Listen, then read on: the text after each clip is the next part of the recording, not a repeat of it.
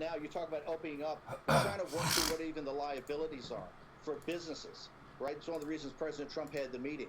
Mitch McConnell's talking about, does the government get involved even in that? Every one of those costs are going to have a lawyer too. So the Chinese Communist Party knew about this. They turned a blind eye to it.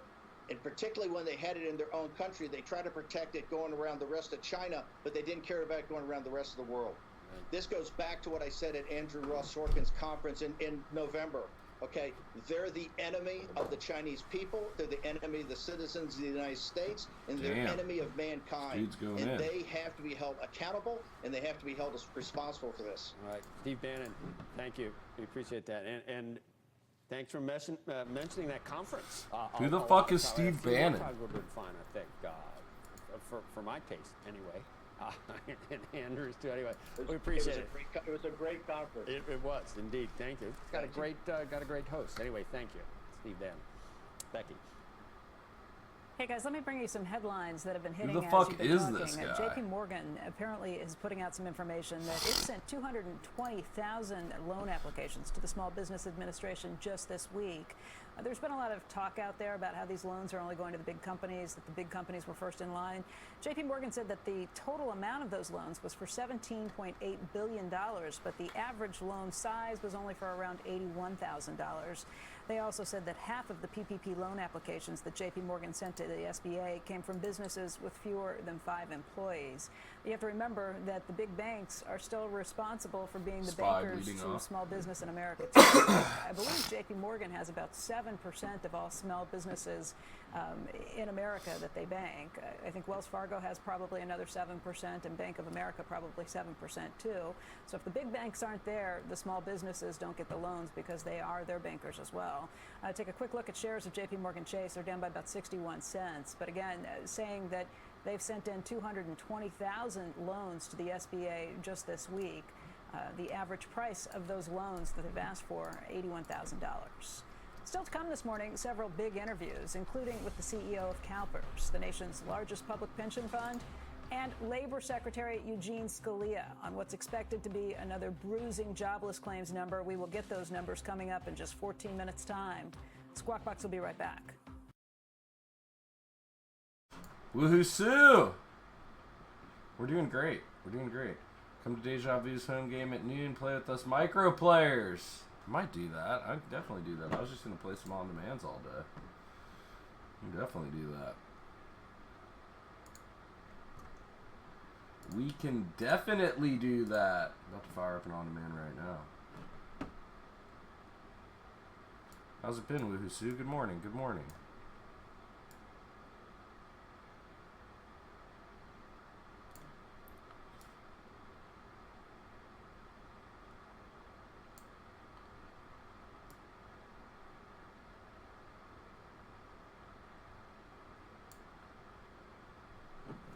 Work. You're up early. Super early.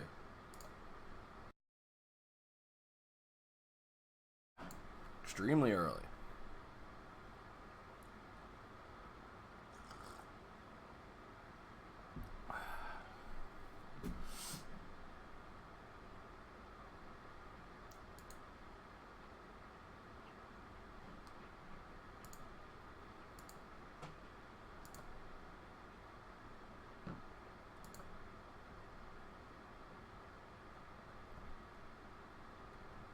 Was it the XBI?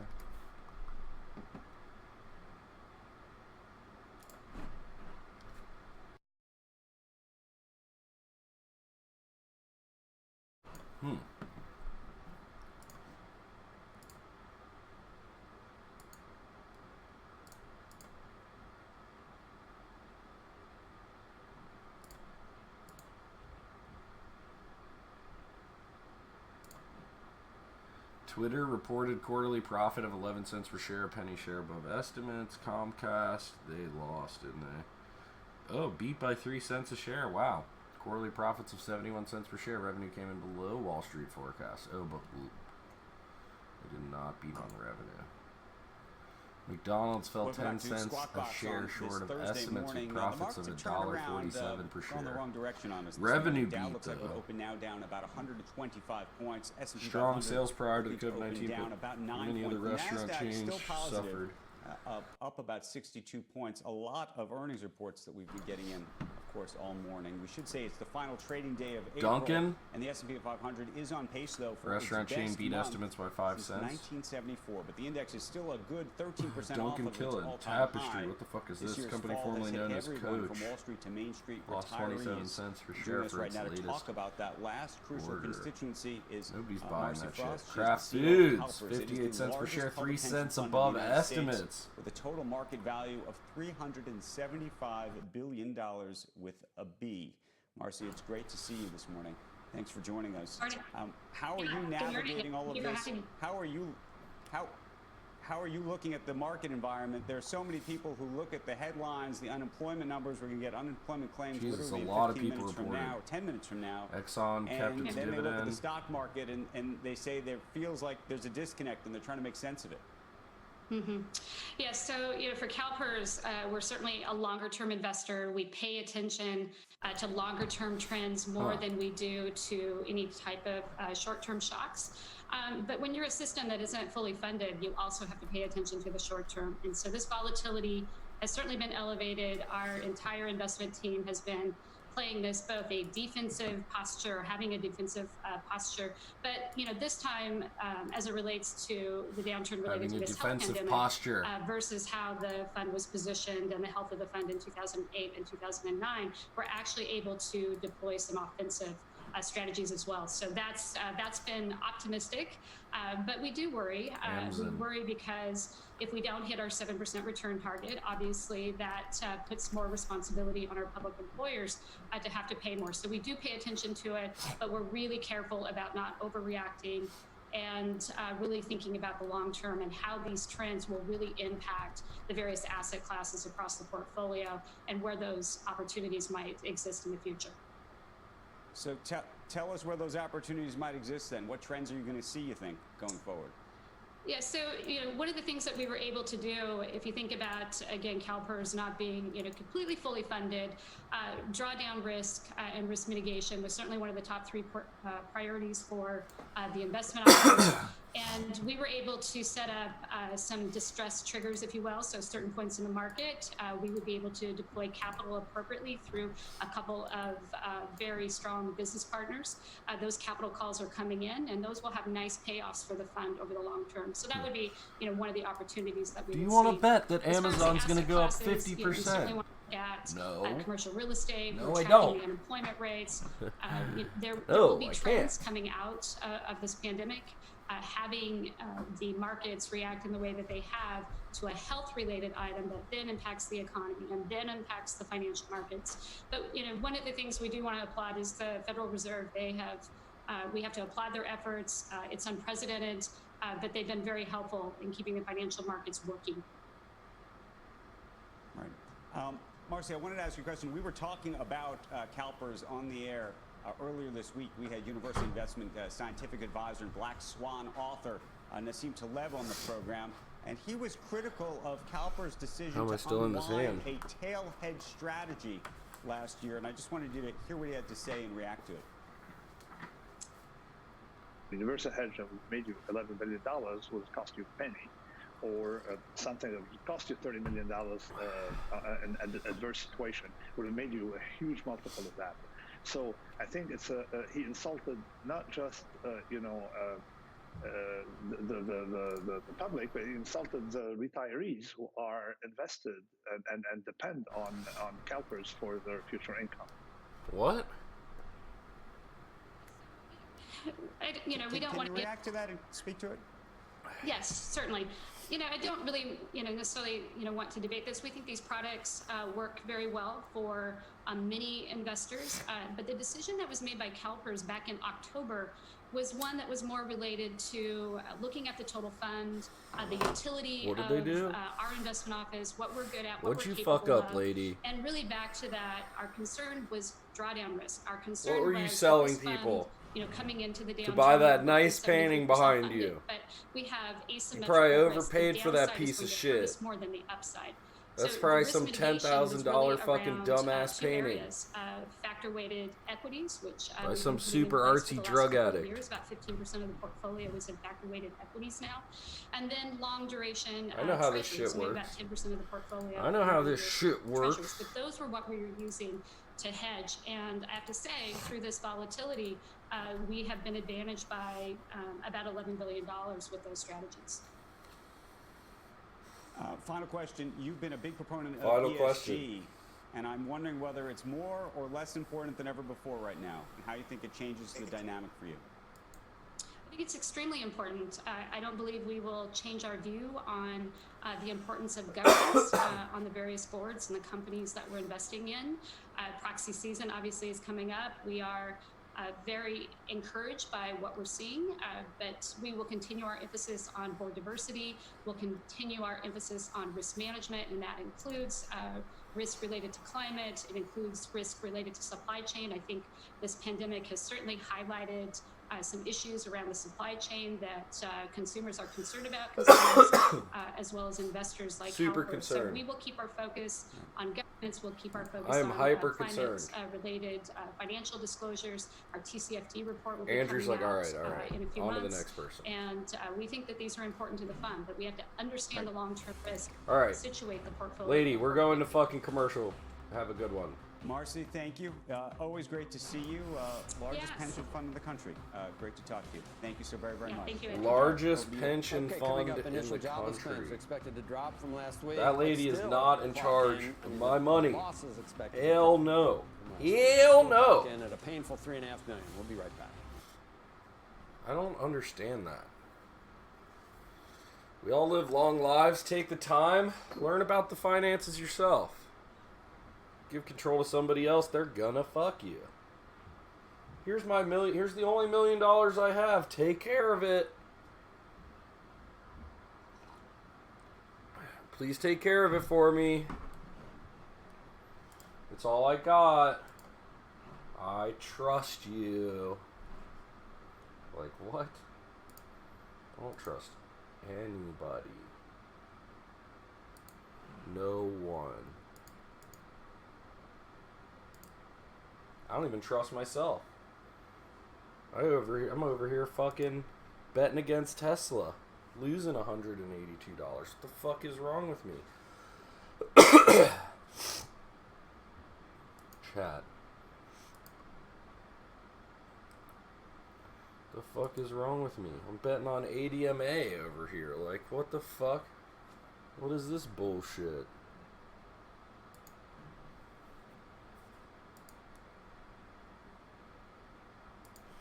Hopefully it's about to be the first of the month. We need ADMA to go up.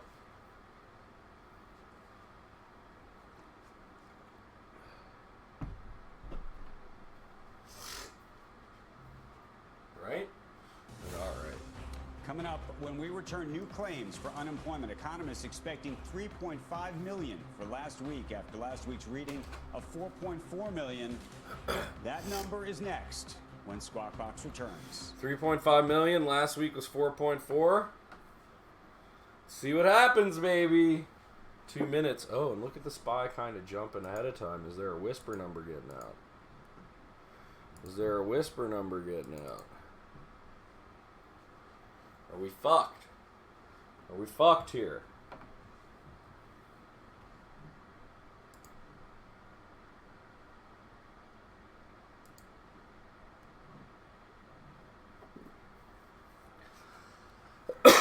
You know what we need to do? People found us from doing this on Twitch, on Twitter, so we need to make a tweet.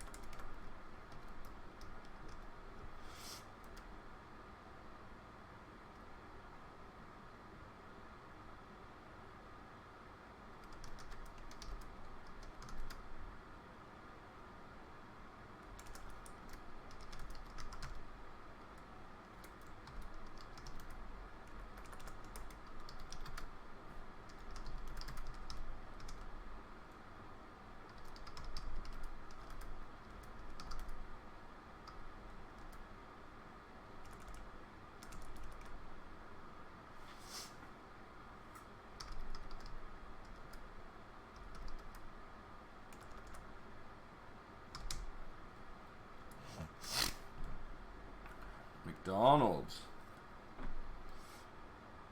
Dunkin' beats. DK, DNKN.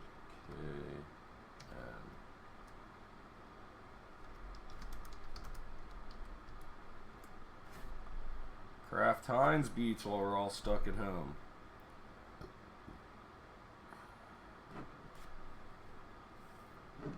MSFT.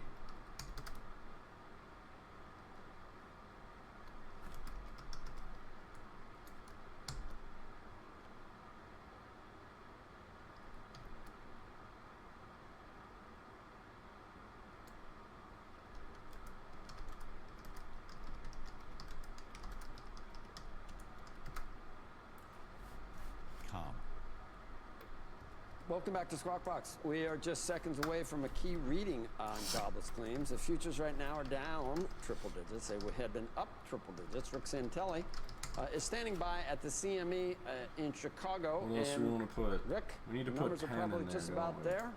Please. Yes, they're just about there. Drum roll, please. All right, the initial jobless claims moved from last week's 4,427,000 to 3,839,000. Little above estimate, and we dropped a little bit. 839 million on initial claims, and of course the high water mark there was 6,867,000 the last week in March. As far as continuing claims, a new all-time high. Last week unrevised at 15,976,000. That moves up to 17,992,000. So 17.992 million on continuing claims. You're live at the trading day. Continue to monitor initial claims, especially not only because some states are backlogged, still using programming software that's really out of date, and also trying to view that against PPP and maybe bringing down some SPY of goes those up, employers though. get their checks and bring some employees. Then down, so then you can down. see initial was lower, but not by much. Experts thought it would be around 3.5 million. They were very close. Let's look at the employment cost index first quarter. They were That's very up close. 0.8, and I'm not sure that that's a relevant number. It is the entire first quarter. Personal income and spending for March, obviously not going to be as impacted, but it's slowly catching in, down 2% on the income. What does that do down to us? 7.5% on spending. And if we look at the Who knows what it even does fact for that us? year-over-year deflator is minus probably 7.3. copy-paste this motherfucker. I'm sorry.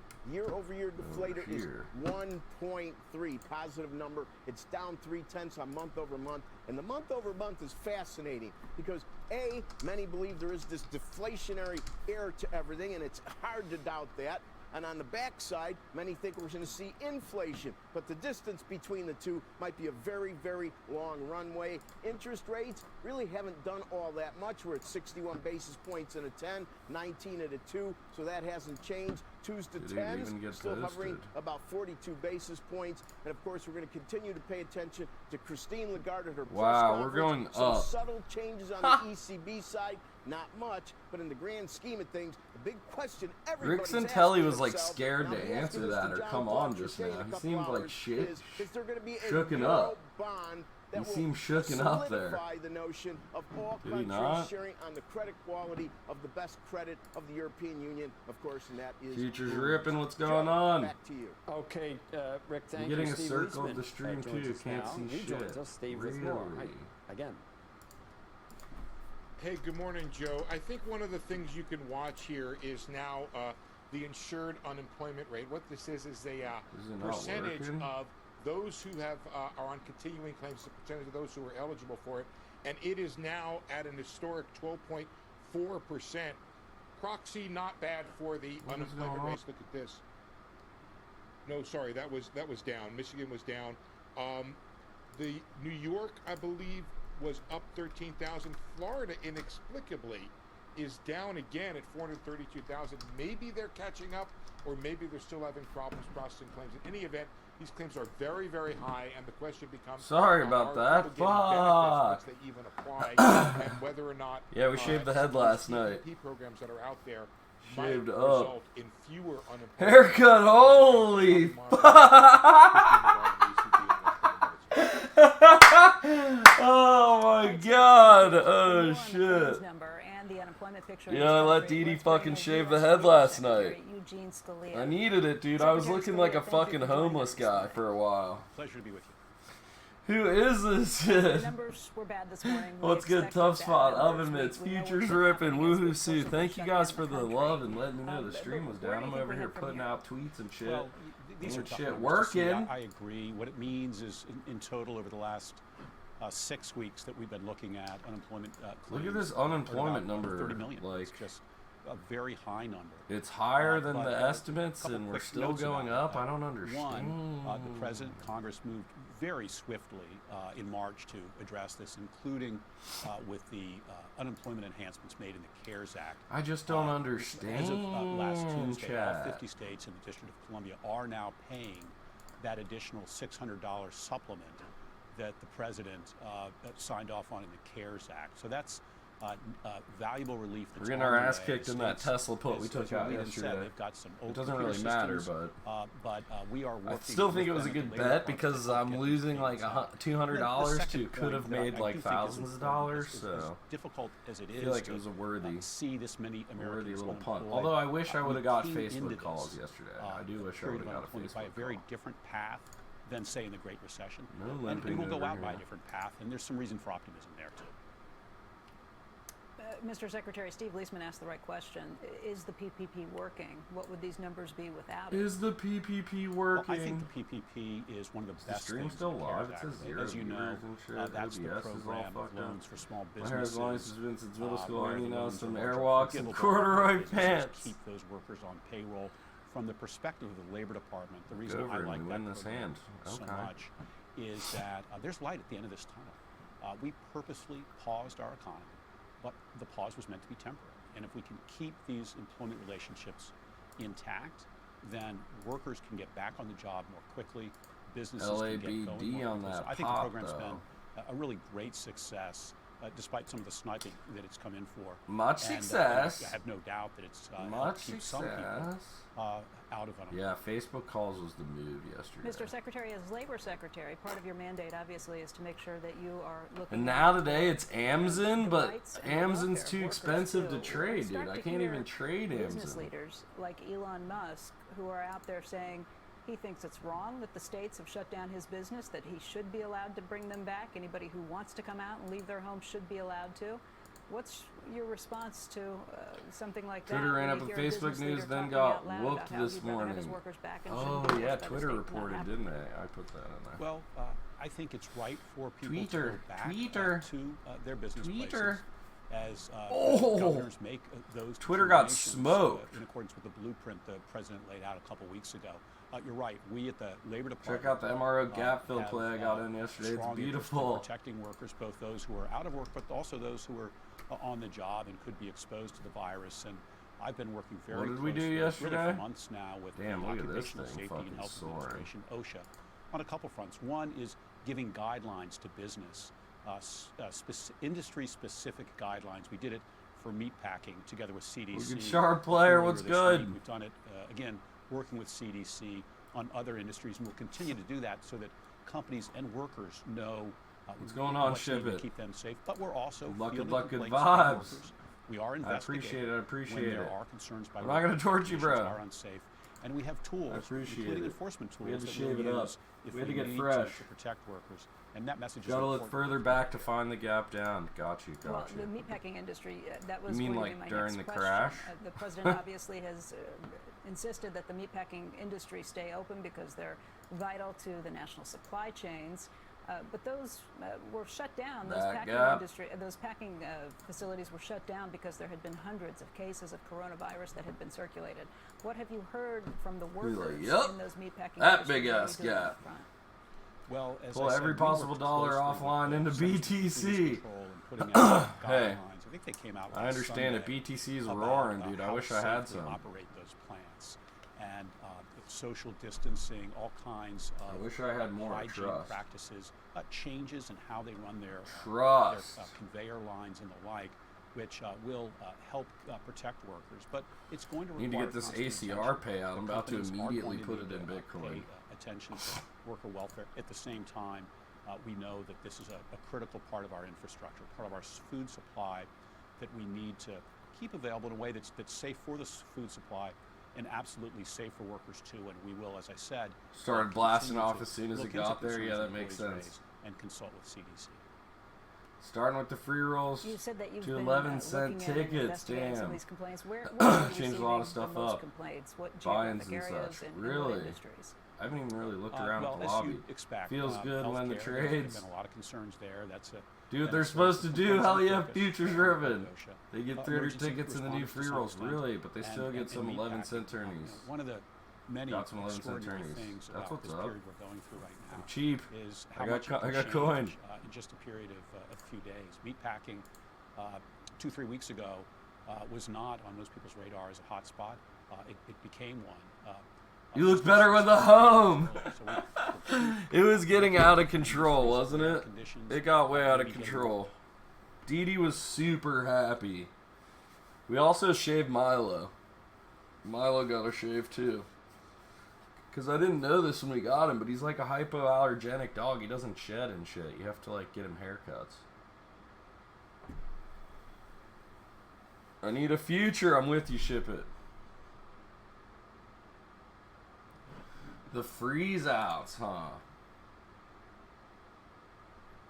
Getting down at the freeze outs. We did good in these on demands yesterday. If I can just fucking crank some on demands, get some $55 tickets to play every weekend, I'd be happy. I'd be so happy.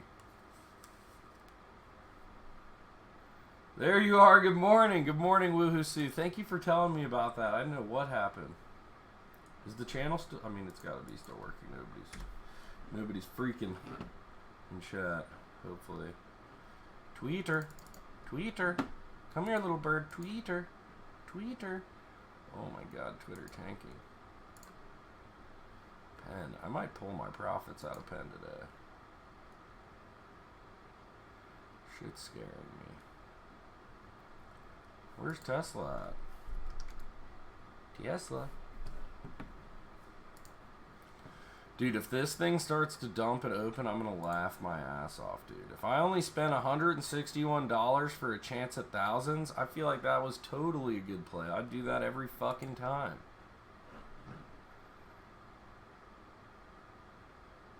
Yeah, the freeze outs have super long late reg though, don't they?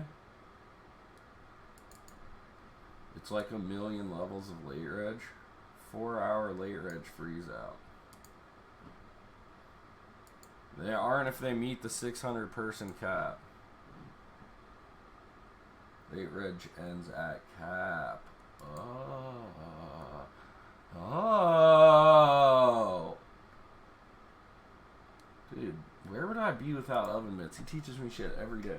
I'm watching Jay Streezy party in Bangkok. What? Who's Jay Streezy? Bangkok. It's probably like nighttime there, isn't it, too? He's like, it's middle of his evening. He's like, it's Friday fucking night! Woo-woo, Sue, it's Friday night! Right? Or is it Thursday night there? Huh? I only play Saddies or 2-hour late reg. They say 600 cap to me. Like the one that starts here, the 12K that's about to start, I just opened the lobby. It says capped at 600 for me.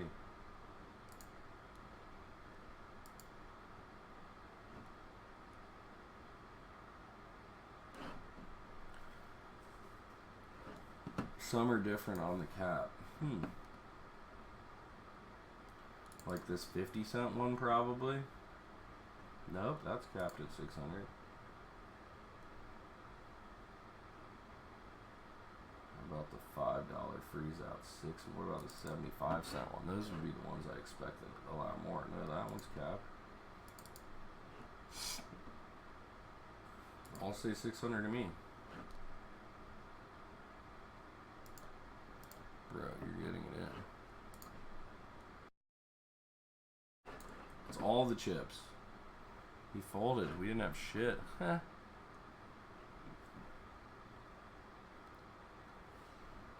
I think it was the $6 3K yesterday. Damn, that's it. That's what's up.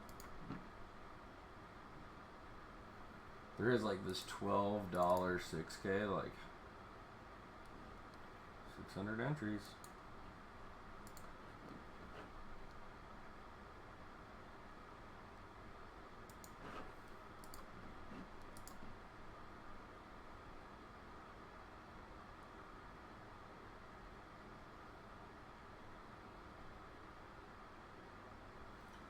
So many good tournaments, it's so hard to play within my bankroll.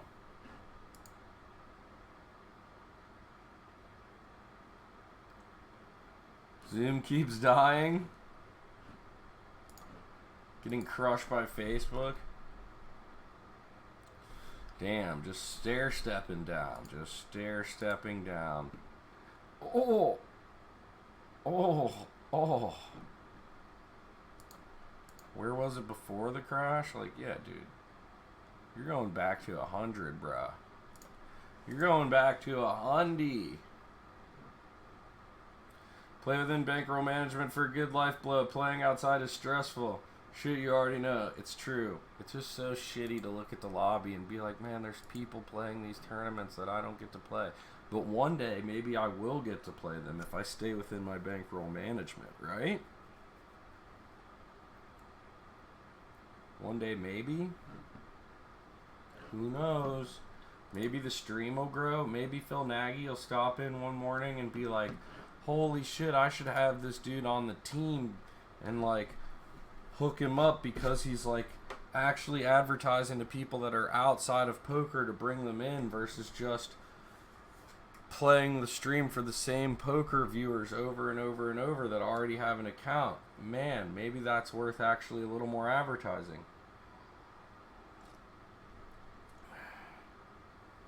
I was studying up some poker last night. Dude, I need to get my study on. I need to do some studying with Poker Chef Jeff. 200 IQ Ren. I'm trying out here, dude. Like, what? Doesn't matter if you got 1,000 poker viewers. If they all have fucking poker accounts, you're not doing anything.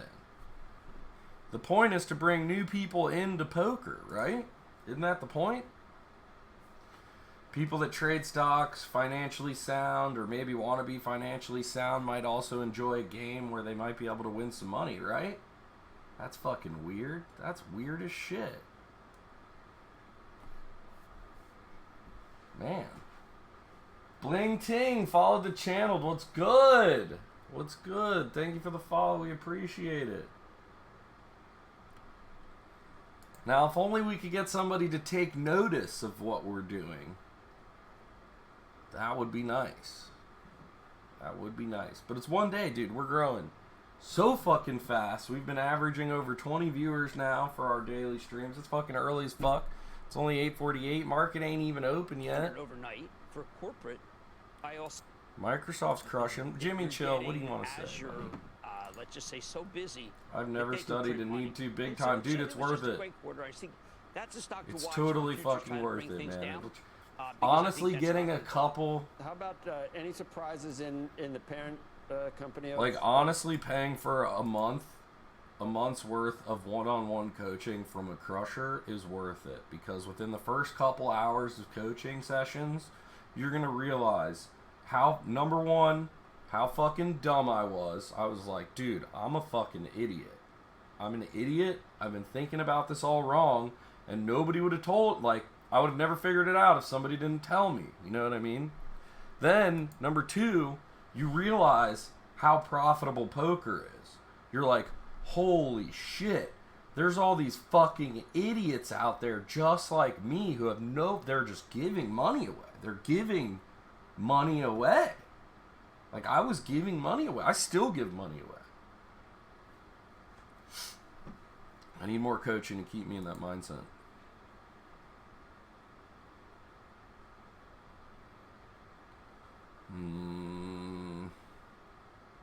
I have an ace here.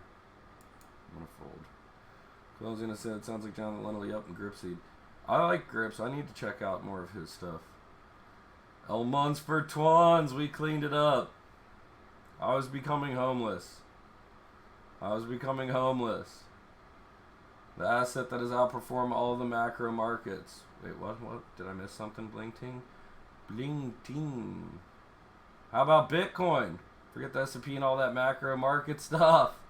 How about Bitcoin? Oh, I like Bitcoin. I mean, I don't own any. I have like $4 in crypto right now, but I'm in and out of crypto. We follow. I really like Tezos because it's some type of pyramid scheme. It's some amazing pyramid scheme, and it pays it pays out like a pyramid scheme type reward, like Dividend.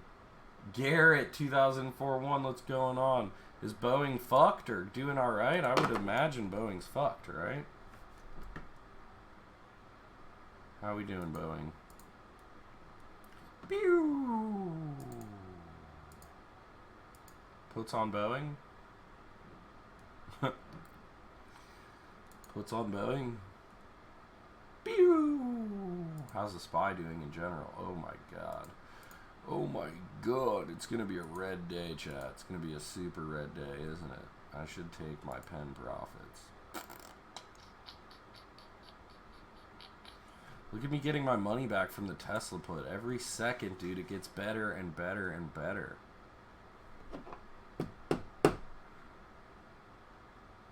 ADMA is going to be fucked today, aren't they?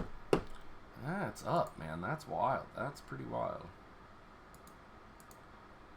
Pen can hold. We can get our profits out. That would be really nice. If Tesla could keep sinking, that would be really fucking nice. God, if we could get back to 800, that would be so fucking nice. BTC up at least 12% yesterday. I know. It's popping off, dude. It's very interesting. You know, I was not so much on the Bitcoin train, and I said during this crash it has to perform at or better than gold to really solidify itself as a store of wealth. Gold's kind of holding this $1,700 level. Gold, I think, held better on the downward. But on the upside here, man, I gotta say, Bitcoin's putting in work. Bitcoin is putting in work. Holy shit. We're putting we're hitting it, dude. We got 100 messages in chat. What's this guy got to say about Twitter? So far. 100 messages in chat by 8:52 in the morning. It's not even 9 a.m. Our live events.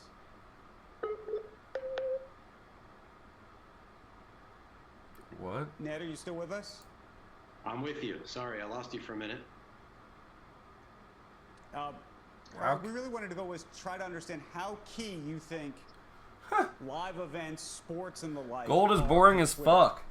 During the crash here, we just bought a gold bar. We bought a 2.5 gram little gold Swiss pamp. Well, live events gold bar. Really this is big the most exciting part but about that's this not thing just was about getting something it. that's scheduled Now what do I do? that we all go to a What the fuck is stadium or this? watch on our What am I sofas. gonna do with this? It Doesn't could pay a be dividend. something like The Last Dance. Doesn't pay a where you dividend. effectively You know what I have really watch love parties though on is service dividend where paying people stocks. feel like they're More creating their than community Bitcoin. around them I from just their really love shelter-in-place real environment. businesses It could be that actually a global produce pandemic where people products come to the service and, to learn and do about services it, to get trusted information and for find out where value, they can learn and then more they about distribute any that given topic value around this global pandemic. back So to when their we think about investors. events, I think that's we even think better much more than broadly gold than we or do about, Bitcoin. To be sports and honest. scheduled things because To so much that be happens in the world honest. isn't planned.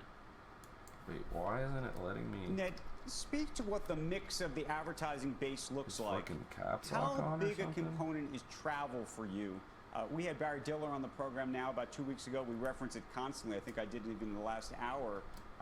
He said that Expedia, for example, was going to go probably from a $5 What if billion somebody got ad in my budget M1 this year account? to a $1 billion Change ad the budget. password and cash it out. I'd be like, no. Well, travel isn't as big for us as other verticals where It's we like feel we like we caps perform lock really on. well helping media and entertainment companies, helping tech and telecom companies, We're all in consumer here. packaged goods companies, This is what I financial love right services here. companies, and We've earned many almost others where they $40 want to in be in front of their dividends. customers, launching new products and services and connecting Dividends with what's just happening. rolling in, Twitter baby. tends not to be used as much by This is what I advertisers love. for considered purchases like plane tickets. So Six. much as We had it a might 6 be every year. We had a pair of for sixes. The new version of a mobile device, for a movie Ooh, launch, sixes versus or kings. even just for connecting Sixes with your versus kings. customers during this trying time where advertisers the talk about their six, loan forgiveness baby. programs or about GoFundMes they're doing to support their We're customers. still alive, dude. So how Stop with the closely are you Periscope following, calls. therefore, just Stop straight it. up consumer demand and what happens in the social distancing world, given that Ship and spam, to be movie fair, launches what? were something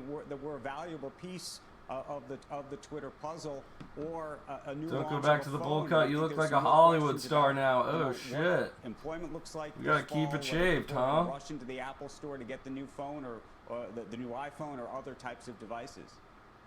Well, we watch all these things very Open, carefully, will it and we've hold? seen some people continue to launch products and services, whether it's Xiaomi with a phone that they launched on Twitter, or you've seen ads for the iPad and other devices that have come out recently, movies and other things that have continued This is where to it's launch. at, though. But when we step back more Dividends. broadly, Get you we some think about the dividends. opportunity to help these Get you advertisers dividend not just paying with stocks. these Fuck launches, Bitcoin but with more for- direct response Fuck that formats volatile over time. ass That'll coin start that with goes app up and down. installs. That's a And multi it's tens super of fucking billions of dollar scary and shit. market where we have an important business today, but it needs You to know, be and will be much bigger for us over time, given the hard American work that we're Airlines doing, getting and we need crushed. to keep moving down that Oh! funnel for advertisers and helping get all the I have way a to buddy who purchase just on invested a Twitter bunch in eventually. Delta. Oh, sucks to be invested in How much Delta. advertising scheduled got moved to the third and to the fourth quarter? I need to And is take that my money profits in and the pen, door don't I? already? Is Shit's that about money to that hit has the to get fan, booked isn't it? later? Can we Can we they open get the out of market, it please? if, Can the in next fact, 30 they minutes go decide by? This is that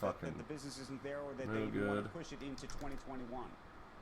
Well, it's too early, I think, to assess trends and decisions that Jesus, advertisers Delta have and made American in such Airlines a getting dynamic crushed. This isn't environment good. This isn't where good. This current stage of Any dealing Tesla with going to the 900 with pandemic may earnings? evolve I had to into a put on it. different I don't may know. revert. I hedged my We're account. seeing So listen, different I'm behavior long from different Tesla. kinds of Like in my advertisers, long-term where some account have over already here, pivoted the things Tesla's that they're in here. advertising All about. right, I do Others nothing are but waiting, buy a and little bit others more of it are at a time. continuing with the But I same hedged it with a campaigns that put. they had I don't planned know how before. they keep I think it's going too up. early to assess Gas is what's being down. pushed Who's out, buying an what's electric being Tesla when canceled, it took and less how than exactly this $17 all to plays fill out. my We try to fucking step gas back tank? from the days I don't know. and They have weeks paint and issues, think more panel about gap the years issues, and the our self-driving revenue isn't roadmap fucking and how really we can deliver self-driving. better for these They're advertisers gonna have over hurdles time. with government. They only have two factories, one here in America and one that just opened in China within like the past 6 months. The one here in America is not even operating, and that's where the majority of their volume comes out of. So I don't know, man. I don't know. Andrew, thanks. Up next, we're going to get you Scary ready to for the me. opening bell. But I Plus, do don't hold it forget the long, Berkshire though. Hathaway annual meeting It's is better on than any other Saturday. car If you've got company. questions I know for that. Warren Buffett, and you're a shareholder, I also you can know I'm email those down though on questions my to put that I hedged, berkshirequestions@cnbc.com. so who knows? You know? Zuck Poovy, thank you for the follow. Garrett for the follow. We appreciate you guys. I mean, it might though. Might soar back up past Tajiba. Who knows? If I had a crystal ball, dude, if I was a billion, we'd all be billionaires. I'd tell everybody to play. We'd all get rich at the same time, every time.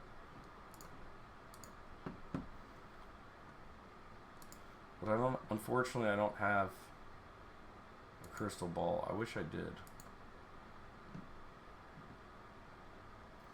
I wish I did. Spy tanking. Which we all knew this. We knew we weren't getting to 300. We knew 300 was going to be a tough number to break back through.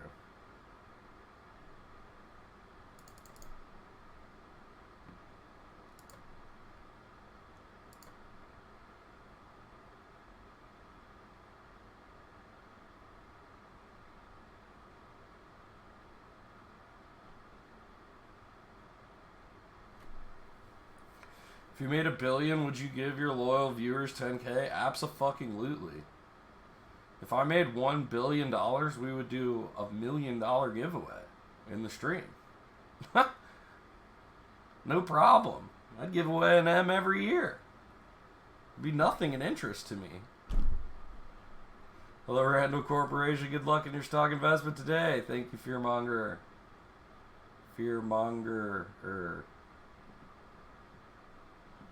Fearmonger.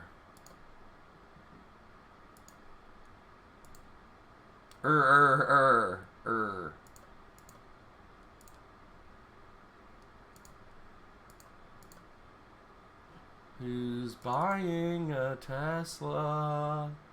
You're only a drop away. I only need it to go down like $50. All right, let's take a final check on the markets before we hand things off. Been watching the What do you think is the futures next this morning, big and hit? from an up pitch shirt to a down. I mean, Amazon's going to report tonight, and they're going to smash, but I don't have enough money to play it, so. Points. This comes after we got the weekly jobless claims. Amazon. Weekly jobless claims total 3.84 million. That brings the total over the last 6 weeks. Looks like the market's fucking bleeding off today. It's going to be gross. It's going to be a gross day, it looks like. But of course, that has lots of people wondering about when this ends, how we come out the other side of this. Maybe Nasdaq shorting right now SPY. is indicated in positive territory. It's up by about 32 points. S&P futures down by 21. This, of course, comes after a strong day for the markets yesterday based on the news we heard about Gilead and Remdesivir. Apples tonight, really? Really? Did we ask the Twitter guy if there's something worse than blocking that they can put in?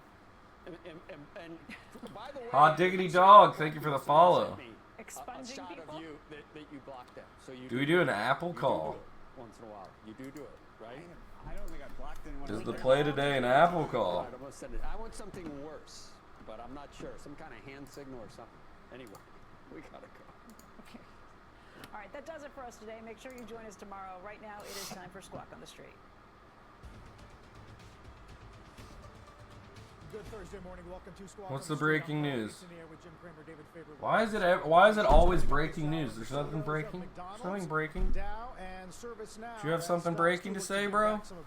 Do you have something breaking you wanted to say, motherfucker? Like, stop using the breaking scene split when you're not breaking any fucking news. Someone tell the intern to fucking chill it on the breaking news button. You know? It's not fucking breaking news right now. Fucking some NYC intern over there keeps fucking hitting the button. Breaking news! Fear, death, Illuminati, 9/11 is on a pandemic, destruction, kill, murder, suicide! Jesus, fearmonger, you really go in hard. It was good, and then boom, they said that New beta. That's good. The fearmonger is real. What do you think about NOG? I don't know what NOG is. I do not mess with oil and gas right now. You could play it anyway. I don't know. Who knows? If I had a fucking crystal ball, we would all be billionaires. I say this every day. I wish I knew. I wish I knew. How is oil doing? So just, even though the futures are indicating down, this was the best night for corporate earnings since the season began. Early signs and pickup in fuel demand? Maybe, maybe. PSA earnings today have been on a wave down. Could be time for a wave up. Public storage. What's public storage's ticker? Amazon, of course, is another example. Could be an interesting play. So it becomes very I ain't hating a new beta. I think for investors to really consider selling. I'm not hating on you. Are able to play offense in an environment where so many companies are on Wells Fargo or Dave and Buster. balance sheet. They're just worried about What? their very existence. Give me the stock ticker. I don't even know what D. Is he DAB? What's Dave and Buster's? Is it just DB? Facebook cut capex at least for this year to a range of 14 to 16 billion. So that was about 2 billion less. Although they I like JPM. The addition I like JPM and Bank of America. But it is just this interesting time, and of course, For we talk bank so often plays. about the I don't like volume. Wells Fargo. It is led by these. Play. In fact, it is dominated right now Play. by these large cap names that we talk so often about. Right, they're much more nimble than you think. For most of the days of this week, the story was here's some Play, companies that aren't going under. The cruise ships aren't going under. The airlines. Woo! They're like a restaurant arcade with a fucking huge lease. I'm out on play. I'm super out on play. Ripped up yesterday, so I'd wait for an entry. I'm out. Bars and restaurants, check out this huge one that's full of fucking games and kids running around. You gonna bring your kids to run around and pass around the COVID at Dave & Buster's? Super out. Can't get any further out on that. And had to cover last night. Did someone blow up? Are they paying their rent? I don't know the answer. Is Dave & Buster's paying their rent? Looking at some of the old media names. Dude, they got a lot of employees, dude. Huge electrical bills. Bro, if they don't get back to full capacity anytime soon. I don't know is the answer to the question as to whether somebody blew up, but there certainly did appear to be a large. Out on play games, food, but holds Penn Casinos. You see Royal Caribbean up 5. Yeah, think of how much more money a fucking casino rakes out of you, dude. Their probably profit per square foot is way higher in a casino than Dave & Buster's. Come on. Come on. Plus, my pen play, dude, how many fucking retail traders are fucking hyped about fucking going back to Dave & Buster's? How many Barstool Sports college kids who just fired up a Robinhood account are excited watching Penn go up, pushing it up further and further and buying it? My bet on Penn is not about the financials of Penn. It is not about the company of Penn. It's about the marketing arm of Penn and how much fucking retail fools are just going to push it up. And to your point about, I get it, dude. You know, changes in operating leverage as these companies raise cash and lower costs. CUCL. Is right behind this upgrade of. I'm not against the play. I can't be, I guess. The Oven Mitts puts up a good point. Stronger to their peers on a relative basis, despite. I'm definitely out on cruise lines. Like, I'm super the fuck out on cruise lines. I want nothing to do with cruise lines. There are going to be others. I think a lot of people are debating whether Boeing is going to do an equity deal or not, or just do straight loan. But the secondary, so to speak, have been great places to be. So why does this? Oh, because it's the 4 hour. I'm like, what? Keep your eyes open for when these companies. Craig, those cruise lines, should we short them? Seriously. And go look at the Carnival Cruise bookings. We're gonna break 290 here for sure. And look at the deals. If you think we can hold 290 into the open? There's a vaccine. It's an interesting. We got fucking 30 minutes away. And I think some people are starting to get a little sense of the idea after the remdesivir yesterday. You know what? Maybe a year from now, life will be not great, but better than it is. So why'd everybody wake up on the wrong side of the bed today? We had such a good day. We've had a great week. Now all of a sudden we all wake up on the wrong side of the bed. Everything goes down. Put them easy money. They spike for no reason. Because we talked a lot about remdesivir yesterday. CNBC Pro has an article about going all in on the best of breed sports betting stocks. Oh yeah? Is it D King? Is it Penn? $20 says it's Penn. Of a vaccine and manufacturing of the vaccine, even though we won't know the efficacy for quite a while. In Fauci's view, this is sort of. Who knows? I don't have a. Oh, we call. We've got fucking fives. What's good, brother? Queen 3? No queen. No queen. No queen. No queen. Ah, ship that shit. In GDP, essentially. Well, you go back. There's some great books and articles written. There's great books. Oh, it's DK. They don't hide it well. Oh shit. Do I trade the pen for the D King? Certainly not the let's say the backbenchers who would say you. I really just am gonna take my profits in pen this morning for sure. He used the magic letters. He said this is like AZT. And just hold. These backbenchers, particularly many of the people whom I think are just thinking that this is just some sort of like today's Thursday. You know, like we'll get to it when we get to it. Don't realize that there's a global war against this. Fauci does. And Fauci recognizes sometimes you got to break the rules. Squawk gang, what's good? At least when you could we did get a haircut. That is not seen since the 30s. We did get a haircut. We needed one bad. Fauci's doing, which is saying, listen, I've been very negative, but we have something to build on one here. bad. Beginning the cocktail. Regeneron could be added to the cocktail. Meg Trails had fantastic. Okay, I'll be off for a while. Day trading my day away. See ya. Let's go, Oven Mitts. 32 viewers. Let's go, dude. I think it's time for them. UAVs? It is a war. I was watching it last night. Woo! Holy shit, it is a war, and UAVs are killing it, baby. Does have a view of the world economy. UAVs, baby. Jim Fitterling, the chairman and CEO of Dow, the company reporting earnings this morning, just concluded its conference call. Haircut and something resembling a job. Good morning, David. Let me just start off. Good morning. What is SOXL? Question here. Given your viewpoint and your geography, of course, which is quite expansive, what are you seeing right now around the world? Sort of give me a quick take in terms of, is China come back quickly? Europe? I got a lot of UAVs at $1.20 yesterday. Damn. Yeah, so David, we saw doubled up. March and through the month of April, China beginning to rebound. The industrial sector, automotive appliances are coming back. I would not say they're 100% yet, but they're in the 70 to 80%. They're popping like crazy. Holy shit. Where'd they end the day yesterday? Like 250? So they're up like 50 cents today? Jesus. A fifth? A little 20% gain out the rip today? I think that we're going to see here too. safer about taking cars than public transit.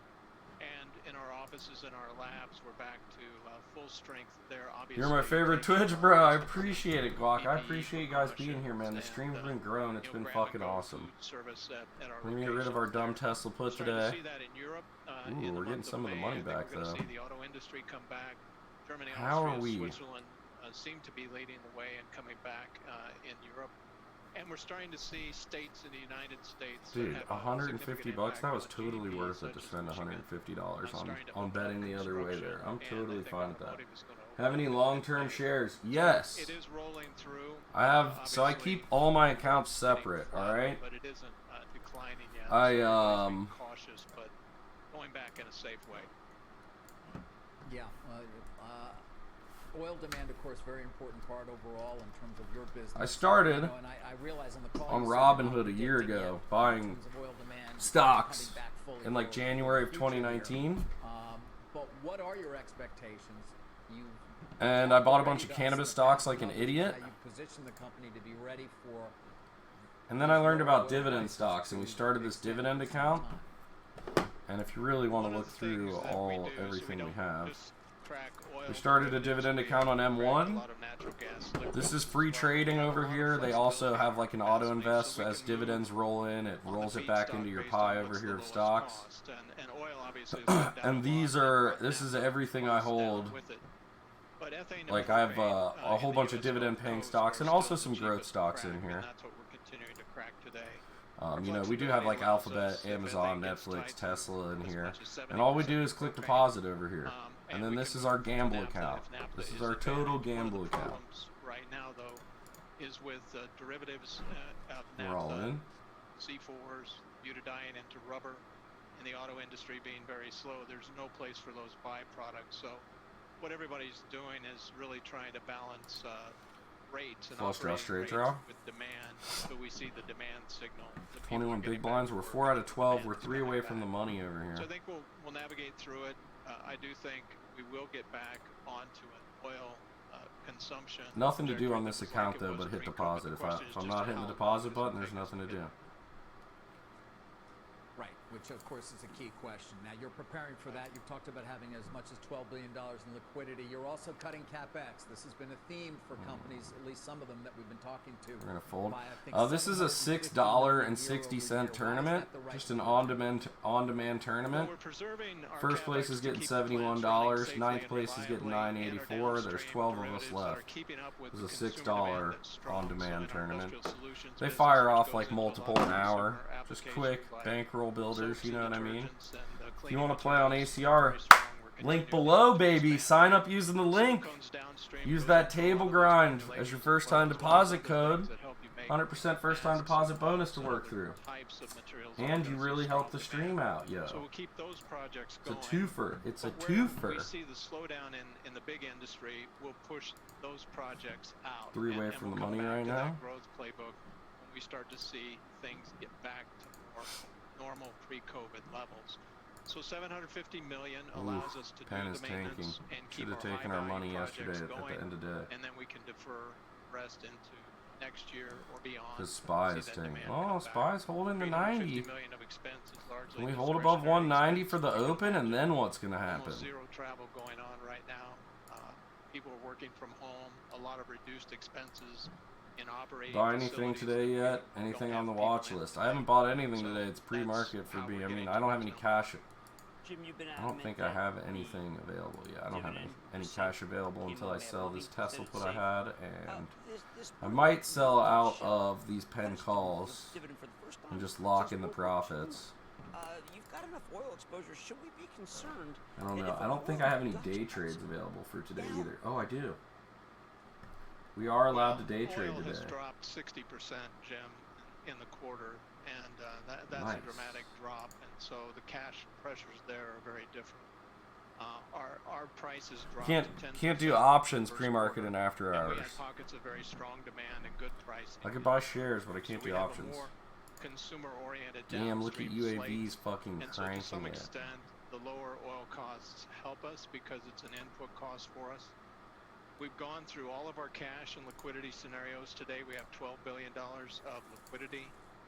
We have 3.6 billion of cash on hand. We have 8 billion of committed lines that have been untapped.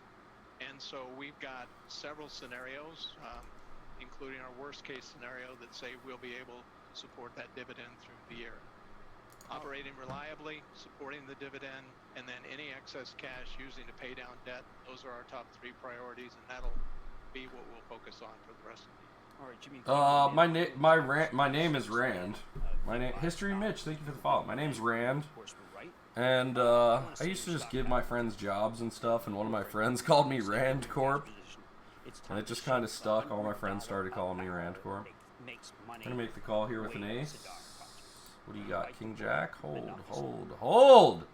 Oh my god. We'd like to see King on the river $100 for them, fair enough. But more realistically, we'd like to see a treatment and a vaccine for this COVID virus so that people would be more certain about going back to work, and we'd be operating in an environment. Fuck, we have with a King lot less Queen fear. who shoves again, and it puts us at We're so working much safely risk on the to share bubble. best practices with And this governments dude's around about the to get world. knocked out. I think it is safe to go back to work, and we're going to start to demonstrate that.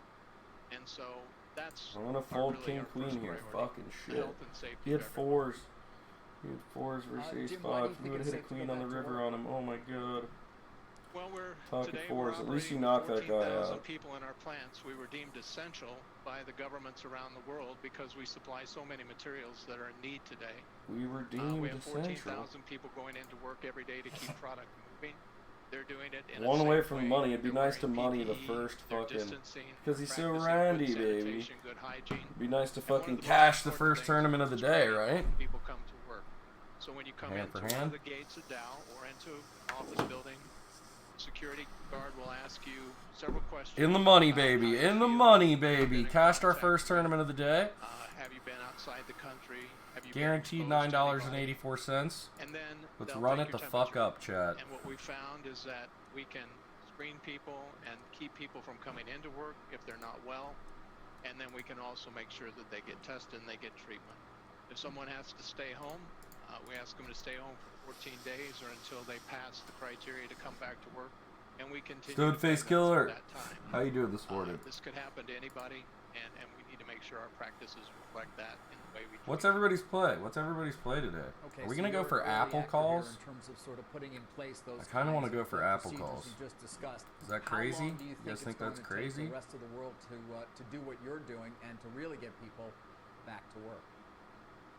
I think they're going to come in gradually. What we've seen is that typically when people go back, they'll go back maybe with 20-25% of their workforce. Wait a few weeks, get UAVs is accustomed poppin'. to how that's working, make sure there's no Time spike fuck. in any amounts of cases, and then Spy bring the next fuck. wave in. We're focusing mostly on getting back into the plants. No plays for me, and just a into the lurker and labs. So learning. we've got Boom. 14,000 Boomer, and people almost coming all in my every stuff day. is long term or But swings. we have more that can come into the site. Boomer and And all then my when we get stuff spaces is where they're long term tighter, or swings. I like like it. I like it. offices, Yo, Clorox that'll is reporting probably earnings come tomorrow. later. Buy a call today. And so we want to make sure that we're taking care of the basic functions, and the people that are working effectively from home can continue Maybe. to do that. We're sharing That those could be a with good one. I governors mean, people have and been with buying a lot task of cleaning forces, supplies. at federal and the state level. Is it already others here baked the in, though? US You know and what I around mean? the world. And we're giving them really good, almost OSHA quality types of practices that we use. That they can put 33 into equals their, Boomer in Twitch World. Dude, I'm fucking practices for their 34. industry. They Fuck. share them widely with History customers. bitch. Fuck, dude. Thank you for the follow, but fuck. For reopening. Jim, appreciate you taking some RCL got time. downgraded. If the market stays negative, buy a put. You guys stay safe. I made some Thank money you. off RCL on the Robinhood account before we came over here. Ooh. Dow futures down about 300. I like your here. When we style come back, here, we'll talk actually. exclusively to the I CEO like of that. McDonald's, Chris Kempczinski, Ooh, about the hit a low quarter, of about 19 comps, here. recovery Could in we China go back to and Europe, liquidity, and a lot more, so don't go 37? Drop 10 bucks off this bitch? Just turned 35. Boomer!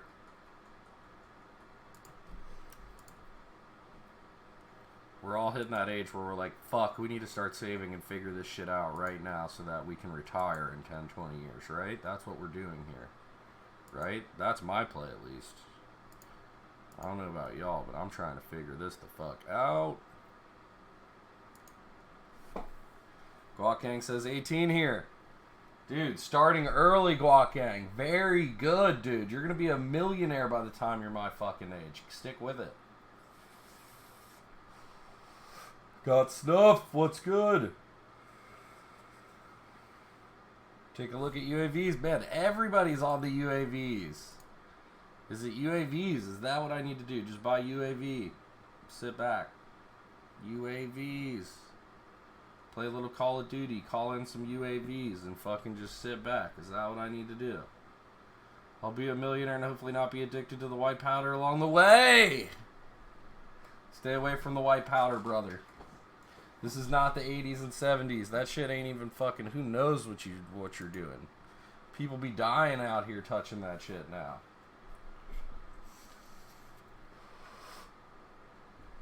Stick to the shit you can analyze by looking at. Cannabis, you can fucking smoke, smell, taste, look at, and be like, yeah, that's natural. I know what the fuck that is.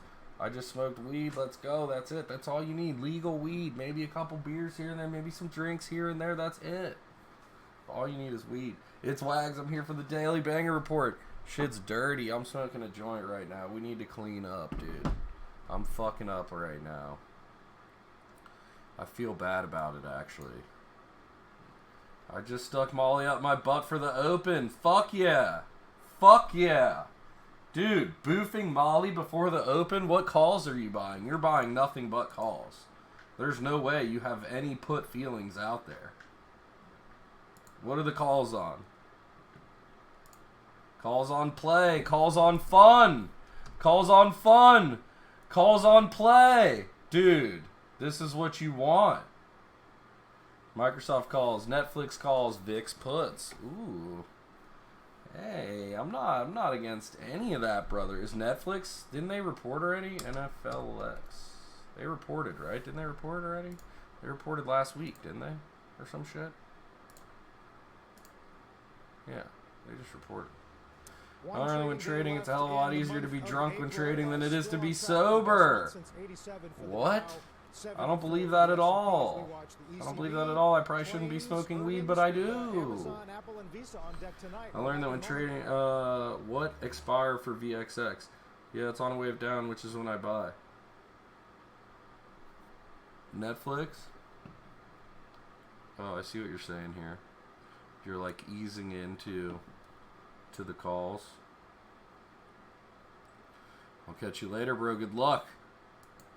Guac Gang, leave the tab up, dude. Most important thing, you guys, when you go into work is to leave the tab up. 1% volume. 1%ers.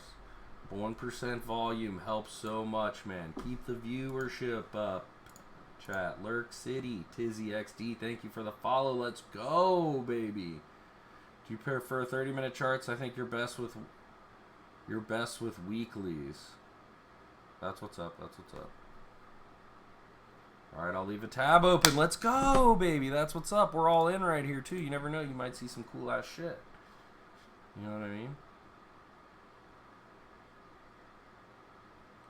He folds. We take it down. Fair enough. 7 of 9. Leaving tabs up on 1% volume keeps the viewership up, pushes us up in the listing, helps us get more viewers here. You know what I mean? It's one of the basic ways you can help the stream for absolutely free 99. You know what I'm saying? Free 99.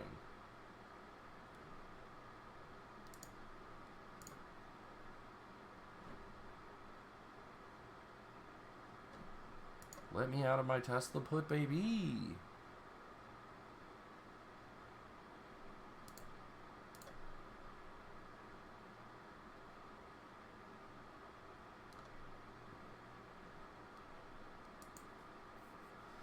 How fucked are we in Penn?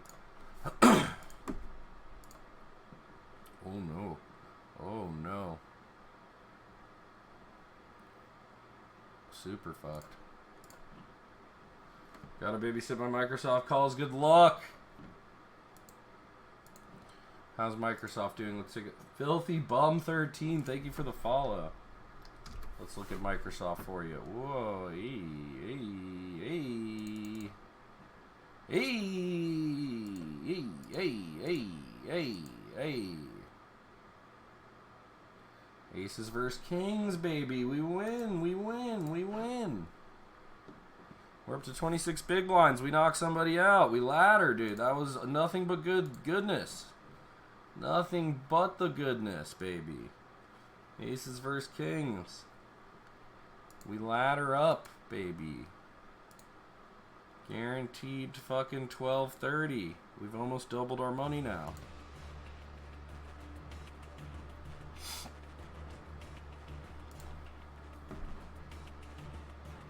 I kind of want to do an Apple call today. Is that crazy? Welcome back. Got an opening bell about 6 minutes from now. Let's squeeze in a mad dash. Squeeze in the mad dash. Is the name that Jim's focused on. Costco, really? May 4th, you got to wear a mask if you go to Costco. Now, Costco, two things you need to know. One, most lucrative retailer in history. Two, the most progressive, certainly for its employees. Most lucrative retailer in history.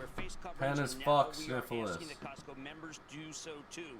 We know some members may find Where do you listen in on calls? Sometimes they give you a place on the company's website, or they'll put out a tweet or something about it.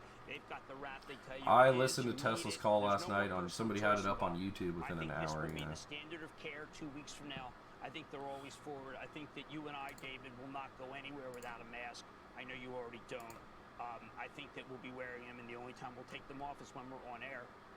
I think that everybody walking around here or any other place that's not wearing a mask is going to be considered a health hazard. How do you get the CNBC channel? I get it with my TD Ameritrade account. Well, in fact, you could argue in many ways when we look back at this crisis. Nat, we were watching Nat. We did trade Nat last week for a profit. Interesting, interesting. Oil's kind of, they said oil prices rise, early signs of pickup in fuel demand though, so. Yo, dude, I want to learn this shit. Problem is, the only thing I understand so far was beer and weed. Just accuse me for being no, filthy bum. That's what this channel is about, dude. I just started a year ago. I love fucking helping people, dude. Don't make the mistakes I made. Don't buy cannabis stocks. If you want to start, if you open up a Robinhood account, or an M1 account, if you open up the Robinhood account, we each get a free share of stock to start. Robinhood is free trading. They're rolling out fractional shares. I don't believe it's available to everybody else. Unlimited free trading. You can do options on here.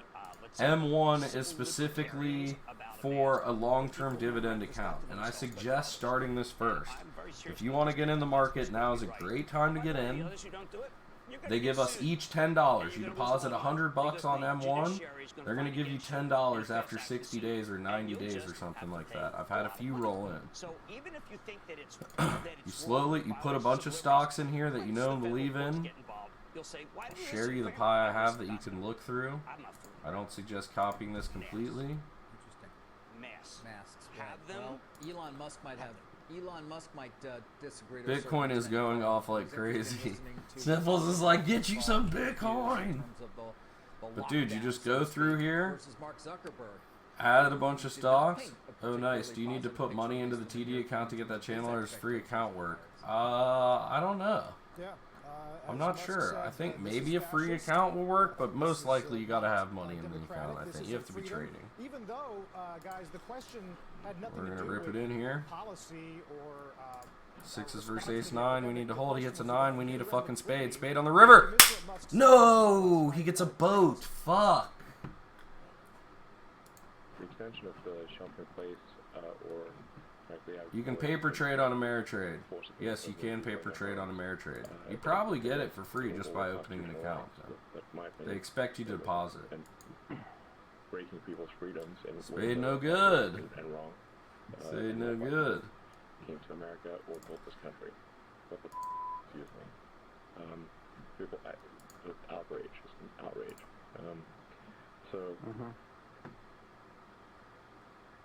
What is Tesla going to do at the debate open? this morning about whether or not this was a legitimate view.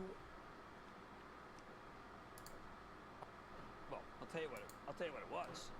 It was a darn good quarter. How are these ODs going? Saw you final 2 or 3 of them yesterday. Yeah, dude, I'm loving these things. Tough spot. I'm going to crank on demand all day, every day.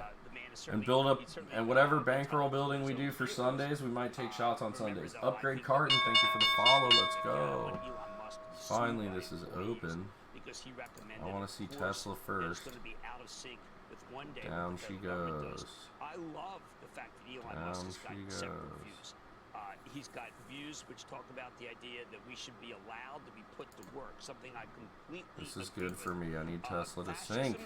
Go, baby! I don't know. I mean, sometimes, I don't think Steve Bannon, an excellent interview this morning, would choose the word fascist. We tend to limit that to certain people. I don't know, David, I find fascist to be a bit of extreme, but Elon... Ah! Such a red day so far. No, we can't. Maybe utilitarianism. Maybe we want to talk a little about John Stuart Mill. Keep going. Red, baby. Red. Bleed red. Bleed red. LABD is probably shooting up, isn't it, right now? The greatest good for the greatest number when you LABD soaring. It's going to soar today. As a result of that, then there will be from the virus. This is that SQQQ is probably the fire right now. SQQQ. As well, of course, we get that shot of Times Square for the That's NASDAQ probably as what we you open want. The final trading day of the month in the red, Jim, right now, after what has been a furious rally overall. Locking in some gains, David. I mean, geez, this was the greatest. What, were you comparing this to 1974? Downfall of Nixon. By the way, Nixon created OSHA, and then the president got rid of OSHA. Oh, I'm sorry. There still is an OSHA. What are they doing? UAV hit $4. He also created the Environmental Protection Agency. Water, air. That too. Holy shit, dude. Remember when they mattered, David? Hey, you know what? One thing that's interesting about this period, David, is you can see the air and the water's closing cleaner. order on this. Give me my fucking money. The Earth seems to be getting a little revenge. But these were really good agencies that both parties embraced for years. And Reagan liked. And I've always felt that Reagan's very true to the cause. So I find it interesting that OSHA's been denuded at a time when you go to a meat packing and processing plant, and the reason why it was created. What is it trading at right now? Is to be able to make it so that people didn't get ill. Upton Sinclair. I mean, these are all things that are the tradition of America that are being rolled back. And I am at times surprised. These are hard, right-wing Republican Goldwater views, Nixon views that are being rolled back. And liquidated, nice. In the money over here. Found that President Nixon was pretty good on these issues, and it's interesting. Must be appalled. Holy shit, dude! Plants where people are just dropping like flies, and the answer is get tough. Well, there has been a significant change in the Republican Party over the last 40 to 50 years. I think it's safe to say in terms of the focus there. Lord John Russell. Jim. As for our focus, I'll bring it back. God, I can't bring myself to just rush into something like we that. mentioned it briefly at the top of the show, along with Microsoft, of course, as well. Can't do Both it. of which are up. Facebook, though, the better performer, up over 6%. Let's talk a bit more about that quarter, Jim. You know, you like to rate their conference calls. I would assume you give it a pretty high rating. We're still talking about a company who's or a stock who's see what's going on here for a minute. 20s at this point. They still hired 3,300 employees. And to your point, and we heard it a little bit from Ruth Porat yesterday at Alphabet, which, by the way, bought back $8.5 billion worth of stock during the quarter, something we didn't mention. But they gave even more voice to it, which is end of March like this, and then April, things started to come back, didn't they? Yeah, they really did. What is going on here? This stock was kind of just in a holding pattern that was up until the CFO said, "Good thing I got the fuck out of that." Reflected in the first 3 weeks of April, and that was it, up 30 points. Mark Zuckerberg. For anyone who reads this, you start thinking, was this the Mark Zuckerberg? They have a conference called 11 a.m. to announce who they're partnering with. Rumors Amazon. That's why it's flying. That both parties seem to be against. This was a very thoughtful, very good analysis of trying to stay in touch with each other and becoming a medium in a time of isolation that really works for people. And what if it's not, this was though? One of those examples we mentioned, Carl, earlier, of what companies are seeing stabilization, things come back. Whom we thought would be hurt very badly because of advertising turned down. Well, Facebook is probably exhibit A. This is a really, really good quarter. And you come back and you say, you know what, maybe this is what the company was meant to be. not a controversial company, but a company that was a uniter. Maybe it took COVID to be able to get its true form. What a Pollyanna.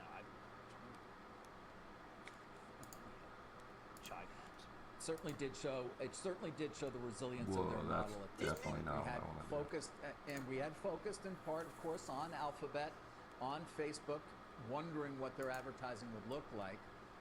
They did suffer, but it appears not nearly as much. Carl, a company that is perhaps suffering more, of course, is our own parent company, Comcast. The stock is down 6%. They added a very strong number of broadband subs, but 388,000 video subs. That was, I think, more than had been anticipated. Do I want to? I probably should. Coming very close to each other now during the course of the quarter. But it's advertising. It's lack of sports programming at Sky. It's the closure of the theme parks in Japan initially, and of course here in the U.S. That certainly did hit the quarter overall, Paul. Yeah, some of the reporting on the conference call on which wrong Brian Roberts motherfucking spent a little direction. more time than usual. Some of the headlines: the Peacock streaming service pacing ahead of expectations. As Robert said, there's no doubt our theme parks will reopen, and added, Jim, that he's heartened by what we're seeing in China, where Comcast is building a new park. Workers are back on site doing construction. We expect to be open on time and on budget in 2021. So it kind of feeds what we've been sort of threading together over the past few days, is that if you're in manufacturing or construction, you're going to get back to work faster than maybe if you're in some kind of retail business. Right, and I think one of the big themes of this quarter that we haven't put together is that there was a handoff of the baton. Your first month was bad in China. The middle of the next month was bad in China, and then boom, China turned around for you because China's in very good shape, and I know that Steve Bannon may be upset about that, and I don't blame him one bit. But the fact is that if you look at what's happened in China for every single business, you saw that it was a really great month. Look no further than Kevin Johnson yesterday when he talked about Starbucks.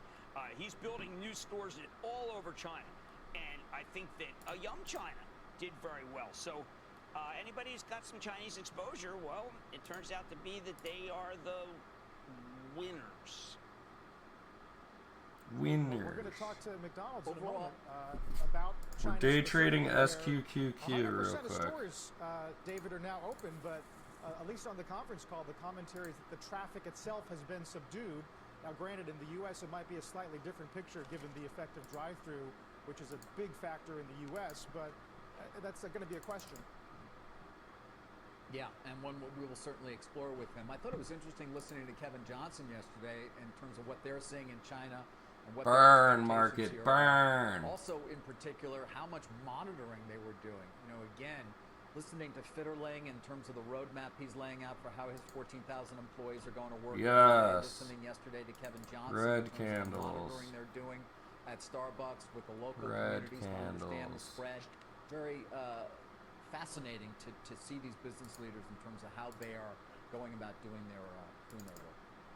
It's the inverse. All right, you know what? Speaking of, I'm gonna dip and get up a little before the call and probably dip right back in before the call. There's a company that, frankly, if you didn't know any better, I'm gonna sell LEB at 665. That's what's up. It's ServiceNow, and we got to talk about this because it is. How is UAVs doing? Is it still holding? Ooh, see, I'm glad I didn't buy at the top there. I'm just so scared of that. For a CNB exclusive, Bill, how have you been? I've been well, Jim. Good morning, and warmest wishes to you and all the viewers for health and safety at this tough time. How you been? All right? Well, Bill, I got to tell you, when I Hey, I just made $7 off LADVD. That's what's up, dude. But this was your best quarter in history. I'm just gonna re-enter. No, don't do that. Don't do that. Oh my God. We're not doing as badly as you thought, and we're still holding it together. That ServiceNow at its best quarter in history. Well, thank you very much, Jim. We're humbled that we were able to help our customers out. You know, we had 11,000 employees work seamlessly from home. We were one of the first companies to do that because we're already digitally transformed.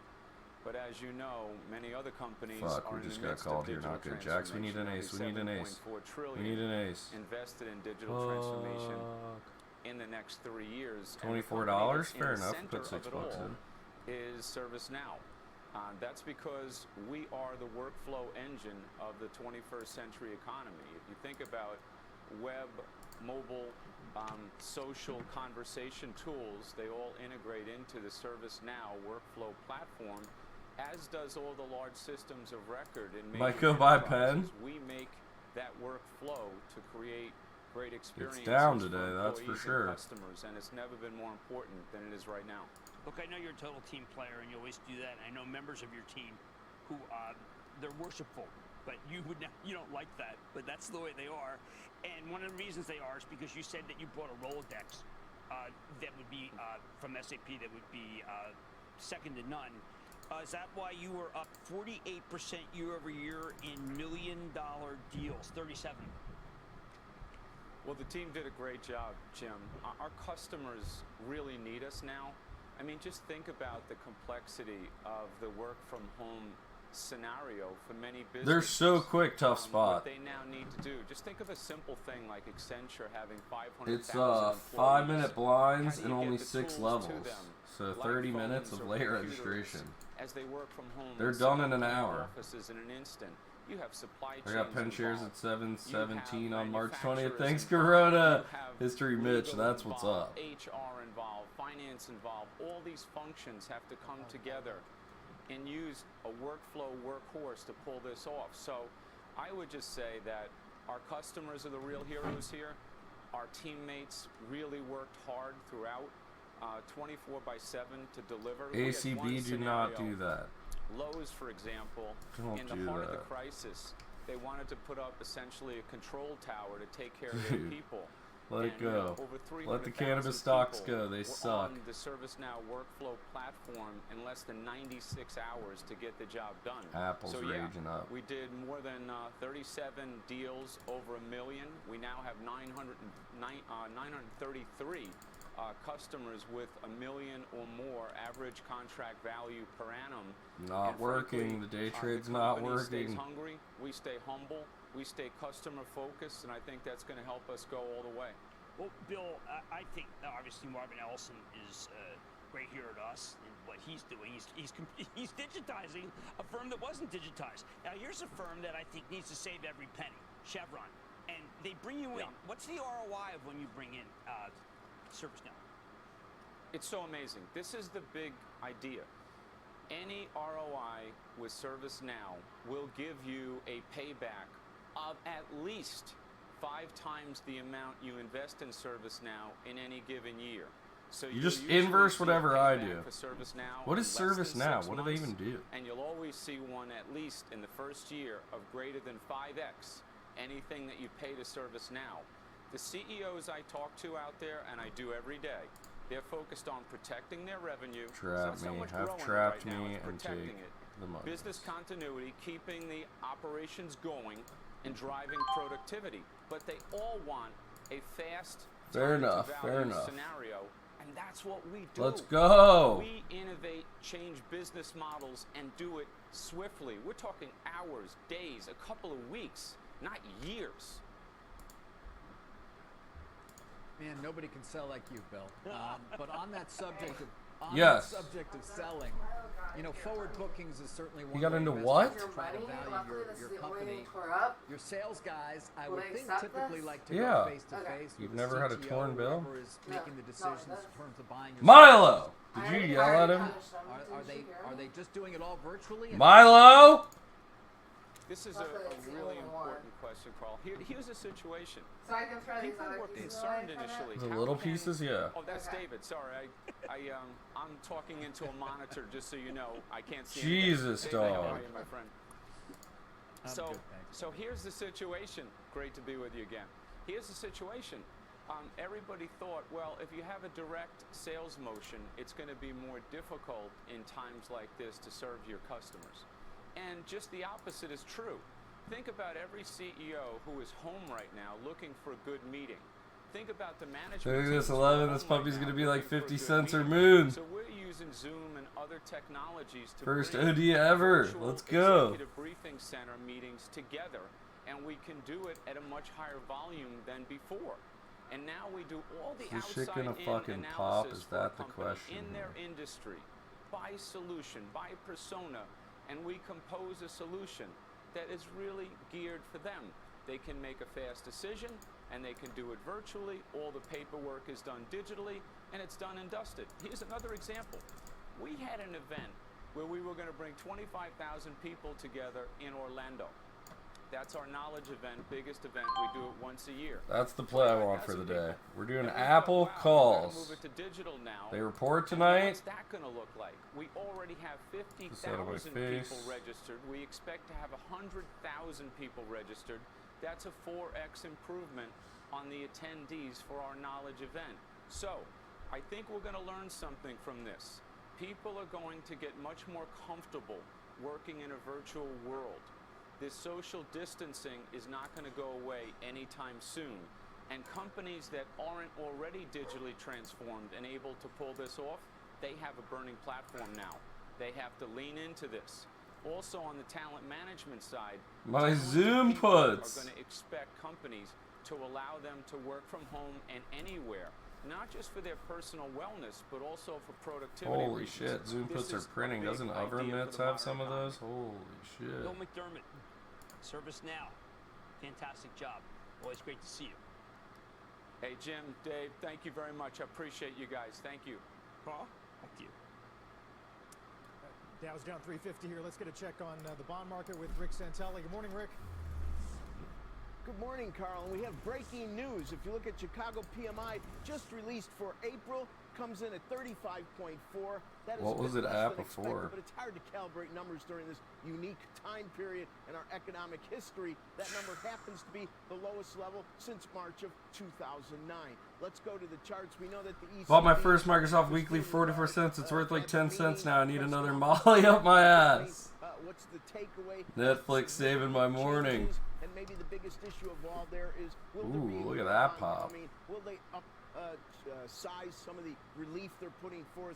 Right now, sitting at 750. McDonald's euros. calls. Everybody says yes, but the Eurobond is the definitive issue for the day. Let's look at our markets, considering the Did data. they just Initial report, jobless though? claims, of course, coming in at 3.839 million. If you look at an intraday of 10s, you can see we That's a briefly tough traded one. under 60 basis points. I know that most analysts out there, especially after yesterday's Fed meeting, are all looking for yields to go up. There's deleveraging going on in hedge funds. It all seems like it should be conventional wisdom. And who wouldn't agree? I agree. But at least for the here and now, look. There we go. Let's make it back in Apple quick, baby. The all-time low yield close of 54 basis points. That's what I wanted to do all day. Why'd I do the SQQQ?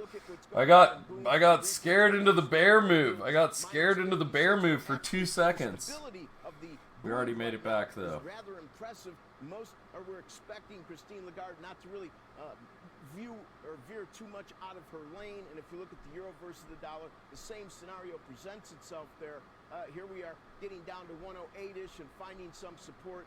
Also very steady for the most part. Dollar index doing just a smidge better. The talk of the town is Boeing's 7-part deal. ADMA Remember, needs to they're on, fucking low go for rungs it. of investment grade with all the major rating indices. My source tells me that these 7 tranches could bring interest in the 15, maybe as high as 20 billion camp. And even though it's investment grade, you know, the spreads, especially on 7s, 10s, 20s, 30s, and 40s, are a little rich. Damn, that was a great entry point this morning for Penn. Holy shit, where's UAVs at? All right, we do want to touch on that Boeing deal with Jim. UAVs holding above VWAP chat. Holy shit. Is the CEO of McDonald's, Chris Kempczinski. Chris, welcome back. It's good to have you as always. Yeah, thank you, Carl. Great to be here. Everybody's curious about how things have been pacing since the beginning of April, and sort of the headlines we're seeing are, holding it. In some cases, literally wait times as some of these international stores open, but then other indications that even stores that Apple's open in the China play. are seeing subdued traffic. What's really indicative of the overall trend? Apple was the play this morning. I think, you know, the difficult thing is it's Sugar Money, what's good? We are healthy. because each country's Apple was that play today, baby. Has a different, kind of consumer psychology. So I think you're right. In the U.S., for example, we've seen the trends, particularly in the latter half of April, really start to improve, and we feel good about what we're seeing in the U.S. McDonald's. Europe, we're just Damn, McDonald's calls would have been good. He's open some fucking getting on the markets, news right in now. Europe. As you know, we had 4 markets: the UK, Spain, Italy, and France that were completely closed. We're now just starting to open those. We are seeing strong demand there. I think good call right before he came on TV. Like this is where a familiar brand, a known brand. Bucci's looking fresh. We did get a new haircut. Still down mid-teens. Hey, new better. That was a good call. That was a good call. Restaurants were fully closed, so when you're fully closed and you Snapchat. it's a little bit of a slower recovery. But I think also in China you're still seeing the consumers. Man, Facebook reported good. Really I feel like Snapchat was supposed to do good. I don't know. Scenarios playing out. I don't know. I have no bet on it. No bet on Snapchat. I don't use it. I don't like it. Filthy bum, what's good? A weakness in breakfast. I'm assuming that's just in a dynamic of employment, right? People not on their way Bouncing to work around there. It's above necessarily. VWAP right now. To what degree is that being reflected, at least in U.S. comps right now? Yeah. Yeah, no, that's Holy exactly shit, right. look at As Apple. people are staying at home, you don't see the usual Look at sort of, Apple, morning baby. routine of stopping in at a McDonald's and getting a cup of coffee and an Egg McMuffin. So that is impacting our breakfast business. And listen, we've been through this before in some sense. In that Apple is we've soaring. closed That's the 10,000 day restaurants trade in the right US there. over the That last was 10 it. years as part of our EOTF We program, just which made is a $100 in huge fucking program. minutes. We And lost. then when we reopen Oh those my God, can we get restaurants, this thing up what and we've make seen make is that $200 breakfast today is on the this day mug? part that takes a little bit longer to come back because again those Well, routines it's have been not disrupted. weed to use the app and do your breakfast friends is a use pretty it. good Some of my business for friends us, use it. and I'm I fucking confident hate that it. I as don't we use it work at out of all. this crisis, we're going to get it back to, I use Twitter, pre-crisis levels in terms of Instagram, Facebook rarely, dude. Facebook's for family at this point. Instagram rarely too. I don't even open Instagram to look at. I use Twitter. Are you seeing, Tyson with full-page ads in the New York Times, are you seeing impacts? Holy on shit, either, Apple's the bacon play, or baby. Pork or beef or all of the above? Yeah. So the great thing about our supply chain team, our suppliers In jail out globally, soon, 2023. we've Let's not go. had a single supply chain break. Food, packaging, other materials. We haven't had a single supply chain break throughout this crisis in all 40,000 of our restaurants. Reddit and Twitter are my go-to for social media platforms, and Twitch. Exactly. I spend a lot of time on Twitch. Actually, a North American situation is concerning. We are monitoring it literally hour by hour. Right now, we feel like we are in a good position, but there is concern there, and it's something that I think because we're McDonald's, is raging.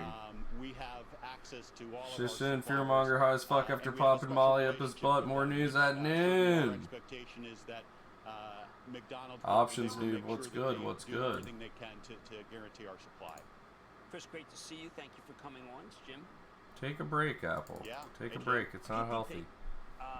Really great program when it comes to smaller businesses, and you have great franchisees. It's always been, to me, the secret behind McDonald's. Are the ones that are hurting? Are they? Dude, we got 2930 viewers. Let's go, chat. Yeah, so you're right. We've Apple, got take a incredible break. group of That's totally franchisees. fair. Most of our franchisees are really small business owners. The average number of restaurants is really a handful that our franchisees have. Also, our franchisees, it tends to be a family business. It gets handed down from one generation to the next. And so our franchisees, most of the franchisees do qualify for the PPP program. I know a lot of the franchisees are looking into that program. Take a and break. It's applying for unhealthy. it. So I do think that it's a very good program. The intent of it was really to ensure We lost. We only lost the 140 stability of on the labor Tesla force. bet. If you look at McDonald's, 144. our head count is basically So I flat think it to was where worth we it. were, Totally pre-COVID, worth it. which again I think speaks to. If it would have gone the other way, we would have made, well over 1,000. So I feel like the risk reward was on that side of the bet. Big Mac fries. Anyway, sounds good. Well, one of the things that we're hearing is because of the way that safety has to be and because of what customers want, there's been a wholesale desire to be able to get contactless, desire to have delivery, and also maybe a remake even of stores to make it so that you can do more curbside. What are the things that you're doing to adapt to the new world of contactless? Definitely should have bought Facebook calls though. I learned my lesson and we got Apple calls today. No, you're right. There's a lot of changes that we're making operationally. Just sold my Netflix at 310. In at China, 310 out of 525. In at 1025 out of 1535. Damn, that's what's up, Fearmonger. Like contactless. Sell the That has been rip. something that's been spread, What did Netflix globally. do? Not just contactless delivery, but if the Woo! available for takeaway to come in and get a That's what's contactless up, takeaway. baby. I think how all this plays out, you're hitting on a really important point, which is how does the consumer want That's to what's interact with the up, brand going dude. forward? You know, we're fortunate in that we have a very high level of drive-through, but I think you're going to see delivery as a bigger part of the mix going forward. I think digital, particularly mobile order pay, and maybe the ability Killing to it, go to man. curbside, which we have across most of our major markets. I do think you're This is going to gonna run up see all those day long. grow just as consumers come out of this, and there's going to be a change, I think, in terms of how consumers go about their daily lives. And the great thing about our system is we've got a lot of different ways, a lot of different options, if you will, for customers in terms of how they want to interact with us. But Chris, you know, it's funny you mentioned that drive-through, delivery, curbside. I mean, that makes sense to everybody. But we've been talking about your own efforts to redesign That's tight, dining dude. experience for several years now with the restaurant of the future. I mean, what does that mean for the long-term implications of dining? Propaganda, I hope you don't let it affect your decision making. Great question. To be clear, dine-in is still going to be, I think, an important Fair part enough. Of our Fair business. enough. But the experience of the future investment that we've made, not just in the U.S., but across all of our markets, that was more than just a dine-in. That was investing in digital. That was investing in things like digital drive-through menu boards. So there was really a comprehensive investment that we did around experience of the future. What I feel great about is that we've gotten that. Yeah, I think Bucci's, I think that's what's up. I don't know. I might hold till the end of the day if I'm up a bunch at the end of the day and not hold through. But then also, Apple sits on a fuck ton of cash. So how could they not really report? Like, how bad could their earnings report be, you know? They went through China and all that stuff too. Like, I feel like they're going to show the way out of this if anybody, right? Investments that we did in the dine-in. $6.5 billion, right, in new debt financing in the quarter. I guess what does If liquidity look Facebook's like at showing this good point, numbers, and, dude. When do we start Tesla's talking showing about good buybacks resuming, numbers. if at all? Yeah. What did Well, like we came into this crisis in a really strong position. Our balance sheet was in a really good spot. We were BBB plus. As the crisis hit, out of an abundance of caution, we did want to make sure that we had full flexibility. They're worried about phone sales, but shit, I bought a phone during the pandemic. Really? As you noted, another $6.5 billion. We have another $3 billion revolver that we haven't tapped yet. Yeah, I kind of like Josh's take on it too from CNBC, where he's like, dude, in this pandemic, everybody's been at home on their phone. It's the last thing you're going to cheap on. Facebook calls pay me 25%. Apron puts just paid 10%. That's what's up. I feel good about our liquidity, but I think, you know, realistically looking at Yeah, I should have done buybacks, Facebook calls yesterday. We're a ways away from that. I would expect buybacks are probably not something that we're going to be thinking about for the next year. Just as we're trying to get a better sense of what the world looks like. Mr. Know-It-All, that's what's up. Chris, David Faber here. Speaking of sort of spending, you also reduced your CapEx by $1 billion. They're getting wrecked. Again, why was that sort of the right number, and what investments are you putting off as a result?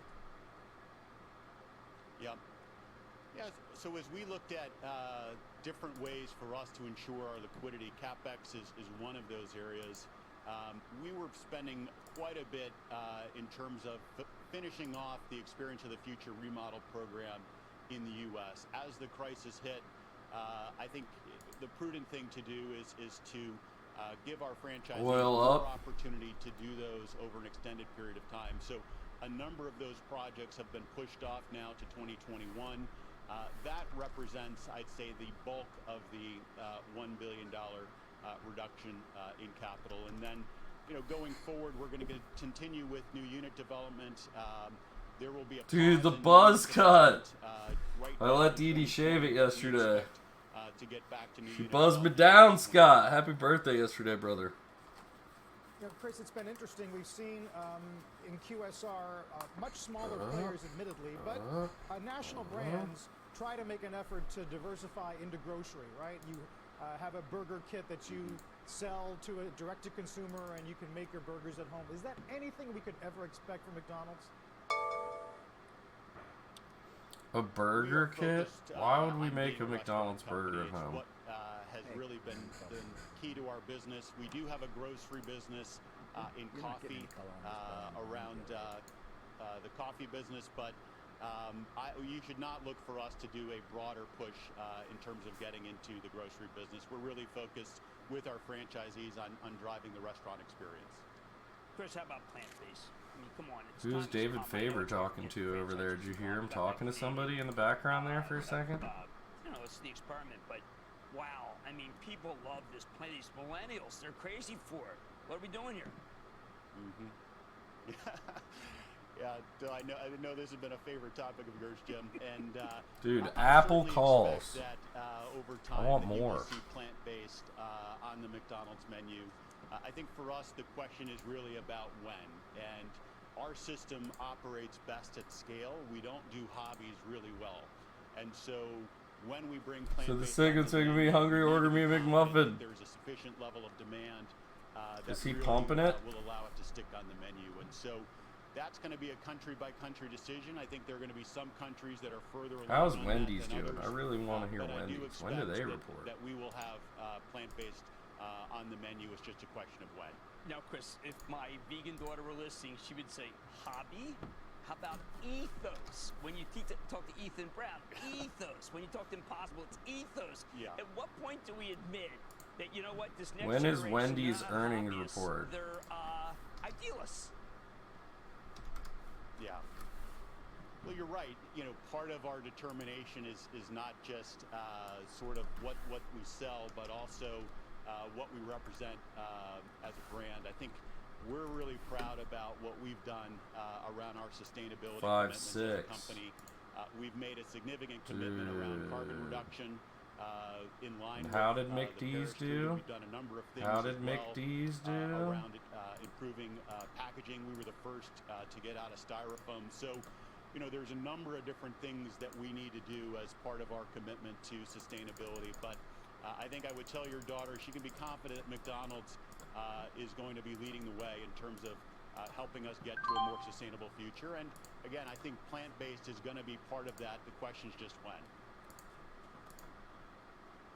Chris, we just had a big discussion with the CEO of Dow and with Jim as well about employee safety, right? About mask requirements for employees and for customers too.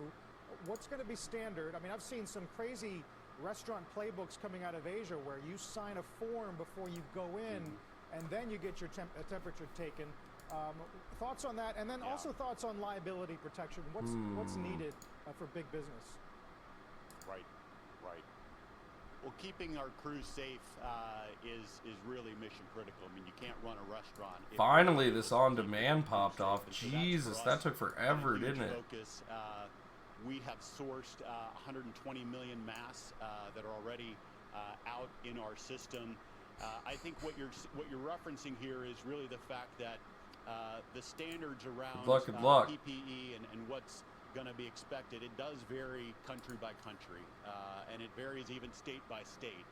And so part of what we're trying to do is really ensure that we've got the flexibility. But I think the other thing that we're really doing is we're working with the healthcare experts. We have McDonald's went down, so I don't know if I want to do that. His UAV's on fire. So that we're not just sort of taking what a government might say, but we're also really looking at it through the lens of what do we think is required. I think it's safe to say that there are going to be changes to how we run a restaurant coming out of this to make sure that we're able to provide a safe environment.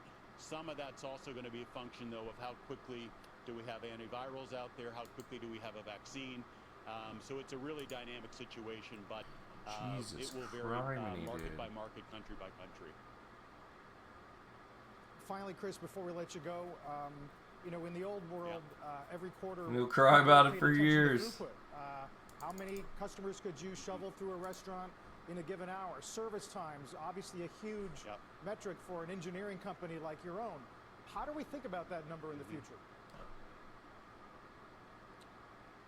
I think those metrics are still going to be important metrics for us. I going can't do forward. it. You know, for I can't do 65 it. years, I can't do McDonald's has it. been built around serving great tasting food fast at a good value, and I think those elements are going to continue to be critically important to our success.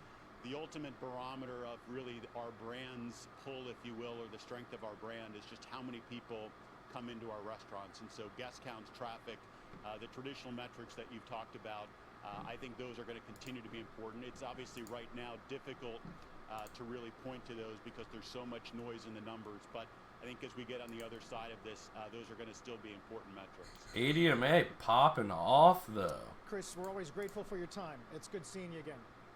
All right. Thanks, guys. Yep. Take care.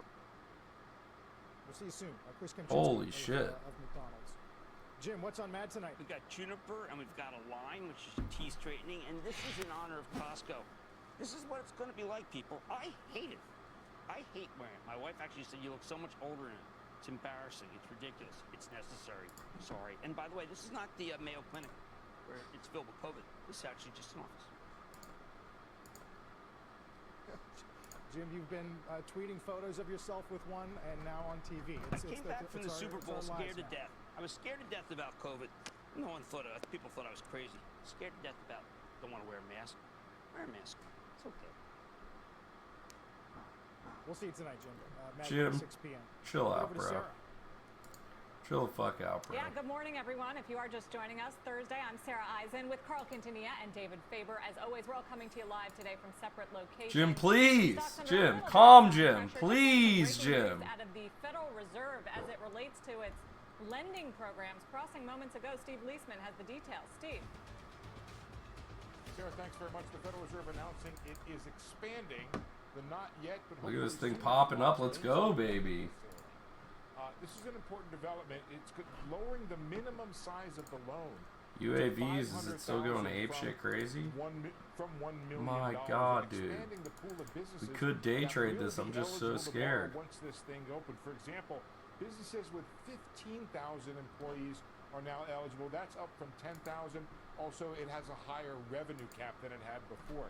It's also adding this third loan option, which is really interesting for companies that have more debt. I don't know. It's possible that maybe the oil companies have even too much debt for this, or even the private equity companies, but it's certainly a question that needs to be answered as to whether or not the Main Street Lending Facility might now be open to at least some oil companies, maybe some private equity companies, depending upon their level of debt. Now, yesterday, I got a chance to talk to Treasury Secretary Steve Mnuchin, and I asked him this question about how much risk with the taxpayers' money. Either way, I'm selling at $5. Seriously, you've made so much in that. That's intense. That's amazing.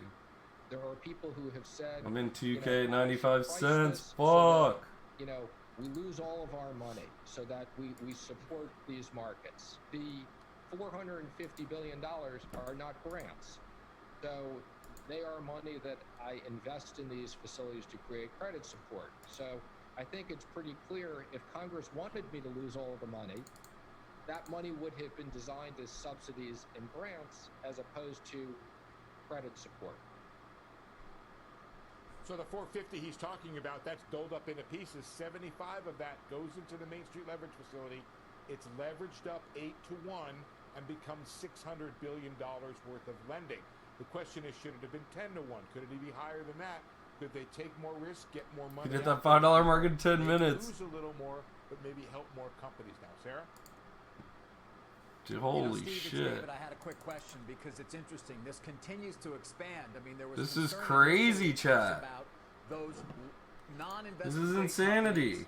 that did have, more than. Is this that real had life right 10,000 now? Employees or had a large revenue base, and now it just keeps expanding at this point.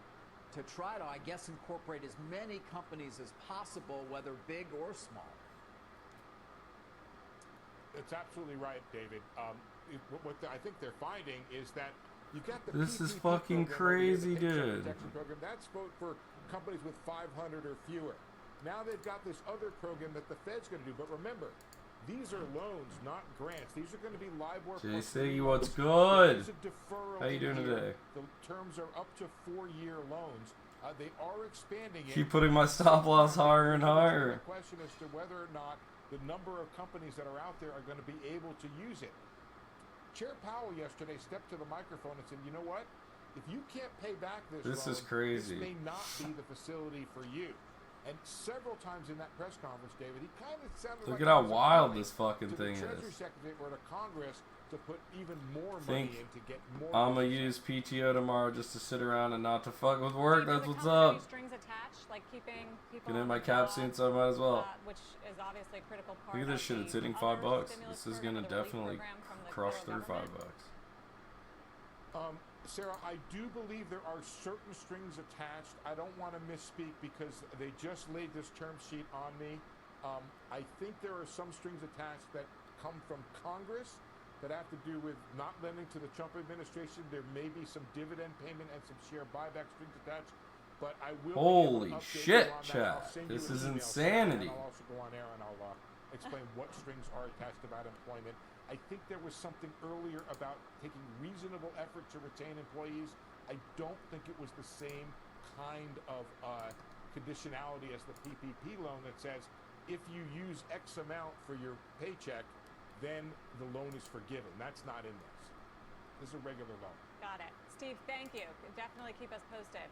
Steve Leisman. Let's bring in Mike Santoli now. By the way, as Steve was reporting this, we've also heard this morning from ECB President Christine Lagarde, Mike, who also made an appeal to Netflix fiscal is authorities that ripping. You also need to help in fighting the economic weakness, said that the euro area economy could contract as much as 12% this year. How's that all factoring into the trade this morning? I think it's an important part of the context for what's going on in general, but I do think it was kind of the premise already of this rally we've had for 5 weeks that central banks are going to the extent of Wow. their powers. Holy shit, chat. Even if Jay Powell yesterday did sound net dovish for a longer period of Take time, some I think a lot profits. of that was kind of Take some profits. Holy shit. So not a negative, but just not necessarily incremental new news, and maybe also provided a reminder when he's talking about. We have pocket this aces being, over here. an We episode call that this gentleman. creates an We have the impaired ace of economy hearts with a too. medium term as opposed to the short term. Maybe a stop and think Take moment it down. for investors who have spent the last few days at least trying to rush to that point where it's kind of almost pricing in a relatively brief downturn, or at least can try to start handicapping what the restart looks like. So I think that's where we are. I mean, this rally has been so much stronger than one might expect. Hey, baby. The strongest rally ever off of a major decline. Take your And we know profits, that guys. It's post-Fed, having resistance at getting 5. into a new month of May. Really good earnings, good headlines on drug development, and you wonder in the very short term if there's enough oomph to take this rally further. So it makes some sense, perhaps, that we're backing off a little bit this morning. I think one of the key questions as it relates to that is how much Pigs can get fat, the hogs Federal get Reserve slaughtered. This is and true. the federal government really do Whoa, to stem take the some decline. Another profits. 3.8 Oh million my Americans goodness. filing for unemployment claims Oh last my week. goodness. Next Friday's jobs report is going to be ugly, ugly, ugly.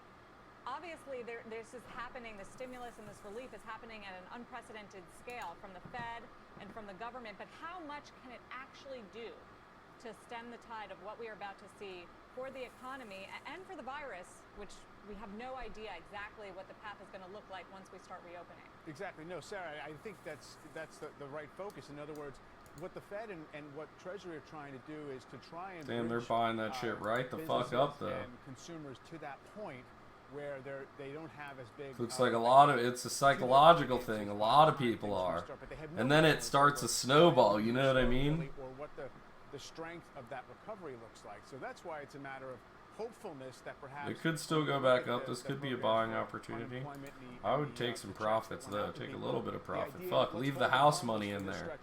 Leave the free house money in there. Is it going to be long enough to buffer the economy? So all those things undetermined. It's clear that the market has been really eager to rush to a spot where we could start talking about, hey, here are the businesses that don't seem very effective. So the NASDAQ is outperforming. Then 430. Oh shit. Of taking a back seat. Take some those profits. seem like they're okay. Take some and then, of course, there's a little profits. bit of a revival trade in the rest of the economy of the markets, where people said maybe we've been too pessimistic about the pace of things. So I think that we just don't know, and the market's kind of laying its bets along that spectrum each day. Yeah, although there's an interesting playbook right now out there. Tom Lee's a good example this morning, Mike, where the Market got orphan drug designation. Not sure if it'll keep running. Volatility is super wild on this. In consumer discretionary, right, which seemed to be the most dangerous place to go, and his view actually makes the returns most interesting. I wonder if you think that's too dangerous. I don't know about dangerous. I think it can be somewhat aggressive. Obviously, it depends on where you're looking within consumer discretionary. Amazon's 40% of that sector at this point. So if you're looking, shouldn't insta-fold your big blind though. In my opinion, that's true. That's very true. Very, very true. That the big headwind for companies so just go back up. Labor costs and profit margins and all the rest.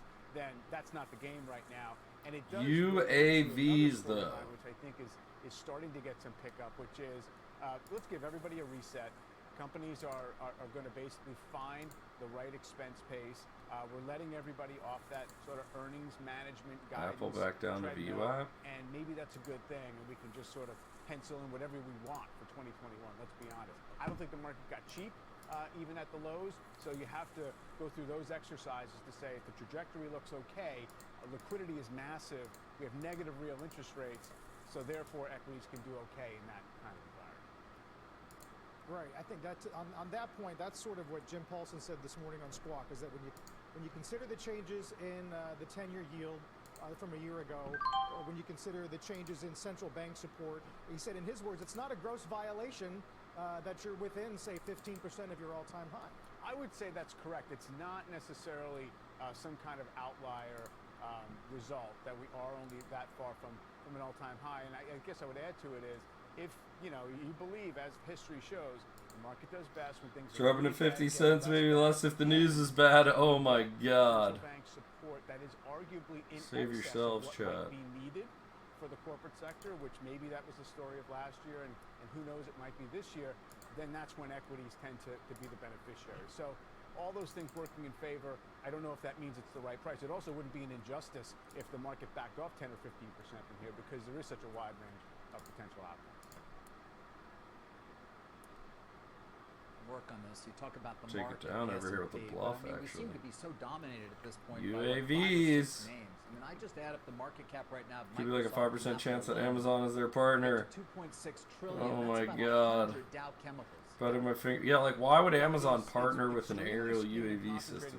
On the other hand, the story of the last few days has been, people betting the super field weird. So it's, if you look at the equal weighted S&P, it just had the greatest Drone delivery. for 2 days. Maybe. The market cap weighted version than we've basically ever seen, at least since 2009. What's their I address? think it's like, PO box in a Google building. Big guys go up, and then they go up too much relative to the other. What's their side. address? It's like he's walking up the stairs right now. UAV's facility. It looked like a big guys shitty get garage. stronger, and people Really? go, "Oh, who's been left behind? Let me buy some of that." Who knows how Oh long my that can last, God. but that has been the story of this last little stretch of the rally. I mean, for this week, energy's up 11.5% to that point. Yep. And Russell 2000 index of small caps is waking up. Right. So there's like this. Don't mean get reversion burnt, trade that chat. just kicked in because things did get so stretched, and that can happen two ways. It could happen by Amazon, Microsoft, pulling back. That's not been the way it is. It's been just a relative story right now. And honestly, how does that happen? Well, it happens when there's a mass rush to cash. There's this huge bulge in money market funds at the lows in March. And as the market refused to give way and kept rallying, people presumably feel underinvested. And that's why you've had this kind of grabby, chasey market over the last few days. And I think, at some point that just Headquartered in Kansas. enough, and sentiment's now neutral and not bearish. And we'll see where it settles out. I would only add that the money's been rushing into bonds, just like it's been rushing into stocks. So there's a caution point that the 10-year yield is below 0.6%. Not necessarily getting the memo that we're going to V-shape recovery here, or that things are looking all great. Mike Santoli, thank you. We'll talk to you a lot later as well. Still to come here on Squawk on the Street, F-bombs and putting the pedal to the metal. We're going to break down another interesting earnings call from Elon Musk and Tesla next. Stay with us.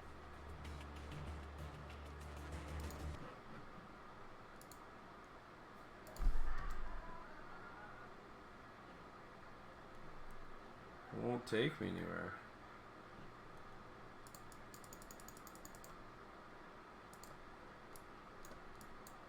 It's in Kansas somewhere.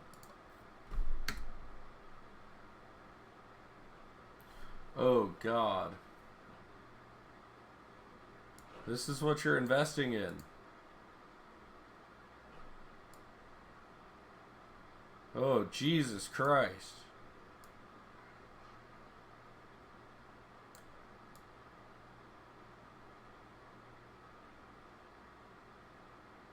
Dude, that's the absolute symbol you're investing in. Oh my God, chat.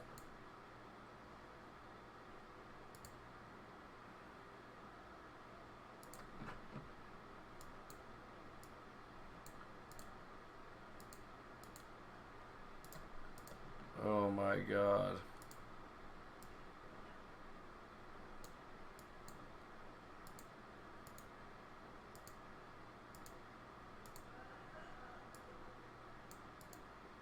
Who are these people? They weren't there for that.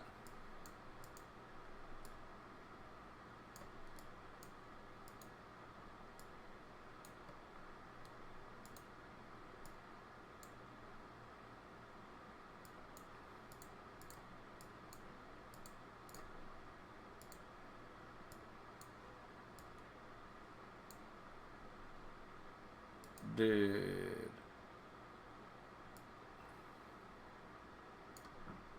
How do I short UAVs? There's no options on it. I can't even buy a put option. Dude. Oh my God. Were they flying a drone in the parking lot? Is that what that was?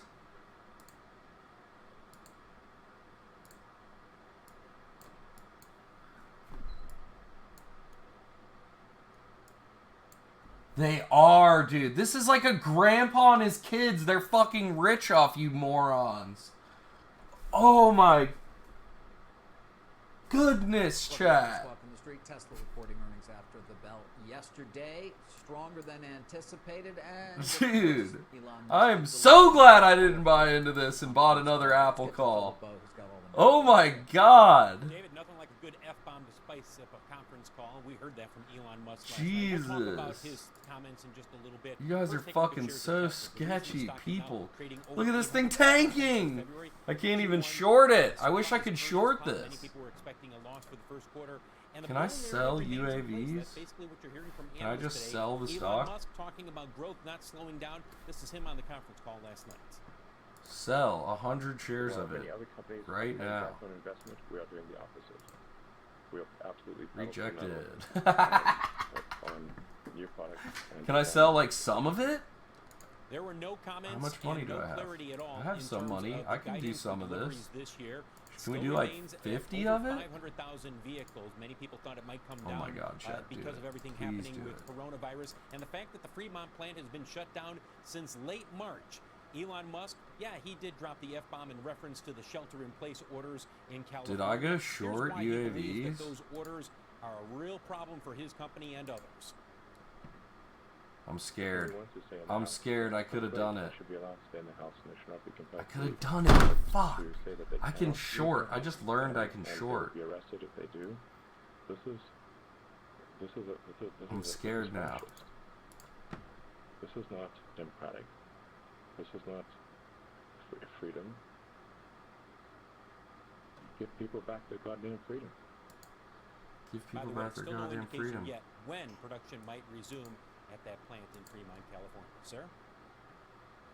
Oh my God! I should have done it up there. That with Mark Zuckerberg, who last night in his Facebook conference I should have done it up there. It's too late now. Comment about these orders. He said, yes, while there are societal costs to shelter in place, Zuckerberg says, I worry that reopening certain places too quickly before infection rates have been reduced to minimum levels will almost guarantee future outbreaks.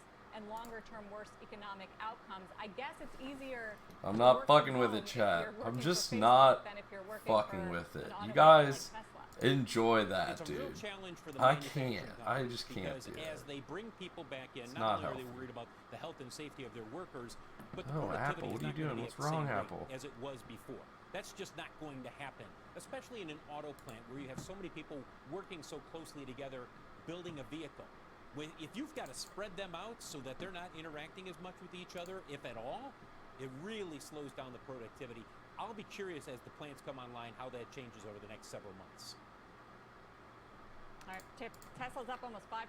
Phil, thanks.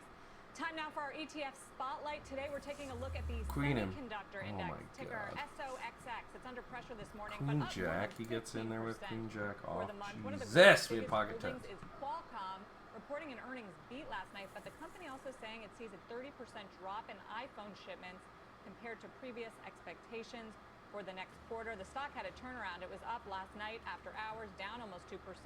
An exclusive interview coming your way with Qualcomm CEO Steve Mollenkopf. Damn, in is the next that hour, and of hurting? course, Apple That's earnings what's hurting after the Apple. bell. We're going to take a quick commercial break here. Stay with us on Squawk on the Street. The Dow is down about 264 points. The NASDAQ was QCOM. positive, has lost a little bit of steam here, down about a third of 1%. We'll be right back. I don't even know who fucking QCOM is, though. Like, fuck them. Nobody cares about them.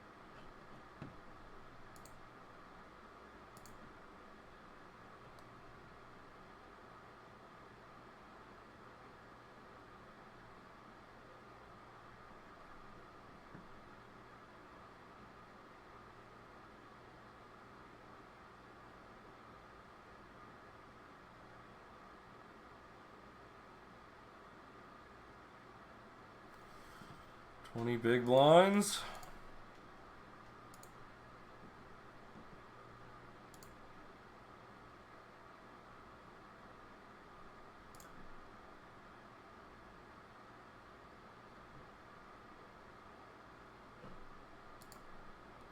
QCOM, you're ruining my Apple party. UAVs. UAVs, it's holding above $4 right now.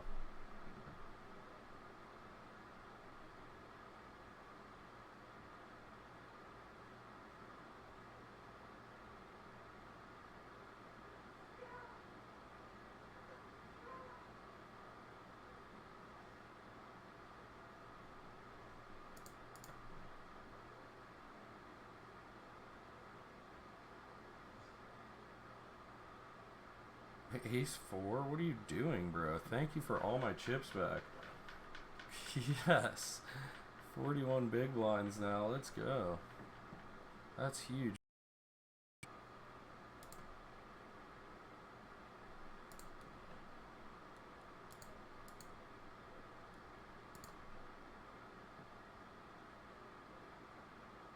I lost a big one, ace king to ace queen, but still have a fat stack. Should have almost 200k. That prick.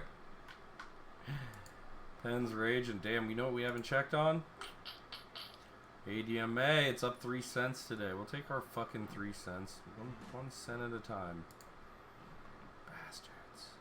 Dow down 250 here, off the session low of minus 378. When we come back, former ECB President Jean-Claude Trichet will join Rick as we put this final trading session of April to bed. Back in a minute.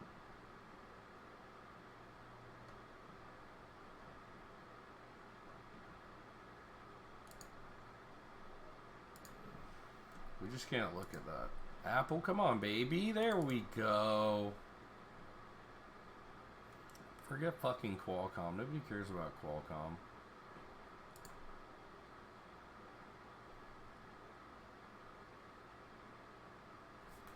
Holy shit.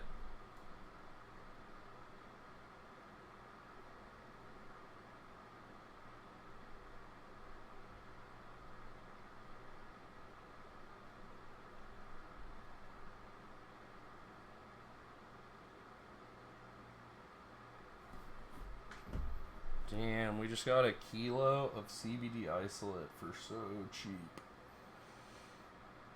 So fucking cheap, dude. How the fuck is it profitable for anybody other than us? My God. I can't even say how I want to say how cheap I got this, but it's just disgusting. Jesus, anybody need fucking CBD isolate? Hit me up, baby. Fuck.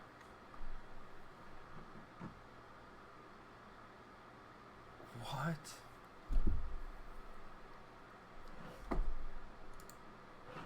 So profitable, my God.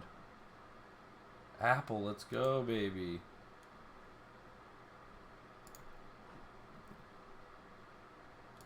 Guys still raging about UAVs over here. She's scary.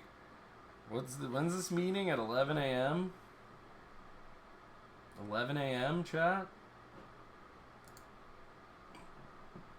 Squat your door. Send me the link in send me the link in the DM. Here's what's happening at this hour. April is likely to be the worst month for auto sales in at least 30 years because of the pandemic. The forecasters at Edmunds predict April sales fell 53% from year-ago levels. On the positive side, Edmunds also says April is likely to mark the bottom for auto sales. Macy's plans on opening 68 stores on Monday. Hit me in the DM. I can't. The links don't work from bots that come in and post fucking stupid links. On May 11th, and the CEO expects to Sorry, have all I'm stores sorry. back I open don't in know how to 6 make weeks. it work. I don't However, know. in Massachusetts, a Walmart there has been closed after 23 workers there tested positive for the coronavirus. Local officials say all 400 employees UAVs must be tanking. tested It's still above before VWAP that though, which is open. crazy. I mean, it's As still above always, for more $4, on our which is fucking coronavirus crazy. coverage, you can head to CNBC.com. Sarah, back to you. All right, Sue Herrera. Sue, thank you. CEO of Kellogg is just moments away after the food company posts a very strong quarter of sales as Americans stock up on packaged goods at their grocery stores. We'll be right back.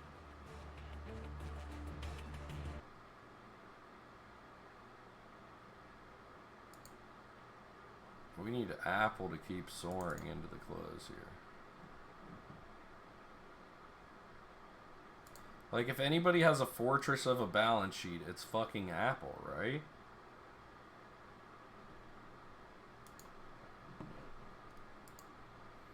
If anybody can weather the earnings storm, if Tesla is still fucking selling Teslas, then Apple should be cranking it, correct? Kados123, thank you so much. Thank you for the follow. Let's go, baby.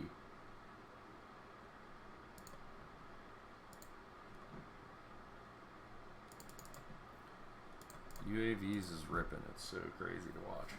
You guys are crazy. You guys are crazy.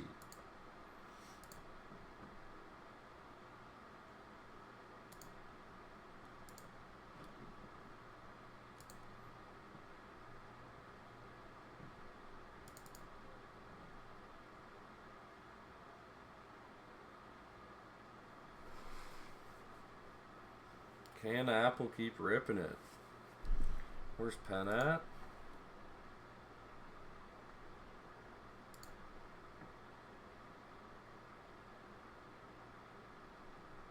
Dude, Penn's pushing up, dude. How the U.S. handles the reopening of the economy could tell us whether the lows have been put in for the market, says top strategist Jim Bianco. Find out more on tradingnation.cnbc.com. More Squawk on the Street coming up. ADMA is holding above VWAP. Didn't Apron get smacked? Apron's getting smacked. What was everybody else trading? Zoom? Is Zoom still getting murked? Not as bad. Holding for the day. Wendy's up. God, we should have got some Wendy's calls. I really want Wendy's calls, dude.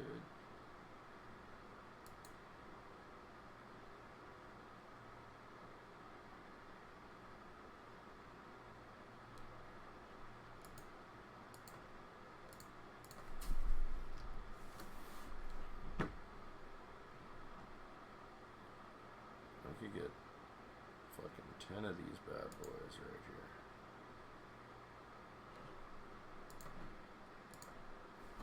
How did McDee's do though? Let's look at McDonald's. They just reported. Oh shit, ripping. Link in Discord and links in the Discord general chat. Got you. Welcome back to Squawk on the Street. General. A lot of talk this morning. Rick Santelli had mentioned it on his report in the last hour about Boeing and a potential bond deal there. I do have some color from people who are obviously in the market involved in putting together what might be one of the largest financings we have seen since this crisis began. Let me give you some color here. We spoke to Dave Calhoun yesterday, of course, the company's CEO. He was non-committal in terms of where the company was focused for raising funds, raising liquidity, whether it would consider some government programs that are available or go solely in the bond market. If they should choose solely in the bond market, it appears they are going to be well met. I am told by people familiar with the situation that demand for the paper that would come at the 5-year, 7-year, 10-year, 20-year, 30-year, and 40-year maturities could add up to as much as $75 billion. Now, Boeing is not going to go to the market for $75 billion. I'm told that they were looking for what could have been up to as much as $20 billion in capital that they would be raising in the bond market. But perhaps, given the significant demand, they may in fact even increase that. If they're looking for making sure liquidity is off the table as a question, perhaps Boeing and Mr. Calhoun will choose to say, all right, we'll come for $25 billion. 30 cents it does appear, though, that they will be able to get really whatever they would want at this point at those maturity levels. We're holding those. The pricing that I'm hearing right They now report is next somewhere week. between Treasuries plus 500 basis points, or let's just call it somewhere between 4 3/4 and 5% yield on the 10-year maturity, on the benchmark maturity for the company. And again, they have access to durations across the board, it would appear at this point. So, Sarah and Carl, right now it would appear Boeing in a very strong position in terms of it looking at the market and how much it wants to raise, and doing so, frankly, at a price McDonald's that, is on fire. Quite reasonable, one would say. Let's call it 5% at 10-year money, maybe a bit less. And again, looking at 5, 7, 10, 20, 40, 30-year maturities across the board here with enormous potential demand, perhaps precluding their possibility of them having to even go to the government. Yeah, what's that? Yeah, so it's Boeing today. It was Delta a few days ago. It was Carnival Cruises a few weeks ago. These are all companies that were caught right in the middle of the storm of the economic fallout from the pandemic. Jesus, Boeing is soaring like crazy. Being, recipients or potential recipients, in Delta's case, it went through, of government relief. All of them speak to the fact that the credit market is so much healthier than it was in that mid-March period where the market was selling off and we saw some real blockages in terms of bond market. All of these CEOs need to write thank you notes to Jay Powell, the chairman of the Federal Reserve, who hasn't even stepped into the corporate bond market yet, but through signaling that they were going to expand their program to try to keep borrowers borrowing and lenders lending by entering the corporate bond market, are able to do that. And they're able to raise some much needed cash and get access to liquidity during this tough time. I think it really speaks to what the Federal Reserve has been doing to try to get the system moving. No doubt. Boeing raised, what, I think it was $6 billion. Here we're talking about a far larger amount of money for, of course, a far larger company, Sarah. Jesus, we should have held our Tesla puts. $20 billion seemed to be what Fuck. They were looking for, up to 20. They could go higher than that. If you're Dave Calhoun, it's an interesting decision here in terms of, do you want to just take it off the table in terms of anybody questioning your liquidity? Take $25 billion, perhaps, even, if you could get it at these prices that they're talking about, and not have to worry about potentially coming back at some point to the marketplace for additional Mid funds. 50% on MCD. Let's go. I'm out. Get back to previous That levels. McCafe, for baby. 3 years, maybe even longer than that. But to your point, Zoom Sarah, puts. the bond market is wide open. You obviously been I like talking it. about where the 10-year currently is in terms of its yield continuing to come down. MCD is great, going crazy. But still, being able to borrow at all those maturities, so let's call it around 500 basis points on average at the 10-year level, would be seen as a victory. And again, I'm told as high as $75 billion in potential demand right now. I hate when people limp, so I jam over all the time to get there. Whatever they decide. And Carl, they're going to have to make their decision today, so we should know Yeah, more about it's this an as the day goes interesting place to be able to throw steel in every now and then, I for did sure. see S&P formally rated the unsecured BBB-, which we knew yesterday, But as for the equity, David, wow, $89 on March 18th, now 143. Some of those liquidity concerns are pushed to the side for a bit. Meantime, a lot of discussion this week about the food supply in this country, and it's true that processing plants hold all the cards, but if ranchers and farmers go bankrupt, then we really will have less meat. Our Jane Wells has more on that today. Hi, Jane. Now what? Hey, Carl, I'm at Underwood Family Farms, meat sassafras. You know, with all the talk about the meat packers and their problems, they are still enjoying huge margins. There's been a lot of consolidation. Ranchers complain that they control the market. And even now with plant closures, as their labor costs go up, they're still getting margins. We're hearing of $1,000 a head per head this week. Where there are no margins is the last step before the packing plants. The feedlots, like one owned by Lee Richmond in Nebraska, some of these feedlots cannot sell any of their animals. These are where animals go for the last 6 months of their lives to be fed and fattened. The national slaughter, we're told, is going to be down 36% this week from a year ago because of plant closures to only 450,000 cattle, and Richmond is losing $300 to $400 per head. The issue that we run into is that these cattle continue to put on pounds every day. And if we can't get them slaughtered in a timely fashion, the cattle get too big on us. And when cattle get too big, it costs more to feed them, it costs more to slaughter them, and you, the consumer, end up with this gigantic Fred Flintstone, brontosaurus steak. I'm okay with that. Way down, unprofitable right now. And guys, basically what they're saying is I that did get a haircut. We shaved the head, Rodney. How you doing? Now that it is, many of them may go bankrupt, and so we will eventually perhaps have a meat shortage, though right now we've got a glut. Back to you. Jane Wells. Jane, thank you. Coming up, we're going to continue the conversation about food. CEO of Kellogg, fresh off those earnings results, will be with us. We'll be right back. Kellogg, what is theirs? K. I knew it was just K. Let's go, Kellogg, killing it.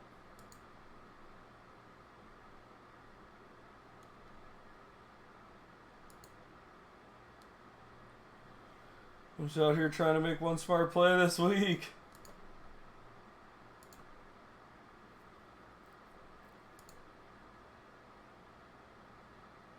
We're hoping these Apple calls are going to carry us for the day.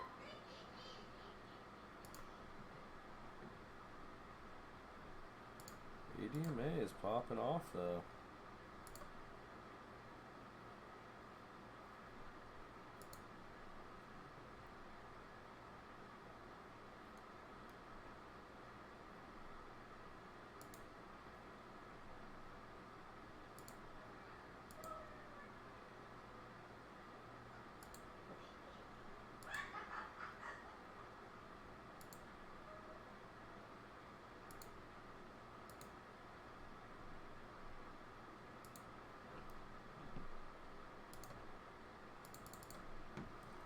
Apple, we need you to hold up VWAP. You're about to report earnings. Don't people want to buy you up? Bro, I guess it's lunchtime.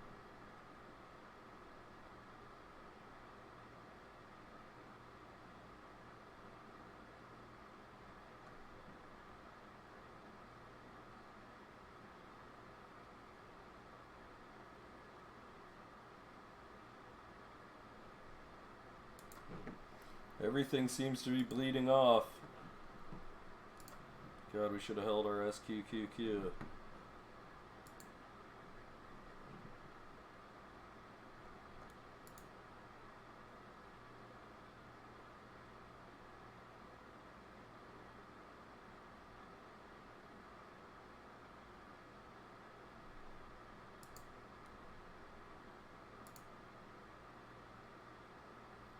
Damn, McDonald's gave all that back. Holy shit, what is happening? Shit is wild. What's the news that's happening? With the pandemic changing the American consumers' eating habits, packaged food stocks like Kellogg have been on a tear since the middle of March. That stock up 16% since March 22nd, 23rd. Kellogg CEO Steve Cahillane joins us now. The whole market is selling off right now. Steve, thank you so much for joining us. Very strong sales over the past quarter, especially over the past month. Tell us a little bit about what you saw from the consumer. Good morning. Thanks, Sarah. Thanks for having me. First, I'd like to start by talking about what the most important priorities are for us, and that's how we can deliver in the marketplace. Keeping our people safe is and has been the #1 priority. Getting food to the marketplace in the most efficient and effective way possible, allowing us to perform in the marketplace. And then finally giving back to communities, which is incredibly important. And that's allowed us to keep our factories running really flat out around the world, 24 hours a day, 7 days a week, breaking production records each and every day. You know, I couldn't be more proud of our supply chain team and what they've been able to do, what our suppliers have been able to do in getting us the raw materials, and what our customers have been able to do in terms of keeping their customers, consumers safe, operating in this incredibly difficult environment. Because what we've seen is companies like ours are really being sought out by consumers as obviously they shelter at home, they look at brands they trust, they look at affordable foods that are convenient. And so we have seen an incredible rise in demand, but it all happens because our people are safe, they're able to operate, our customers are leaning in with us, creating this environment that nobody could have predicted just a few short weeks ago. I'm in first by a mile. Nobody could have predicted 45% growth in consumption for Eggo. Holy shit. In the month of March. Steve, the question though This that is you, investors Dead Money? have, and you must be trying to figure out, is how long lasting is this kind of bump and the return to growth for businesses like cereal or frozen foods, which That's were me, so tough spot. before That's what's up. this crisis, and now have some life, but as the economies start to reopen, we wonder if you can still continue to grow in those kind of categories. Yeah, it's an important question and one that we're spending an awful lot of time studying. And so what we do know is people are obviously not only buying our products in much greater rates, but they're also consuming them. Go back to the McD's. It started with a real pantry load, but the food is being eaten, and it's being eaten in ways that are leading people to reappraise the category, to discover the category. And so if you start with ready-to-eat cereal, one of the interesting things that we're seeing is increased penetration. Dead Money is ACR, Jay's crushing his BCP. That's what's We're also up. seeing consumption increase in different occasions. And so one of the #1 occasions that cereal is actually growing in is cereal for dinner. And so it's growing at breakfast. I play Victor. Is that Victor? The same Victor. What's going on, Victor? So we're seeing it growth across I play all Victor. occasions. Welcome, welcome. Our strongest, most loved brands are growing the most. And so how much of this sticks, obviously, is an important question. But we're working very hard to not only make this an accident where people are eating more of our foods, but having a purposeful program where people will, stay with our brands as things get back to normal. Now, when they get back to normal and how quickly that happens. Hey, that's important. You gotta run hot some point, right? But we can expect that What is people will UAVs eat doing? more meals at home for quite some period of time. Jesus.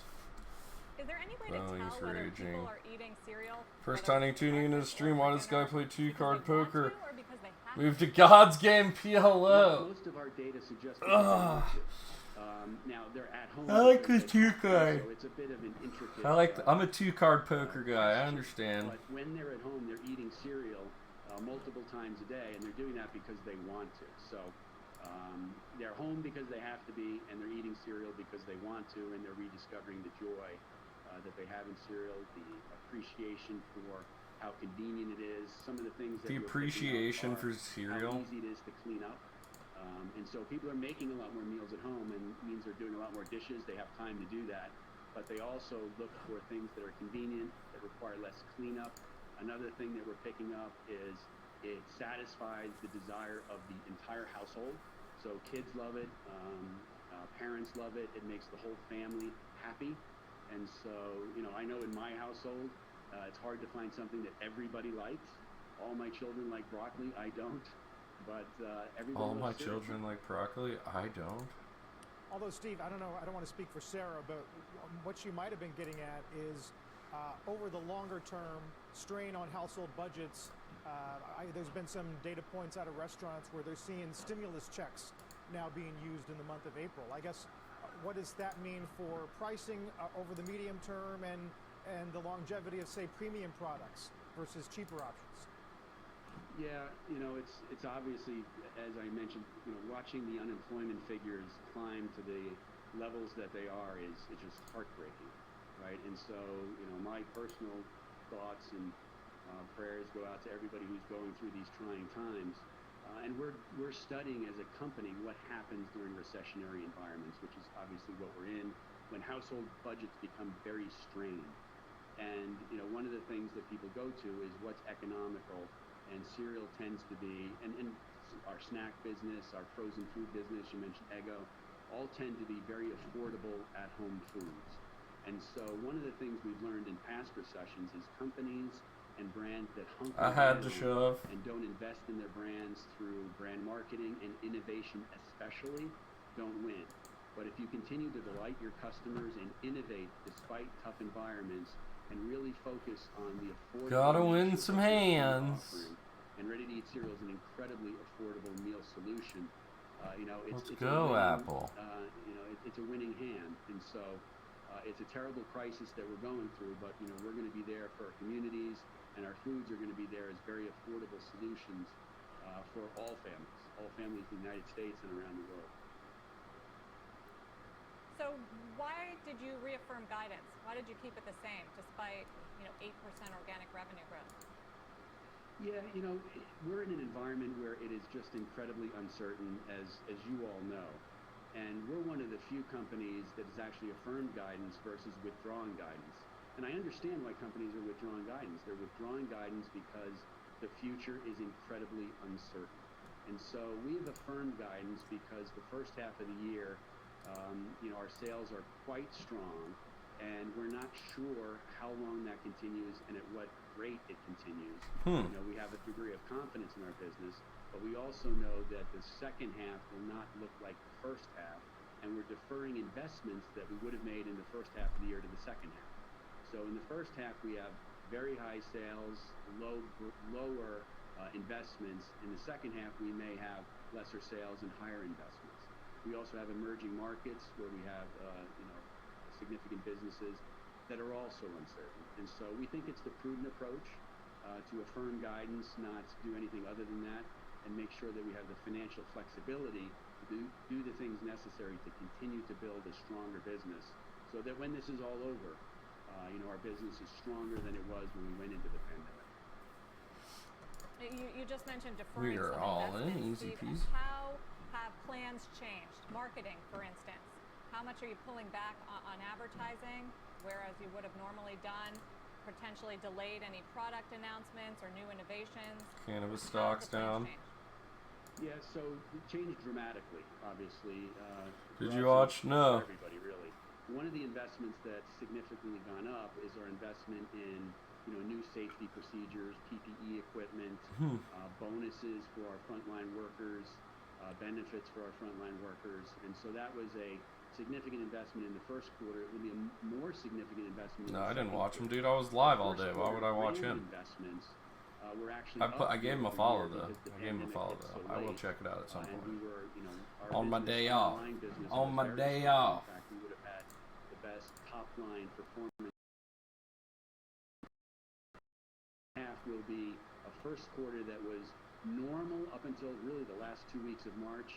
A second quarter that will be dramatically different and really characterized by more supply-driven, less demand-driven, hence less commercial activity and commercial investment, and a second half which we aim to make a little bit more normal.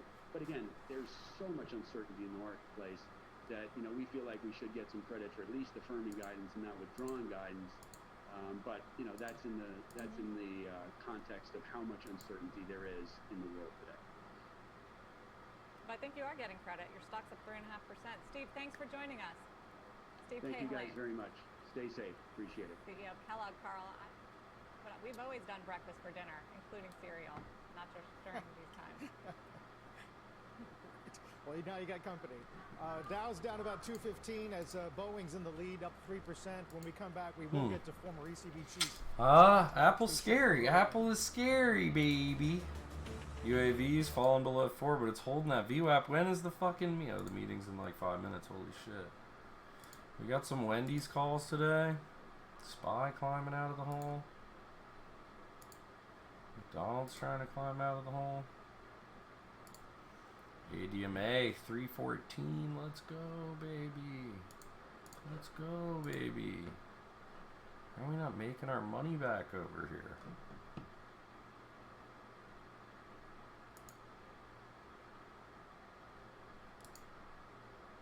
I'm gonna get levered so hard into ADMA options.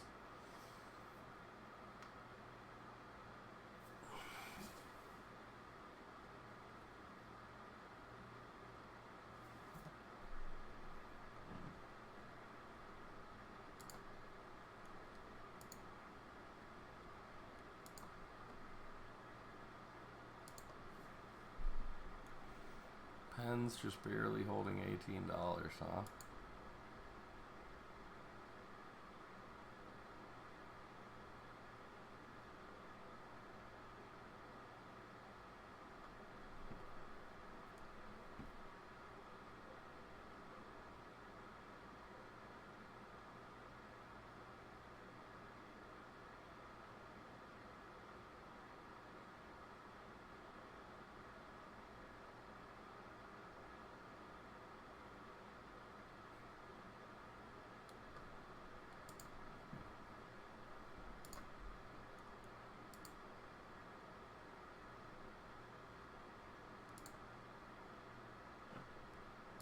ADMA's ripping.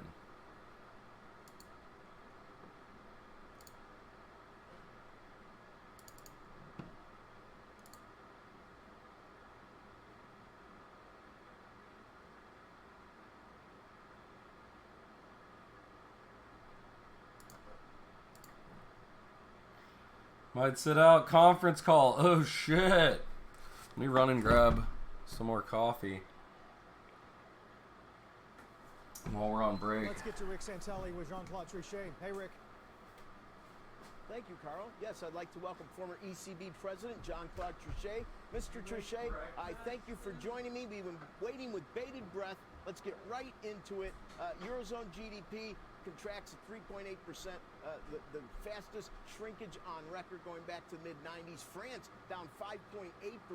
That's the worst deterioration in GDP since 1949. And of course, we see that there is nothing showing up on the Eurobond from Christine Lagarde. What do you see regarding the economy, and how do you think Christine Lagarde and the ECB have been proceeding? First of all, of course, the economy is shrinking, and this is the consequence of the confinement, as we say. So nothing is surprising, and we have to expect even more contraction, and I would say everywhere, frankly speaking, apart perhaps from the Asian countries. Second remark, the ECB has confirmed its own total determination. I was Want some more coffee?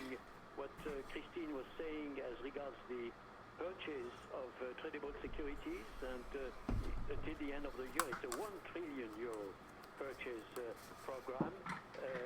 There was total flexibility in the use of the pandemic emergency purchase program, which this flexibility is very, very important in the present juncture. And there has been shit, there goes UAVs. Additional elements that are also important. Bye UAVs. Targeted long-term refinancing, which is now at the level of -1% for new lending, the interest rates that the banks are refinancing with.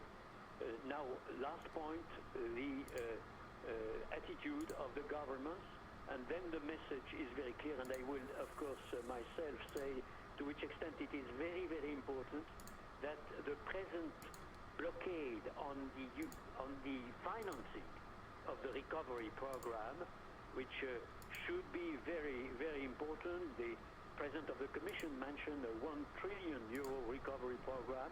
Whatever the amount, it would be very big, but it has to be decided upon.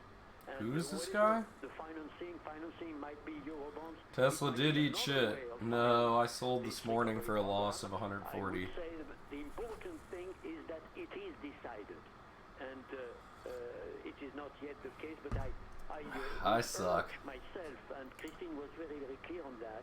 We're trying to make it all back into Apple calls right now. And ministers to decide upon that. We only have a minute left, sir.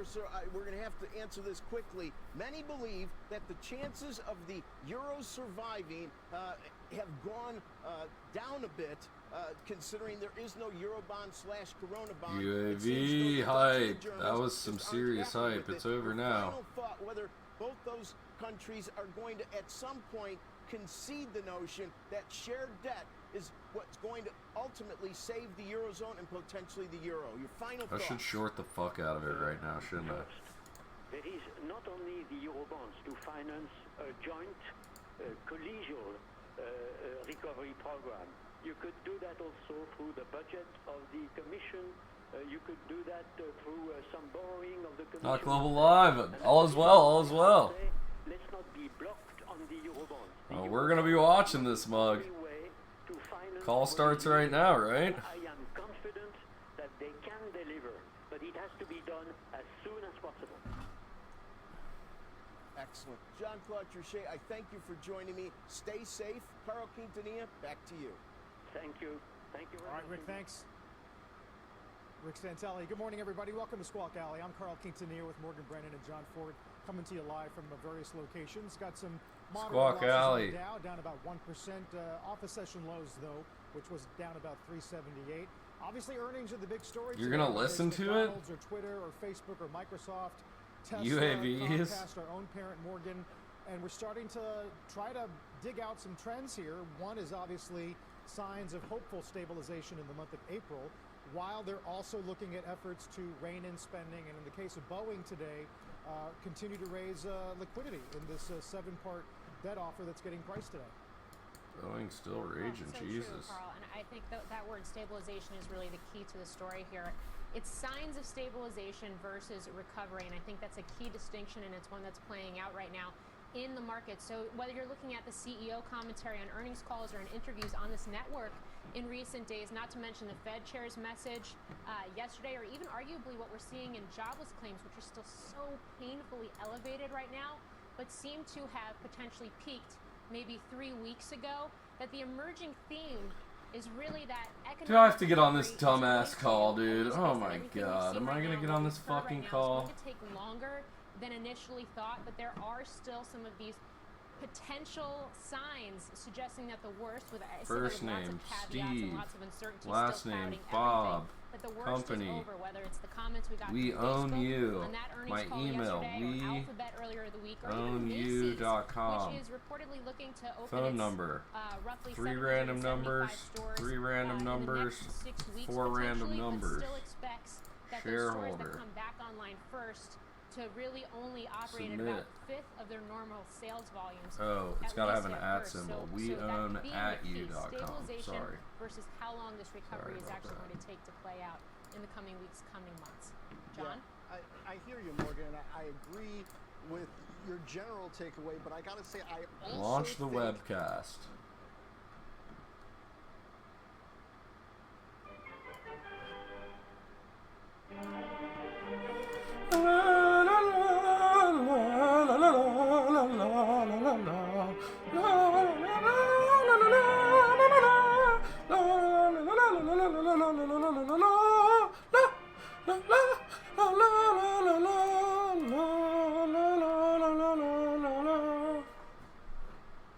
Start your fucking shit. Can I ask a question?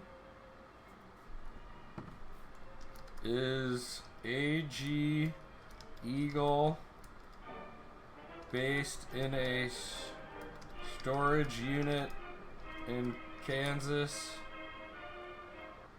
KS?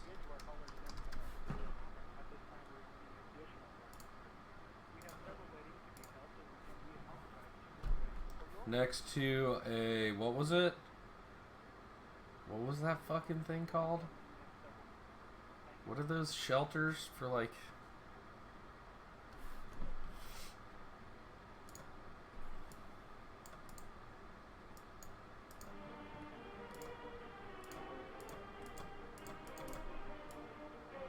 VFW Hall.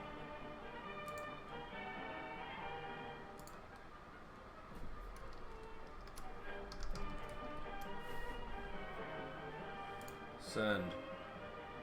Question submitted.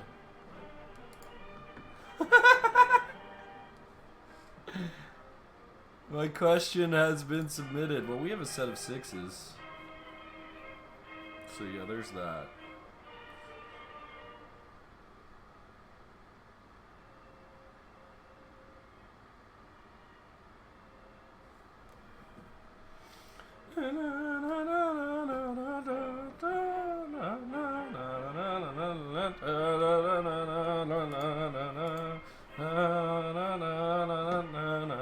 I think it should take a dive. How do they go public? Like, how can I go public then? Like, aren't I supposed to? Why can't I go public? You know what I mean? Can I take a company public out of a P.O. box? Like, how do I do this? And just, like, pump it up? Like, hell yeah. How do I do this? I will sell so many shares. Tesla hopefully is tanking, but it's made a little comeback. Same way Michael Scott declares bankruptcy. McDeezy's? When Leezy's?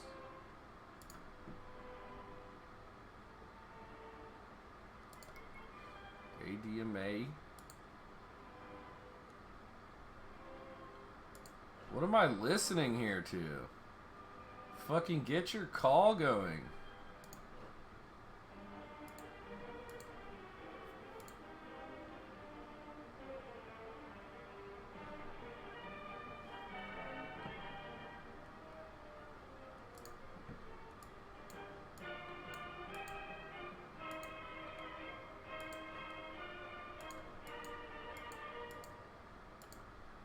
These dudes are literally setting up a fucking drone. Like, this is them. This is definitely them. Like, Ladies and gentlemen, good day, and thank you all for participating in today's conference call. Joining us today from AG Eagle is Chief Executive Officer Barrett Mooney and Chief Financial Officer Nicole Fernandez-Noguera. Following Barrett's prepared remarks, he will respond to questions that were previously submitted via email by analysts and investors. this is totally... I remind you all that during today's conference, including the question and answer session, statements that are not historical facts, including any projections, statements regarding future events or future financial performance, or statements of intent or belief, are forward-looking statements and are covered by the safe harbor disclaimer contained in the company's public filings with the SEC. Additional outcomes, actual outcomes, and results may differ materially from what is expressed in... Because we are totally full of fucking shit. With that said, I am pleased to turn the call over to AG Eagle CEO Barrett Mooney. Welcome, Barrett. Thank you. Good morning, everyone. On the call today, I'd like to provide you with updates on the exciting initiatives that our team has been working on since we last spoke. What do you guys including got? Continued developments with our hemp overview platform in the state Hemp of Florida and progress that we've made with other states, Hemp the increase in our overview in the commercial platform. drone delivery market, and an update on the executive leadership changes we announced last month. Lastly, Nicole and I will address questions that we received from analysts and investors over the past week. But first, I wanted to provide some brief commentary on how the COVID-19 pandemic is affecting us. Our current operations remain intact and operational during these unprecedented times, and we are proud to report that we have not had to lay off or furlough any employees. Yeah, because there's Additionally, only we are fucking continuing 3 to of provide you. exceptional service to our customers during these turbulent times. There And you now more are. than ever, That's the we see 3 our of you. industry as critical to economic growth in our communities and around You guys the are world. family We fucking will remain members diligent over in here. monitoring the situation and reporting any effects that may arise. Now moving on to our commercial drone opportunity. There are many exciting opportunities within the commercial drone market, and the world is just starting to scratch the surface on understanding all the Look, unique capabilities that's and efficiencies them. these unmanned aerial vehicles can provide. This is especially true now due to the contagiousness of COVID-19, where it's safer if human-to-human contact is minimized, and the delivery through usage of drones is going to be relied on more than ever. We are incredibly well positioned to capitalize on the You anticipated explain, growth sir, in I this have no market idea. as the U.S.-based manufacturer with in-depth drone manufacturing expertise and the ability I have to no solve key idea, problems dude. that Free meet the money, unique needs like a of our bunch of customers money. We across all different think we're gonna get through this. We know This it's makes us an excellent temporary, partner for companies and as that they companies are announce gonna come their back, even initiatives German for the usage of companies. drone delivery. So, you We know. made great progress improving our capabilities as evidenced by our recent purchase order announcement that significantly expands the breadth of work for our team, and we look forward to updating the market as more opportunities like this arise. The commercial drone delivery market continues to grow at a rapid pace as companies, both those in tech and traditional brick and mortar, focus on last mile opportunities. Really? Deliver products in rural areas where deliveries may take longer to arrive. In fact, Research and Markets has forecasted this market decline to nearly $11.2 billion by 2022 and subsequently rise to $29.1 billion by 2027. As previously mentioned, we have also seen an uptick in drone delivery. They drive Saturns in this Nissan truck. The COVID-19 Like, this is pandemic, them. which allows contactless delivery in an expedited manner.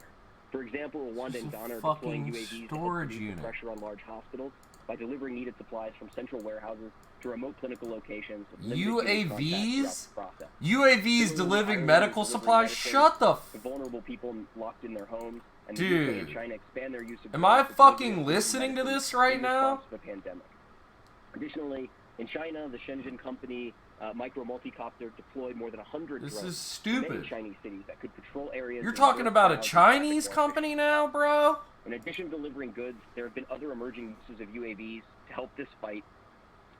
You're just selling a dream right now? This is fucking stupid. Yes. For example, an Australian Sell university this is in the off. process of developing Yes. which will use Tank sensor this sensors dumb with computer shit. vision to identify symptoms of infectious respiratory diseases in public space.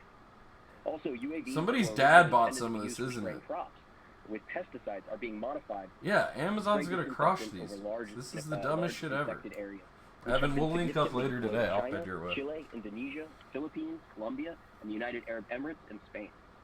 Oh. As you've probably seen by now, we announced follow-on purchase orders earlier this month from a major e-commerce company in the commercial drone delivery market.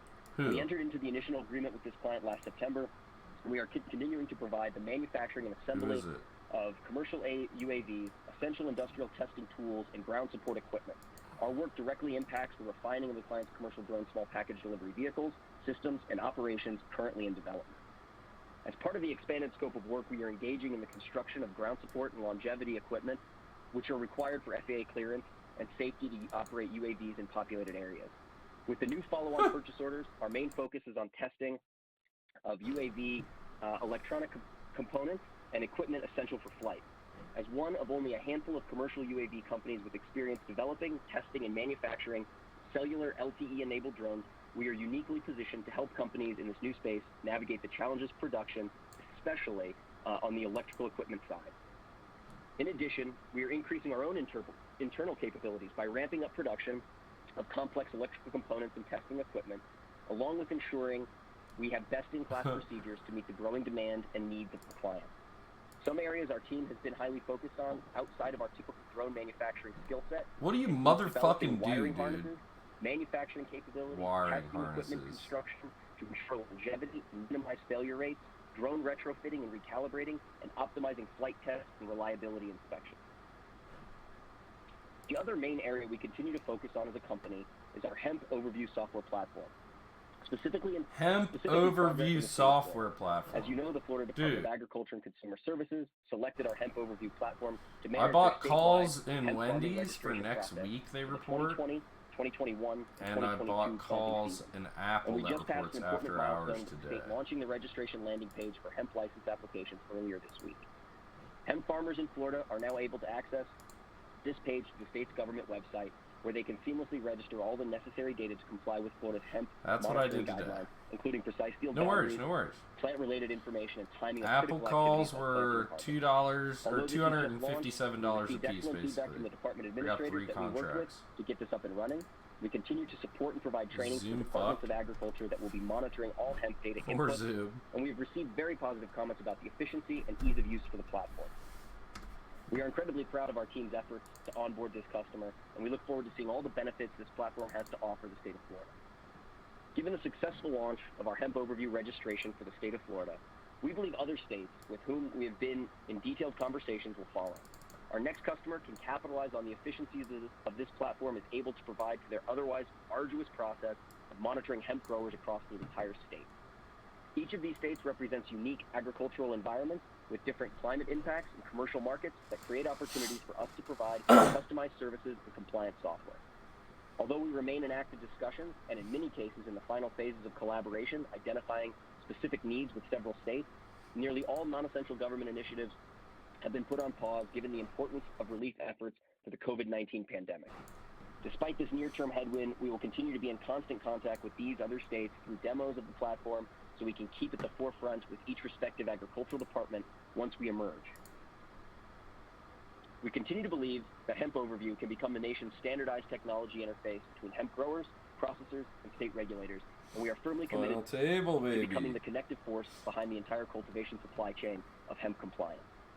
Given that we believe in Hemp Overview so strongly, this is the only SaaS-based solution pioneered by an agricultural tech company available in the market today. We have the utmost confidence in our value position to state agricultural departments and look forward to launching with more states and government agencies. It got halted, didn't it?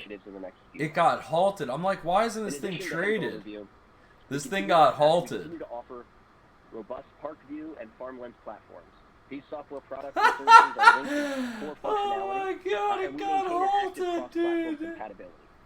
However, we have scaled back our focus on these due to the other competing opportunities in the hemp monitoring and commercial drone market that fit our core fucking halted, didn't it? Present ample near to midterm opportunities. Last, I want to expand upon the recently announced leadership changes. In the coming days, it got I will replace halted. our company's founder, president, and chairman Brett Chilcott as executive chairman. Brett will be resigning as president as well, but will remain as an employee with the company, after which he plans to formally retire.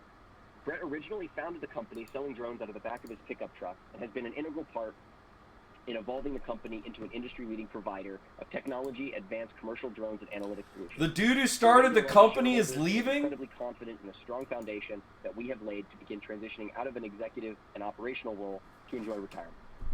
As for myself, I will be resigning as CEO on May 5th and will assume the chairmanship, and from there will remain as executive chairman for the remainder of 2020. I'm fully committed to continue supporting Ag Eagle as executive chairman dude's resigning. to a seamless transition in leadership. We have engaged an executive staffing firm to assist our search for a new CEO, and I'm pleased to report that the search process has He got rich off you and he's leaving! He got rich off you and he's I'm leaving! confident the executive leadership changes will allow Ag Eagle to realize its full and compelling growth potential, as it is essential that we have the right I want you to realize that I sold all of my stock on the run up till today's phone call, and I am now We believe retiring. that these changes to our leadership will best support the strategic vision and long-term growth objectives for the company. Oh my In god. addition, plans are also underway This to is move the epic. company I'm so glad I did not fucking hop on the where we train, will dude. where we will also I will house never drop on the manufacturing chain of new chat We believe members. I Wichita cannot offers do Ag it. Eagle Chat, I a can't larger follow pool of chat. talent to draw It's from gonna be the biggest as death demand of me for our having drone this design and fucking manufacturing stream is capabilities following continues to chat. rise. Before wrapping up the call, Nicole and I would like to address some of the questions we received from investors via email over the last month. Cox, like I Although said we are for very a quick appreciative of the buy. questions that came in, please understand Which is right. we It's cannot true. address every That is single one in true. a sufficient You amount of played it time. right. You As played such, it right. I'm we just selected scared. what I'm we too believe scared the to most do that. important and relevant questions. I'm too scared to do that. Nicole, I'll turn it over to you. You had bought it at 4:30 when I Great. told Thanks you you for would have made a kicking it off. fuckload. It's true. And It's true. So thanks, I'm not gonna and lie. So kicking it off with our first question that we've received is: are you comfortable with the current SEC financial said that garbage position and to halted provide it. the necessary funding for the commercial drone follow-on order? We're in the money again. Final table. Good Baby, question. let's We're go! comfortable with our financial position. to Making continue money delivering over here. services to our clients. You guys are We, fucked. with the increased You're momentum, leaving the company, dude. and manufacturing sophistication, we believe we're well positioned to continue receiving follow-on orders and kind of continue our track record of success.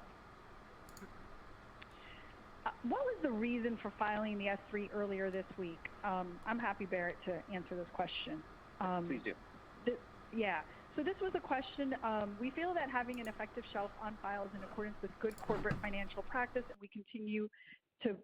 and we will continue to provide Ladders, with baby, capital ladders. and flexibility should we need it in the future. At this time, we don't have any plans to draw upon our shelf. However, should the board and our management team choose to deploy additional capital to drive growth down the road, we want to make sure we have the flexibility and access to capital with registered shares. They were like, we filed because So the we knew next you question motherfuckers that were we going to have run there this for you stock is, up, given and we the just recent sold a momentum in bunch this markets week. outside of When does this agriculture, do you open back up? anticipate When does it rebranding turn the back on? company It name? got fucked, dude. It got so fucked.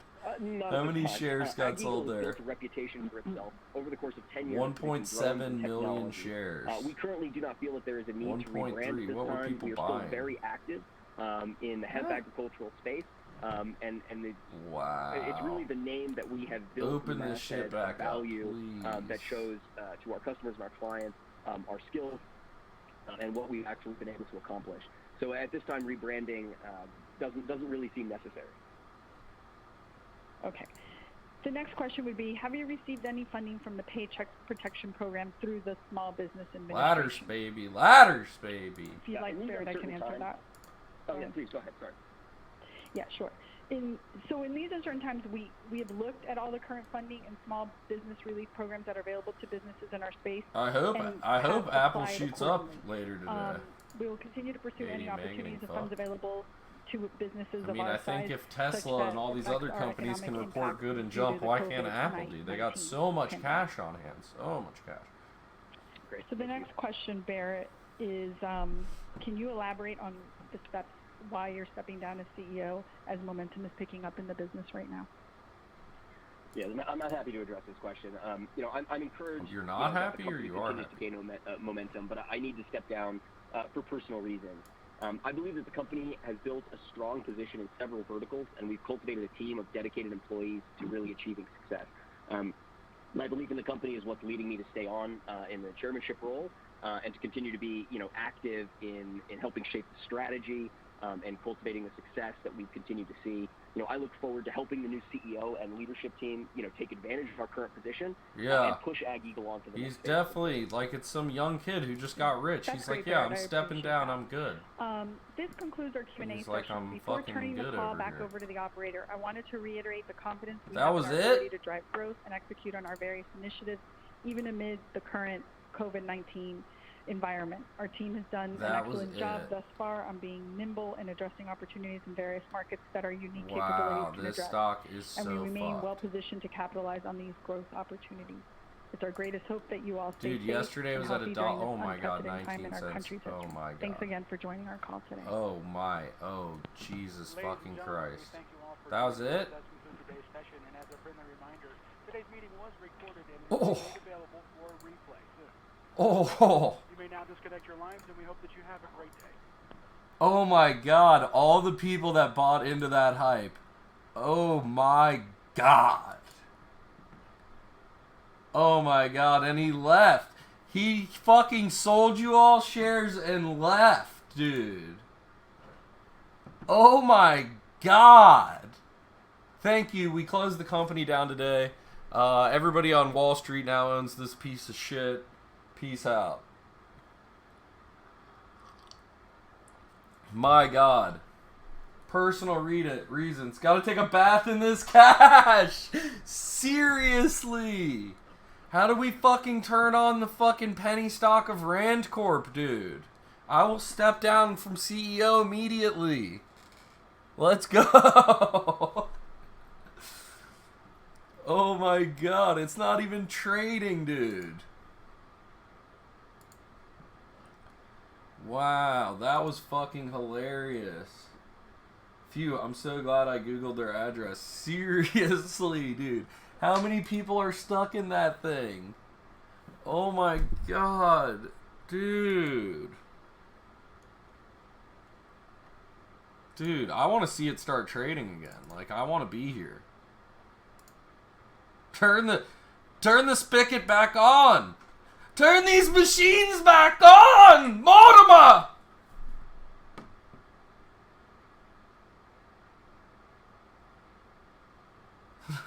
Dropped like 15 cents. Oh my God. Oh, it's halted. This is gonna tank so hard. God, why didn't I fucking short this bitch? I should have shorted it. God, I should have shorted the fuck out of it. I almost did it too, chat. I almost did it. Ugh. I feel so dirty right now. Fuck.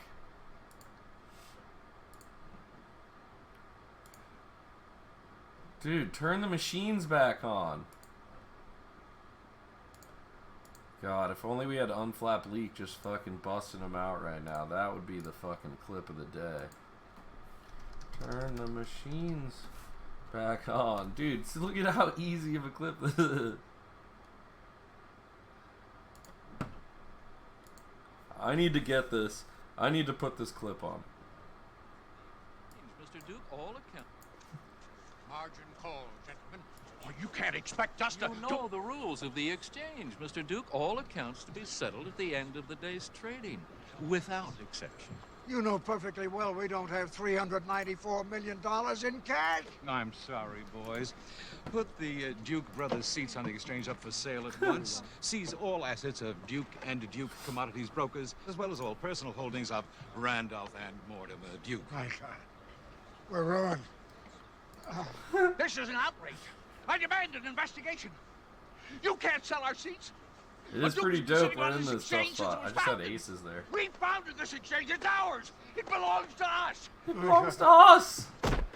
Mortimer, your brother's not well. We better call an ambulance. I'll explain it in 2 seconds, Now you listen to me. I want trading reopened right now. Get those brokers back in here. Turn those machines back on. Turn those machines back on. That's what people are screaming about UAVs right now. So shorting is where you borrow shares and sell them. I borrow, let's say you have 100 shares. I borrow your 100 shares. I say, hey, give me those. Give me those, all right? I borrow them, and I sell them, all right? I sell them off. Then the price of the stock goes down, and I buy them back for less. And I get to keep the difference and give you your shares back. You know what I mean? Does that make sense, Got Snuffed? So, like, I would have sold shares at $4 here is what I was about to do, and bought them back for $3. Dude, when's it gonna open back up? How long are they gonna fucking freeze this bitch?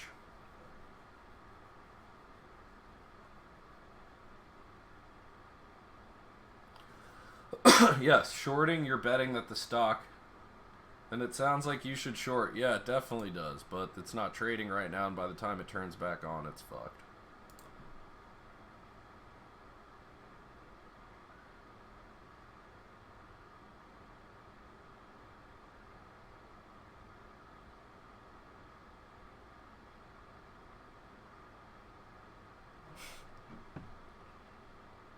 Ace King suited, baby. Ace King suited. Good fold, good fold. And go negative. So if you have a short, you got to expect the stock to drop to make money, or else you start owing. Right. If the stock goes up, you have infinite losses because you might have to buy the share. What the stock goes to $100 a share, and you got to buy them back at $100 a share to give them back to the person. Very risky. It's very risky to short a stock. Infinite losses when shorting. The possibility for infinite losses. Whereas when you buy a stock, it can only go to 0. Unless you somehow buy USO and it goes negative 34, but...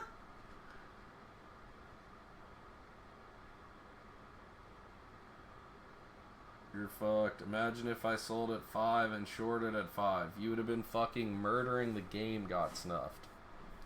You'd have been murdering the game.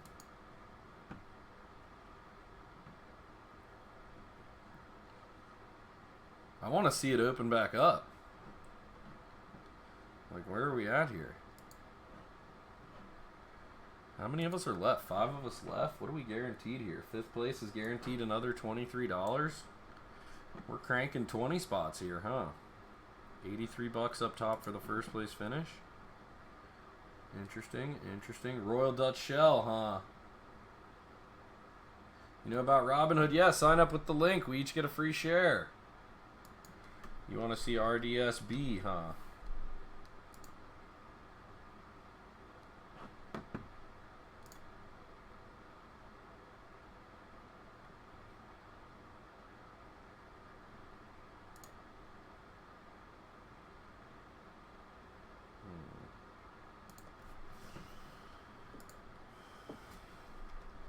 Why isn't it not working?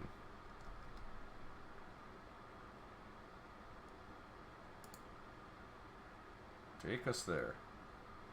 Matt Taggart, thank you very much. Solid stream, man. It's nice when you explain stuff like that to some of us newbies tuning in. Dude, ask questions all the time, anytime. I'm here to learn. I'm here to learn with you guys. Some shit I don't know, we'll figure it out, dude. And I'm new to it too. I had to learn it all recently too, so I understand. And tell me if it doesn't make sense. We take it down, baby! Tomorrow, public holiday in the U.S. or markets open? I believe markets are open, but I don't know. Hey, Dee Dee!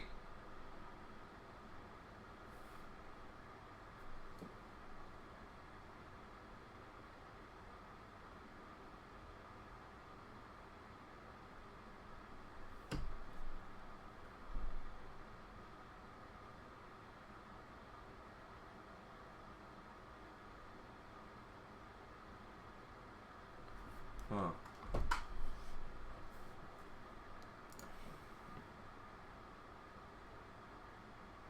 Energy sector? I'm kind of staying away from the energy sector, but I mean, it could bounce back, dude. Recovery in oil, dude. Everybody goes back out and shit. Who knows? Who knows? What Minecraft is. So we actually created in our community marketplace a specific educational forum so parents could go up and find the best educational content that the community had created for Minecraft, and we're actually gave some of those packs away to parents so they could, as my kids are at home, as your kids are at home, and hopefully they are studying. And Minecraft is this interesting merge of, are you studying or are you playing? I think that's the magic equation for teachers and parents is to have something that's a little bit of both. You know, on the sports side, the relationship between sports and gaming has always been strong. I'm supposed to be the stoned one here. We have a ton of Xbox fans and the athletes, and we want people His out eyes playing. are closed. You know, He's like envisioning the words. Everything should be He's in like moderation. We love that it. gaming is out there as an alternative for people, especially at a time like this. But people playing in the home, people playing with friends they find online. We do see an uptick in people's interest in esport right now because there's not physical sports that are out there. And you know, some of these just like behaviors and some of bankrupt these interests that UAVs? people They are just learning during this time, they're I do done. think That will dude stick sold with you them. guys all the stock. They're just gonna take it off the fucking stock All right, market. Phil Spencer, thank you for joining us today. Shares of Microsoft are up 1% post earnings. And now let's get the latest on the coronavirus. Sue Herrera has an outbreak for us. We want that Outbreak super update late for us. fire Exactly. news. Thank you, John. Good morning, everyone. Here's what's happening at this hour. Ford has now made 10 million face shields, shipping to all 50 states. Dude, what is happening with this fucking UAV stock? Flight bookings in China are surging today after Beijing relaxed some travel restrictions ahead of the May Day holiday. More than half of the inmates at a federal prison in Southern California have tested positive for the coronavirus. More than half? 2 have died in what officials call Holy the worst outbreak shit. in the federal prison system. The USS Theodore Roosevelt is preparing to return to sea after a thorough cleaning and with a new crew.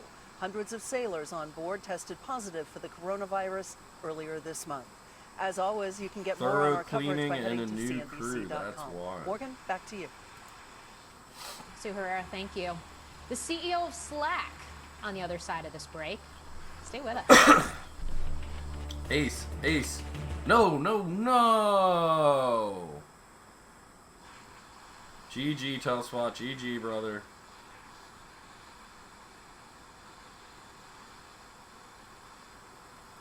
UAVs having a huddle on their side lot dirt trying to think of an escape plan. They already escaped, bro. They're gone. They are so gone. They sold the bag to everybody yesterday and today. That dude cashed the fuck out. He popped a bottle of champagne when they fucking hung up that phone call. He popped a bottle of champagne and got on his private jet the fuck out of Kansas. That's why he left the company. He's like, I'm the fuck out of Kansas. I'm gone.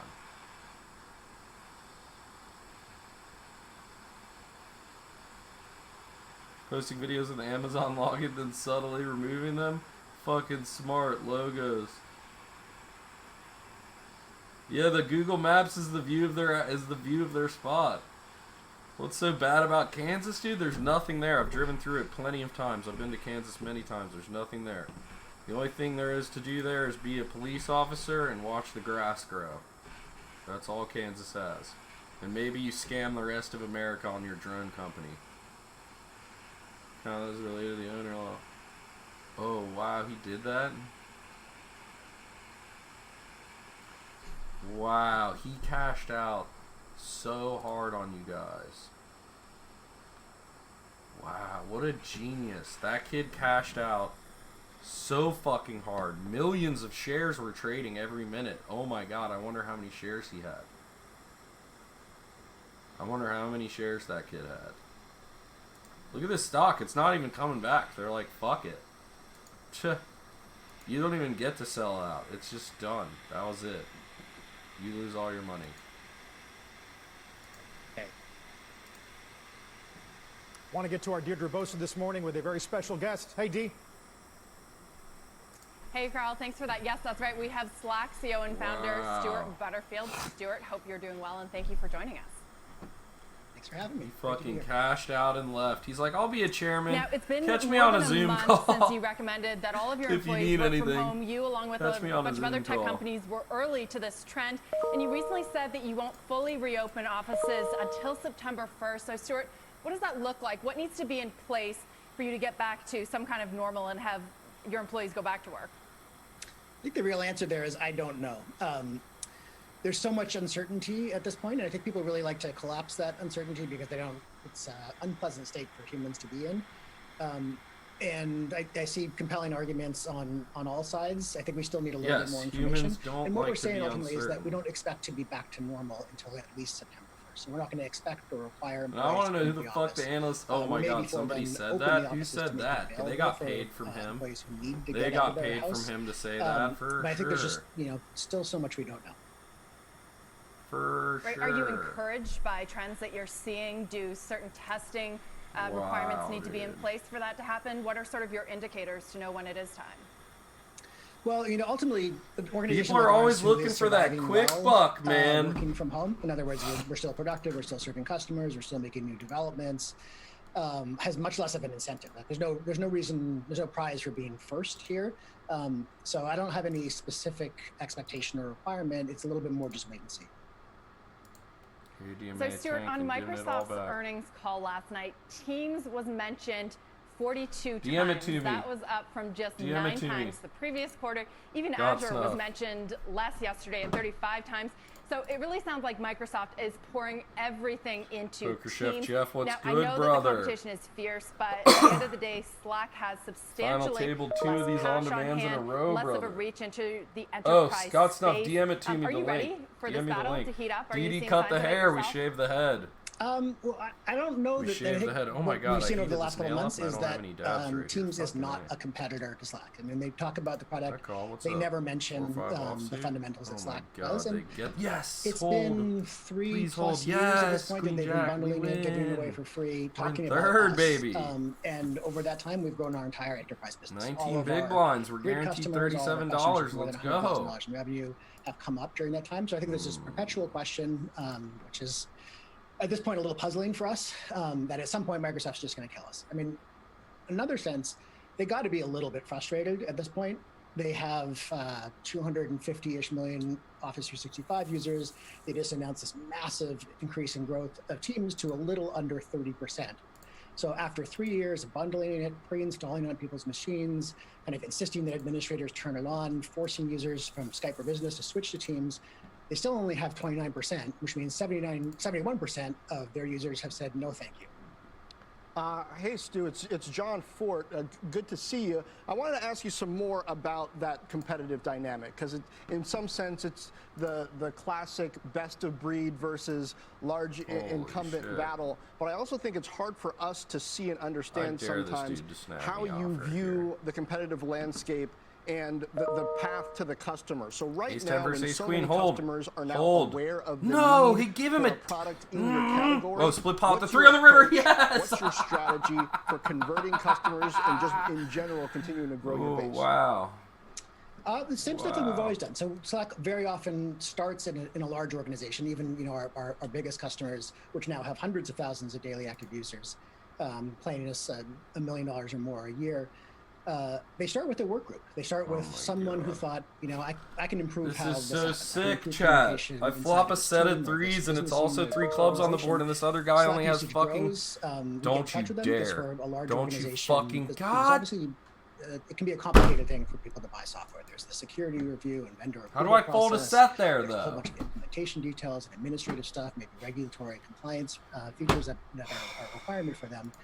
And in that environment, it can take many, many months. So we have sales, solutions engineering, customer success teams that work with these large organizations to do enormous. Account's looking nice though. So what is it that you have to do that's different then? I imagine there must be something, even if you're able to work well from home, your customers are probably in different locations, their processes are different. I'm sorry, I might have misunderstood the question. It's very different. In some cases, it actually seems a little bit more effective. I do know people that own for me one. to come on the show. Typically, I would have been in New York. I drove 45 minutes going all the way uptown to the studio, spent some time in the green room. I'm going right back to work after this. And I just finished something else immediately before this. For our customer success teams, they're actually more efficient right now because customers, in one sense, are really paying attention because suddenly this is an urgent issue for them, and we don't have to travel. So, you might, for a 2-hour meeting, there might have been 14 hours of overhead. Now, does that sustain itself? That's really hard to say. And kind of looking further out, second half of the year, field marketing programs are not running, events are not running, our executive briefing centers are closed, but we're in the same position as everyone else. And I guess you got to ask yourself, are CIOs, our IT teams going to be spending less net on software, 6, 12, 18 months from now? Maybe at the margins, maybe temporarily, but I think if anything, this has really accelerated the digital transformation, accelerated the adoption of software, and I think we come out of this whenever we do, which could be 18 or 24 months, in a much stronger position. Us and the whole software industry, frankly. Yeah, Stuart, this is Morgan. I guess sort of along those lines, I mean, obviously Slack has been very focused on business and workplace, whether it is within the office or whether it is now increasingly folks that are working remotely. I wonder with so many other types of entities, institutions, and industries also remote right now, and the possibility, and I'm thinking of like Harvard, for example, saying that there's a possibility that they're going to be doing classes online come the fall as well. Do you see other opportunities to expand into some of these other areas as well? Could they be potential future revenue streams for you? Yeah, we actually do pretty well in education. I don't. I'm not sure which customers are allowed to mention there, so I saw, but most of the Ivy League, most of the most famous universities in the United States, some big state schools like Arizona State is a customer. Now, it's not Slack is kind of an open messaging platform for students because I don't think that would be that useful, but deeply integrated into the faculty, the administration, and the delivery of educational materials. I think that is a significant market for us, and it also exposes Slack, obviously, to students, which is great. Thinking a little bit more broadly, this shit get moving again yet? Organizations are being forced to do things in a different way. Stock, and one of the things that becomes more how long is it going to be frozen if you're an organization that is reliant on let it do its thing. Work done, one of the things that becomes more important is more discipline around communication. The cost of coordination and making sure people are on the same page, kind of generating this alignment, becomes a lot more expensive. So we look at, recently, just a couple days ago, we had the CTO of Viacom CBS announced that they rolled out Slack for 20,000 users there. And we think about the merger going on, kind of knitting those companies together in a time when there's the global pandemic happening. There's real challenges. And so it's an honor to be able to help in those contexts, but that's happening everywhere. There's these real challenges that organizations have to up-level how they communicate. They have to kind of rethink processes, everything from new hire onboarding to employee performance reviews to how they run their sales organizations. So given that it's not going to change overnight, I think the investment that organizations are making makes a lot of sense. Hey, Stuart, it's Deirdre again. Earlier this month, you guys raised $750 million in a debt offering that was upsized. It carried a very attractive interest rate of about 0.5 percentage point. Do you feel like you need to continue to preserve cash or potentially even I don't know. I feel like because Microsoft and everybody else smashed. Times, Microsoft is ramping up. So I don't think they're going to do that bad. Like Microsoft crushed it. Yeah. So there's defensive reasons and there's kind of offense reasons for us to do that. One is we don't know how bad things are going to get on the macro. We don't know how long the recession is going to last or what it's going to look like. So having more cash, even though we were already in a very strong cash position going into it, around $750 million already on the balance sheet. But my motivation. I think they don't. I don't think it goes away. Like I think people. Decision was much more on the offense. The acquisitions we can make now. You're starting to see some softness in the advertising market. I might just day trade it. I figured it was just gonna. I think we're in I honestly figured it was gonna do a run up like everything else did today. You know what I mean? Or the day of its reporting. And we want to be really. And I figured I was just gonna day trade it. I don't know that we could spend any more, or that any more of a reserve would be useful at this point. But we do want to be as aggressive as we can while we have this enormous opportunity. Where the fuck is the... Right, so that capital raise was more of an offensive play, but in terms of a defensive play, a few weeks ago, you also raised some caution about sustainability. You said that it's hard to know how much all of the explosive growth that you have seen is sustainable, given all of the uncertainty that we are seeing. So how is that going? Are you locking down more enterprise deals? What are you seeing among your small business customers? Do you feel any kind of a responsibility to help them out by, say, renegotiating deals or delaying payments? We actually have done quite a bit of that. We proactively reached out to some of our customers who we know are most affected. And there's a lot of businesses who kind of ground to a halt. You know, revenue fall 80%, 90%, in some cases like 95%. And businesses who thought they had a year and a half or 2 years of cash on hand suddenly have 45 days of cash on hand. So we're trying to find solutions that work for them. I think the growth is unsustainable in the sense that we would have more than the entire population. I don't even know where my fucking carb cap is. What is going on here? Kept constant. So I think what I'm more concerned about is in the back half of the year. How many layoffs do we see? How many bankruptcies do we see? How many organizations just completely pulling back? And that's what the question mark for us is, because the initial stages of this have been a positive for the business. There've been more new users, more new customers, more usage among existing customers, this expansion. But we are starting to see small businesses starting to pull back. We have 110,000 customers as of our last earnings. So you can imagine most of those are small and medium businesses, and we've yet to see what the real impact is going to be. Stuart, I want to thank you for being with us today, and I like the new background. I like that you switched it up. It's the HP Garage. Guys, I'll throw it back to you. And Deirdre, thanks to you as well. And now New York State is out with its latest numbers on COVID-19. Here is Governor Andrew Cuomo just moments ago. Another opportunity God gave us. Hospitalizations are down. What the fuck, Good news. Net change in total hospitalizations down. Good news. I wanted to get Amazon calls, but they're too expensive, dude. That's what I really wanted, was Amazon New calls. COVID but I'm not cases fucking rich enough to play that slightly down, 933. I'd have to liquidate everything I own. Unacceptable, but down from where it was. Number of lives lost, still terrible. 306. Optimist would say the number's on the decline. Realist would say that's a tremendous amount of pain and grief for hundreds and hundreds of New Yorkers who lost a loved one. Big question, everybody. One is. That is New York Governor Andrew Cuomo with the latest numbers regarding COVID-19 in the state right now. According to those numbers, everything is trending down, whether it's hospitalizations, whether it's deaths, which do unfortunately continue. We'll continue to keep an eye on all of that and more headlines as we get them. When we come back, though, the big earnings parade in tech, we're going to break down the numbers we've gotten and the numbers we're awaiting. Next, what the CEOs of Microsoft, Alphabet, Twitter, and more are saying about the impact of the virus and why Elon Musk is so mad about it. Stay with us. Where the fuck did the carb cap go? Weird thing.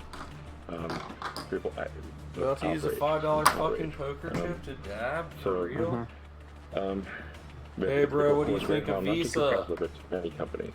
Well, no, I like Visa. I was day trading it a little bit. It kind of goes with the market, though. It kind of it's like almost identical, and depending on how they report, and how they're gonna, if people have been paying their credit cards or not. It's been kind of trading with the SPY, though. Whoa. Jesus. Give me the SPY. And then look at Visa. It's like the exact same chart. And then look at SPY. And then look at Visa. And then look at SPY. So I've kind of thought Visa was like a cheaper way to play the market is how I was looking at it. But if they're reporting, I don't know how they're going to do.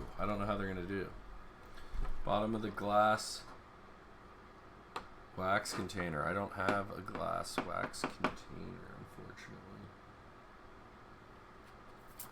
I want to know what I did with my carb cap, though.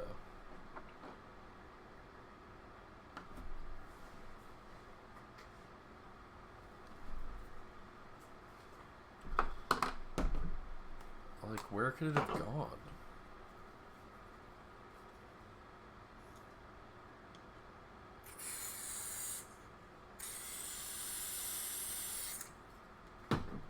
Where does a carb cap disappear to, chat? Where could I have possibly taken it? Like, where the fuck would I take a carb cap? I don't know what I'd be walking around with it. I just don't understand, chat. I don't understand what I did. Use your hand. Oh my god. You're trying to kill me, sir.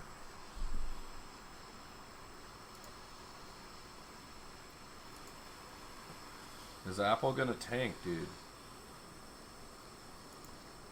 Do we use the day trade to make $2? Ah!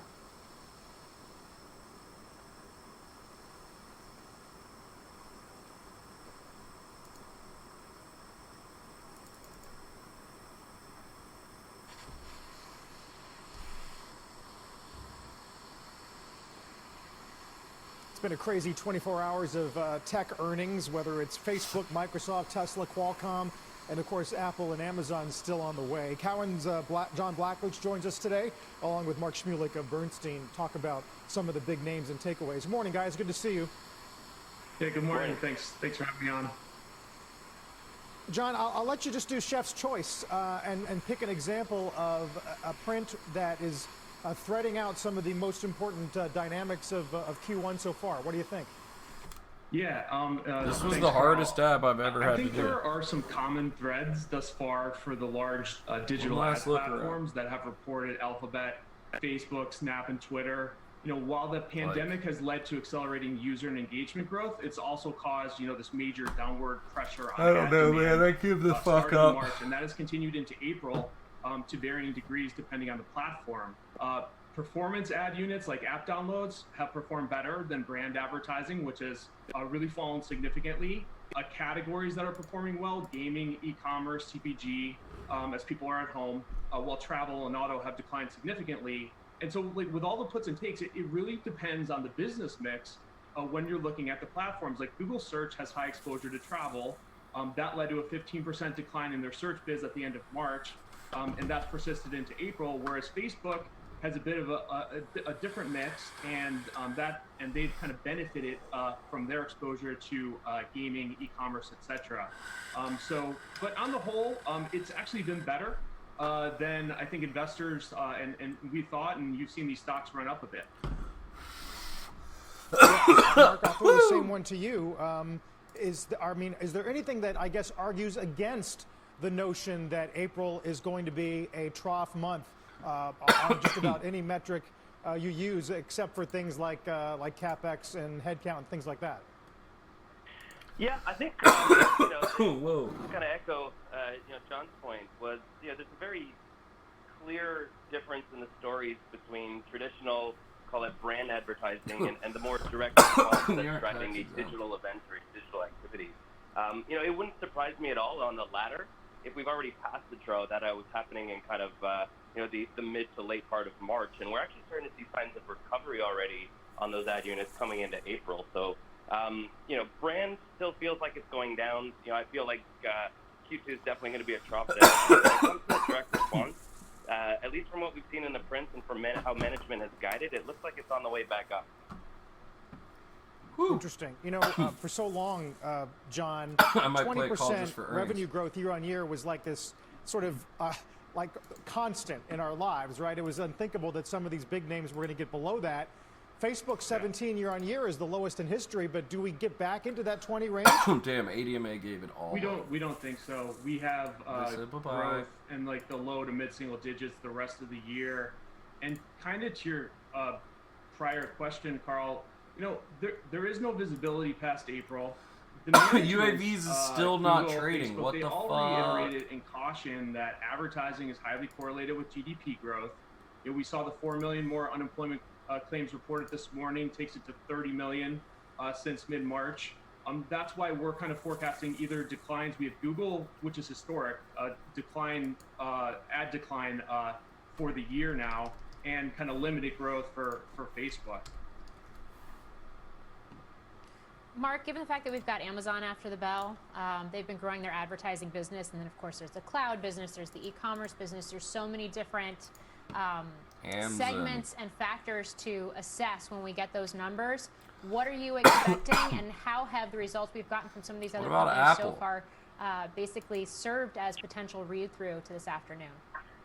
Yeah, absolutely. I think we're looking at across all three businesses and trying to figure out where things land. On core retail, e-commerce, we've seen e-commerce be a net beneficiary so far in the space as we're all spending more time at home. Even if our total retail spend's gone down, the percentage of it that's happening online has only increased. So I think everyone's expecting a reasonably good number there. They may even hint at how April's trended month to date, and some of the numbers we've seen just a little the video game numbers in reality. On the advertising and cloud side, I think with both Google's cloud business and strong numbers, I expect AWS to follow suit.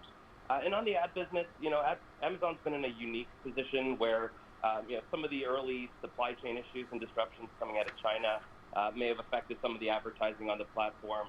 Their decision to focus on essentially only selling through essential items. So you kind of cut off a portion of potential advertising, and those selling likely didn't need a lot of ad dollars against it. So, they may be a touch light on the ad side, but at least the strength that we've seen on the direct response business, which is exactly what Amazon's ad business is all about, you should see some pretty strong numbers across the board. John, I'll put the same question to you, especially since we got results from eBay already for the week. And then when we look ahead to next week, we get some more of these e-commerce names, smaller in size for sure, but also a key part of the picture, given everything we're seeing right now. Yeah, people obviously are at home. There's been the shift we've seen in some proprietary data, a big shift obviously to e-commerce. And for Amazon, we've been saying it's kind of like, it's such an unfortunate situation, but it's holiday-like demand, right? They added 175,000 people to their fulfillment holiday-like demands. As a compare, in last holiday season, they added 200,000 people in North America. So you're seeing a flush of demand. So we're expecting very strong results for Amazon and very strong top-line guide. And also, to echo the other points, obviously the cloud business should do fairly well, given what Google and Azure have come out with. And then, advertising's insulated. Most of their ad business is product search. So, it should be good, and the stock's been a great stock thus far this year. And I think investors are not as concerned about the margin, like maybe we've talked about in the past, just given the incredible demand environment. Mark, is a June sort of ramp to reopening of the U.S. economy, you think, priced in to most of these stocks at this point? Because a lot of companies seem to be suggesting that they expect some kind of a recovery to start right around then. Oh, shit. Yeah, it's a great question. And the answer is I don't know. I think what we saw so far with at least how some of these stocks have been performing, I think what we've learned is the bottom feels like we're kind of there and maybe slowly recovering, and that wasn't as bad as people thought. For an example, we saw numbers where some analysts were expecting, Facebook March revenues to decline 20%. And they kind of kept flat year over year. And so that's a big difference in terms of the downside expectations. Apple, what are you doing, Apple? But I don't know if anyone really has a great sense of when the recovery is going to really kick in and what it's going to look like. Right. Even some of the more sophisticated advertisers that we've spoken with that could typically plan their spend 2-3 months out, they're still planning on a 24 to 48 hour out time window. So a very different horizon in terms of how we look forward. Right. And John, as I'm watching all of this unfold, I wonder, is the regulatory risk to some of these companies now reduced? Because there's been so much focus on how essential they are and their size in some cases has been kind of a boon Apple's to them, scaring the certainly, fuck but out of me, arguably chat. to a lot of others as well. Yeah, I'd have to think in this environment that the regulatory risk would be reduced. You know, I think going into this year, probably Facebook was kind of #1 target, Alphabet, 1A, and then Amazon less so. But I think in this environment, and I think you heard Mark Zuckerberg talk and Alphabet's management speak about all the things that they're doing to help governments and consumers. So Scary. I agree. I think it's pulled back for the time being. Okay.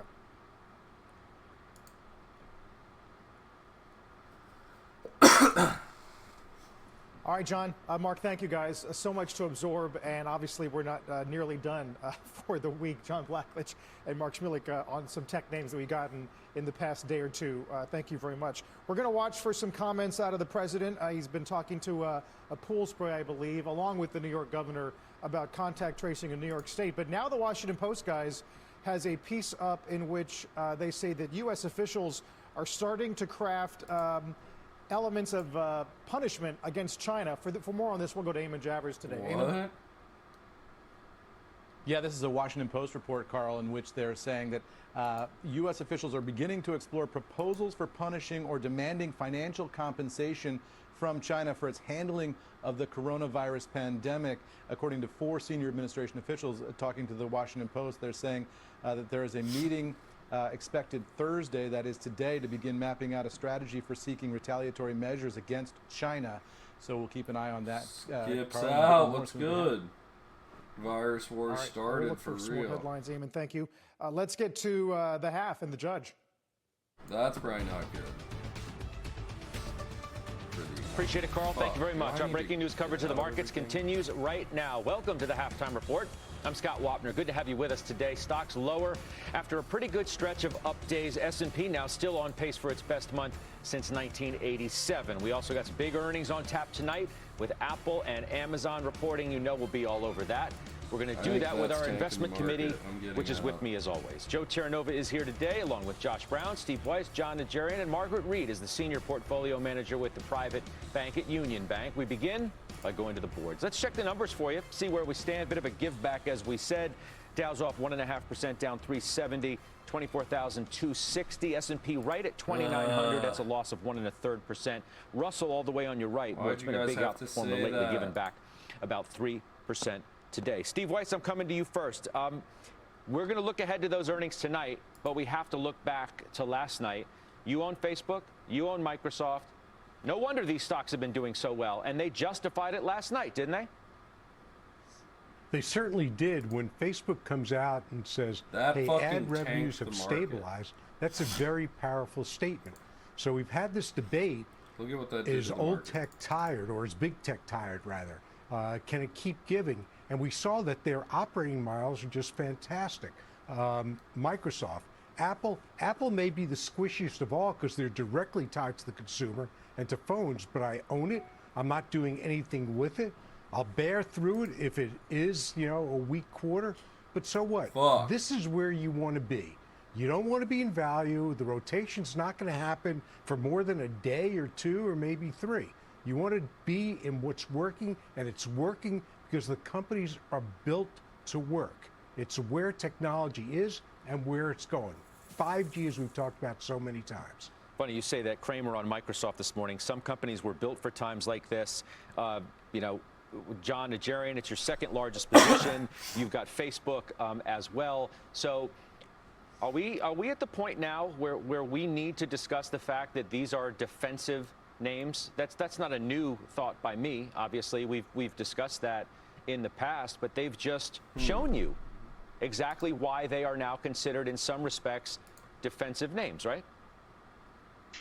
Right, and in the case of both of these, Facebook and Microsoft, Judge, they don't have the issues that, for instance, Disney or even our parent company, Comcast, have, because those theme parks, the traffic that needs to go in there, the fact that you don't have sports in the case of Disney. Obviously, these are things that hurt those kinds of companies. But for a company like Microsoft that's got Azure, you know, the cloud and so forth, that has Xbox, which of course we saw a dramatic jump in Xbox. People going through that platform, people playing games because they're home more and all the rest. And then that upgrades, not because it's an upgrade cycle, Judge, because of something exciting, but because people had to. They needed more computers at home, whether it was Surface or whether it was even a Dell laptop or whatever it might be. They were using those, and those are on the Microsoft operating system. So Microsoft wins all three ways there, Judge. As far as Facebook, one thing about that company is it's extremely sticky. They added 11% growth year over year to 1.7 billion. Dude, they just said something users. about That's amazing. Trump and America's looking at retaliation people on talk China about for the quitting virus. it all the time. They talk about security, but rarely do they ever leave it. And so an 11% growth like that, double-digit growth for a company this big is astounding. Margaret, what about the idea of these stocks being tired? It's no news flash here that these stocks at times have been considered defensive, and that's why the money has continued to go there. But is there any thought that it's time to take some profits in what has been a pretty darn good run for a lot of these stocks? Well, as it relates to the technology companies all referenced here, between what John's comments and Steve's comments, I would absolutely agree that they, one, can be defensive by the nature of their balance sheets, cash, not extensive debt, the growth rates that demonstrate that these companies can have less than cyclical as it relates to the economy, the economic contraction that we're having here right now, and that coming out of this, maybe the stocks will harvest some, stay here and take some of those gains that they had and let the market here.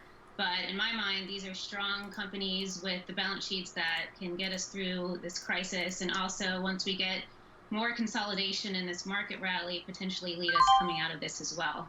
Yeah, Josh, let's not forget ServiceNow. They crushed it. Qualcomm, good stuff from Qualcomm too. Has this just shut the door a bit on the conversation of a rotation, as Weiss was suggesting at the top of the show? There's been a lot of talk that these stocks are tired. It's time to move into cyclical names, play for the rebound. Maybe not. Well, Steve Weiss correctly points out that we do have these 2 or 3 day rallies in value, and people get really excited because it's like spotting an oasis in the desert. Unfortunately, that oasis always ends up turning out to be a mirage. The mean reversion that some people have been waiting 12 years for fails to arrive or doesn't last long enough for it to be actionable or for anyone to feel better about that side of the equation. The best trade over the last 10 years, and that trend is being accelerated in this environment, the best trend over the last 10 years is to look at a very non-traditional metric. And the quants hate when I say this. But if you just weighted stocks in your portfolio based on how people are spending their time and what they're actually using and doing all day, you've made a fortune because you're in names like Apple and cloud names like Microsoft, Google, and Amazon. So, like, that has been the trade. And then when you think about the stay-at-home version of our regular lives, look at what Azure announced in the look what Microsoft said about Azure.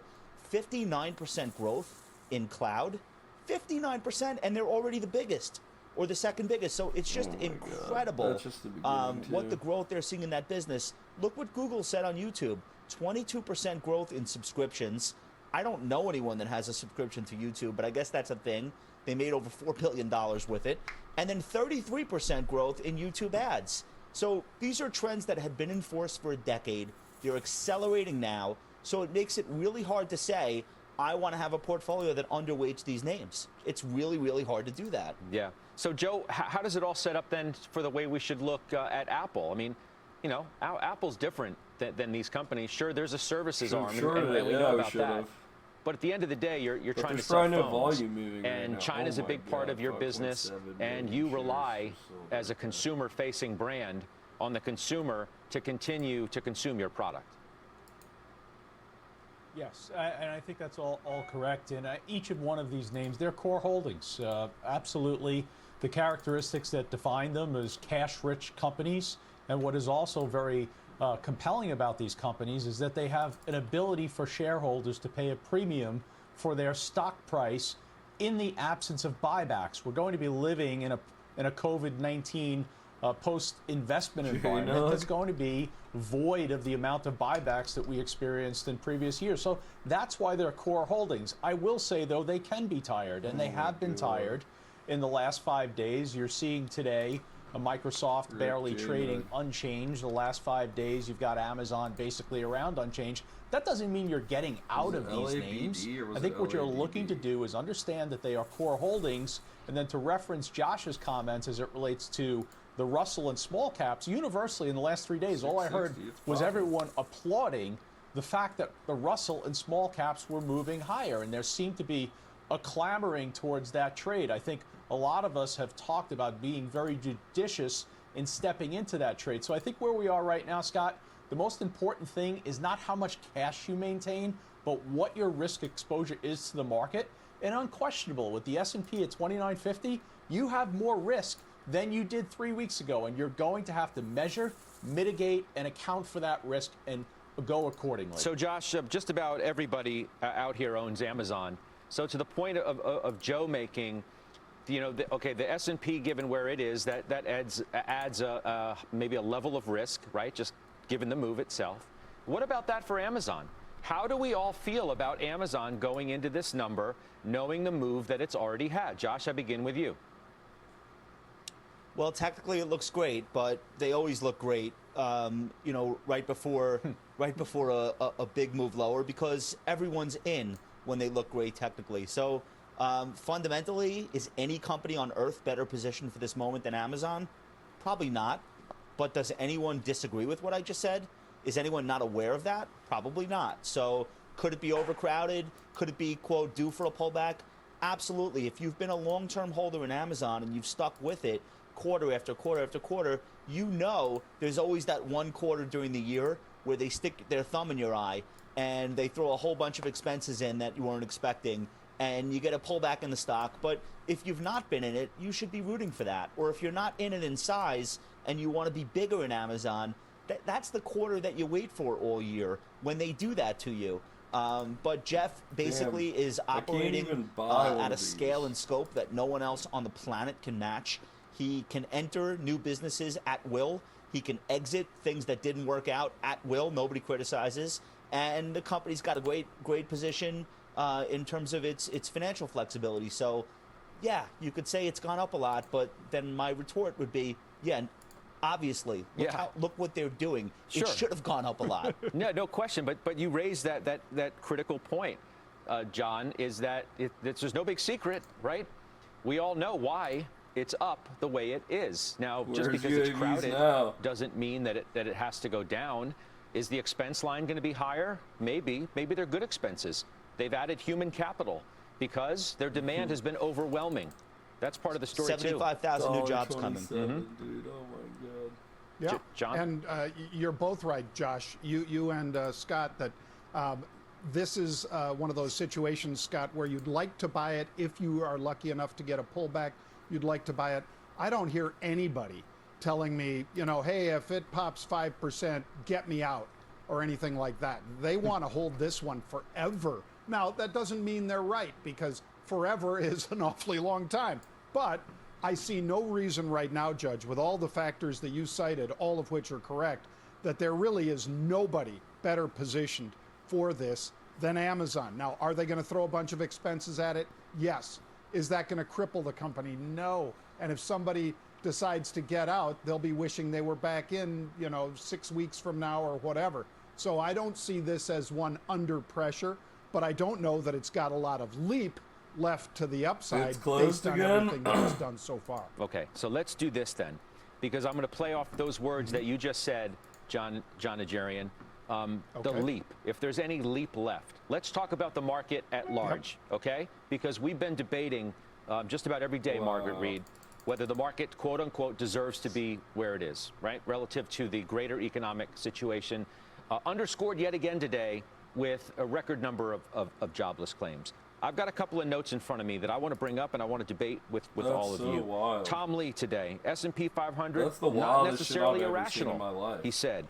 could be sensing operating leverage, he says, of the S&P. We also believe the equity markets, along with high yield and credit broadly, may be suggesting that an earnings recovery stronger than one could logically perceive may be underway. Let's take that note first. Margaret Reed, you get the first comment on it. Yes, absolutely some great comments there, but I would certainly argue that, one, we're in a market that has certainly reached fair value and is absolutely disjointed from what's happening on the ground economically with the claims out today, 30 million unemployed. We are in front of some very blunt and negative economic indicators over the next month. We have companies across the board, industrial companies, consumer companies, Facebook last night saying that Q1 was not the worst. Q2 will be even worse than what we just saw. And, the markets are not pricing in that we're going to have another significant cut to earnings in this second quarter. And, this is a market that's looking at the white swan event, as we'll call it, from Gilead's remdesivir yesterday, ignoring what is still, quote unquote, the black swan of the economic data. And at some point, the market has to return to fundamentals, return to what the earnings picture will be. But we are in a black box of that earnings picture. We went hard on Amazon, of the companies that have reported thus far. We just went super hard on Amazon. Guidance. So, it's a very critical juncture in the market, in my mind. Sure. And Steve Weiss, Tom Lee's not dismissive, nor is he naive of anything of what Margaret Reed just said. I'm fucking scared. He says, if you ask me, does the S&P 500 recovering to 3,000 job with 30% unemployment, a Great Depression type number, Fed at zero rates? I would clearly answer no, he says. But here we are. Maybe we have a faster recovery, he thinks, in earnings than some people are expecting. That you could even get a faster recovery in earnings if you have a slower recovery in overall GDP. That's a provocative thought. You may consider it controversial, and you may disagree with it wholeheartedly. You tell me.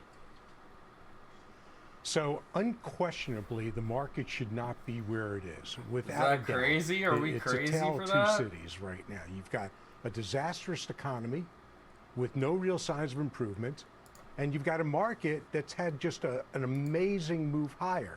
Here's where I think Tom Lee is wrong, is that he's talking in a generalization. As we see companies cut CapEx, that's going to filter through the whole economy. But yet, there are some companies that are going to do well, and they're the companies that have been doing well. So the markets, capitalism, very Darwinian. Sometimes it takes a little longer for that to play out, but we will see it. So when we talk about Microsoft and we talk about Amazon being defensive, they're like Michael Jordan. They can play great defense and great offense, and that's what they're doing. So I'd be still worried about the Caterpillars. United Rentals had a great move. I think that's way overdone. If I were to short stocks in this environment, that's one I would short because CapEx is not coming down, particularly the leverage to energy. So you have to be very focused. There are parts that will work and deserve to be where they are, as names I just mentioned, and the others broadly shouldn't be where they are. But some will do well coming out of this. So, Josh Brown, look, all things being equal, Steve Weiss is right. I'd have gotten calls the market doesn't deserve to be where it is, although that's a loaded word. But all things aren't equal, right? Do they just show because the how Federal much Reserve, of a power they what have the Fed has when they done release numbers, with its unprecedented level of liquidity has made it so all things are not equal. So let's play that word, which is controversial to use when you talk about where the market is and where it maybe should be. Deserve. The market may not deserve to be here. I don't think anybody in their right mind looks at Main Street and says the market deserves to be at 3,000 on the S&P. We're not that far away. We're 2,900 today. Yesterday, we were within 60 points of that. But all things are not equal. So we don't get the benefit of being able to see a counterfactual in real life. We can only imagine it. And I'm going to say something that's maybe a little bit controversial. But if there were no coronavirus outbreak this year, I think the stock market would be right where it is now, which is so bizarre. But think about what we would be dealing with. We were already pushing fairly high valuations. We were already in a situation where we knew the Fed maybe would act one more time or two more times for the year, but then would probably be done. And we were ricocheting back and forth between 2 and 3% GDP, quarter to quarter, without much in the way of, quote, acceleration. We didn't particularly have strong commodity prices. Housing prices were somewhat tame. So we were in a good economy, not the greatest economy of all time, as we've heard from the podium, but I kind of think stock market would be right here anyway. So that shows you how much the Fed and the Treasury have thrown at this situation so quickly. The fact that we're still in the same place with this massive outbreak. One very important point I want to wrap up with, Scott. We do this with clients as an exercise all the time. If I told you in January we would have 26 million lost jobs in 5 weeks and showed you what those charts would look like on industrial output and consumer confidence, and that, you would have said, oh my God, it looks like an alien invasion took place. And if I gave you what those numbers were, you still couldn't have told me where the stock market would be. You'd probably be talking about Dow 14,000 based on me showing you that data. So that's a very important reminder of why it's so hard. Even if you get the economic numbers right, you still don't know what the government's going to do, what the Fed's going to do, and what the crowd is going to do. Because we should have, Joe, maybe we should have learned our lesson, so to speak, the last time we had a crisis. And this one, I think you can fairly say, is bigger than the last one. It's just a little bit different. That when the Fed throws everything at it, from a liquidity standpoint, you created the longest running bull market in the history of the world. And here you are with a Fed-induced V-bounce in the stock market because they've brought out even more bazookas than they used in 08 and 09. So maybe it's not that difficult to realize why we are where we are. Even Lori Calvasina of RBC, who's been more negative than positive of late, says today the rebound seems legitimate. It seems legitimate, driven more by good news than bad news in recent weeks, but it's also fragile. I think everybody feels like it's a little fragile. The magnitude of the move, she says, in the U.S. equity market so far and the composition of leadership are mostly in line with the recovery trades associated with past recessions. Is she right? So one of the things that's been a guiding indicator for me over the last 5 to 6 weeks, and we probably should be talking about it more, and I know we will shortly with your guest, but it is the credit markets. And you talk about the liquidity, Scott, that the infinite Fed is providing. They've taken the systemic risk out of those credit markets. They've stabilized them, and you're witnessing the month of April that is historic in terms of its performance for investment grade and high yield. Investment grade is actually higher on the year. So I think the beginning of what you're witnessing in the equity market really occurred in the credit market.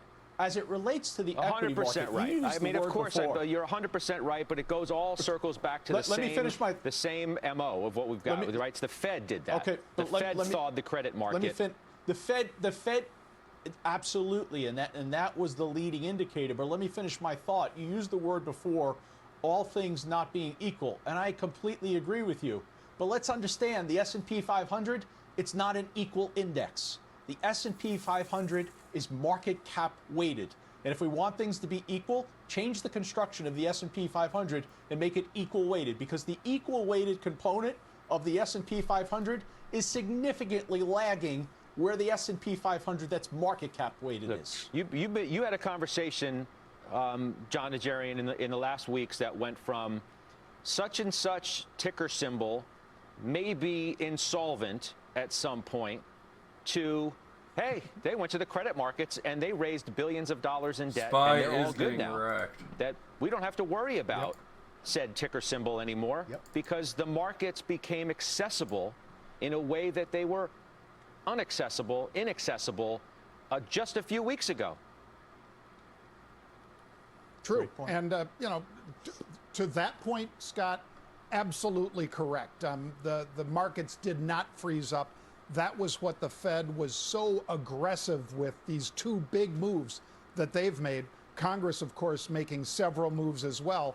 One of the lessons learned from 08 was don't wait as long. If you're going to hit it with that bazooka and do it now. But also to Joe's point with you, it depends on the market you're measuring because these are cap weighted.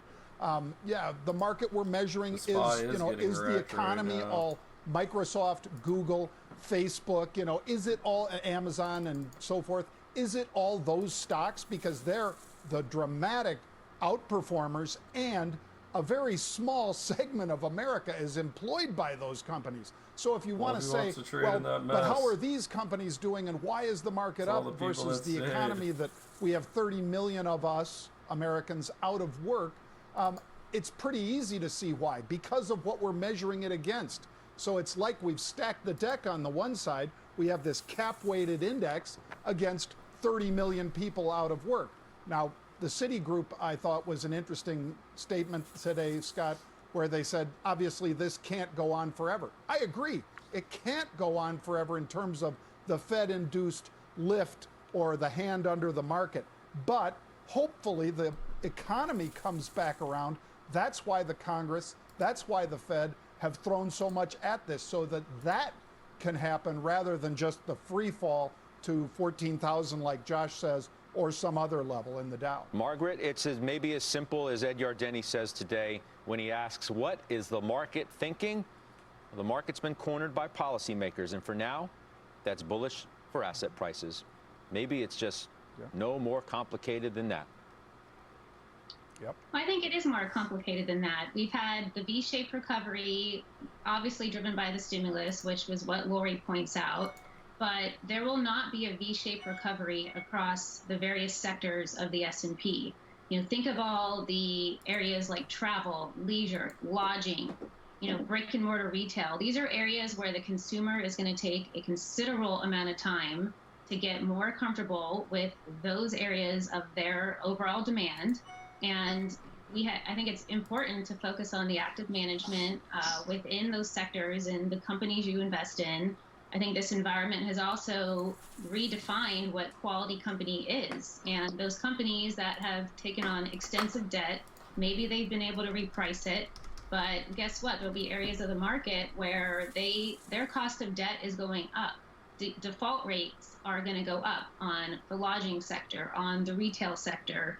And that means longer term implications for some of particularly the smaller companies that are being really hampered by this pandemic. Hey, Weiss, Citi asks a question, rightly so. Can markets really be propped up indefinitely? I mean, right, that's the central sort of issue that we're discussing. Why are we here and where are we going from here?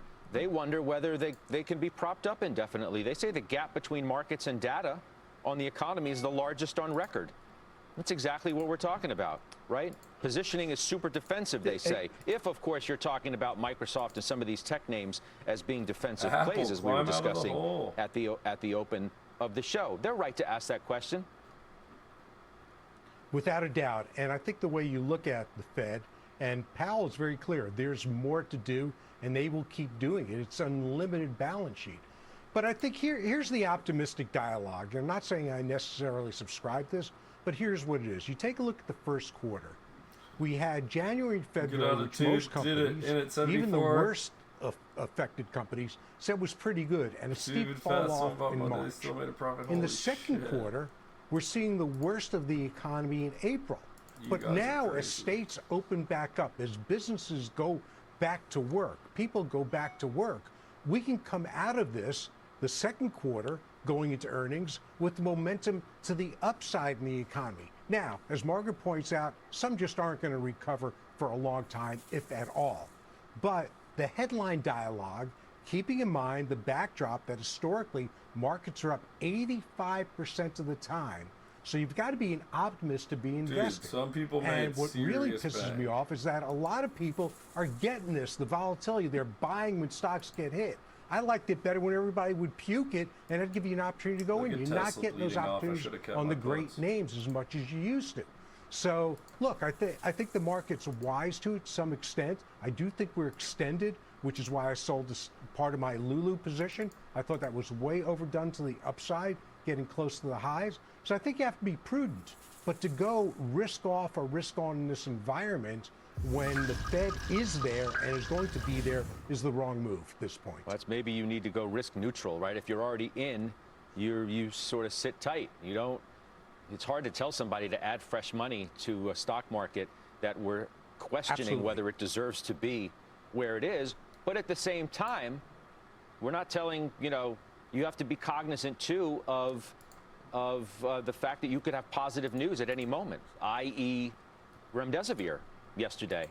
You just never know what's going to happen regarding the virus and breakthroughs regarding therapeutics, or even further along the line towards a vaccine. So let's talk more about the moves that all of you are making. Let's go even more sort of granular on things. Joe, you sold JP Morgan, you sold Wingstop, and you sold the HYG. Talk to us. Correct. So again, at top of the show, I talked about managing and mitigating risk. S&P 500 at 2950. I've got to look at my risk, and I've got to manage that. JP Morgan, I've been trading around that.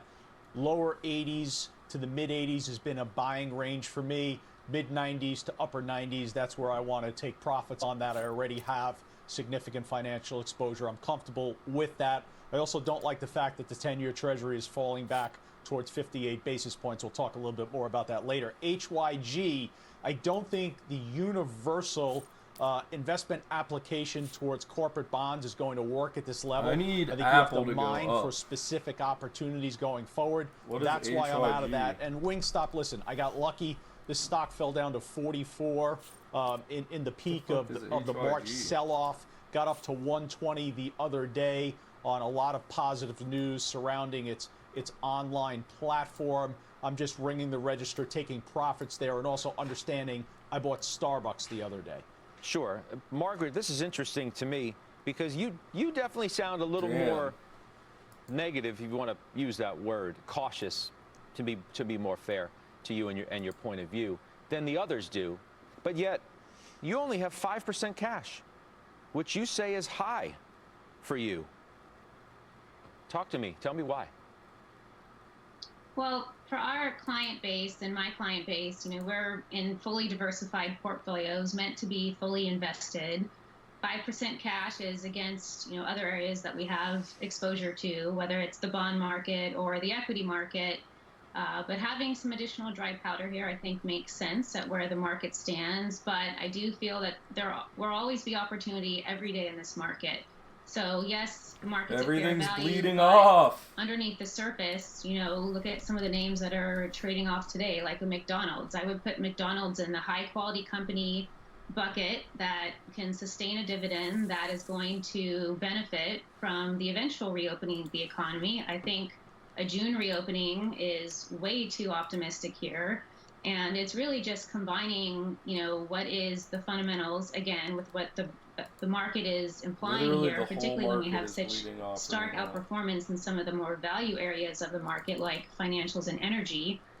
So yes, a little more cautious on the cyclical side of the market, but I still think there's areas to own here, particularly with, like Joe said, where the 10-year Treasury is, focusing on companies with dividend yield. So in my mind, we've been focusing more on owning utility companies that can sustain a dividend over energy, which is only 2% of the S&P, not as critical in my mind to own at this juncture. Still have some exposure to staples, companies like a Coca-Cola or even a Constellation Brands that can benefit from the economy reopening, but also from a pretty favorable commodity environment. So I think there'll always be opportunity within the markets here. A little more cautious on the cyclical side, but certainly, I think we'll have more opportunities. We're still in the midst of earnings season here. So Josh, Margaret just mentioned McDonald's. So, right, the quarter was mixed. They expect, the CEO told us on this network, they expect the second quarter as a whole to be significantly worse than what we experienced for the full month of March. I think that's a reasonable view. But what's your take on McDonald's here today? So I was looking at McDonald's and a bunch of these names, and I feel as though McDonald's is like, if you had to put it on a scale, does the good outweigh the bad versus other stocks that are consumer discretionary or food service in terms of what their attributes are versus others? I would say McDonald's ends up being in the winner pile. They've got a lot of drive-thrus versus other chains that don't have as many. They're more international, and most of the world has gotten back to real life faster than we have. So they've got a lot of positives. I think they've been very aggressive with tech and delivery, and we know how important that's going to be going forward, no matter what kind of treatment we get for the virus. So I think McDonald's is like in the category of the names that you would rather be in than not as the economy recovers. And you should say to yourself, I accept the fact that this might be one of the worst years McDonald's ever has relative to the year prior. But that shouldn't be the reason why you're buying the stock, for what they have to say about April, May, June. I mean, the CEO just told you the second quarter is going to be horrendous. My word, right? Not his. Great. That's what. If you're a buyer, that's better. If you're a seller, that's not so great. Yeah, no, that's exactly my point, right? If you're looking at the stock, you have to at some point assess whether the worst of the news is in a name like that. The CEO just told you what's happening. Stock's down 2.5%. Yeah, I'm in Starbucks. I think for a lot of the things I just pointed out about McDonald's are applicable to Starbucks. It's a recent purchase. If it falls back again because of the overall market, I'll buy more. I do think that those will be the brands that carry through. And into the end of the year, you say, wow, we stole these stocks. You surprised at what KJ said yesterday to the gang on Squawk on the Street? Kevin Johnson, CEO. 90% of the stores reopen in June. Was I surprised that they're that bold? No, not really. It's been a while. I think they've had a lot of time to plan for the reopening. I hope it goes smoothly. I think everyone does. Yeah, and they know how to do it in China. Open and their regular stores closed, but I think they've learned a lot. And I think they'll be as ready as anyone else is. Who knows how to deal with this? We really don't have a scenario like this in 100 years. So I don't think there's a modern playbook. But if you had to bet on somebody getting it right, I would bet on the companies that invest heavily in their people and in their technology. And Starbucks is like at the vanguard of that for the quick service restaurant group. Weiss, last thought before I take a quick break. We discussed selling half of Lulu, but I don't think, and if I missed it, I apologize, you added to the XBI. I don't think you told us that yet. Yeah, no, I did. Look, with everything that's going on in healthcare and biotech, I want to participate. I own some Moderna. I bought some more of that yesterday, actually, when it sold off on, I think, the Gilead news, which has nothing to do with it, but also Pfizer and their vaccine. So if I had to guess, my plan is to be a net seller over the next week, just take some profits. But my stocks are working. My portfolio is really, just all about 5G, with the exception of the names I've mentioned. And, they're doing well. They're performing fundamentally. As stocks, I can't help that, but fundamentally they're performing. Sure. All right, we'll take a quick break. Straight ahead, Avenue Capital's Mark Lazary. He gives us our weekly check-in on the market. He's also the owner, of course, of the Milwaukee Bucks. Amazon. We'll get his take on calls to cancel the rest of the NBA season when we come back. 2 minutes on the Hat. We should have saved some dry powder.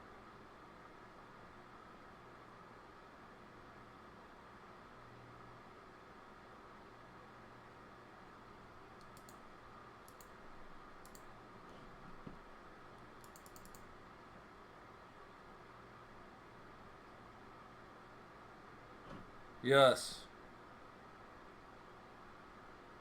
This is TD Ameritrade right here.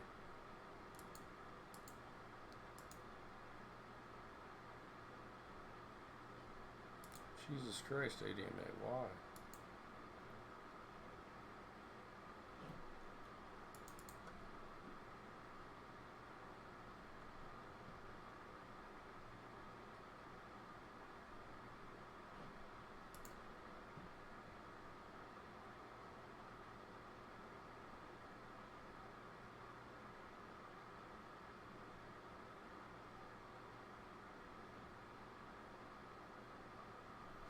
Come on, Apple! Get back into the profit for us.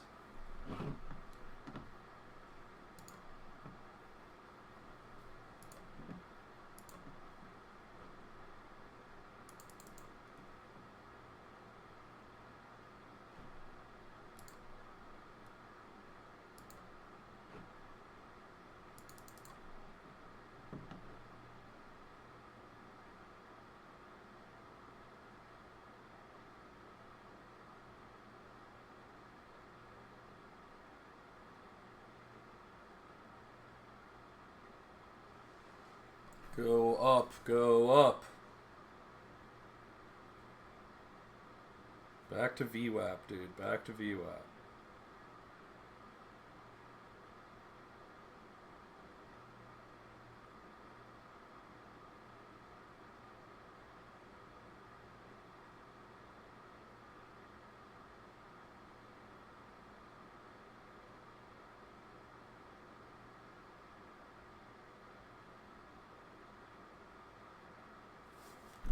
What if I want the clock to show seconds?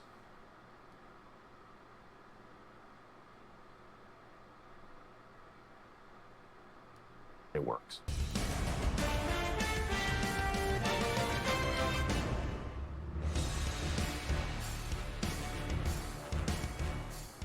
All right, welcome back. Show you a live picture of New York City. A bit of a gray day, as you know, some rain in the area here, but you are looking at a live shot right now of the Navy ship, the USNS Comfort. It is leaving New York Harbor, returning home to Virginia. Cameraman at work there. I told you it's a gray day, kind of messy in New York City, but that is a sight of that ship leaving. It was docked in Manhattan on March 30th, originally deployed to care for non-coronavirus patients.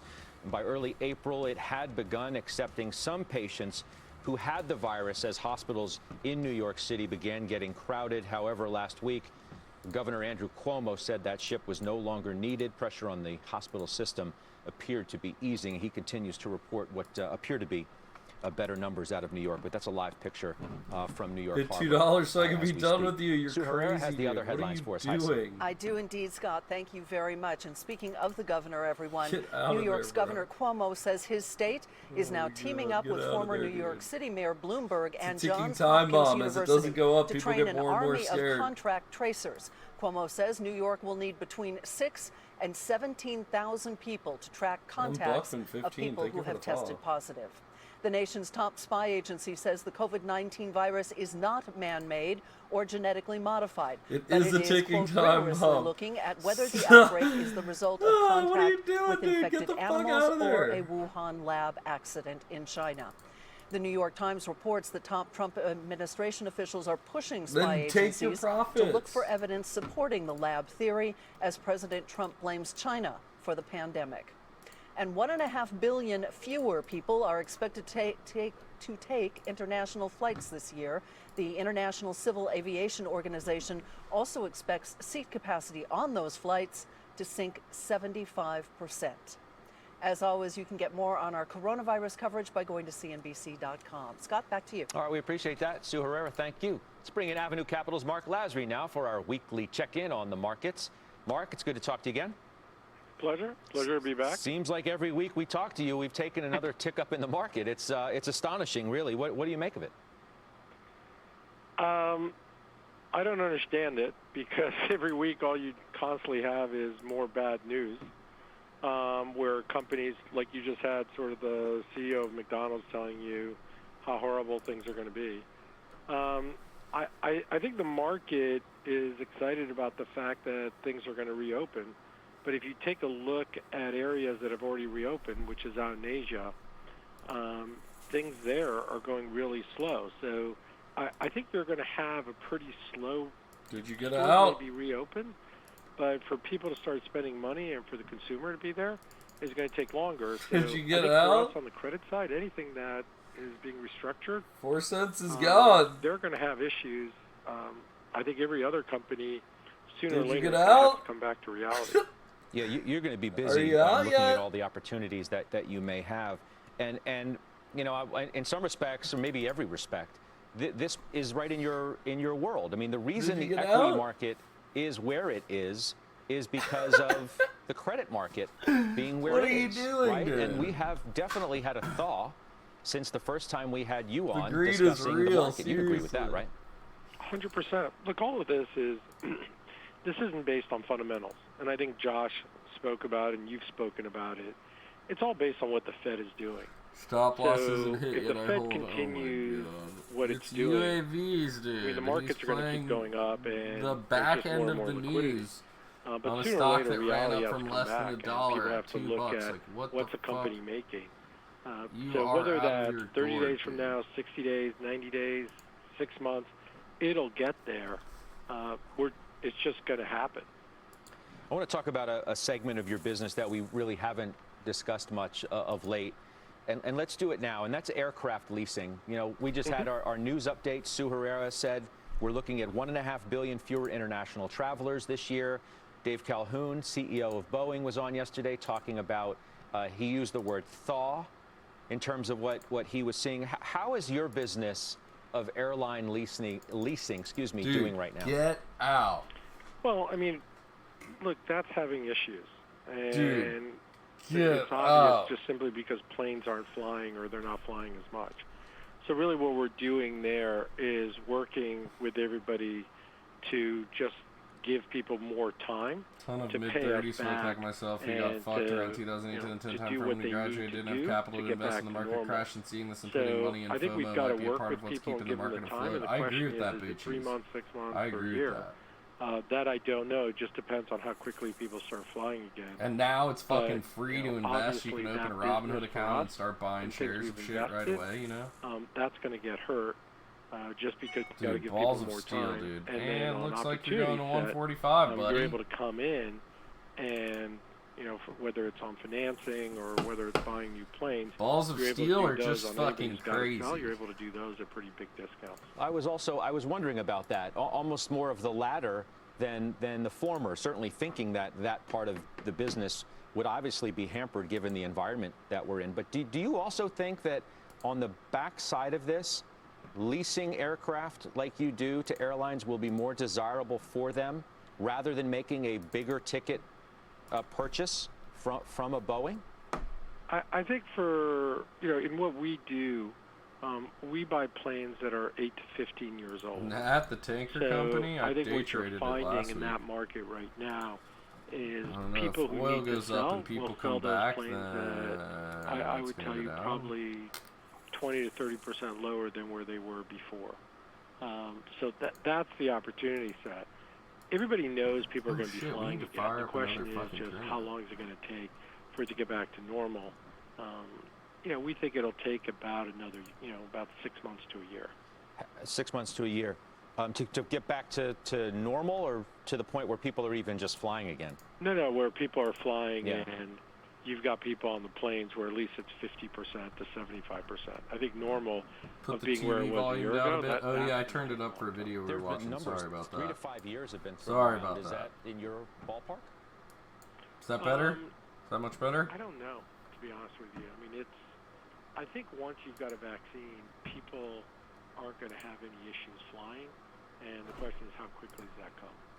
What's desirable to you right now in the credit market? You have companies that have come to market. There's talk today, David Faber earlier was talking about what Boeing may do. How do you view a Boeing offering? How did you view a Delta offering? How do you think about that space in general? I think those are all fine because I think the returns, you're coming in at a secured level. And so you'll be fine because when you If it's not made a move in 4 minutes, I gotta sell it because of the meeting. Bro, it's going down. Just fucking sell it. Like, stop. So I think you're fine. This is your conscience speaking. The question is, just fucking sell the shit. Take the L. So you bought Carnival bonds, right? Yep. Anything Man since woke then? up in the middle of the night to see the huge BTC spike, woke up to it being bit. back to normal side. But it's really on sort of restructuring. That's what's up. We've been buying more on Frontier Communications, the cable company. We're buying more on Intelsat. Anything I'm getting that's in a screwed restructuring, over here. Because people don't want to be involved in that. What people want to be involved in is buying Amazon, buying Apple, buying things where they think there's little to no risk. Nobody wants to be involved in risk, so if you're involved in risk, you can actually generate some really high returns. How do you view, retail department stores, things like that? We talked about Neiman Marcus, I think, the last time you were on, just about a week or so. Amazon ago. just How do you see bled all off. What happened there? Shaking out. Look, I think that you're going to have issues there. I think for us, when we're investing in that industry, where we're investing in Macy's or JCPenney, for us, we're looking at the collateral value and saying that even if things take longer, we're covered on the collateral. And so that if you had to have a liquidation, we'd be fine. So that's more how we look at it. If you don't have a liquidation... JCP, oh my god. But we're investing Did he just mention JCP? Where it was pre-COVID. So today, let's assume a company... Unsubbing because you were raising me. I had good hands, though. I had good hands. $100 million by buying the debt. So where do you think EBITDA comes back? Does it come back 50%? Well, if it does, then it's 4 times where we've created the company. So for us, we're pretty comfortable where we're investing because we know that if things don't work out, we'll be able to liquidate the company at our cost, or the company will liquidate at our cost, or a little bit higher. Oblige me for an NBA question or two before I let you run. Absolutely. Took the day off to focus on these UAV stocks. Last time I tried to play the market while I was at work and lost 300. Wasn't going to risk that today. Maybe that has folks looking forward to a well, season. She gone. There seems to be chatter on the other side suggesting we should cancel. What do you think? I think there's a lot of unknowns. Dude, just sell it now. You're going to your stop loss. Look, here we go.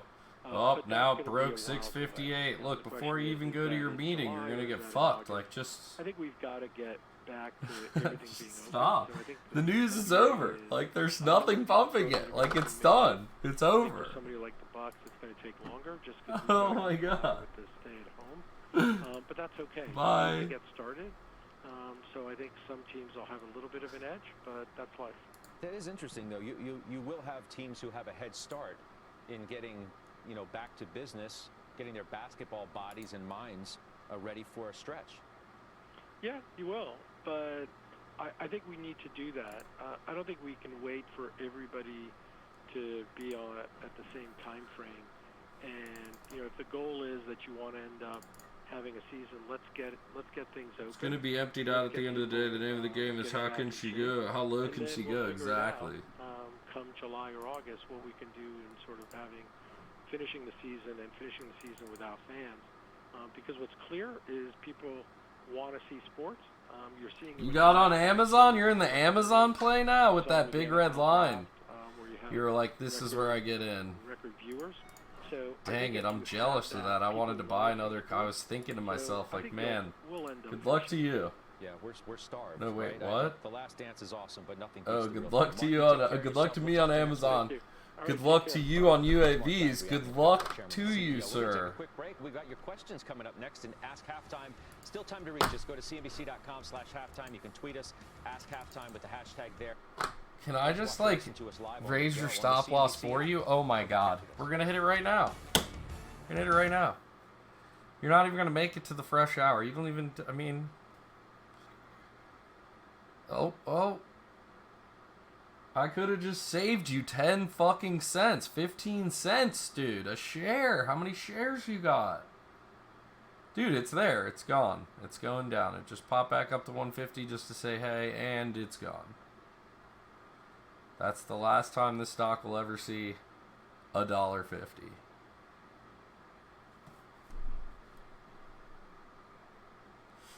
Their fucking CEO left. The CEO pieced on you. He pieced out on you. Like, he's gone. With your money. With Oven Mitt's money.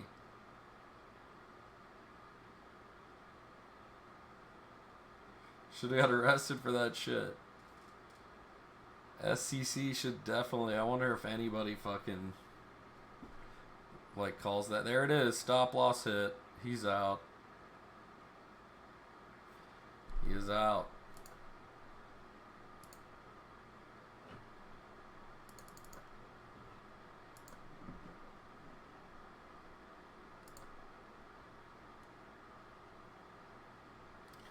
Where should I move to?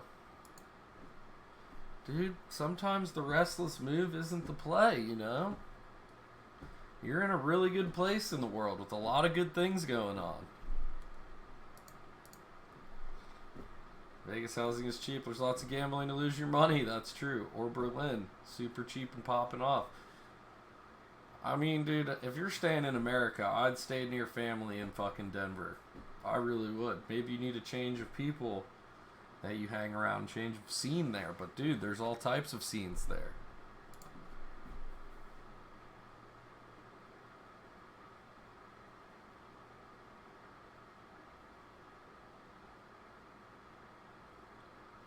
Go to Florida. Go to Miami, Florida, dude. And you're taking some senior money in poker. We're back, and we are answering your questions as promised. Margaret Reed, to you first from Bob in New York. Is Adobe a good super buy expensive right now? I would put Adobe on my list. And of the people are trash. Companies. Look what Microsoft said last night. 2 years of digital transformation. I could see that. I could see that. Adobe is definitely involved in that backdrop and that secular growth, and I would hold Adobe for the long term. Okay, Joe, to you. Joe's on the phone now, by the way. I told you it was a messy day in New York City. Hale in California. Can someone explain why Chipotle's stock price is so high? Sure. Digital orders are up. The loyalty program continues to swell. Denver's very pricey. I'm sick of it. No debt, and they have $1 billion of cash. Find me a consumer. Go hit, like, I mean, you don't have to go to Miami. You can go to, like, other cities in Florida and shit. All right, enough said. Josh, to you from Bennett. Bennett1279. You want that warm East Coast water, though. I mean, or you go to Cali. I'd rather stay in Denver than go to Cali. I bought the stock much lower than it is right now during the worst of what we saw in March, and I'm not a seller, right. But this has been a huge recovery for a company that frankly is right in the middle of some of the worst effects of coronavirus on the economy. So I wouldn't be running into this one right now. If you really want it, maybe it'll roll back over, and that might be a better opportunity. All right, Steve Weiss coming to you, Terry in Florida. Cloudera, is it a buy after recent earnings showing strong cloud growth? You know, I'm out of Cloudera. I've been out of it for a while. I followed Carl Icahn into it. They've actually succeeded in the turnaround. But if I didn't own so much in that space, I would take a look. But I'm not your best source on this one, although I'll tell you, do some more work because the fundamentals do look strong. All right, Dr. J. John Nigerian from Thomas in Minnesota is a homer question. Your opinion on Target. How come it's only the people from Minnesota who are always asking about Target? I don't know. You know, we'll have to dial Pete up. And NYC subway pauses 24-hour service. Funeral home blasted for storing corpses in vans. Holy shit. Yeah. But he's right. There's lots of great companies up there. This is one of them. What has happened and what I said about Facebook gathering more bodies, and once they're in, they don't leave. Same thing here with Target. A lot of people have signed up for the delivery judge. That'll continue. Yes, you can smoke cannabis on stream. Like hey Doc, I'm going to surprise you. If it's legal where you're at. The GLD. Sure. Is Orlando by a beach? No, Orlando is not by the beach. It's like in the middle of the fucking state. I would buy the GLD. I mean, it's not far, but it ain't by the beach at all. Level, Judge. I think gold does go up dramatically from here because of the Fed action. Okay, that was from Cardi on Twitter. I just saw it. I figured throw that in the mix. Margaret, to you, Oracle. Pete, New York. 30 minutes from the beach. Oracle, what's your take? Well, we've had Oracle on our dividend strategy for some time. I view their dividend as resilient. Certainly, yeah, I would need to be right near a beach for sure. Software peer group. I did like the cloud deal that they signed this week with Zoom, and that speaks to the strength of the security infrastructure of their cloud business. Okay, Margaret. Joe, to you, Michael in South Carolina. What's your outlook on the CME? I like the CME. I like ICE also, but keep in mind they have futures on their exchanges. I think NASDAQ is probably the better of the three. Literally just don't know what the move is right now. Yesterday, which is Market Access, MKTX. That's a $17 billion market cap. I don't know. We got a Fort Myers. Like, yeah, like, see, there's some good shit on the golf side, dude. There's definitely good shit on the golf side. MKTX is the best exchange trade. All right, I got you. Do you want to do that? No strings, man. He's free to roam. News from Eamon Jabbers, who's down at the White House for us. Eamon? Or he's down in D.C. Eamon? What's the breaking news? Yeah, that's right, Scott. I just spoke to Larry Kudlow, who's got an important denial here of a piece of that Washington Post story that just broke within the past hour or so. The piece of the story that Kudlow is denying is this report in the Washington Post that some administration officials are discussing the idea of possibly canceling a piece of U.S. debt to China. Larry Kudlow says that is untrue. His full on-the-record statement is this is absolutely an unequivocally untrue. Was that a buying opportunity right there, Chad? Sacrosanct, and so is our commitment to maintaining the U.S. currency as the. That was a buying opportunity right there. Saying on the record, the administration is simply not considering in any way limiting or canceling U.S. debt obligations to China. Now, separately, is there an overall effort here to punish the Chinese for what the administration sees as their role in the coronavirus spread? Yes. Kudlow has said that the administration does want the Chinese government to play in some way. What he's saying here now, though, Scott, and very importantly, is that they're not considering canceling U.S. debt as part of that, despite what some administration officials say. Thank you very much for continuing to follow that that story, I'm sure, for the remainder of the day. Let's hit a few more stocks before we go. Josh Brown, someone asked you on Twitter, how come I didn't ask you about Twitter earnings? Good point. So I am right now. Seattle, not a bad option. Twitter, but I said when I sold the stock a while ago, I really don't understand this company. Today was particularly baffling, considering people basically do nothing other than eat 6 meals a day and tweet. So I don't understand how ad revenue is strong. And then when you look at it versus Snap and Facebook, it's even more bewildering. Again, I love Twitter. I love the service. I'm happy to not be in Denver's expensive, though. Denver's got to be just as expensive as LA at this point. Ads yet. While I have you, give me your thought on Verizon. Stan, you need a nice vaporizer. Smoking will fuck your lungs harder than Corona. I'm a forever investor here, regardless Maybe of price. one day. My dividends are being paid to me in a tax-deferred account, so I am reinvesting dividends. I continue to own more up or down. I also spend probably $800 a month with them, so I look at it like I'm paying myself. All right, let's go around. We have a minute left. We'll do final trades from everybody. Margaret Reed, it's good to see you. Stay well. We'll see you again soon. Give us a final trade, please. I'll go with Williams, WMB, and energy. Woo! Have some energy exposure. LA is like $3K a month for a one-bedroom. Jesus. Fuck that. Unusual activity. May 11 calls. I bought them today. Okay, Joe Terranova. Risk matters tremendously at this level. Abbott Labs fits a nice risk model. ABT. Steve Weiss. ABT, baby. I'm just not putting any new money into the market at this level. Sitting on my hands. Toughest thing to do. All right. Sitting on my hands, baby. Starbucks, Scott. Cake pops for the win. Cake pops for the win, baby. All right, guys. You all be well. It's good seeing you. We'll see you again tomorrow. Let's get a quick check on the market, too, as we head out here. We are lower today. McDonald's is weighing on the Dow. S&P is off by 34, down 1%. We'll hand it off to Kelly on the exchange right now. Thank you, Scott, and welcome everybody. With stocks falling on this final day of April amid a flurry of mixed earnings and economic data, it's been a strong month for stocks, though. The Dow and S&P having their best month since 1987. I really want to take what little profit I was about to have in Apple there. Up nearly 15% for its best month. I work remote. I was thinking about going to Miami for a month to check it out. I work remote. You should do it, dude. If you can work remote, do it up. Only down 55 points. Keep an eye on that one with Apple and Amazon Dude, tapped to report earnings. Why pick a place then? What are you doing? Get in your fucking car, fill it with all your clothes, and just fucking go. Somewhere, go anywhere. We're back to almost $20 now. Who gives a fuck? Today, $17.50 for WTI crude. These extreme moves show just how severe the demand loss has been. And leave it in storage. The oil pit. But let's get to all of the action that is driving today, and as always, return to Bob Bassani for that. Bob? Shit. And we are come visit Cincy. S&P is up 12%. We are just off the lows for the day. We started moving up about 15 or 20 minutes ago off of the lows.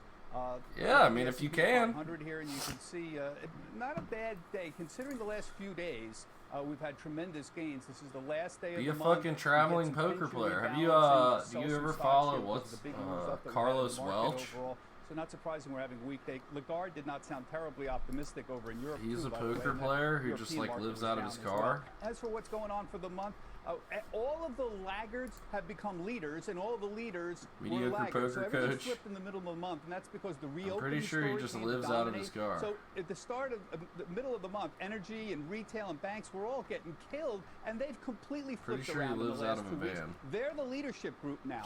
In the middle of the month, consumer staples and utilities were the big leadership groups, and now they're the laggards. So the market has flipped around, and Kelly, I think that's a very good sign. This dude lives in a minivan for sure. The last few days, by the way, we've seen tremendous amount of expansion. Losing in poker prepared me to getting into stocks. 3 to 1, 4 to 1, 5 to 1, or better, advancing the declining stocks the last several days. Not today, but last several days. No, you've been all over that, Bob. We appreciate it. I'm curious, as we reach the halfway point of earnings right now, what are the takeaways so far? Well, this is the weirdest, most confusing earnings This is where we start the run up into the close, huh? Correspondent that I've ever seen, and it's hard to make any sense out of the whole thing. It's just really confusing. But there's three main points that I would make about what we see here. Number one, there's just a lot of contradiction. Some people are reporting great sales early on and then slowing down. Others are reporting terrible in the early part of the quarter and then picking up. It's hard to figure out. Most have been withdrawing their full-year guidance. The majority of companies report have declined to provide any kind of full-year guidance. That's creating all sorts of problems.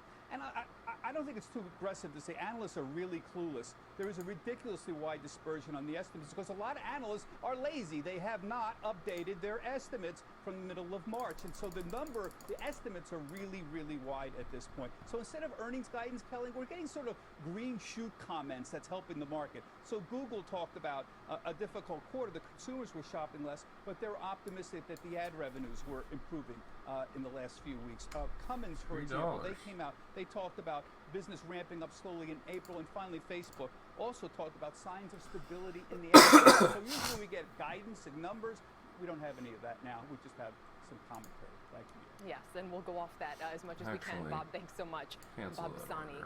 Meanwhile, the Fed announcing today that it's expanding its Main Street lending program to include more businesses and new types of loans. But are the Treasury and the Fed taking enough risk to help the economy, and are we seeing signs that they may not be on the same page? Let's bring in Steve Leisman. Steve, we've learned a lot today. We have. Yesterday, though, Kelly, I got to ask the Treasury Secretary. Tried playing for Liverpool for about 3 months, and one day I just lost it all my money and haven't played poker since. Holy shit. Especially getting money out to those small bankroll management, dude. Bankroll management. You tilted it all off. New to the stream. You got any thoughts on the mortgage stocks, MFA, IRV, NYMT? I own a couple shares of NYMT. I own the mortgage stocks. I'm not buying any more right now, but I'm holding my positions because I think they will come back. You know? The $450 billion are not grants.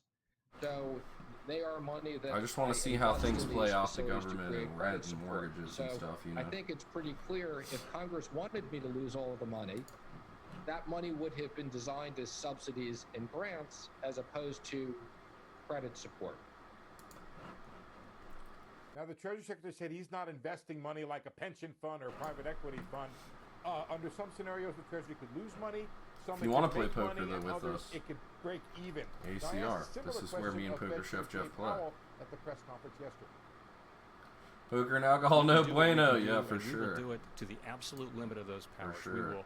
We'll keep at it. Got to treat it like a job, for sure. I just want people to know that we will be at it with the legal authorities that we have until we get through this thing. We will keep using our authorities. But there are authorities that we don't have, and there may be a need for those authorities to be used as well as ours. So are they taking enough risk? Yes. I have Amazon calls. I'm scared. Cup B. I'm scared as fuck. The investment grade. Am I crazy to have Amazon calls? That's leveraged 10 to 1, so it's 750. But the Main Street lending facility, even after being expanded today, that's leveraged only 8 to 1, and that's worth only $600 billion. And Fed Chair Jay Powell said yesterday, hey, if you can't pay this, am I crazy? Not the facility for you. They did expand it today. Tell me I'm crazy. More money, Kelly, that he can maybe add to it. But right now the debate is, are they taking enough risk with huge consequences here for the outcome for the economy? So Steve, you know, at a time when people are looking for this as the next big program to open, I just assumed, I mean, one of the hallmarks of Jay Powell being at the Fed, ironically, in this twist of history, is that he's a good friend of the Treasury secretaries at a time when they need to coordinate very closely. Is there a bigger rift there than we might have expected? I don't know. My reporting does not reveal necessarily a rift. Maybe some differences of opinion. Maybe some questions about how all of this will be judged with the outcome. Remember Hank Paulson with the TARP along with... what does Chad think about Amazon? Can it go any higher? Can we go higher? Now, is that the measure you should be looking for? You could argue... Is that a crazy gamble? The Treasury Secretary did his job if the Treasury loses all the money. Not through fraud, but through trying his darndest to get as much money out as he could. Other people politically may judge the Treasury Secretary this way, that, hey, he got his money back. And that's really the nut of the question as to whether or not there's some business owner out there that is or is not going to get a loan. Amazon will go higher. So keep it. We only have one person telling me to keep it. Jesus. This whole extinguishing Cup B China's doesn't debt. even I respond. imagine we haven't heard from them on that yet. He came in, asked a question, and was like, "Oh, thanks for the answer. Get fucked." No.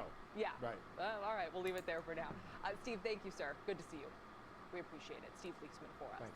These unprecedented measures that the Fed and Treasury have taken have given them Oh both my some God, length this who month. is- The I question just now saw is, this will this showering analyst of that you trillions in April posted bring from- economic oh and my investing God. flowers in May? That person Joining should me be now are fucking Jack McIntyre, arrested. Global Fixed Income Portfolio Manager at Brandywine, and Margie Along Patel, with the Senior Portfolio CEO. Manager at Wells Fargo. How Asset fucked is that Management. shit? Jack, I'll just start with you. So, Still holding. Wow. in a nutshell, is the stock market telling us that we're about to get better economic news, even though we're in the middle of a deluge of bad news right now?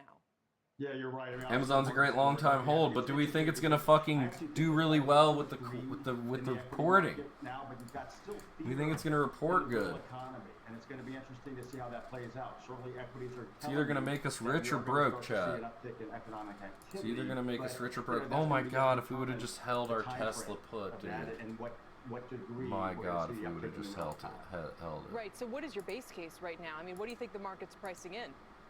Oh, I think the market's probably pricing in some version, maybe not a V, but a U coming out of this, and I think it's probably a little too aggressive in that. My view is that, hey, clearly we're going to get some type of uptick in economic activity, given that the economy basically stopped.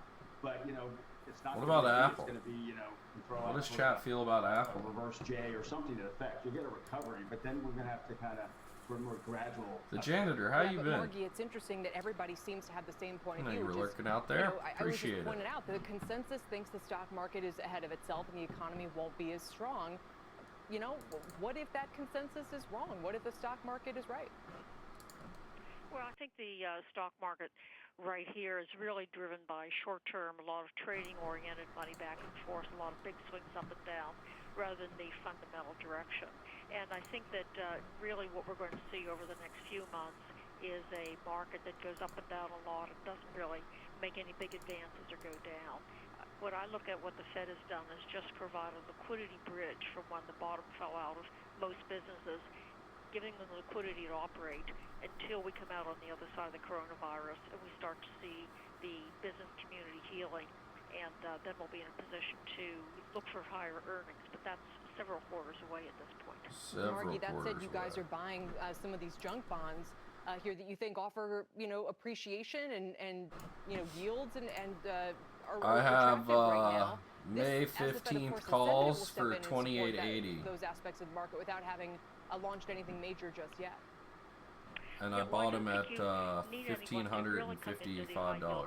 you look at, say, the top quarter, the top third of the high yield market, those companies are in good shape. They have the liquidity to operate, either positive cash flow or money on the books to operate until their earnings improve, and will be not bankruptcy risks at all because they are fundamental good businesses. And those, I think, are pretty attractive because you can get a yield of 6%. A lot of those bonds are trading at 90 cents on the dollar.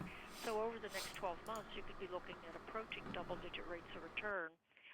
That might be pretty attractive and pretty high competition against an equity market that is still flush. Gilead, I think all the healthcare stuff is pretty high, but also any good news. I mean, dude, one good day's news and that shit's raging. Wouldn't recommend junk bonds in.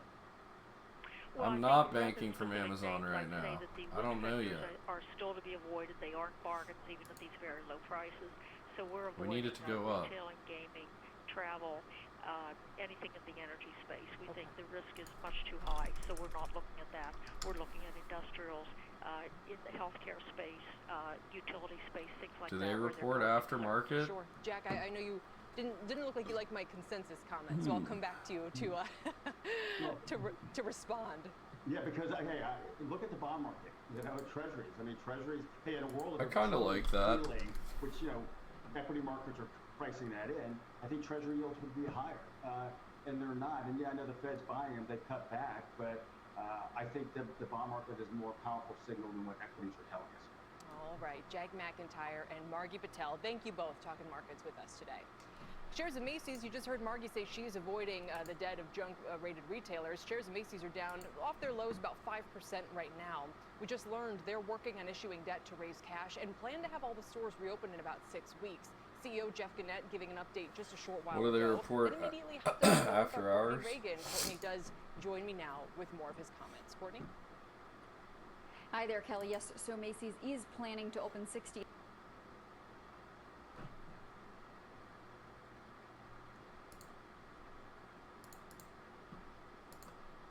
What just happened?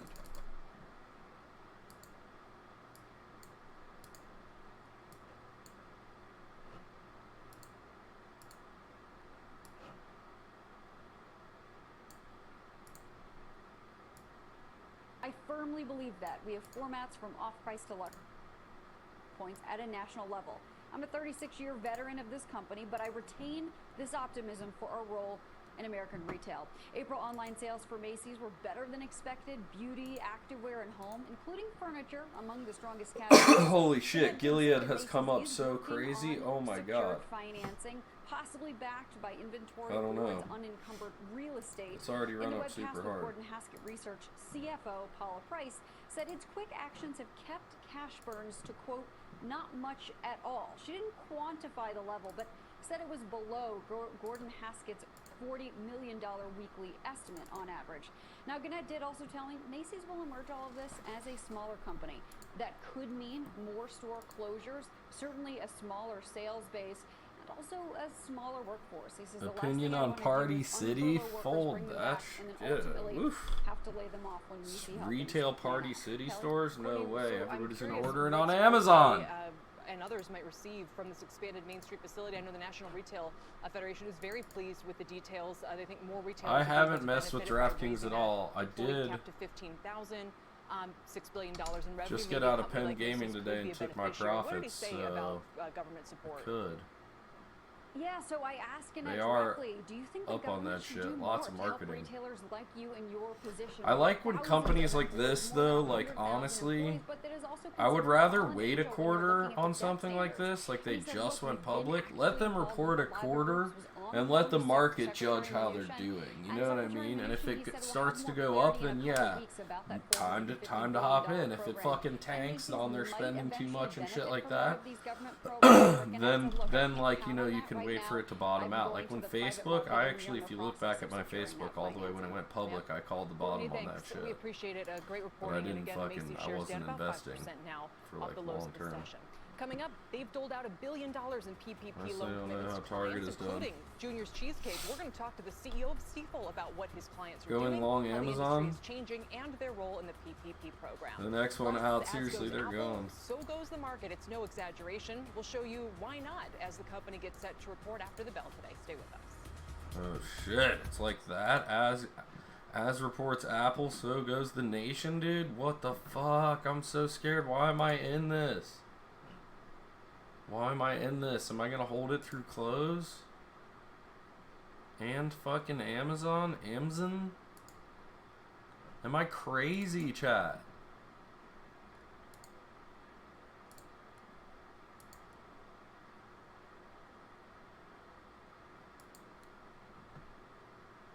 Trying to watch from home if they went that route would be good for DFS and sports betting, right? Online sports betting could be really good for DraftKings, and they're already well known. And they already know how to market like crazy.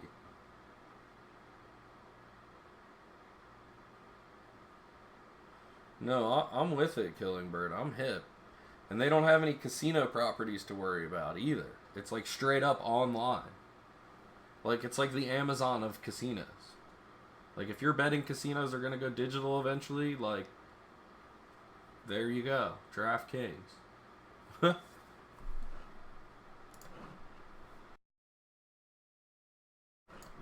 Right or not right?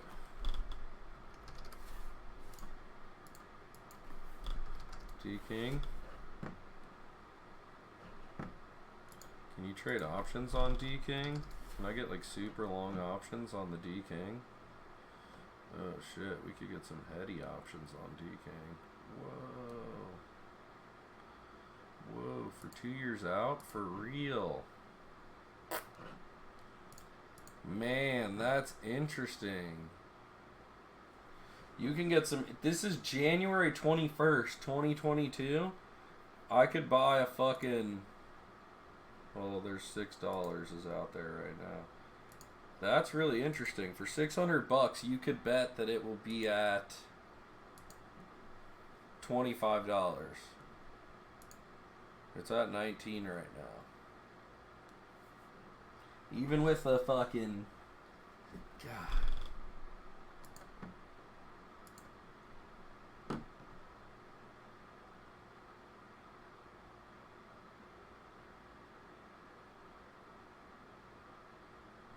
I mean, dude, for $700, you could get a contract that's right outside the money for just a $20 bet. That thing's going to eventually be worth some serious Welcome bang. back to the exchange. Shares of Stifel are off their lows, down about 6.5% today. They beat on revenue, but that's what I was thinking about doing with Penn. The company, in fact, is seeing record revenue in wealth management right now. I got out of my ones that were for this January because I was like, fuck, this January might not be long enough. All this amid a pandemic which has dramatically reshaped how the company works. So maybe I should fucking... employees are now working remote, and the firm has expanded from 8 primary trading for 2 desks years to nearly out. 200 separate locations. For more on what the future of finance could look like post-coronavirus, let's welcome in Stifel Chair and CEO Ron Kruszewski. Ron, it's great to have you. Welcome. How are you, Kelly? Well, pretty good, all things considered. Let me start with sort of the most controversial thing here. It's the PPP program. God, this stock wants to you fucking... probably thought This is that you were DK. name-checked by Junior's Cheesecake God when he I saw was, that. explaining God, to us Penn why he wants took to the money rage but so doesn't hard, plan on though. paying workers just It yet. This whole does. big thing a few weeks back. Anyway, he was very grateful that he was able to quickly get the money at that point. What has the process been like for Stifel, and how does it either fit or not fit most of the conversation about how this program is going? Well, look, the PPP program was intended to get money into the economy and get money into the hands like Junior's Cheesecake. I mean, there was some, confusion about when he was going to use it. But look, their stores are closed, and that was very important to do that. So I think the PPP program has, been effective. There are cases where, people got the money that really don't need it. And I think that you've all done a good job of reporting on this. Do we race into the close my, here? my message on PPP is if you took it and you didn't really need it, don't ask for forgiveness. Oh, interesting. So in other words, just pay the money back, which is the other piece of the program. What is the guidance for your employees when it comes to people who are asking for them? What is the underwriting process like? Are you worried that Stifel yourself is going to end up on the hook for any of this money? I mean, talk through those considerations. Well, no, I think first of all, we worked in a joint venture with someone, but regardless, we followed the guidelines. The borrowers, it was on the borrowers to basically certify that they needed it, and it was up to the banks to process it. So I don't feel that that's the case. Again, I think that the issue What here moves did I do today? We have calls on Apple, calls on Amazon. Big boy calls on Amazon. We put down a lot of money on Amazon calls. We need Amazon to fucking... We need Amazon. Yeah, and we're also seeing the Fed obviously coming out with some kind of innovative, different ideas as it prepares to roll out the Main Street funds. I want to move on and ask you about something just of personal interest, which is what is the future of the workplace going to look like? I mean, there's huge societal implications for this beyond just, how close you're sitting to your neighbor and whether, the cubicle landscape of Dilbert is making a comeback. I mean, are we screwed, Guac Gang? Just yesterday, he doesn't think there's ever going to be 7,000 people in a building again. What does that mean for commercial real estate, for architecture, for construction workers? Is there actually going to be a CapEx boom as companies have to reshape their workplaces? Well, certainly there's going to be some changes. I still think that we have to get back, and I want to come back to this, but we have to come back to what were the actual numbers on this pandemic. Because you can make the argument that there won't be, buildings anymore. But look at New York. I mean, New York was literally built on the subway system, literally.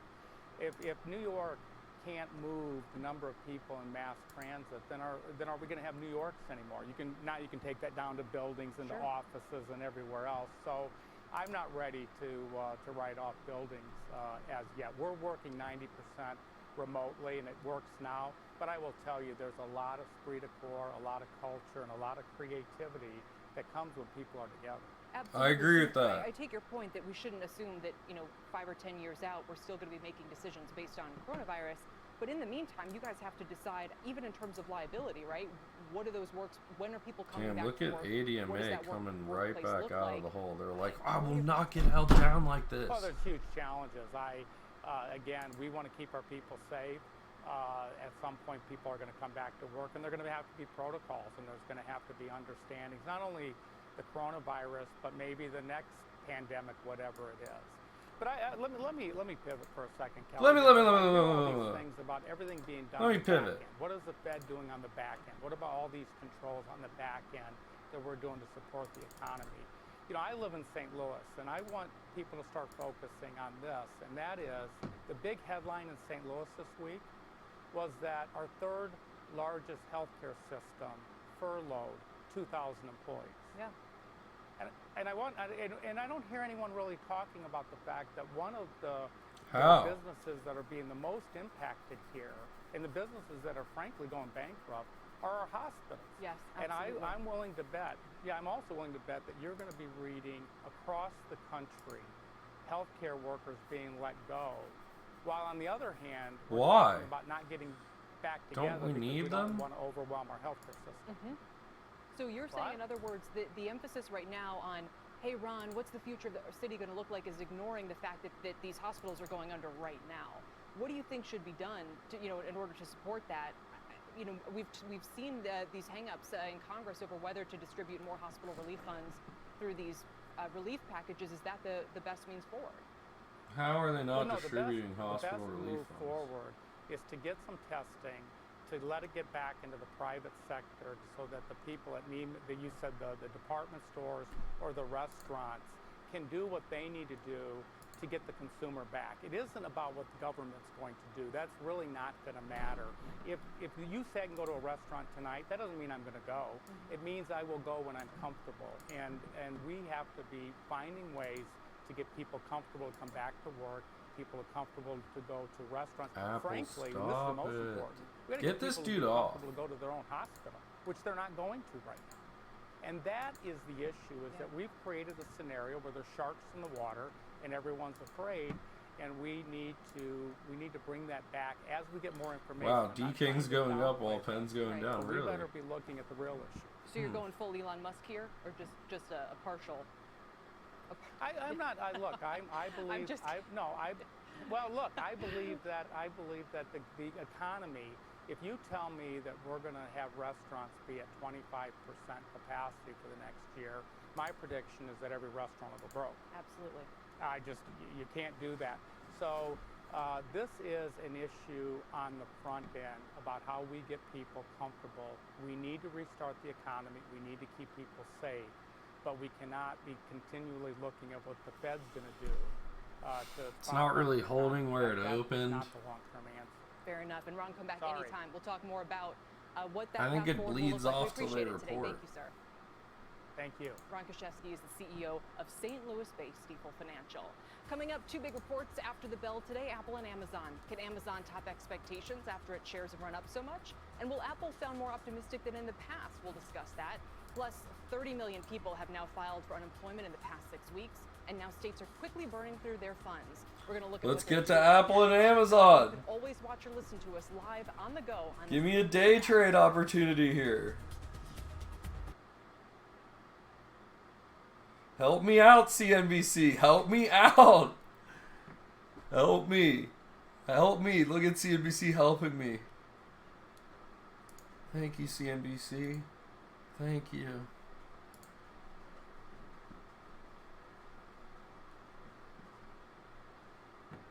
Go like the wind, Apple.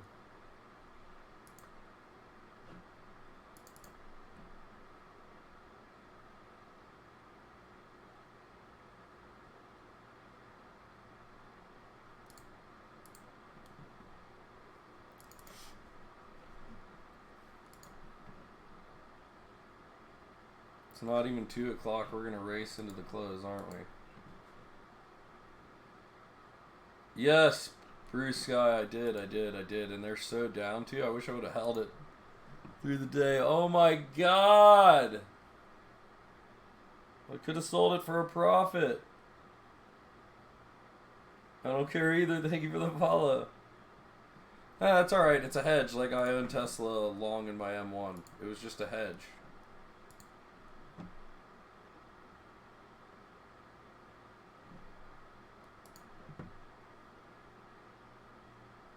I know, that's crazy. Look at how painful of a ride it was. Shouldn't have, couldn't have. What would you guys have fucking done?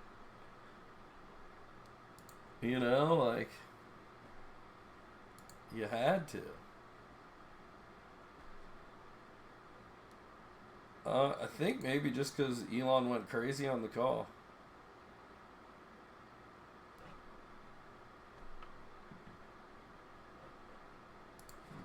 Cut your losses, you know. Do you think Amazon's gonna pop today? Do you guys think Amazon and Apple are gonna pop after hours or no? Welcome back now to the very latest in the coronavirus pandemic. Over to Sue Herrera for the headlines. Sue? Thank you very much, Kelly. Good afternoon, everyone. Here's what we know at this hour.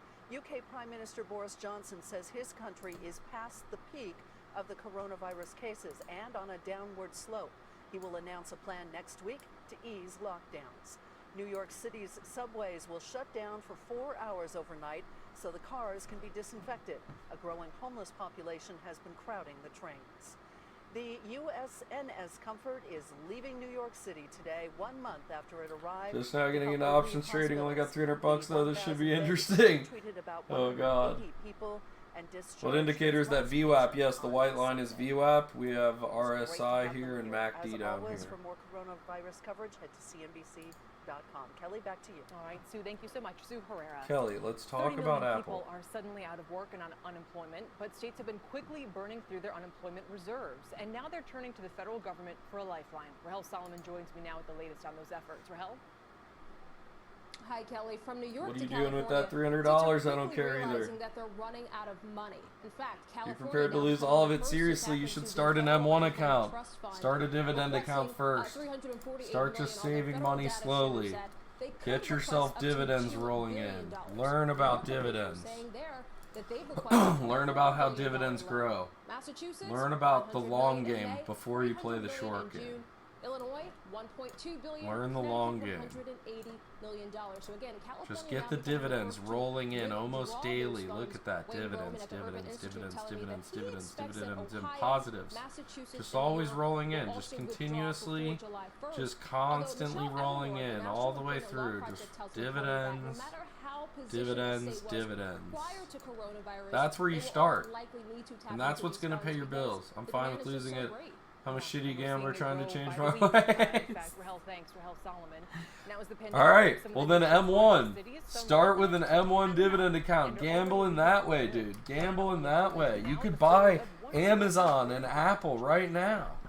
You could use that $300 to buy good quality companies.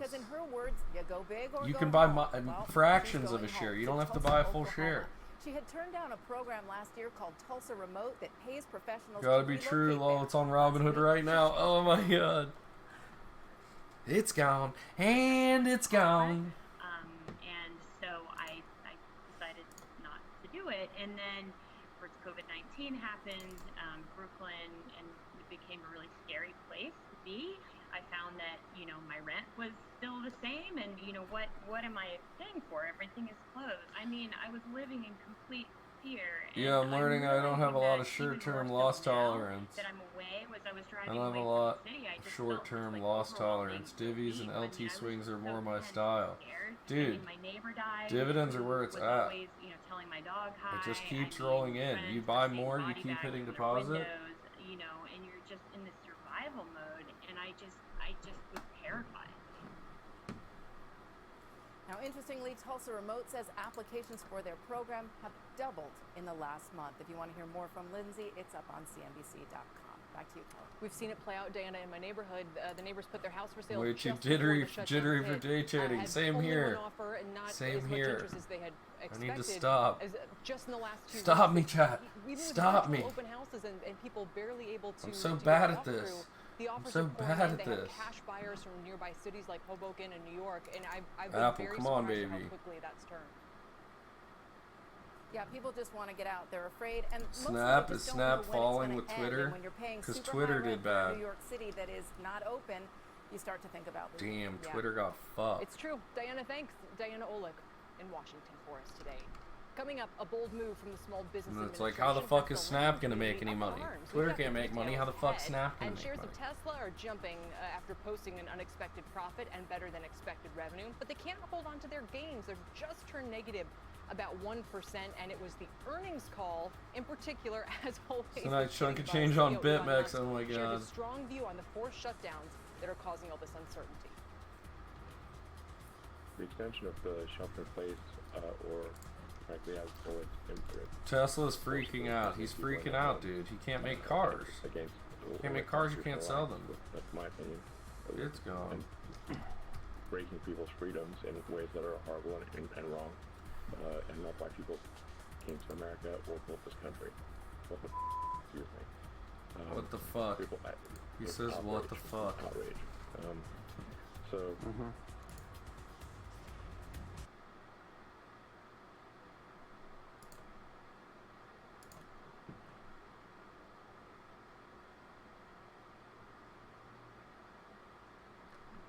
Do we think Amazon's gonna do good? Tough spot. Do you use Amazon? Have you used Amazon more than ever during this pandemic? If so, put a bull in the chat. If you have not used Amazon during this pandemic, please get your bear in the chat.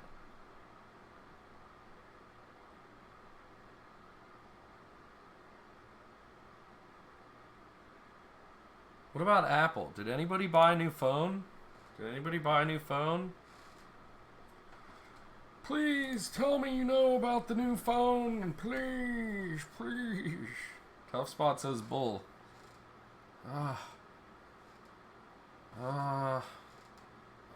Janitor puts the bear out there. Amazon yes, Apple no, huh? Should we take our profits in Apple? We're up $25 right now. We're up $34 now. We're up $35 now. We have this dude dominated. We have him so dominated. Give us your big blind, sir.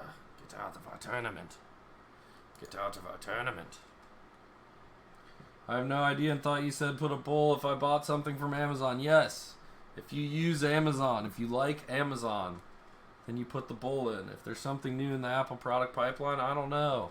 Now we're up $40 though. Now we're up $40 in the Amazon day trade. Oh. Oh. Oh.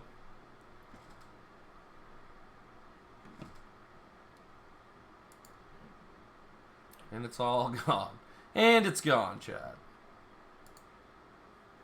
Why not Amazon, though? I don't understand. It's already all baked in on I suck and it's going to tank after earnings.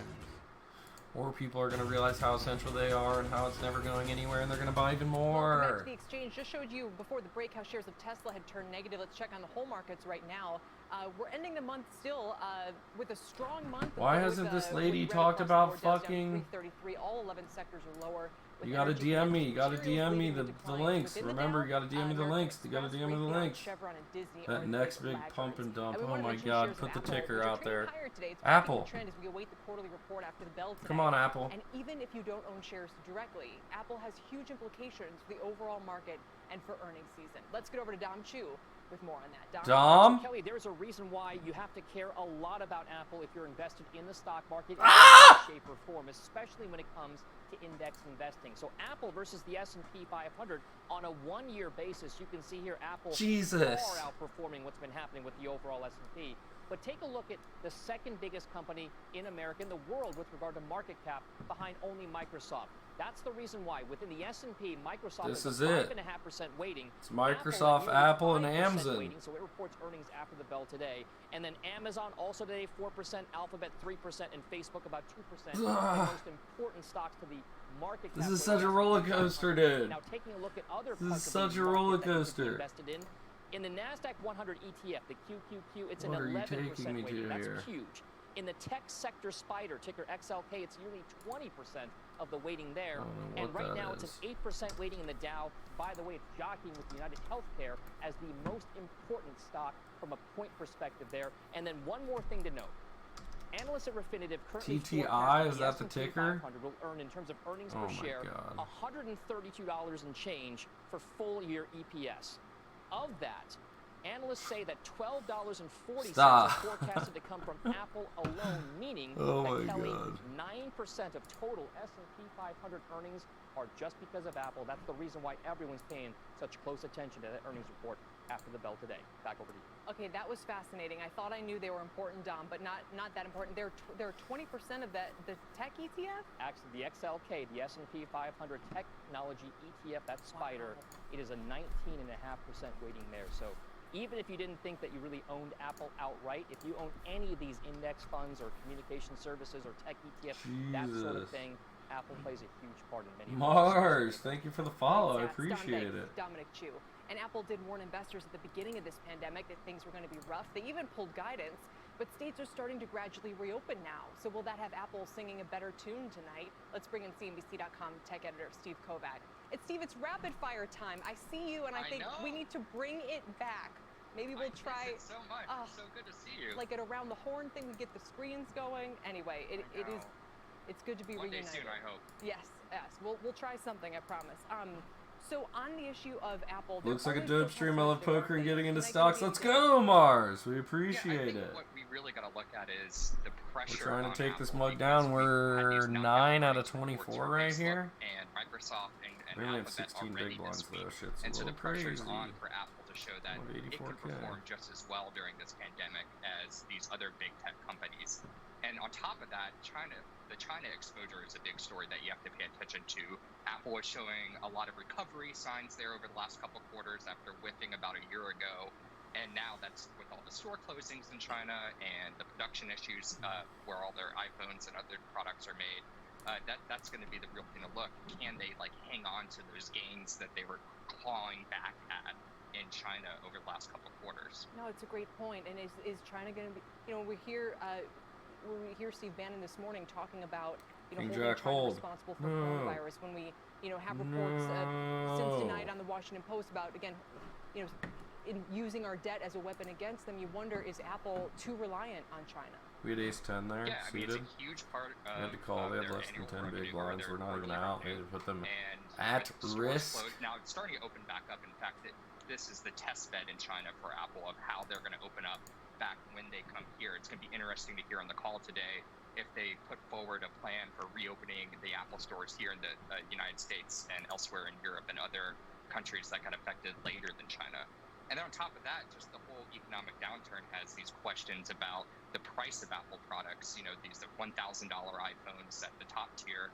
But what I noticed was Apple has these cheaper suite of products that are really appealing and just as good. Last week they launched the iPhone SE, which starts at $400, and it's just as good as the $1,000 iPhone 11 Pro. It has a smaller screen, but the internal components, it performs just as well as those top-tier iPhones. So those could be attractive things to continue to juice iPhone sales, even as we experience this economic downturn. Yeah, and the president said he spoke with Tim Cook a week or so back, and that Cook himself expected a V-shaped economic recovery, and I wonder if that's true, because I think it would actually put him in the minority of most people, but I will be listening to see if their guidance in general echoes that point. We're losing money, Chad. Yeah, or even if they have guidance, they already kind of dialed it back a little bit in February when they did that initial warning, and I would not be surprised. You know a lot about options. I want to sell high puts and buy low ones to leverage, but I don't know what strike prices would be best. I just do naked options, like just buying calls or puts depending on the direction I think it's going to go. So I'm not the best person to ask about that part, but I do understand what you're trying to do. To say, hey, we're going to go ahead with these massive share buybacks anyway, even though the environment is kind of against that. There's a lot of criticism around that. Yeah, so again, the quarter, the expectation is 6% drop in revenue, 11% drop in earnings. Any other specifics you're going to be looking at, price points or unit types of sales, things like that this afternoon? Yeah, well, back to China. Yeah. It's going to be the big one to look at because they had the virus earlier than us. The shutdown was earlier than us, and that's a huge exposure there for Apple. So that's going to be the thing I'm watching for the most. And on top of that, any kind of plans about reopening the retail stores outside of China is going to be a big deal. And then looking forward, like down to the fall, we have to start thinking about the next round of iPhones. USO giving it all up. Report in the Wall Street Journal a few days ago that they're going to ramp up production about a month later. Do you play cash games or tournaments? I play tournaments. That could mean they're thinking If you want to play on ACR, sign up there, dude. Sign up with the link. Play on the site with us. You can play cash games. It's got cash games, tournaments, sit and goes. They got huge guarantees. Yes. Everything you can want to play on here. Amy Poehler's my wife. That's my wife's book. Amy Schumer, Amy Poehler too. All right, the shot's falling out. We gotta let go. Steve, thank you, sir. We'll see you soon. Steve Good to see Kovac. you, Kelly. Thanks. Up next, the SBA making a bold move to get smaller businesses access to PPP funds. We're going to get the latest fold, on but this it's awful that I'm decision, folding. Tell you what people are saying about it. Coming up, we'll also speak with the CEO whose company makes key parts for ventilators and says they're getting hit not just by the pandemic, but still by the ongoing trade war with China. The Exchange will be right back.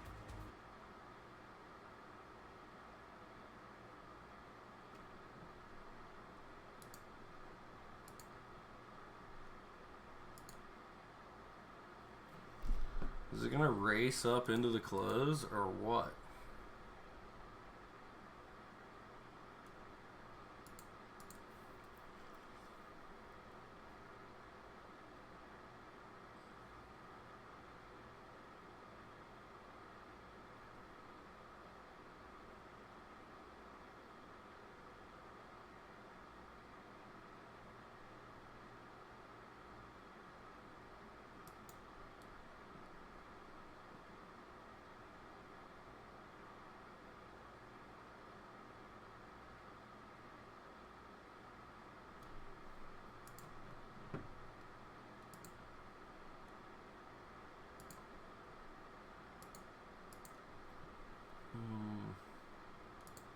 Damn, 80 mate just bleeding off.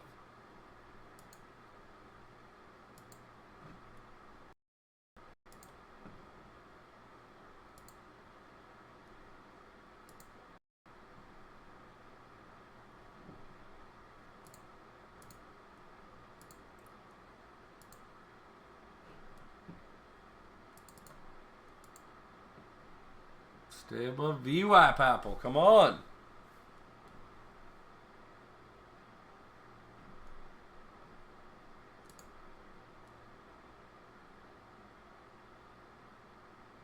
Do we just take our profits in Apple?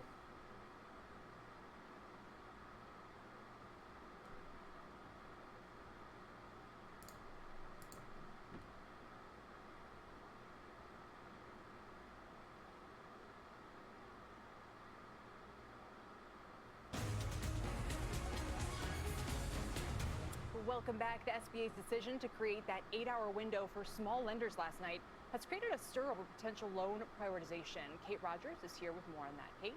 Hi, Kelly. Some in the banking community are asking why this was necessary and how this is even allowed. Remember, the program is first come, first served. And here oh my God, rivered me. We had two pair. We had ace-9 there. With that reservation window. The SBA and Treasury said that the reserve processing time That's would right. enhance Money the the first two we played system's today. performance for all and ensures access for smaller lenders and their customers.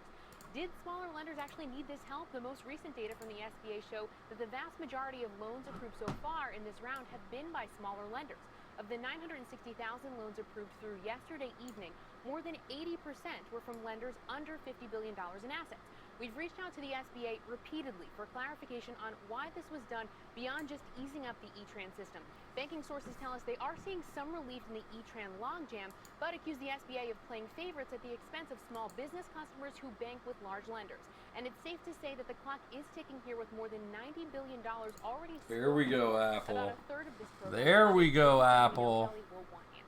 You know, I wonder, Kate, if that's why J.P. Morgan came out this morning and said, you know, hey, this is the proportion. I forget the numbers exactly. They said a lot of their loans were going to small businesses. I think probably to emphasize that it's not just like they're lending to the biggest companies. Yeah, that's exactly right. And we've been talking Tesla about 771. an overcorrection because a lot of Holy the attention in the shit, first round of funding, are you while small businesses serious? did get money, we've been talking My about the Shake God, our Shacks and puts the would have Lakers of the printed, world here dude. who wound up getting access to this program. So could it Puts be an would have overcorrection? printed. Remains to be seen. But I have seen some talk just among some of my Twitter followers that are saying, hey, if you actually wanted to do this right, limit it by loan size, not bank asset size, because that would ensure that actually true small business customers are getting this. But then the bigger question It's plummeting. is, is that allowed at all, right? Is the government supposed to be doing that? It's first come, first served. These businesses are eligible. These lenders are eligible. Whose decision is this? Yeah, no, it's been messy, to say the least. Kate, thank you, Kate Rogers.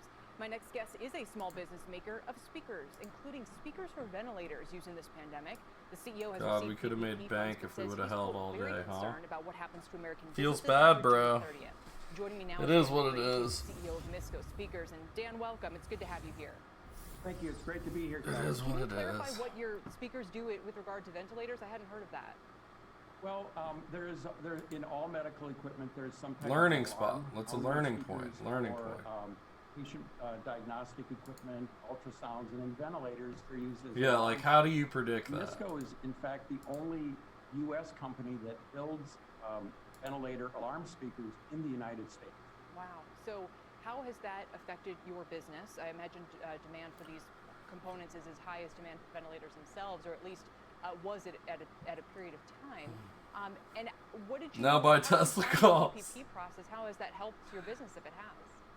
Well, the PPP process has been huge. I tried back to work for a while. I appreciate you, Tough Spot. You're the best. I can't believe nobody took you up on that. We bank with a It's because you've gifted so many. Everybody here is a sub. Documentation ready. We were ready to go on the Friday, but the bank wasn't ready, and they weren't ready over the weekend. I didn't want to Finally, on influence Monday, it. They sent out an email and they said, "We're sorry. We're only servicing companies, nonprofits, and companies with under 50 employees. You'll have to look elsewhere." So we panicked. What are we going to do? You So, did. You might have. You might have. You might have missed it. We met with the community bank via remote on Monday afternoon. Submitted Whoa! and by Tuesday afternoon, Tough Spot gifted a tier 1 sub to bet on Drew. Very, very quickly. That's what's Part up. of it was being prepared, and part of it was being a little lucky. I doubt he's watching, Right thing. but I Absolutely. appreciate You have it. about 70 employees, so I He can might see pop why in now, that like, what was 50 that? cap would have been a problem. You said one of the big sort of double whammies you're facing is not just the shutdown of coronavirus, the effect on consumer demand. Dude, I appreciate it, Tough Spot, man. Thank you so much, Tough Spot, for the support daily, in and out while you're working, man. I appreciate it. We have to bring in the components that we use to build the packages for the ventilators. I do. on what's I do called appreciate it. risk-free You the gains man. as part of the Section 301 trade action against China. We pay 25%. Amazon not doing so tax hot. on all of those parts Apple? to build product here in the United States. Let's go, app. Whereas our competitors, who may also supply speakers and ventilators, build their speakers in China or some other place in Asia. They build it in I China, hope you they wouldn't have only FOMO'd the 7.5%. Tesla put. That would have been an epic play. I if they build it could somewhere else, believe they you don't made pay. that call yesterday. So not only does it put us Jesus. at a competitive disadvantage, but now we also have a cash flow problem, right? Because right now cash is king. And businesses are really, that's the beauty of the PPP. Rodney, you're killing me, bro. You're killing me, man. Now, on one hand, we're receiving funds from the PPP. It's all right. We're gonna get this epic. We're catching this epic run up from Apple right here before the close, and we're gonna day trade that bitch.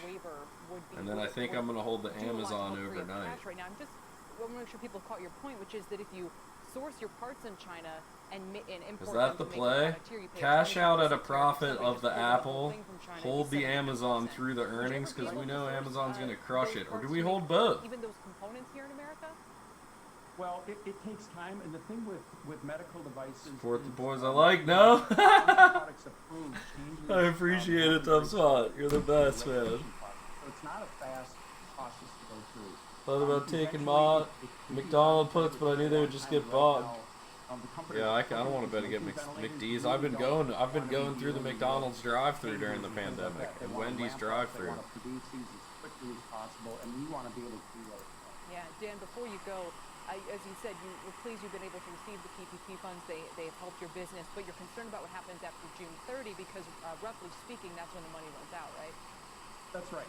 And you know, the thing is there's so much uncertainty with the economy. I mean, what happens to all of us who've now been given this shot of liquidity through the end of June for payroll and rent and utilities and so forth?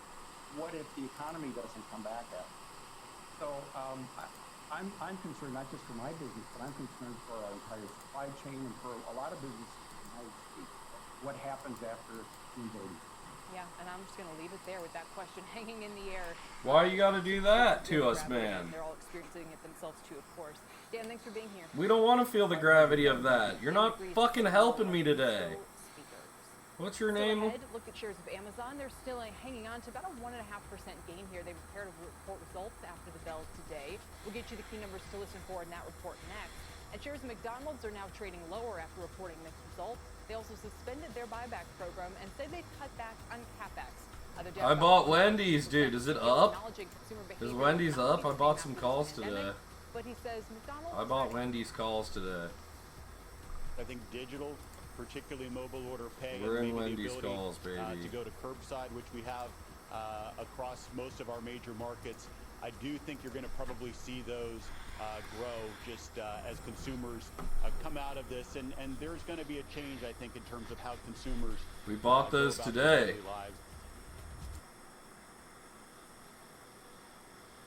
I think Wendy's is going to do great. They report next week and shit. They're going to crush it. They're going to be like, yeah, we crushing it. What's good? People love our food. Breakfast is crushing it.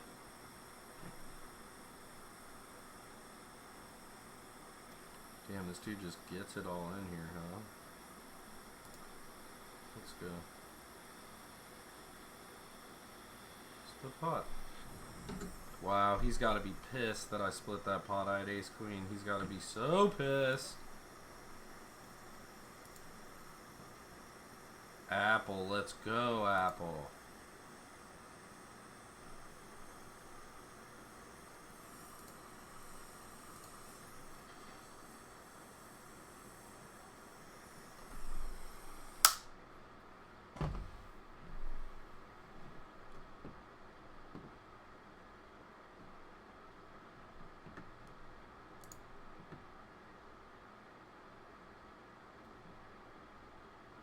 Apple volume is good. What about Amazon? We need Amazon to climb out of the hole.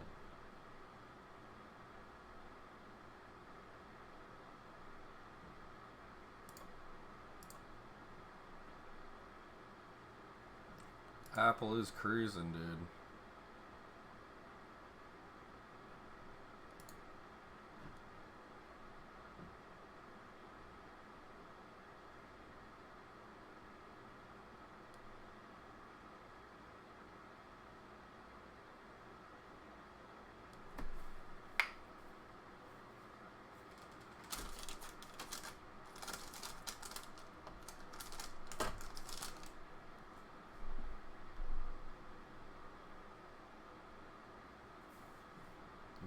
Super hot. Apple's pulling back to VWAP. Scary Apple.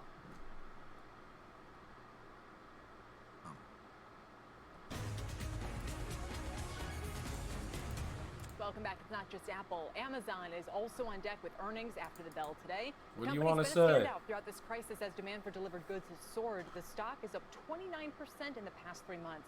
Deirdre Bosa is here with the key things investors are looking for. Deirdre? Hey, Kelly, the big question for Amazon is its bottom line. Now, the street is certainly expecting revenues to surge amid the pandemic, but at what cost? Consider some of these costs. Wage increases costing some $700 million, 170,000 workers are being added. Fulfillment centers, they need new equipment and procedures to monitor and manage staff safely. So to that point, Kelly, earnings estimates are all over the place. EPS ranging from $4.68 to $7.82. On the other hand, keep in mind that it wasn't so long ago that Amazon wasn't even turning a consistent profit, and few like to bet against Bezos. So strong revenue numbers may actually be enough to keep the rally going. As you mentioned, shares are up 30% this year, and Amazon still firmly in that $1 trillion club. Deirdre, since we have you here, yesterday we had a bit of a debate actually about the sharing economy and how well it would be able to weather coronavirus. Today, more news, not very good news on that front. That's right, Kelly. The hits keep coming. Lime announcing that it is laying off 13% of its staff, and this comes on top of earlier cuts of employees. Its CEO Brad Bow talks about going from a next-generation micro-mobility startup that was on its way to profitability to halting operations in 99% of its Lime markets scooter worldwide. gone. Kelly, we also talked about SoftBank and Masasan, the sort of kingmaker for the shared economy with his hands in so many different companies.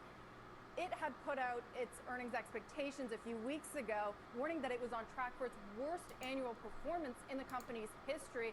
And just over the last 24 hours, saying that WeWork losses are actually going to make that performance even worse than they initially expected. Jesus. Kelly, those earnings are coming up in mid-May, May 14th, and it could tell us a lot more about how the sharing economy is faring. Yeah. Back to you. Watch out for the grizzly behind you.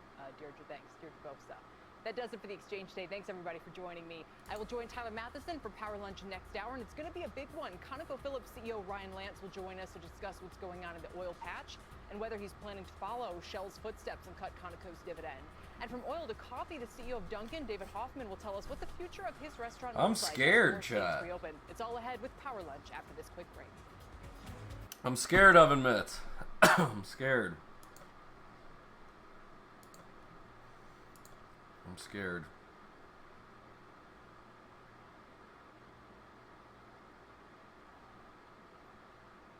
Rip. We knew it was rip. Does shit just start to tank again? After the first shit just start to tank again? All the first quarter news coming? I have no idea, Fishing. This is my first disaster time trading. In 08, was I fucking trading stocks? Was I out here fucking doing it up trading stocks? How about 99? The crash in 99, I was fucking in middle school, fucking crushing the stock market. I'm a billionaire. Y'all didn't know it? Like, I don't know what's going on. I don't know what to expect. I don't know what to do, dude. Stonks only go up.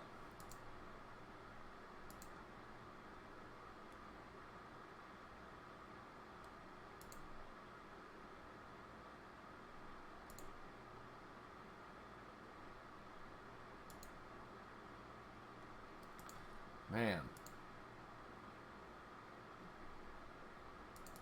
I hope you're right.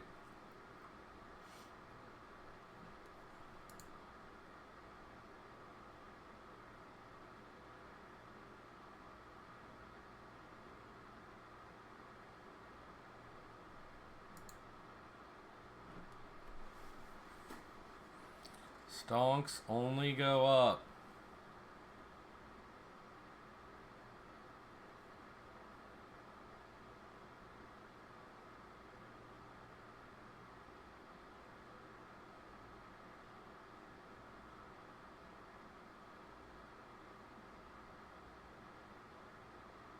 Not Apple, though. Can we get Amazon above VWAP, please?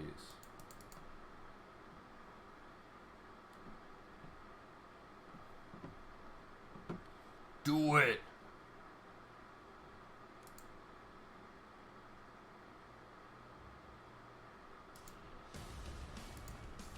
Good afternoon, everybody, and welcome to Power Lunch. Welcome back to the kitchen. Apple just Our ate breaking news shit. coverage right Why is Apple continues eating right shit? now. Apple's eating a hard shit. Join us today. Stocks are under pressure as we close out April. The Dow down sharply today, but the S&P still on track for its best month since way back in 1987. Why? And that is despite brutal news on jobs. 30 million Americans have now filed for jobless claims in just the past Why, 6 Apple? Why weeks. you gotta A closer do look at that?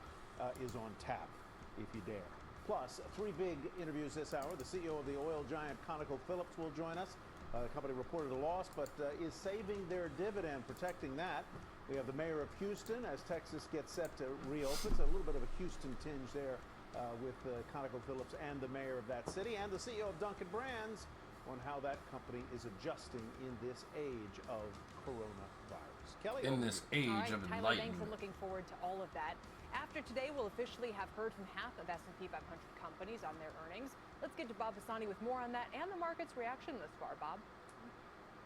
Yeah, so it's very important to remember why we had such a rally in April. There's 3 or 4 things that moved it, and maybe all of them are equally important. First, we have reopening hopes. In my book, that's the most important thing, why we moved the most. Okay, back Second, for real we've this got time. Expanding testing and treatment possibilities out there. We heard We're that in the last fucked. couple days. Then we've had this massive. Why did fiscal Apple just monetary take a stimulus. shit? And finally, they don't talk about this a lot, but these low rates have made stocks a lot more attractive than bonds in a lot of playmakers' book overall here. So the problem what we have is You take a earnings $4 because we're profit not real getting quick. any guidance at all. All the companies are declining to provide any forward guidance that we've got here. So that's a little bit of a problem. So in place of guidance, we have these green shoots that are out there. We have these vague hopes and comments that maybe May, June was a bottom. April, things started picking up in the second half. A lot of vague comments it's around back it. up. And the market for the moment is buying Just into like this that. narrative that May, June was the bottom and that the earnings estimates will bottom out sometime in that period. Will be down 25% or so for the year. Biggest risk to the rally for May, there's only one big story. It's very obvious. The reopening falters. That's a major problem here. Faltering can come from a wave of reinfections or just the reopening's a bust. Economic activity is lower, even lower than anticipated, even without any reinfections. But for the moment, you see the market buying into this narrative, the reopening narrative. Let's Energy, go, retail, Apple. the banks that were Let's all down go, in the middle of the baby. month, they were the laggards. They flipped around because the market believes the reopening narrative right now. And staples and utilities that were the leaders, they are lagging right now. So we'll see. You want to watch the reopening. Snap dying. Tyler, back to you. All right, Robert, thank Snap you very is much. dying. A shocking number out this morning is an additional 3.8 million of us filed for jobless claims over the past week. Steve, It's a good Leisman, point to take what's out a the put market on numbers for us? Tesla. Hi, Steve. Puts on Tesla right here while it's consolidating right Tyler, here. You can only say this is a disheartening data. Puts point on here Tesla. when you see these kind of numbers come out. Not only was it an astronomical number at 3.8 million, but it was also higher than the estimate from Wall Street. How much higher? Well, higher by the amount that we usually get in a normal week. 300,000 or more higher. And as Tyler said, that's 30 million over the past 6 weeks who have filed for unemployment Look at benefits. Apple. And Boss that's about moves, one Apple. out of Let's every go, 5 baby. workers. Now you can see the trend. It is a little better. It's come down Wrong from the direction, peak of Apple. north of 6.8 million. But each one of those numbers there to the right of that 6.8 million. We got 2 that would be hours a record left in on its trading. own compared to the pre-coronavirus history in America. Now, one way to put all this in context is to look at You the better buy your insured Amazon unemployment rate. now. That's the percent of total eligible employees that are getting unemployment benefits. This is a week-old data. That's what the government puts out. Tesla's a good 12% company with cool nationally, cars. I but work now for them we in rank the Frankfurt. top Man, 10 the stock is states here by overvalued jobs. though. Michigan at the top, 22%. Pennsylvania about 19%. New York and California both around 14%. And now look at this next chart because it's a little more interesting. As you move to the right there, North Carolina 11, Illinois 9, Texas 7, Florida 2%. We're looking at 2 things here. First, we're looking at some of the states that weren't as hard hit. In other words, we're looking at some of the states that can't process claims. Florida has become a national scandal in terms of its inability to process claims. Some 40% not getting it who are even said to be eligible. Nationwide, What? Tyler, here are the numbers. 64% of the increased number of filers Florida are not getting processing benefits, according to John claims. Riding, at Green Capital. So that means only 64% are getting the benefits that the government has laid out for them. All right, Steve, thank you very much. And I guess a lot of people are having trouble even getting through to their It's going to state start unemployment picking up offices steam and here coming filling towards out the end of the what day, the isn't it? forms are. So there must be a huge backlog there. That is definitely true. What you have, Tyler, let me tell you about the sequence here very quickly. I have a feeling it stayed above 290, dude. I have a feeling we're going to race up to 300 before the They close. didn't update their unemployment systems. Boom, this hits Like, right? antiquated systems, old software, old programming languages, and just really unwillingness on the part of some states really to provide these benefits. And all of a sudden, all these people who desperately need this money are not getting it. All right, Steve, thanks very much. Steve Leisman reporting on those dismal numbers today. Well, despite a slew of messy earnings and weak economic data, as Steve just was talking about, with the worst still to come potentially, stocks are on track. Forget this, their best month in decades. So how worried should investors be about the disconnect between the economy and the market? For more, let's bring in Jeff Mills. He's Chief Investment Officer. Shit's about to get popping, raging into the last hour here. Investment Officer for Richard Bernstein Advisors. Both are also CNBC. Apple not as popping. Let me Amazon ask you more this. I mean, there are a popping. lot of people. a lot of people who might fear that they have missed out on this rally with April being as strong as it has been. There's definitely more people jobless. That they've missed out. They're just talking about it. People in Florida can't get their stuff. I bet there's definitely more people jobless than there is. But I also think we come back really fast once we start opening up. I think we come back fast. Like, I think restaurants are full by the end of the summer, like September, October, and then it depends on next flu season in the fall. That's a big thing. But I'm pent up, dude. I want to go out, yo. What does the stock market know about the future of the economy that we don't? And that's starting to draw them in as we're talking about reopening and things of that nature. I think the reality is, isn't it like 20 or 30% right now or something? About the economic future than really anyone else, especially when you're thinking about leading economic indicators. Usually, the stock Amazon's market popping alongside leading economic indicators.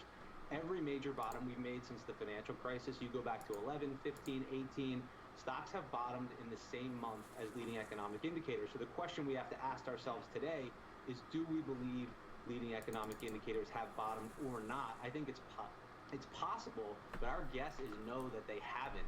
So we want to be cautious here. We think the market's going to have to take a bit of a breather. We're always long the market. That's how we invest for our clients. But we actually have used this rally above 2,800 to take a little bit of risk off the table. I think just as prudent managers of risk, you have to do that right now, given all the uncertainty out there and all the economic data that we're seeing today and that I think we're likely to see over the next number of months. Amazon cruising. That's very interesting, Jeff, and I'm so glad to hear you say that, because frankly, in my own personal portfolios, that's what I've done as the market has come back. I've not delevered, but de-risked a little bit in my own personal portfolios as some of that. I didn't sell at the bottom, thank goodness, unlike the last time. Richard, let me get you to react to what he just said, what Jeff just said, and talk about that. Is it better under these circumstances to be a little too late rather than too early? Well, Tyler, yes. The answer is Amazon is popping here. Yes, it is better to be late than to be early. I mean, look, the opportune moment is to catch the market's bottom at the bottom. That's clearly the best point. But if you had to choose between being 6 months early or being 6 months late, about 70% of the time, take or leave a little bit there, but about 70% of the time, it pays to be 6 months late. And the reason why, and what people are ignoring, is everybody says, well, the market bottomed, 3 to 6 months before the fundamentals bottom. That's correct, but that's not the analysis that you want to think about. You want to think about, when did investors think the market was bottoming? And that you'll find that there are plenty of head fakes and plenty of false starts and that sort of thing. So it pays to follow the fundamentals, to use the fundamentals as your divining rod, and watch the fundamentals. So what you really want is you want fundamentals improving and complete disbelief. I don't think that's what we have right now. I think we have fundamentals deteriorating and everybody's fear of missing out. That's usually the beginning. I think since the Great Depression, there's nothing that's come near this, yeah. Highest jobs numbers released today since... Whoa. I want to get to delve a little deeper on this very point, because I think you both have strong opinions about it. And talk to me a little bit more, like when it Richard, fell, just for a second or two, about those fundamentals. And then everybody's like, what do we do now? We don't really know what the fundamentals are, and isn't it true, or let me ask you, is it true or not, that the fundamentals are likely to get worse? I don't think it's a whole restart of an economy, though. Like, our economy was tuned to what the people want already. I think it's just a matter of turning it back on, It's not like you're shutting down a war machine and figuring out where everybody goes to work, you know what I mean? It's like, we purposefully shut everything down, and then we purposefully turn everything on.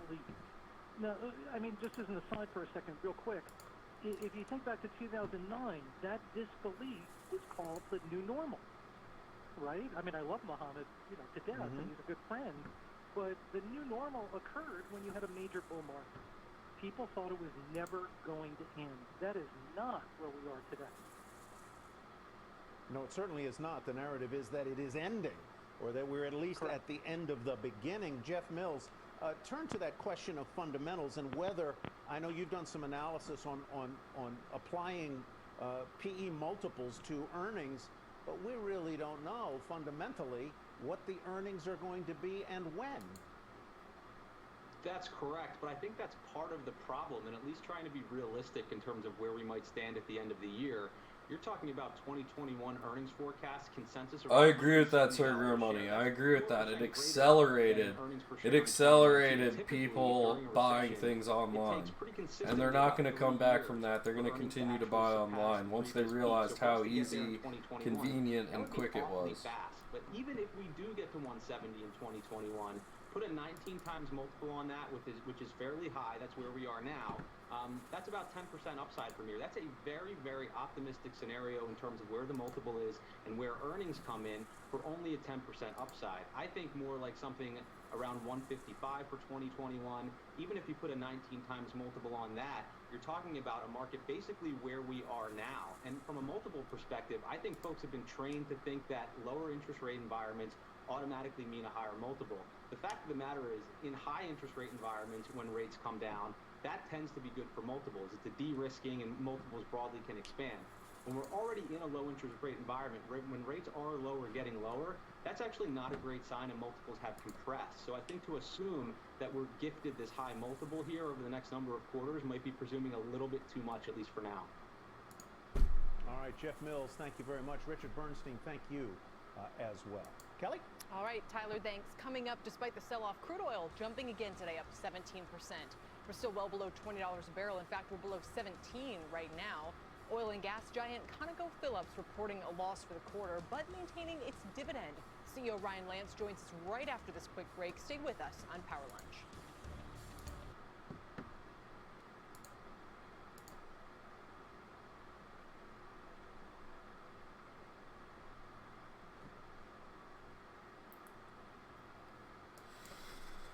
I expected us to kind of race towards 300. It's not really happening. Amazon's paying off more than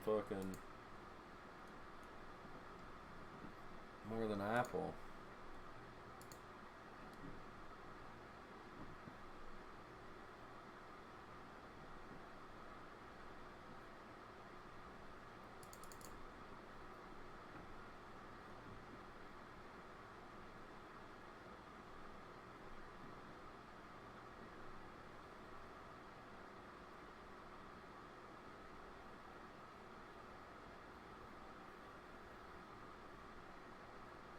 Donkey.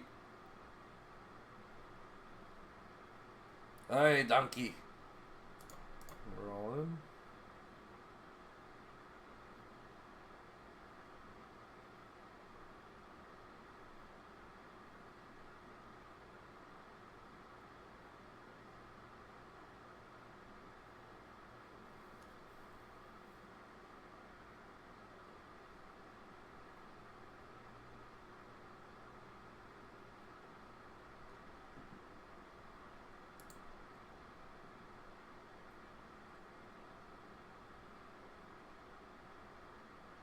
Yeah, I'm back to break even at Amazon. Apple, I kind of want to get rid of it. God. I kind of want to get rid of it.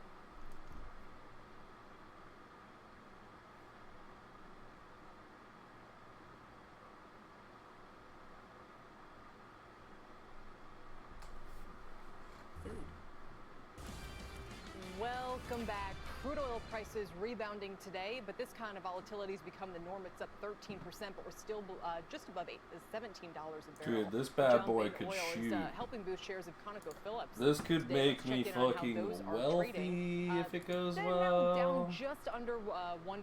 They're down 30% this year. Conoco just reported a first quarter loss that beat estimates this morning and announced they're maintaining the dividend. Here for CNBC Exclusive is Ryan Lance. He is CEO and chairman of ConocoPhillips. He joins us from Houston, and it's good to have you, sir. Welcome. Thank you, Kelly. Good to be here. You know, why maintain the dividend? I'm sure it requires a lot of, a lot of other things to go by the wayside right now. Well, Kelly, we reset ourselves in the last downturn our industry experienced in 2015 and 2016. And we have a return to shareholder target of greater than 30% of our cash going to shareholder. That's made up of a fixed portion through the dividend and a variable or flexible portion through the share buybacks. We suspended that flexible portion, and we set the dividend back in 2015, 2016 that we thought we could maintain and through the downturn, through the cycles that our industry experiences. So we're very comfortable with where we set. We're very strong financially and entered into this downturn in a very strong financial position. So we're not concerned. Yeah, no, but Ryan, it's pretty stunning to say, oil can go to minus 37 a barrel and your company's fine and you're strong. I mean, walk us through the scenario analysis. If crude stays at 10, if it's at 0, if it goes up to 20 or 30, how much of a difference does that mean for your profitability or lack thereof? Well, obviously, we're a function of what the commodity price is. So we expect the second and the third quarter to be pretty tough, which is why we've announced voluntary curtailments. We're just not going to sell our crude for the kinds of prices that are on offer right now. But we believe as this COVID-driven demand destruction works through the system, people come back to work around the globe and here in the United States, that demand's going to start to rise again, and we'll get prices rising off where you're seeing them today. But it is very distressed prices, but that's why we have a strong balance sheet, a lot of liquidity. Saw from our quarterly results, we came into this with $8 billion in cash in the balance sheet at the end of I'm scared. $6 billion undrawn revolver. So we've got how much to kind of for 1 good gram of green gold in your area? It depends. Later in the year and into 2021 as we look forward, as the world kind of comes back. Curious about two kind of tactical moves here. Number one is, where are you storing crude? How much do you have to pay for that storage? Number two is, if your company can weather this but others can't, do you expect to be an acquirer? Well, we're choosing to store our oil down in the reservoir, so we're choosing not to produce it. We've voluntarily curtailed for the month of June 460,000 barrels a day, which really represents about a third of our company's production. And as I said, we're just not going to sell it for the kind of prices, but choosing to store that down the reservoir, which doesn't cost us anything, and we're not doing anything to damage the reservoir, so we know we can come back relatively quickly when the prices are acceptable to us at that point in time. But yeah, and certainly this situation has caused a lot of distress in our industry, and but it is a need to consolidate. Damn, he's like, we're chilling. Investors have too many choices. Your market cap's not relevant anymore. So absolutely, we're on the lookout. We're watching closely, but it's got to be accretive. Can't destroy our financial framework, but we're watching it very closely in the industry. The industry does need to consolidate to reduce that fixed cost. Ryan, two quick questions. I think Monday will be red since ECB was today. 460,000 barrels a day. I hope not. Does that mean that you actually shut that production, or that you just slow the production? And if you're shutting it, then how really, all I want is a green day for Apple and Amazon tomorrow.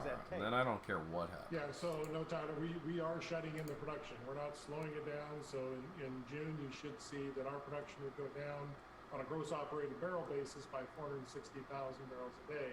Now, on the flip side, we think it's going to be relatively easy and relatively quick. It's a matter of weeks, not months, to get our production back up when prices recover to an acceptable level. Sell in May and go away. Have us then sell the oil back into the market. Amazon's kind of a safe haven right now. What about Apple? Right now, there's not a lot of cash flow. Hopefully, Apple is with their balance sheet. Giving the depressed prices. So take us into your inner sanctum, if you would. When you saw oil futures go down to negative 37 last Monday, what was the feeling like in the pit of your stomach and that of your colleagues? What do you feel when you see that kind of action? Well, Tyler, I've been in the business 38 years. I've never seen it before. So, Jesus, people are so demanding. Why are people got to be so demanding? What happened, but we actually knew that this was coming. There's two people texting me. One person I do business with. I'm not saying they're demanding. He's a partner. There's another person who's texting me demanding the shit out of me. My partner could be actually watching the stream, so I don't want him to think that that's him. We did his shit right away. We were like, yep, sign that DocuSign. the cutback in the production that we're doing as a company, but no one anticipated minus $38 a barrel. That was just unheard of. And something that just shows how the physical market is disconnected from that financial market. And you got to remember that the index price that you're looking at the board today doesn't really match the netback wellhead price either. So the physicals are disconnected from the financial. And finally, Ryan, how is coronavirus affecting ConocoPhillips directly? You know, your workers. Are you concerned about, you know, having people on the job as that supply begins to ramp up? And are you guys going to all of a sudden potentially be in a situation of needing to ramp up production quickly as the economy recovers? Well, I think Amazon's going up, and I'm still down in it. Like what? Battling this pandemic, and my hat goes off to our workforce. They've done a yeoman's job to keep the operations running strongly, which you saw in our first quarter results. We've had 10 cases across the company. That's 17 countries, over 10,000 employees. So we've been really fortunate. None of those cases have been work-related. They've been vacation or family members. Everybody's recovering, which is great inside the company. But it is a matter now, here in our corporate headquarters in Houston, the governor of Texas is starting to slowly reopen the Texas economy. And we'll slowly start phasing in people back into the office, but encouraging them to continue to work from home. If they need tools that are here in the office to support their activity, then we're going to phase the approach, but it's going to be with a lot of requirements around PPE and social distancing and all the guidelines that the federal government's put out and what Governor Abbott has put out. Yeah. Ryan, thanks so much for your time this afternoon. We appreciate it. Thank you, Kelly. Ryan Lance is the CEO and chairman of ConocoPhillips. Stick around, still ahead as oil does sit below $20 a barrel. Texas has been hit hard from this route. The mayor of Houston, Sylvester Turner, will join us to talk about what Ryan was just mentioning, the impact and the state's move to reopen the economy this weekend. Plus, Apple is higher ahead of its earnings after the bell today, and the stock is just 10% below its record highs. We will tell you what investors are watching and hoping for after this quick break. I'm fucking scared, chat. I'm scared. I'm so scared.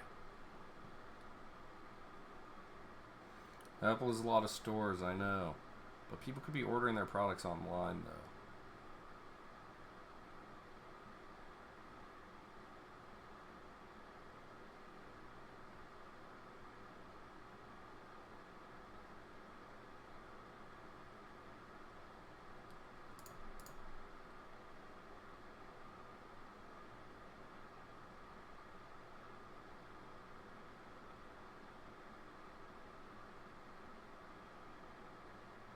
Oh, so close, so close.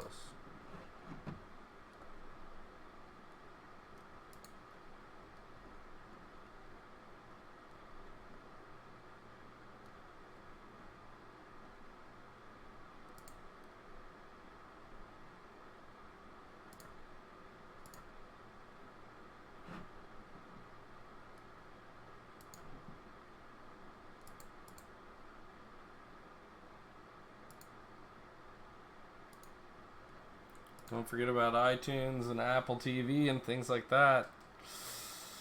You think people are really using that? You think they're the big winner? I think Netflix was the big winner. iTunes, maybe. Apple TV, maybe, though.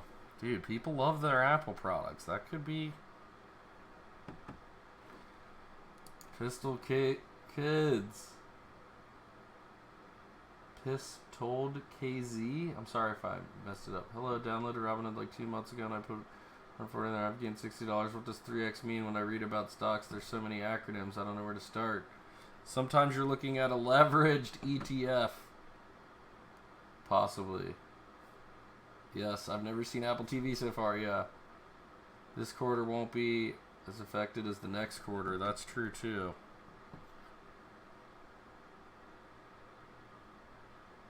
That's what's made everything else pop. How's Facebook done? Has Facebook held?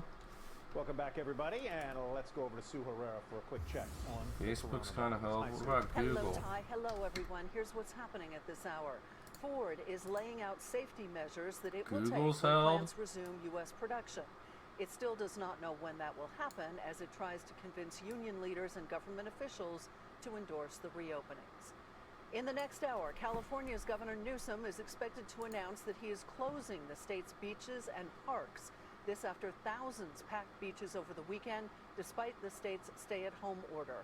Separately, Los Angeles is offering free testing to all of its residents. It is the first major American city to do so. Russia's second highest ranking leader has tested positive for the coronavirus. What? Prime Minister Mnuchin says that he is self-isolating. Russia has confirmed 106,000 cases and just over 1,000 deaths from COVID-19. As always, you can get more on our coronavirus coverage by going to CNBC.com. Ty, over to you. We're losing money. Sue, thank you very much. Let's go to Seema Modi now for Trading Nation. Hi, We're Seema. losing money in Amazon, but we're making it in Apple now. What is happening? Seema? Seema. Well, it looks like Seema we've had a little interruption there of Seema Modi's segment on Trading Nation. And we'll take a quick break as we check the markets here, down 347 points on the Dow. After a quick break, maybe we'll get Seema back. We got two more big interviews to bring you today. First, we'll speak to the mayor of Houston. Stock that I'm curious about is Gush. That city is preparing to Took a hard fall, but has been growing since March 18th. It's 2x now rather than 3x. Oh my god, dude. It's probably some fucking leveraged ETF. Stop. Stop. It has decay. Look up what a leveraged ETF is. Go to YouTube and understand what a leveraged ETF is. Oh my goodness. Bull 2x on oil. I mean, you think oil's gonna come back? It's for day trading. You're supposed to day trade it. My God. My God, man. And a word from our sponsor. My God, man. Fight the Fed, but that doesn't mean you have to fear the Fed.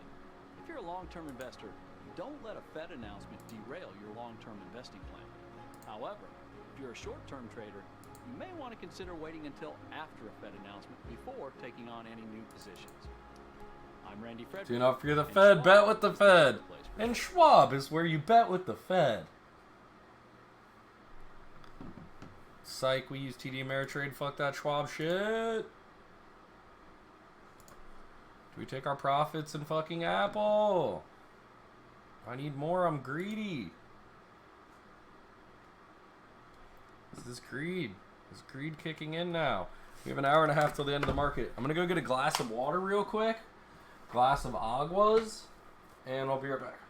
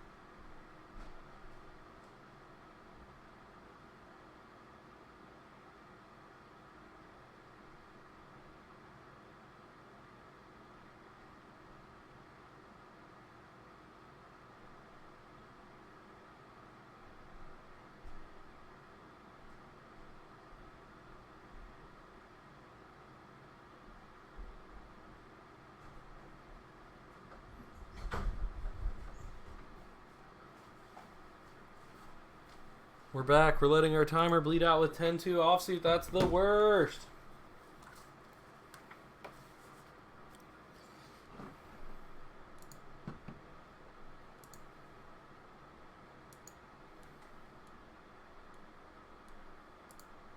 Let's go harass, let's harass StockStream for a moment.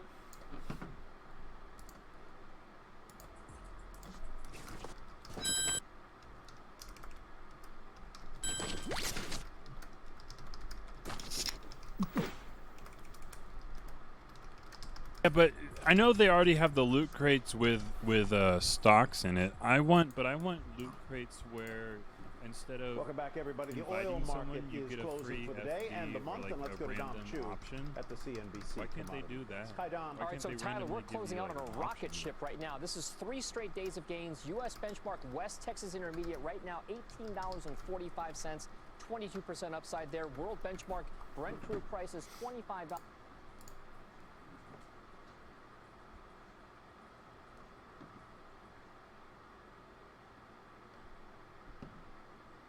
Being checked by auto mods. I was curious about that rand. I was wondering if you got rid of at open or if you held on to it.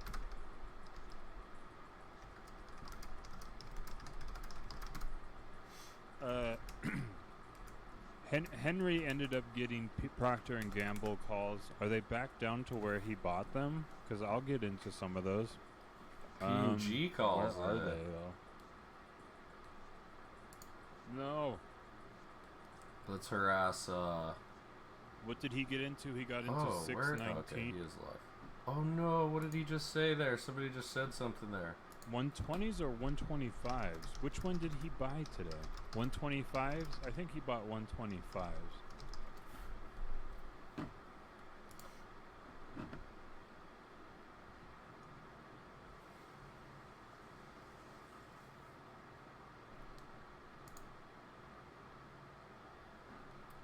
Apple up $55 now. Let's go.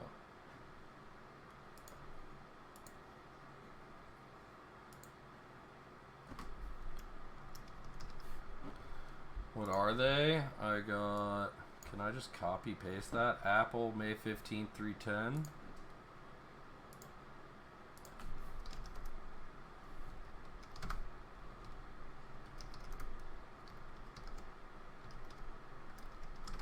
May 15th 2880.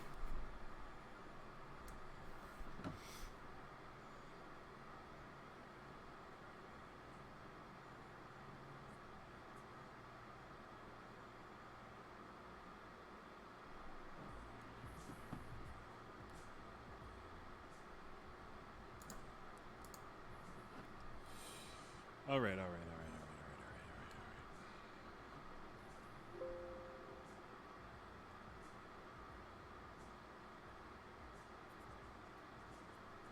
No, PG. Oh yeah, that was the one that he got then. But outlook is good. It moves to $304 tomorrow. Yeah. These same contracts are Procter worth and $700 Gamble on its all way day to tomorrow. $1.20. But I don't care, okay? It's not what I'm into. There's a reason why my portfolio is a lot greener than a lot of other people, because I take my wins and I move on.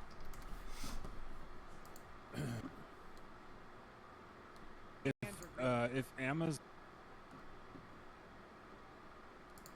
dips after earnings tomorrow, I'll pick up some 3200 2021s.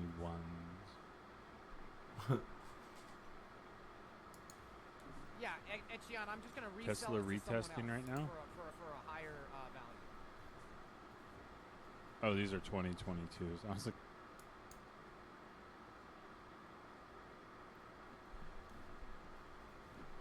is my stream dropping? No. I'm not diamond handsing. Everybody who puts diamond hands, I want to tell you something, okay? I would never tell you guys whose portfolios were DM'd to me the other day.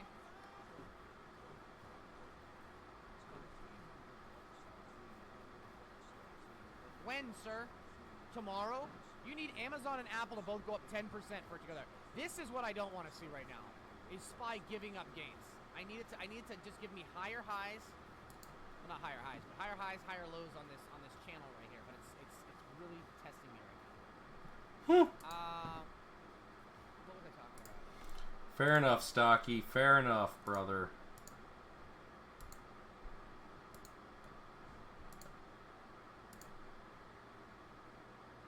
Amazon. We're making a run now. We're making a run now into the last hour. Cases and 4 additional deaths in the city of Houston. So you are tentatively okay with this, but you seem a little hesitant. Well, because no one, in the absence of widespread, robust, ubiquitous testing, no one really knows to what degree this virus is existing Oh within shit, our I'm not even communities. on the We know fucking it's there. screen here? Every Jesus, day Joe. we are reporting new cases. We're reporting additional Sir people Money, who have what's died up? as What's a the direct link? You result gotta of DM it to me. You gotta COVID-19. DM it to me. We need more testing. Now, things are flattening out in the city of Houston. There's no question about that. But as long as we're reporting new cases and people who have died because of COVID-19, and we don't have that widespread ubiquitous testing yet, then I think you just have to proceed very cautiously. You know, and so we are trying to balance the healthcare concerns with the economic concerns.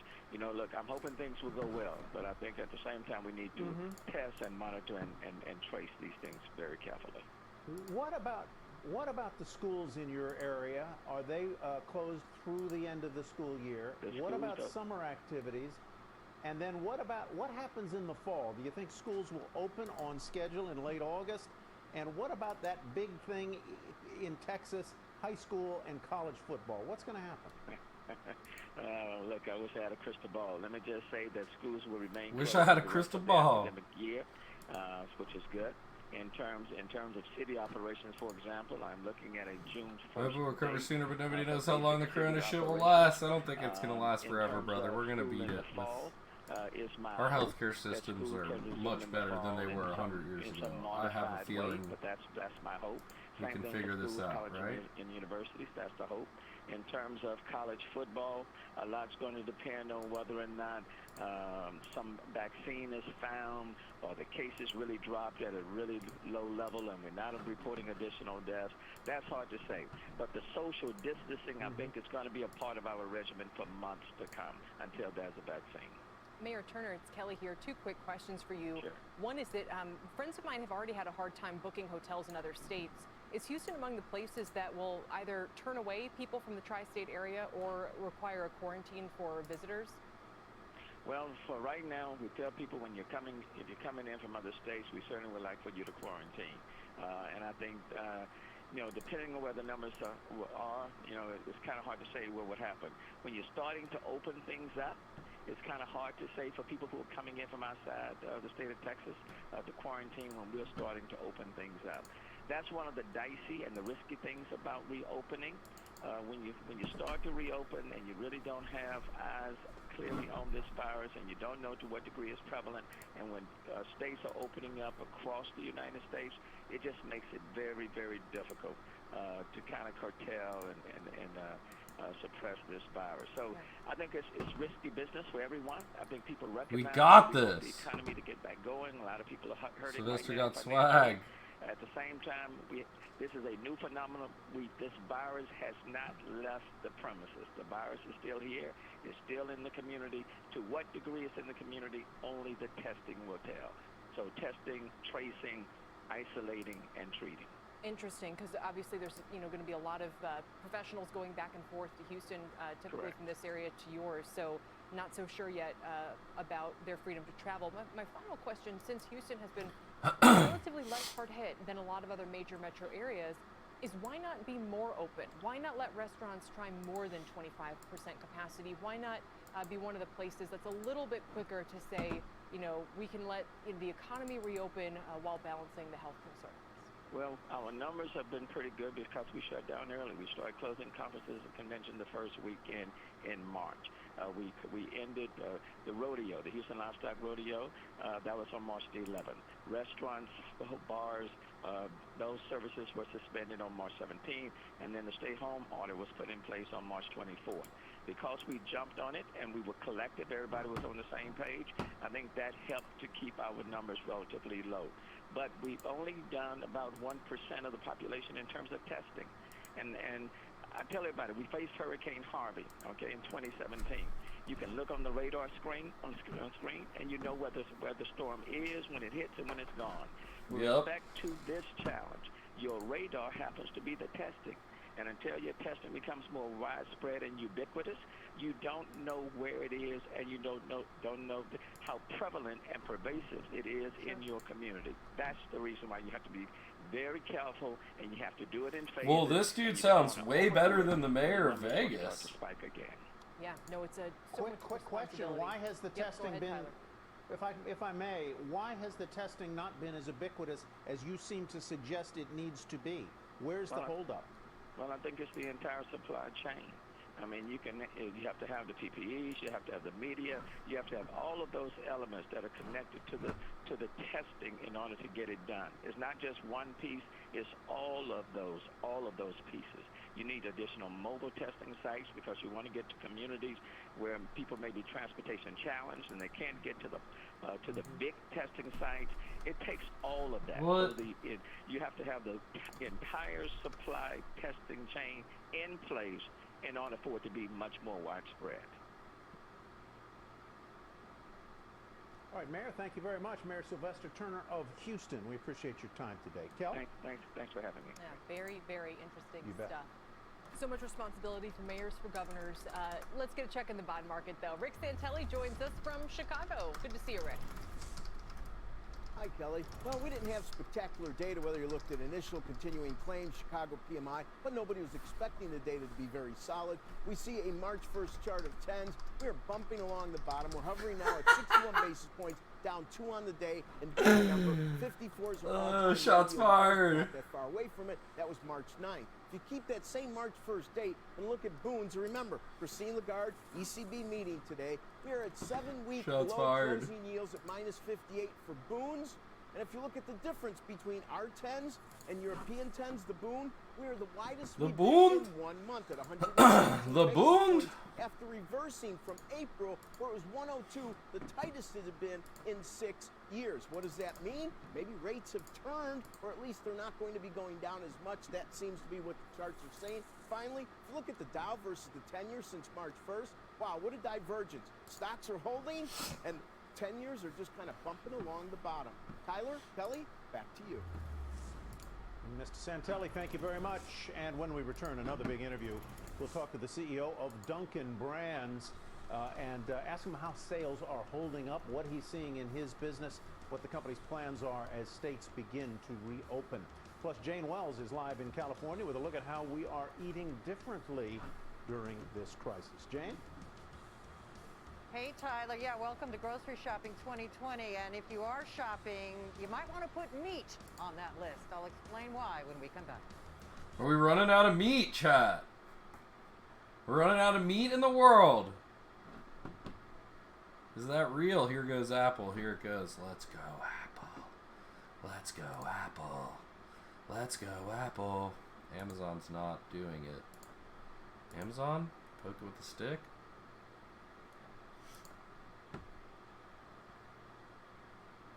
All in Beyond Meat. It's the old lady, Sue Herrera and shit, or whatever. No, it's Jane Wells. It's gonna be Jane Wells. Oven mitts. Jane Wells. That's your girl. No more Meg for you, man. No more Meg for you.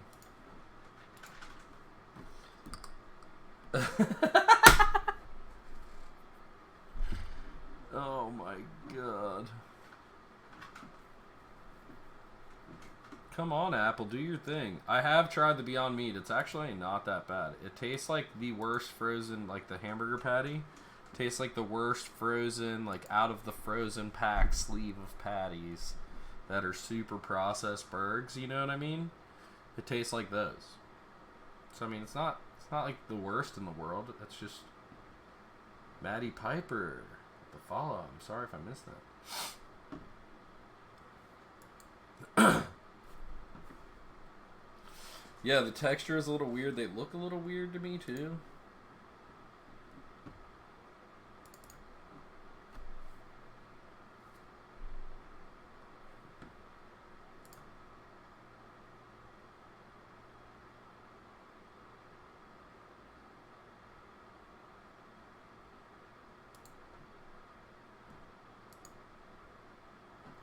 Come on, Apple, you can do it.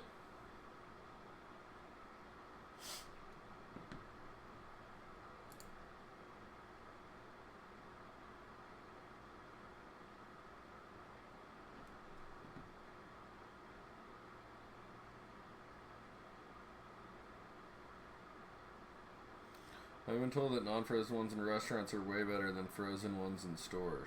Welcome back. President Trump ordering meat packing plants to stay open during this crisis. Oh, well, the Beyond Meat things I got wasn't frozen. Jane Wells joins us now to explain It just why. tastes like a fucking frozen patty, you know what I mean? Well, But it was Kelly, fresh. Look, meatpacking companies may be shutting I bought down some in and the their store and labor they costs are going up, but they've been way consolidating chewy for a years, burger. and their margins are Chewy, phenomenal. yeah. Even today, and I literally mean today. For a burger, I mean, it's alright. What's Like, happening it's in not... the last step before I the didn't feed, puke when I ate it, you know what I houses, mean? which is the feedlots, where animals are fed and fat in the last few months of their lives. These feedlots are bleeding cash. Lee Richmond has a feedlot in Nebraska. A couple thousand head of cattle he bought last fall. Ready to go now?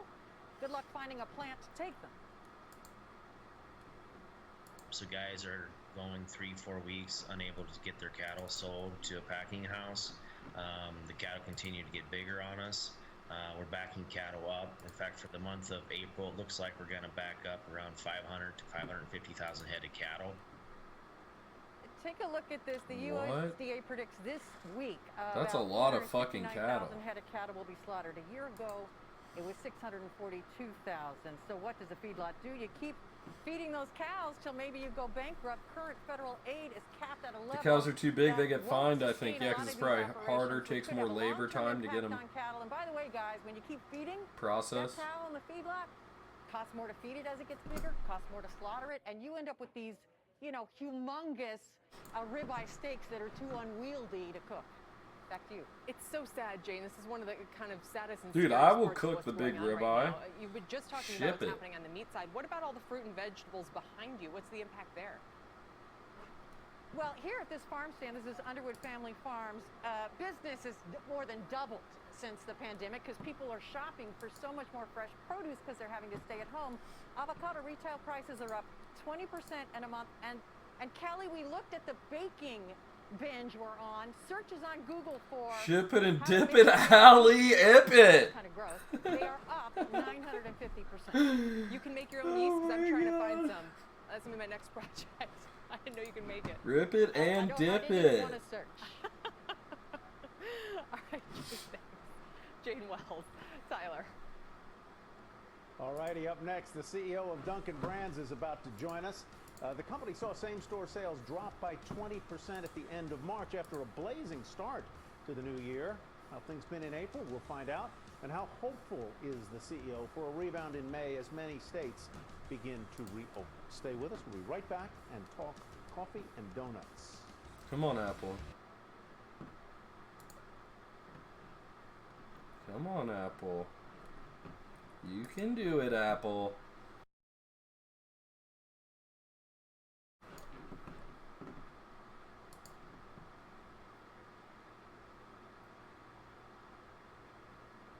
I watched for a little yesterday after ERU hosted, had to leave.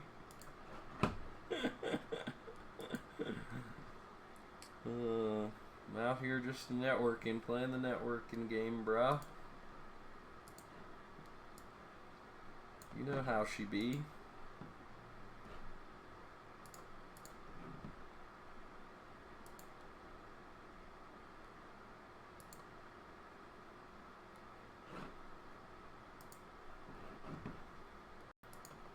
Can we cash a tournament?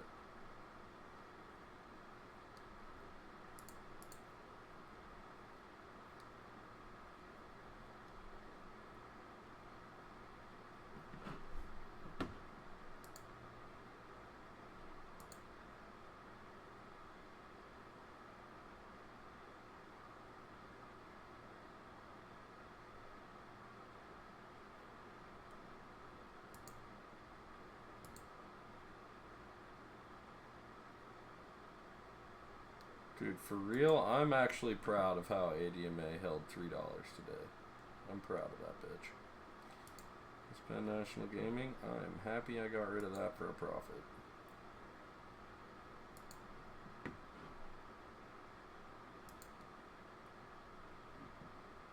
Why, Amazon? Why are you gonna do me like that? Whoa, whoa, whoa. Are we down? Are we up? What are we doing here?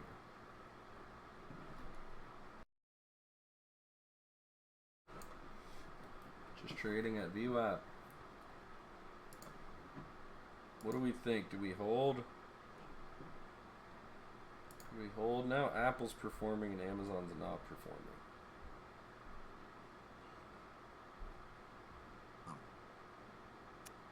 Welcome back. Shares of Dunkin' dropping just about 3% today after reporting earnings. They did beat estimates. And if you look just at the high-level numbers, the pandemic's impact on Dunkin' might actually seem sort of minimal. Same-store sales slipped just 2% with Dunkin' limiting service at its restaurants. That's because the chain was on pace for robust growth in that metric before it tanked by 19% in the last 3 weeks of the quarter. Joining us now is CNBC's own Kate Rogers for a first on CNBC conversation with Dunkin' Brands CEO Dave Hoffman. Kate? Kelly, thanks so much. And Dave, thank you so much for joining us today. Thanks, Kate. Good to see you. Good to see you too. So nearly every restaurant that we've heard from was talking about how strong the consumer was pre-COVID. In fact, Dunkin' was pacing for its best quarterly comp number since 2013. Tell me when you think we'll get back to that place. Yeah, Kate, we had our strongest quarter in the last 6 years, and as the crisis hit, we got into this quickly, and If we you did say all the right one things, more and time, I'm look, gonna we were mute guided your by a ass. simple principle of just doing the right thing, and for us, we accelerated very quickly into this. We got into safety measures very rapidly, and shut the fuck up, dude. For us, that gloves, God, I gotta listen to masks, plexiguard, and is a standard for us, as well as we shipped infrared thermometers to all the restaurants as well. So that's been a big focus, is making Infrared sure that we're thermometers. safe and secure during all of this. Look, the last couple of weeks, whether it's stimulus or people moving about, and so the market's opening up a little bit more, we're starting to see green shoots, so we're encouraged by all of that. And we're starting to see our numbers hover around minus 20% in terms of same-store sales. So not where we want them to be, but at least we're encouraged by the green shoots that we're seeing. Certainly, and so many people are looking ahead Wow, to Apple reopening sold and off right fully back to reopening, BYU. getting to sit in Dunkin' and have that morning cup of coffee, as many consumers would probably like to get back to doing. In terms of that, who will you be taking cues from, and what do you think the future of Dunkin' looks like in this new environment we're operating in?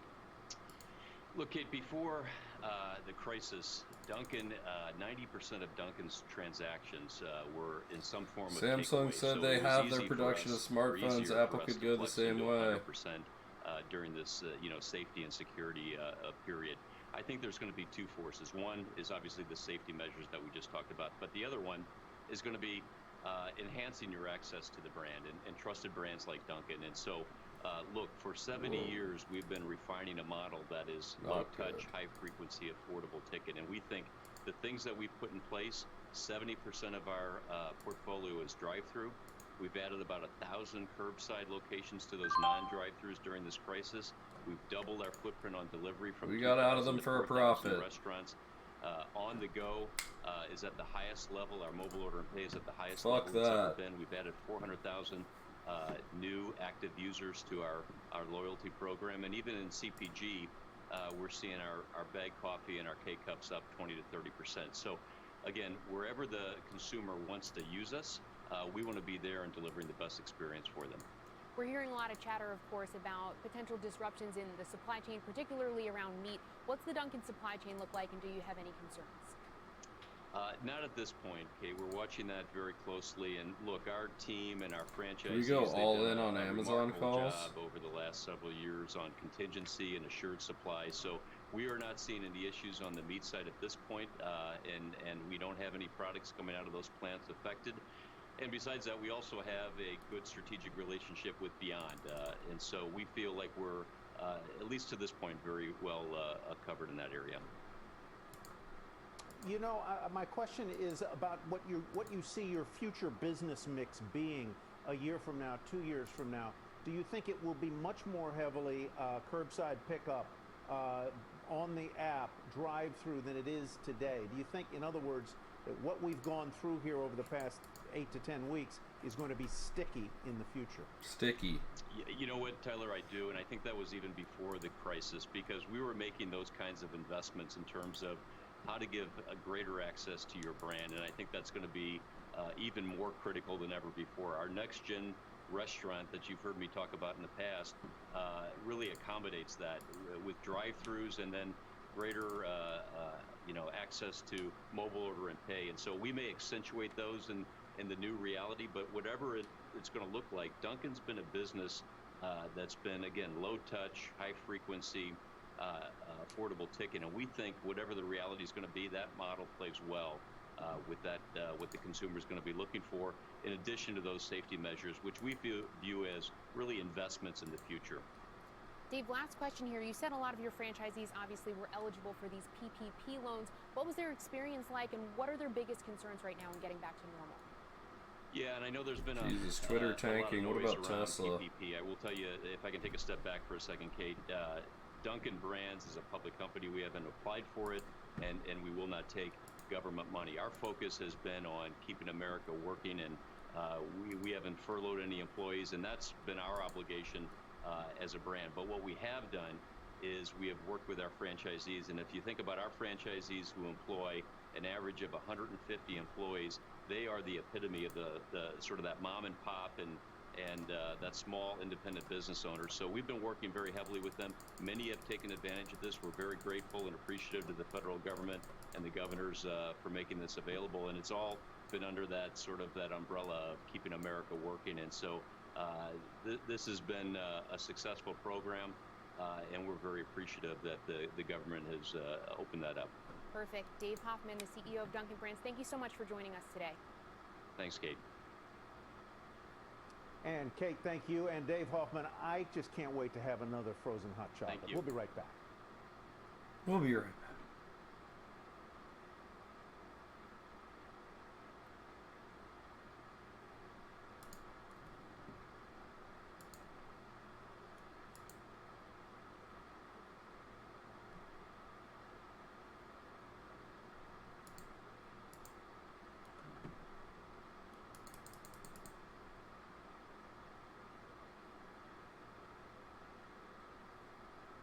Last hour of trading. Which way do we go?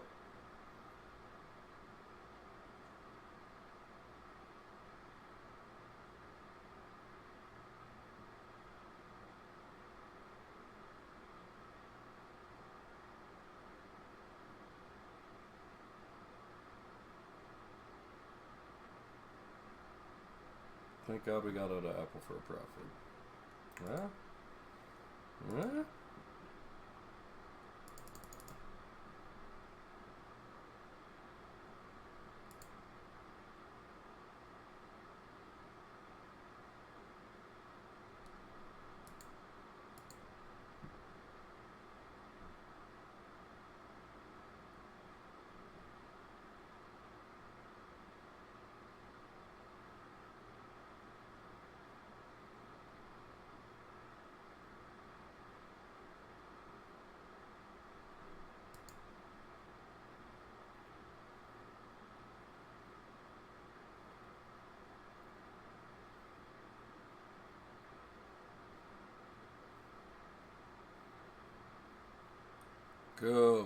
Go Amazon.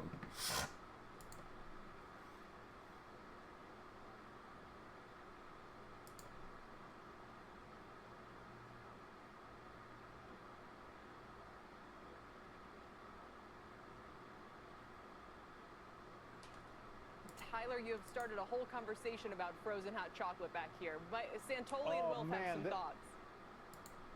They are so good. I'll tell you, my son gets them all the time. It has been a wild month. The NASDAQ up about 15%, Dow and S&P up 10%, even though we're going off stage here for April with a down day. I'm going to go get a frozen hot chocolate later today, Kelly, I swear. Good luck to you. I'm going to Home Thanks for Depot watching our breaking... Yeah. Thanks for watching our breaking news coverage. It continues now into the last hour of the month with the closing bell. Tyler, thank you very much. I think it sounds delicious, if a little hard to understand, a little illogical, but nonetheless tasty. Welcome to the closing bell. I'm Wilfred Frost, along with Sarah Eisen. Stocks firmly in the red on the last trading day of the month. Let's have a look at what's driving the action. Millions more Americans are out of work and seeking jobless benefits as data showed a collapse in consumer spending in the month of March. The Fed announced more stimulus, this time an expansion of its Main Street lending program to even larger firms.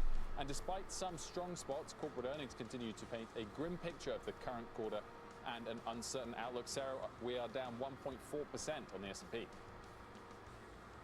We've got a big show coming your way. We will speak with the CEO of medical device company Hologic, which says its new coronavirus test could help drastically increase the country's testing capacity.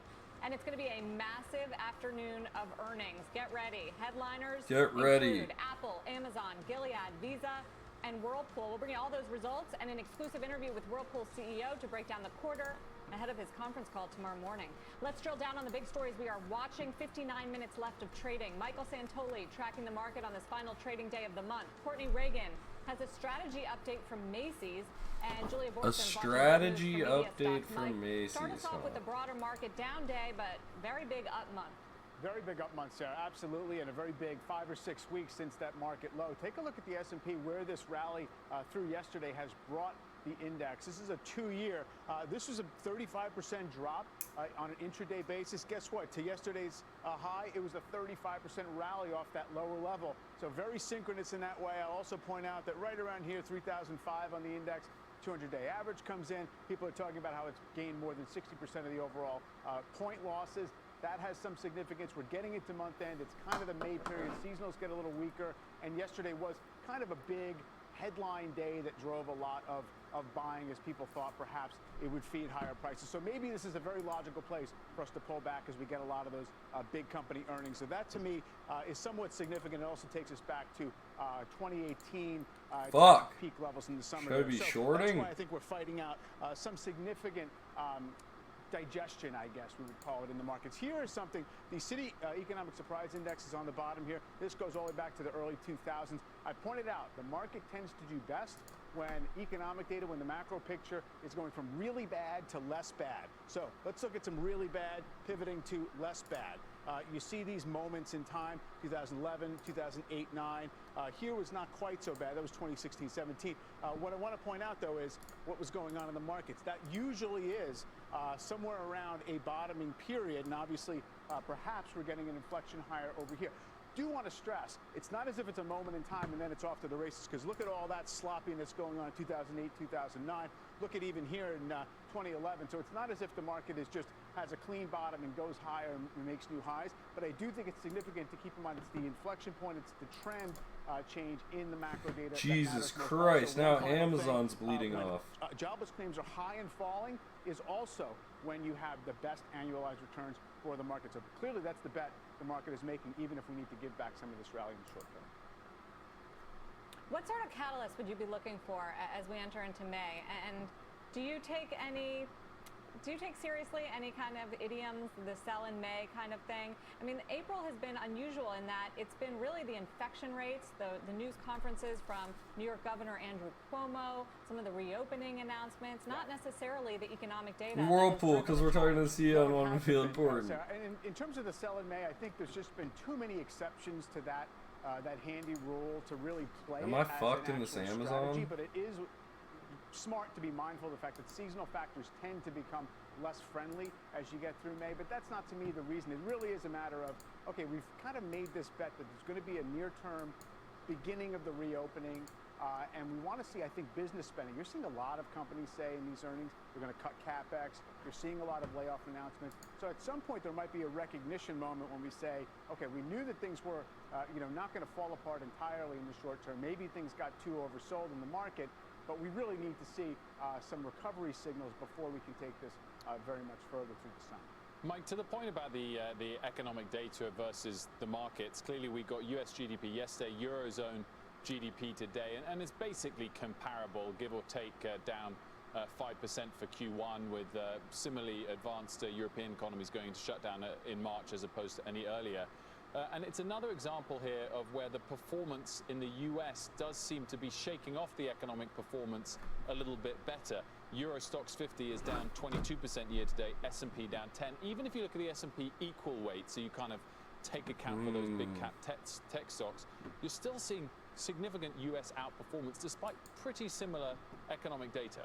It's very true. I think the one thing I would point to is if you look at the policy response now versus 2 months ago, the policy mix, there has been a greater change toward more accommodation in the U.S.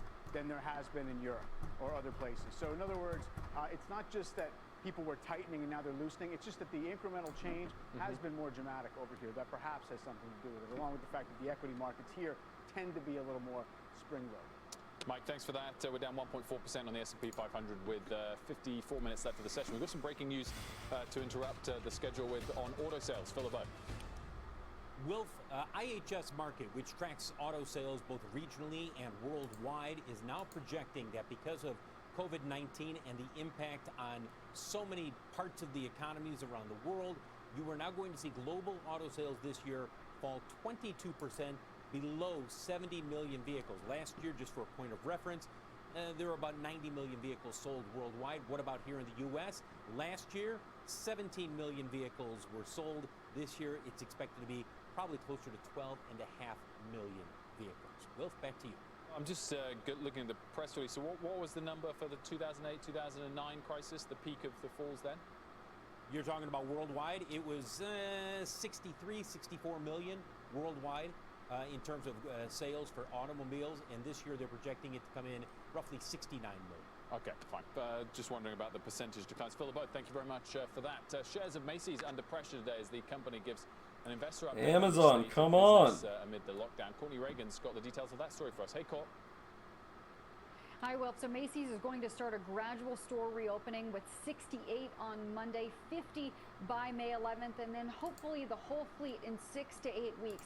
I spoke with CEO Jeff Gannett on the phone after he had a fireside chat with analyst group Gordon Haskett, and I asked him simply, will Macy's survive this? And he said right away, yes, I firmly believe that we will survive. We have formats from off-price to luxury, a gamut of price points on the national level. I'm a 36-year veteran of this company, but I retain optimism for our role in American retail.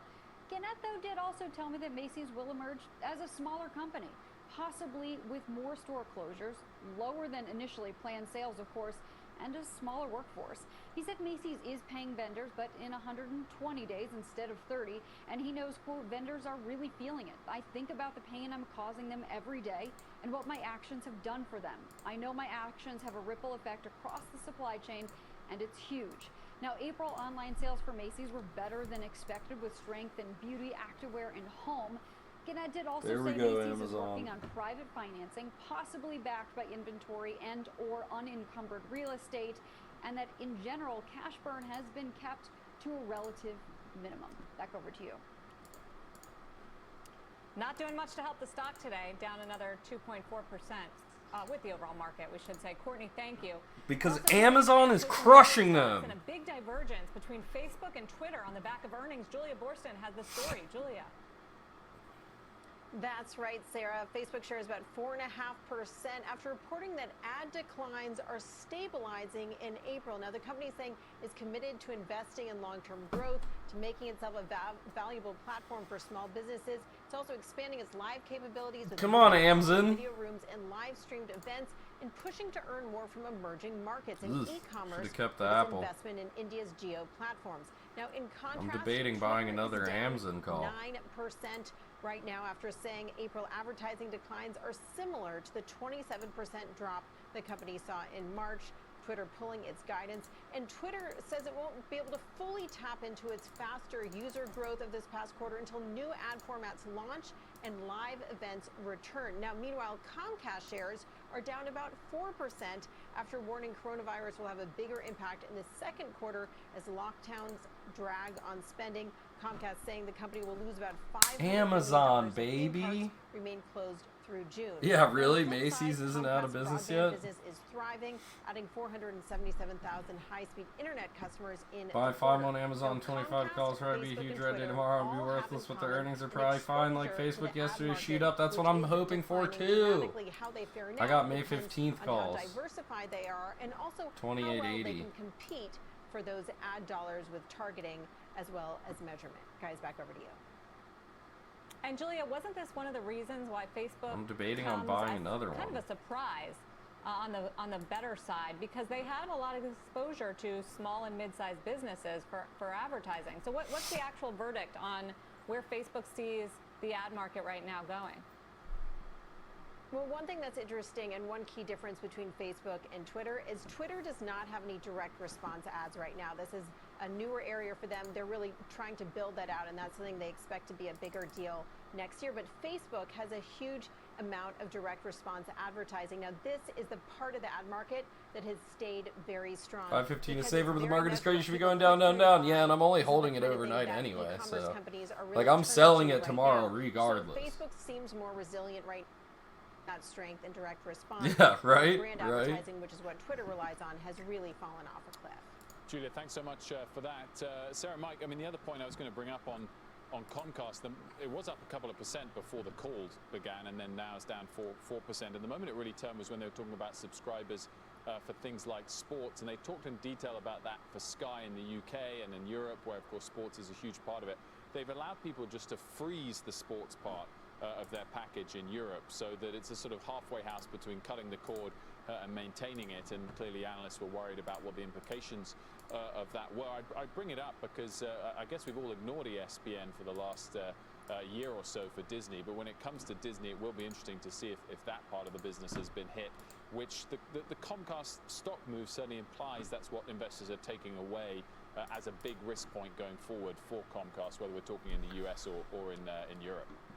Yeah, I would agree that. God, I'm so scared, dude. I'm scared as fuck, chat. Pay TV trends. That's when you get tend to have some weakness. I mean, this is a lot of money on the line. I also think that what we're seeing in general right now is whatever the long-term secular trends were in various parts of media and technology, when we're in this crisis, it seems like the perception is they're getting accelerated and they're only going to kind of go to a greater length. And so that would fit in with that idea right there.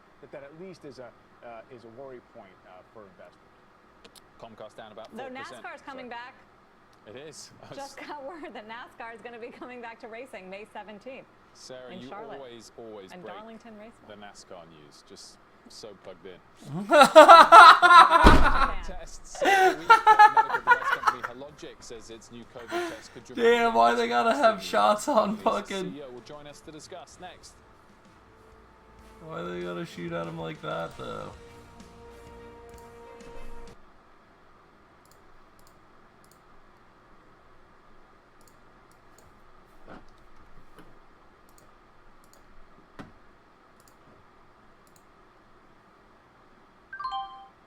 Wow, we got filled. We have a third one. Holy shit, we have a third Amazon call, chat. Run, Amazon, baby, run.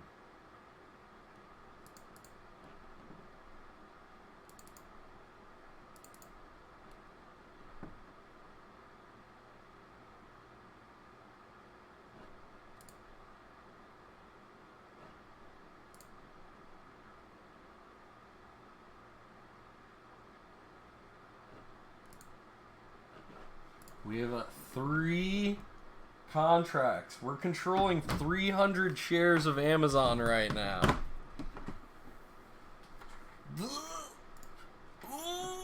Chat, my butthole's puckered. Damn it. We gotta roll a joint for this. It's popping up. Come on, baby. One time in my life.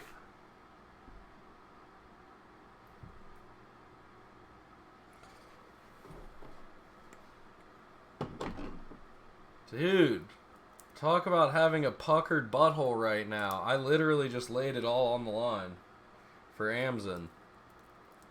I laid it all out there. I laid it all out there, Amazon. I put everything I had on the line for you, Amazon. Okay? We got away from Apple, and we went towards the Amazon light. We went towards the Jeff Bezos light. Amazon, don't treat me wrong. Don't fail me now! Oh my god, it's popping. It's popping! Ah! If a company's gonna do it, it is Amazon. It is Amazon. Come on, Amazon. Come on! Come on, horse! Come on, horse! Come on!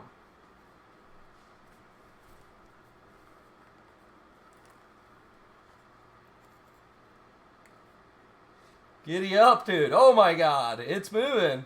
She's moving, baby. What a great purchase there. What a fucking excellent purchase to get a third. To get a third contract like that. Gmode. Gmode. We have 2880, May 15th, 2880. On the market, stocks are lower across the board on this final. We're in the trading profit day now. We're in the April, profit. Shaping up to Keep be it coming, the strongest Sarah. month Don't for fuck stocks this since up, Sarah. Make another 1987. lighthearted All joke of the about sectors NASCAR. down, though, today. Financials and materials are the worst performers. Energy. Make a fucking lighthearted joke about NASCAR. Sarah, come on!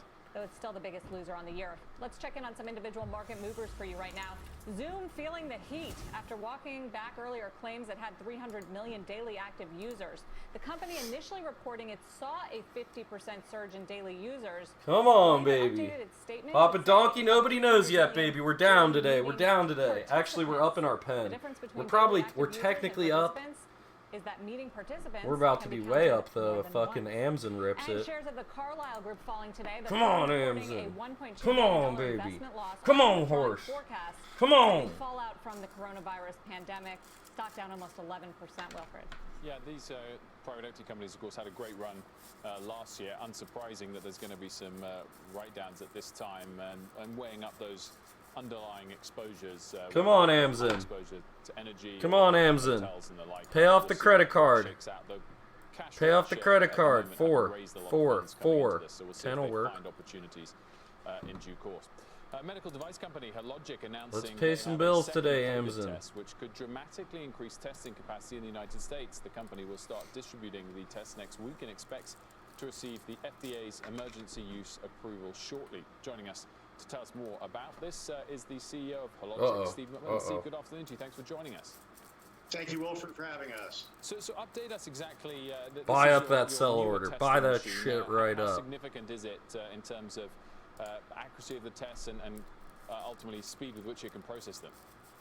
Yeah, I think that's really the big advantage that we're bringing. And I think, as you know from knowing the company over the years, we've been the world leader in HPV testing and most sexually transmitted infection tests.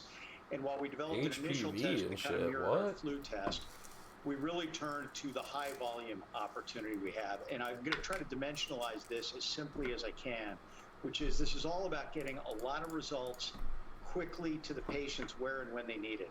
And the magic in our test, Amazon, baby. Millions of tests Amazon, baby. Sexually transmitted infections is this simple, and I hope you can see this. Amazon, baby. This swab goes right into the tube. The swab gets broken off. This tube gets sealed. And for all the video that you always see about people then pipetting in the labs and try to take stuff out, what happens with this tube is it never has to be touched again by anybody taking anything out, because our transport medium is also what is used on the tube. This then effectively goes to the lab, gets put onto a rack, and that rack gets put right onto the Panther machine that you were showing earlier. The Panther machine, baby. High throughput instrument. That Ohio twang coming through in the intense moments. Let's go, baby! The magic is, and where Dr. Burks and the whole team are so excited, this is where Can the we Panthers go? are around the United States. There's over 1,000 of them in all 50 states. Come on, Amazon. So instead of what's been Run it happening, up, where somebody baby. gets swabbed at a drive-through thing, it goes into a bag, it's going to get in a car, it's going to go on an airplane, it's going to get back, and the whole delays in testing, this can come right to the hospital. Take an example, Northwell Hospital. They want to test their employees at night. They can swab them, run them overnight, and know if they can show up in the morning and be ready to go to work, or other things like that. So, and then Come on, Amazon. We're going to release 3 million tests next week. 3 billion tests, baby. Tests everywhere. Market going up. Amazon going up. Every week for the rest of the year. God, we just had to wade through a stressful day here, didn't we? Thanks for the demo. What about that question of accuracy? We've been hearing more and more about the issue of false positives and false negatives. Have your tests been validated? Oh my God, it's What raging. we have is our PCR test, which was our first one, was validated, and then this one as well. It's a different process than the typical FDA, rigors, because Pen they down. are What a allowing great emergency get out of use. pen. But because we have so much ADMA experience holding. using I this as a actually am proud of messenger ADMA RNA the other day. technology that we have so much experience in, that has very high levels of sensitivity and specificity. In the 244 was the high for the day. Can we push back past that? We're going way past that for sure. Quick. We actually in the label Let's go, Guac Gang. detected every Let's false go, positive, baby. no false positives, and got all of the negatives. So, We're trying. that's what We the have high 3 throughput call options on and by Amazon right eliminating now. all the manual variation that happens in so many tests. Back to that simple piece, this is highly automated. It brings a remarkable level of efficiency and accuracy, both sensitivity and specificity, which are the key attributes in molecular diagnostic testing. Green Steve, candles, help us baby. with some of the math here. I mean, how long away are we from being in a position in the US when everybody that needs this thing to is have been taking the tested fuck off. can get a test fairly easily? Wilford, I'm not sure I can answer that because I don't know what that true answer is as to how many tests per day. I think where we really need, and I think, there are different models and everything Amazon, else, but, baby. Can we get to a point where Amazon, we're conducting baby. millions of tests a week in this country? Amazon, which baby. should therefore, and be able What's to my separate, target? I don't know, dude. when Get we rich. look, My target obviously is where you fucking guys pay are, my in the bills, New Jersey baby. area, there's still My a target tremendous is, need to get let's more people go. tested. In many states now, we're really testing. The current results are, very low single digits of percentages of people being tested. So I think what we've got to be able to do My is target monitor is the make enough to hotspots, buy a share of everything Amazon. else, and whether that ends up being, call it You know what I 1 million mean? tests a day, 750,000 tests a day, to several million. Oh my I'm God. not Oh sure my where God, that chat. will evolve, Oh my God. But I think, Oh my we're God. working Apple very mooning closely too? We with should have Dr. held our Birx Apple and their calls, team shouldn't we? to really Oh help my answer God, we those should have held the questions. Apple calls. We made money on them though. That's So Steve, okay. you mentioned you do another. And a we number put of the other money in diagnostic Amazon, so the testing. money is I in know Amazon. pap It's all smears, okay. mammograms. What's I feel happening safer in with that Amazon. business, We're up and $300 are you in our concerned Amazon that play. We people made are going to be $16 suffering on in this Apple country, and we could have today. some real Fair health the fuck enough. problems Let's as go, people baby! who This need shit those is tests fucking aren't able to raging have right them, now. aren't going out to Do get you them. see this? Sarah, I love you asking that question because I do think it's Sarah, one I of the love when you very ask me that real question. Unintended consequences. Obviously, we've got to fight the pandemic and the concern right now. But when you think about diagnostics, it's all about finding things early. Mammograms, as frankly, probably on the order of 80 or 90%. Dude, we have 30 of minutes people put left off in their trading mammograms today. this month. People are going apeshit for the Detecting cancer Amazon is right about now. detecting things early. Bezos owns the The house. earlier Keep we it can rolling, detect where we baby! are, I do worry, and not just for us. Come on! We have, for example, nothing in cardiology. People who have cardiac events, everything else, We're going because over they have not been going into the hospitals. So I think the best we can do is 2,450. help Let's get go, people baby. back.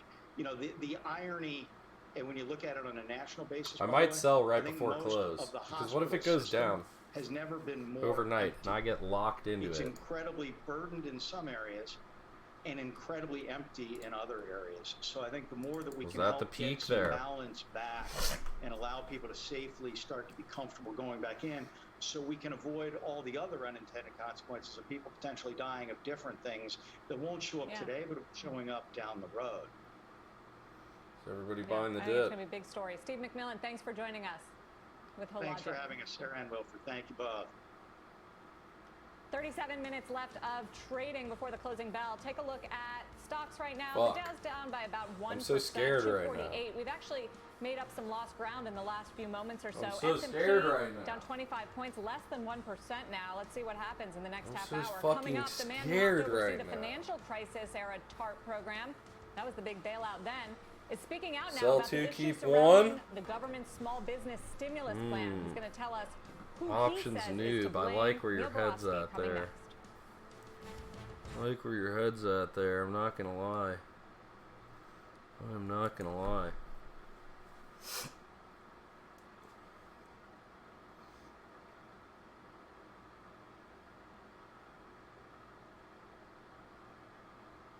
You got 30 minutes aside. Let it keep creeping up. Well, you want to hold overnight though. If it keeps creeping up, it will make me want to hold overnight though. That's so true.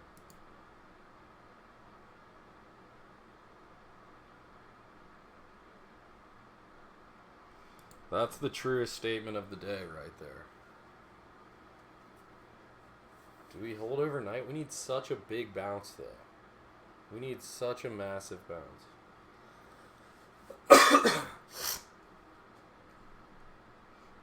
Like, we're definitely not holding into the weekend. There's no fucking way.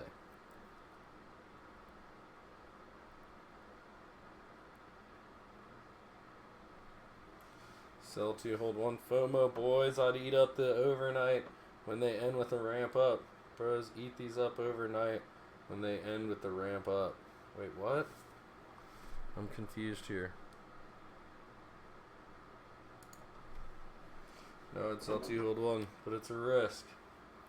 I'm scared, Chad. I'm fucking scared for my life right now. I'm sweating. My palms are sweaty, dude. Mom's spaghetti, dude. Like, fuck. Whoa, Restream just said we had 1,000 messages in chat today. That's what's up. By 3:30.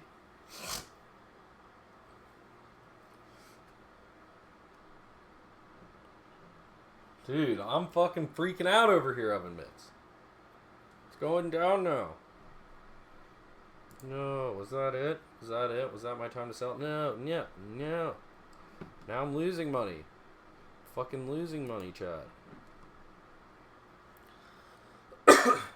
Sarah, get back here and make a joke about the fucking NASCAR. What happened? The federal government briefly limiting big banks' access to the PPP program following backlash over some large firms that received funding in the first round.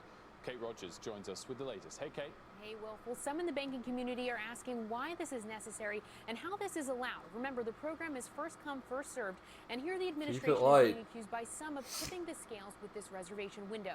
The SBA like right after the bell, Elon Tusk. It'll be like right after the bell. System's performance for all, and then there'll be a call at some point. Now, did smaller lenders really need help? The most recent data from SBA show that the vast majority it's just money. No, it's not just money, WebZ90. I need to survive and pay my bills, dude. Loans approved through yesterday, if we had like 10,000 subs and fucking thousands of people watching, I'd be like, fuck this shit, make it burn.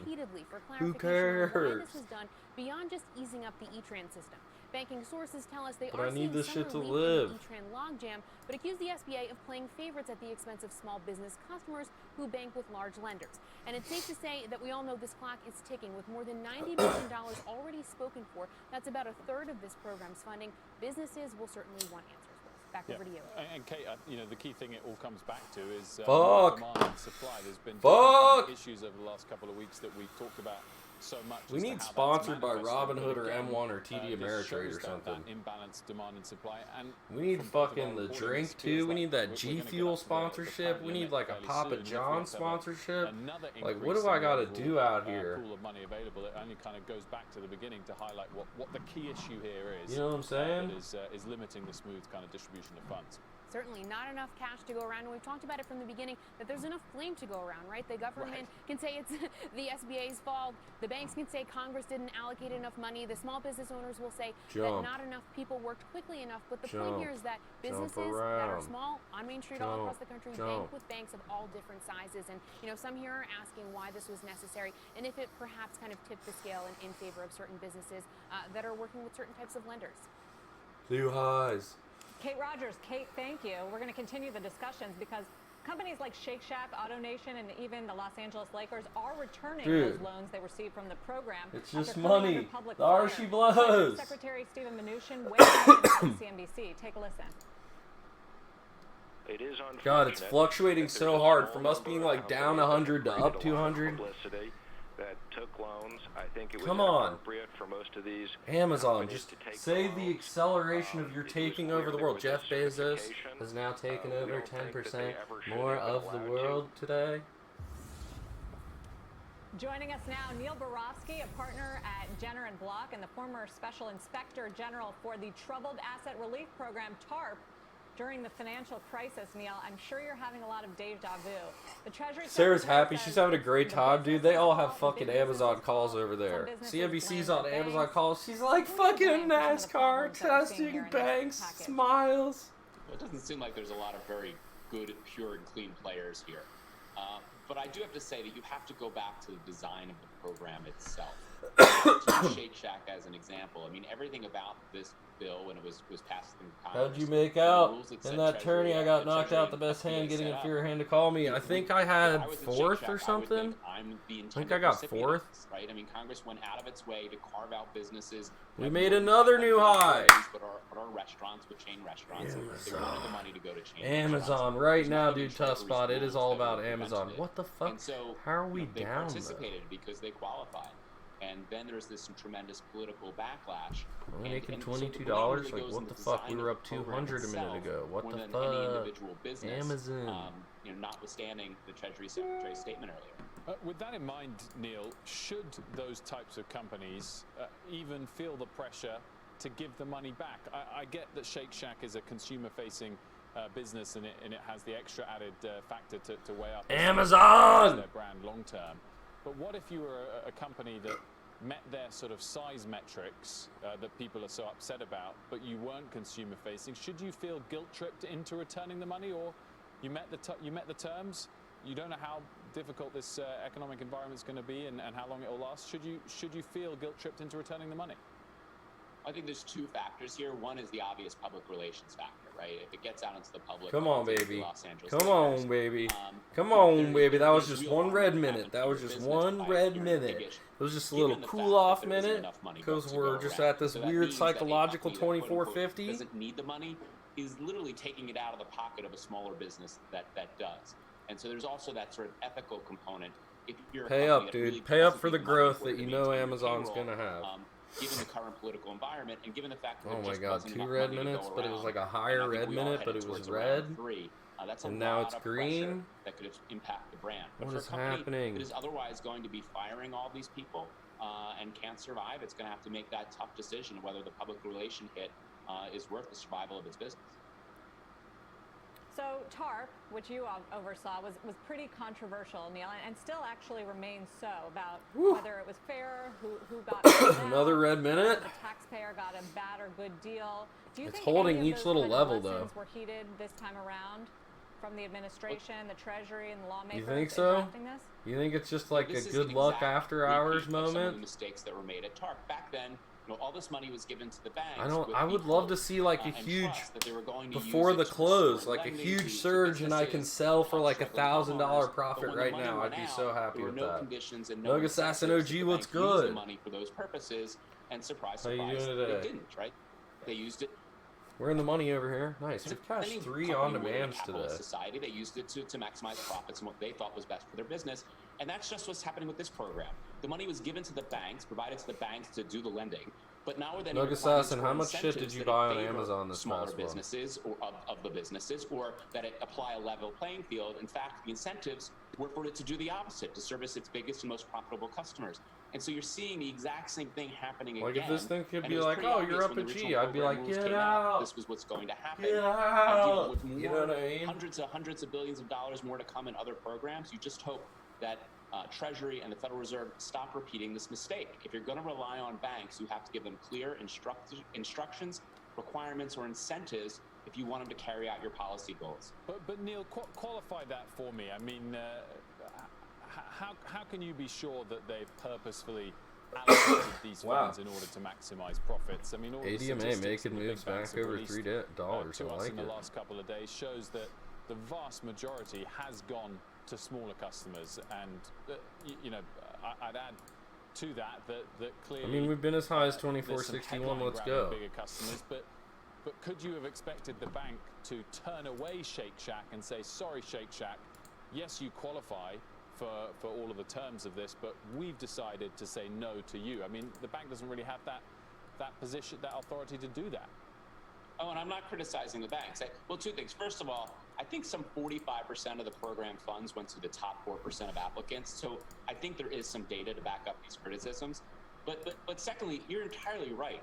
From the bank's perspective, it is following the incentives that were provided to it by Treasury. But you're not actually buying it, Nug Assassin. On Robinhood, you're not actually owning the crypto. Like, you can't transfer it off of Robinhood. Alright, Skippy D with the sub. Let's go, baby. Alright, Skippy D, you've been ordering shit off Amazon during all this. Have you been ordering shit off Amazon? I don't blame the bank for giving the loan to Shake Shack that otherwise, and I think still qualified for the program. All kinds of shit. If the government wants banks to carry out its policy, dude, it has to counter just bought a TV on Amazon. On Amazon. If it wants a truly did you do it on Amazon? It's not going to happen. Please tell me you did it on Amazon. Shut this dude the fuck up. 65-inch yes on Amazon. $600. We appreciate your purchase, R.A. Skippy D.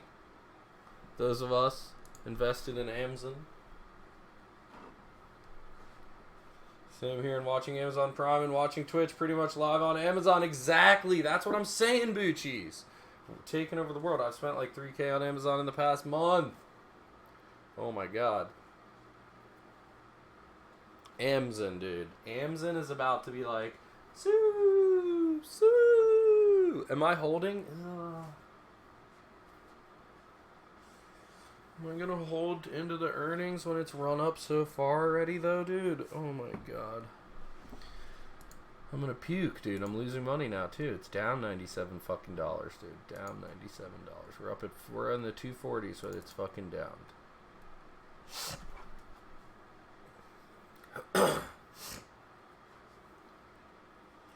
Just bought $400 worth of golf shit on Amazon. Amazon to the moon, please. It should just say, like, Amazon takes market share from everybody.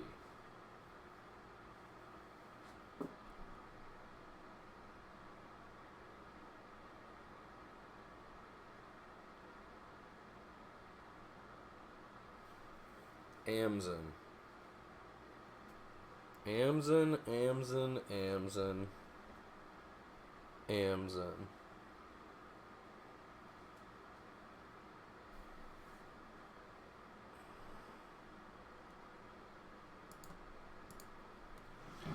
Amazon. Monorail. What is that?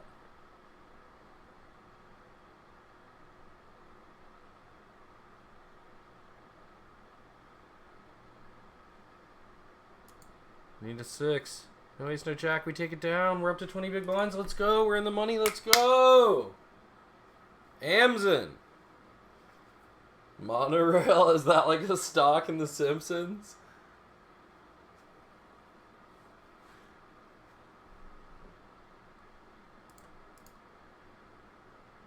Turn this guy off. Let's talk about Amazon. We are printing in these ODs, dude. We are printing in these. I love them. Little bankroll builders. I'm going to use them as bankroll builders for Sunday shots on goal. Can you not sell the crypto back to Rob? Yes, you buy and sell basically. You're basically buying and selling it on Robinhood.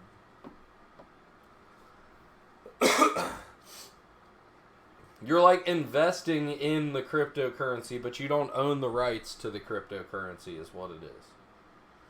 Miss Phil Hartman, he was the voice of the guy that sold them the monorail. You want to own? Yeah, no, not Robinhood. Oh, well, if you want to own crypto, Coinbase. Coinbase.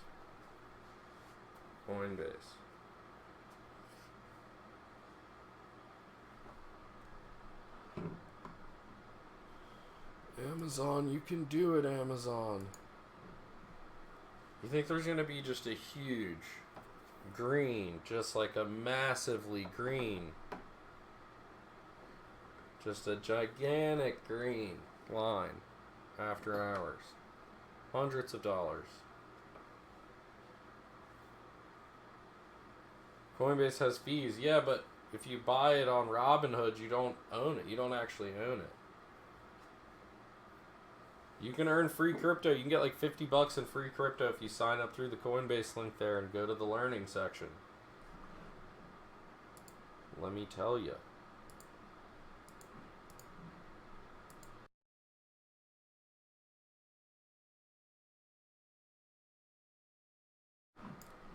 Dude, I need everybody to go buy Amazon though.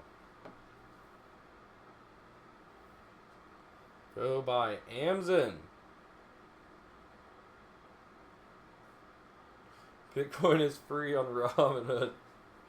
Free? I want 1 Bitcoin, please. And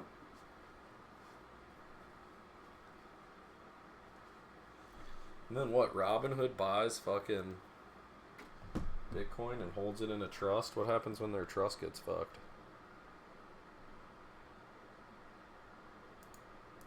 I'll put any one of you all in right now. What's up? What's up? What's up? You wanna fuck with me? I didn't fucking think so. I'm over here with the power of Amazon. Big Dick Daddy Bezos swinging out here on Twitch, okay? Fold your shit. Thank you.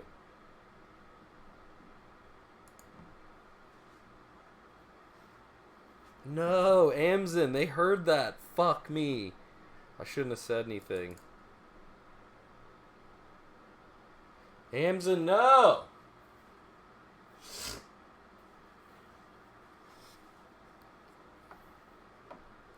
He thought.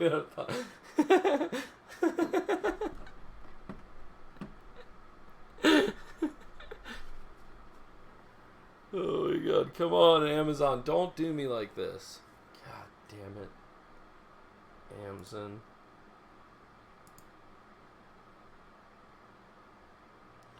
Oh my god. Oh my god.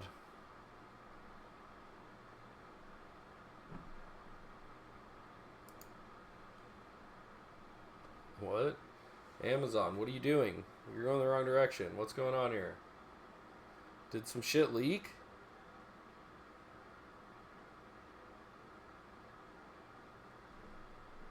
What is going on here? For that gentleman, Captain Tom Moore from his family, and also from the Royal Opera Choir, as the UK vet turns 100. And there is Prime Minister Boris Johnson, who honored him. Amazon, dude. Amazon, dude. We were so happy. I mean, come on. Congratulations to him.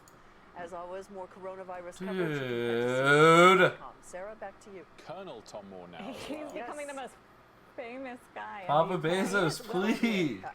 And actually, we're on Twitch, man. He raised millions of dollars all on his own. It's wonderful. Sue, thank you. We'll see you next hour. You got it. We've got just under 20 minutes before the closing bell. Here's where we stand heading into the close of the month. Dow's down 348 points. Apple is actually a notable exception ahead of earnings. I love how the price of the options will go down so fucking fast, but they won't go up that fast, though. They won't go up that fast. But they will go down like a motherfucker. Including Amazon, which is also higher into that report. We'll be right back.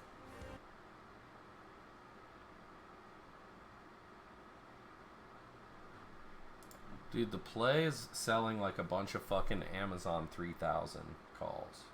Like selling a bunch of Amazon 3000 calls that expire tomorrow. And just collecting your fucking money, right? Is that what you're supposed to do? Let it expire, collect your money. Like if it jumps to 3000, then I'm fucking rich. When you sign up, they have like a learn about Bitcoin section somewhere. And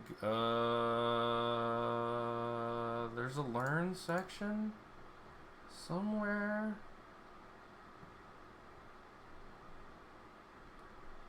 Scroll down maybe? Earn crypto. Go down to where it says earn crypto. Scroll down on the homepage to where it says earn thy crypto.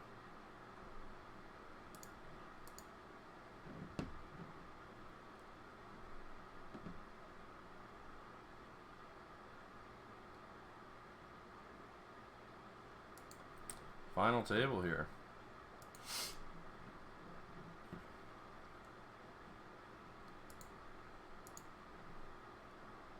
Final 15 minutes of trading.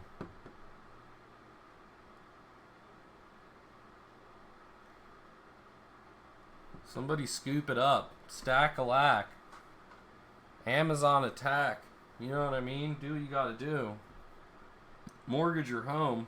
Sell your firstborn child. Buy Amazon stock.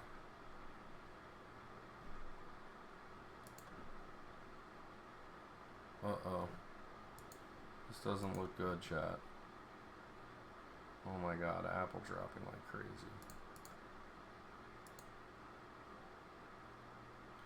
Dip this ship. Amazon Lottie da. Oh my god. Apple shitting the bed, dude. Apple shitting the bed. Apple is shitting the bed, dude. Shares of Tesla turning lower on the back of earnings. Shut up about Tesla. CEO Elon Musk on the conference call that are drawing the most attention today. Phil LeBeau with the details. Phil. Roller coaster day, Sarah. Earlier today, Tesla topped $800 for the first time since February, and the stock moved higher. Basically, I don't know what to do with my life right now. The bull now. narrative is still in place. Surprise Q1 profit. No change in the delivery guidance. Many people thought it might be lower. There is the fact that the COVID-19 virus, it could impact Q2 operational profits. Here's Elon Musk talking about it in a very colorful fashion last night. What the excuse me. What the fuck? Outrage. It's an outrage. It will cause great harm, not just to Tesla, but to many companies. And while Tesla will weather the storm, there are many small companies that will not. Elon Musk talking about shelter. Rocking back and forth in anxiety. I am, dude. Again, delivery guidance has not changed. Help me. They expect to deliver at least 500,000 vehicles this year. Phil, thanks very much for that. Green lines. Any school, no doubt about it. Up next, we'll bring you uninterrupted coverage of the final minutes of trade when we take you inside the market zone. The market zone. Take me to the market zone, baby.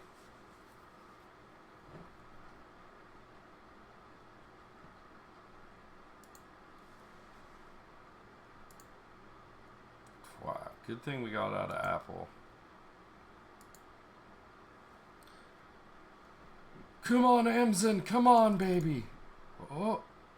Oh.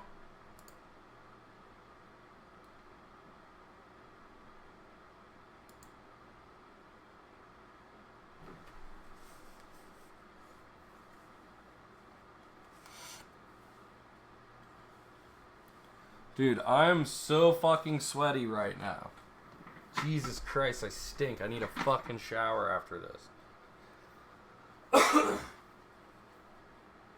Help me. Help me.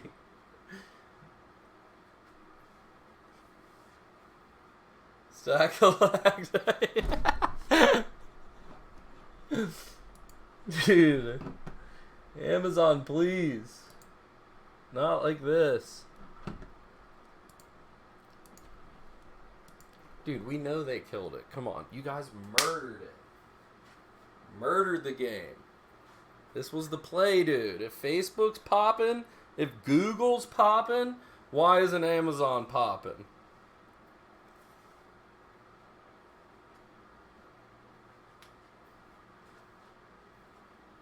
Amazon. It's fucking Amazon.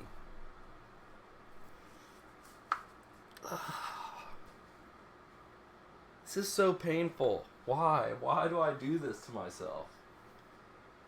A YOLO one apple.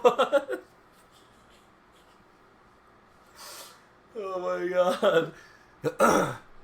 Burn apple.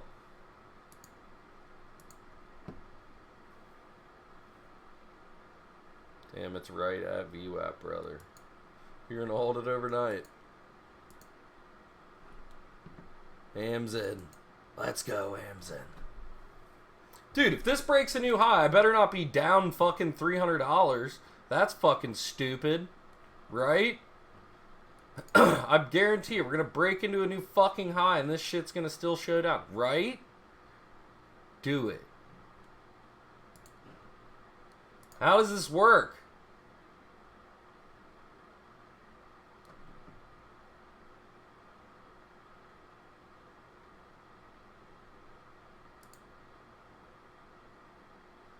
Scam. It's a scam. That's how it works.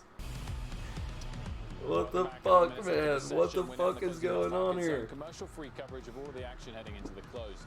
CNBC senior markets commentator Mike 10 minutes left. Let's go, dude. My palms are fucking super. God dang it. Come on. Stocks are lower right now to close out the month, but a pair of earnings reports could reset the narrative in just a few moments. Let's start with Apple. Back in February, the tech giant warned that it doesn't expect to meet its revenue guidance of $63 to $67 billion.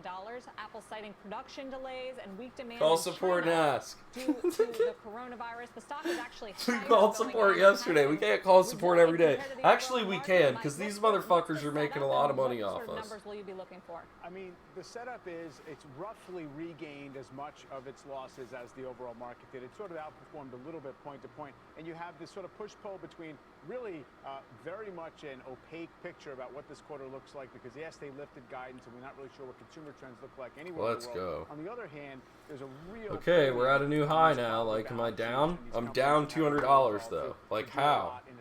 How's that? I think that's where it's not How's that that fucking possible? cheap in particular, but it just got oversold enough. I'm not even sure that this quarter's results are the key. It's the capital return program, obviously, as well as what? into the rest of this year. How does this Stephanie, work? How does this game work? Essentially flat year to date, and therefore that puts it in the sort of elite club of outperformers this year. Is its reason to be in that club as clear-cut as an Amazon or say a Facebook where engagement is such a big factor? Well, they've done a really good job at diversifying the company, right, into wearables and services and that sort of thing. So they're not just a one-trick pony like they used to be. And so that's why you saw the multiple for over the last couple of years go from 11 times to 23 times. So I think it's sort of interesting that there are only 64% of the sell side that has buys on this stock. So it'll be interesting to see if there's any changes. Key to me is going to be the supply chain. Are they up and running 100% or not?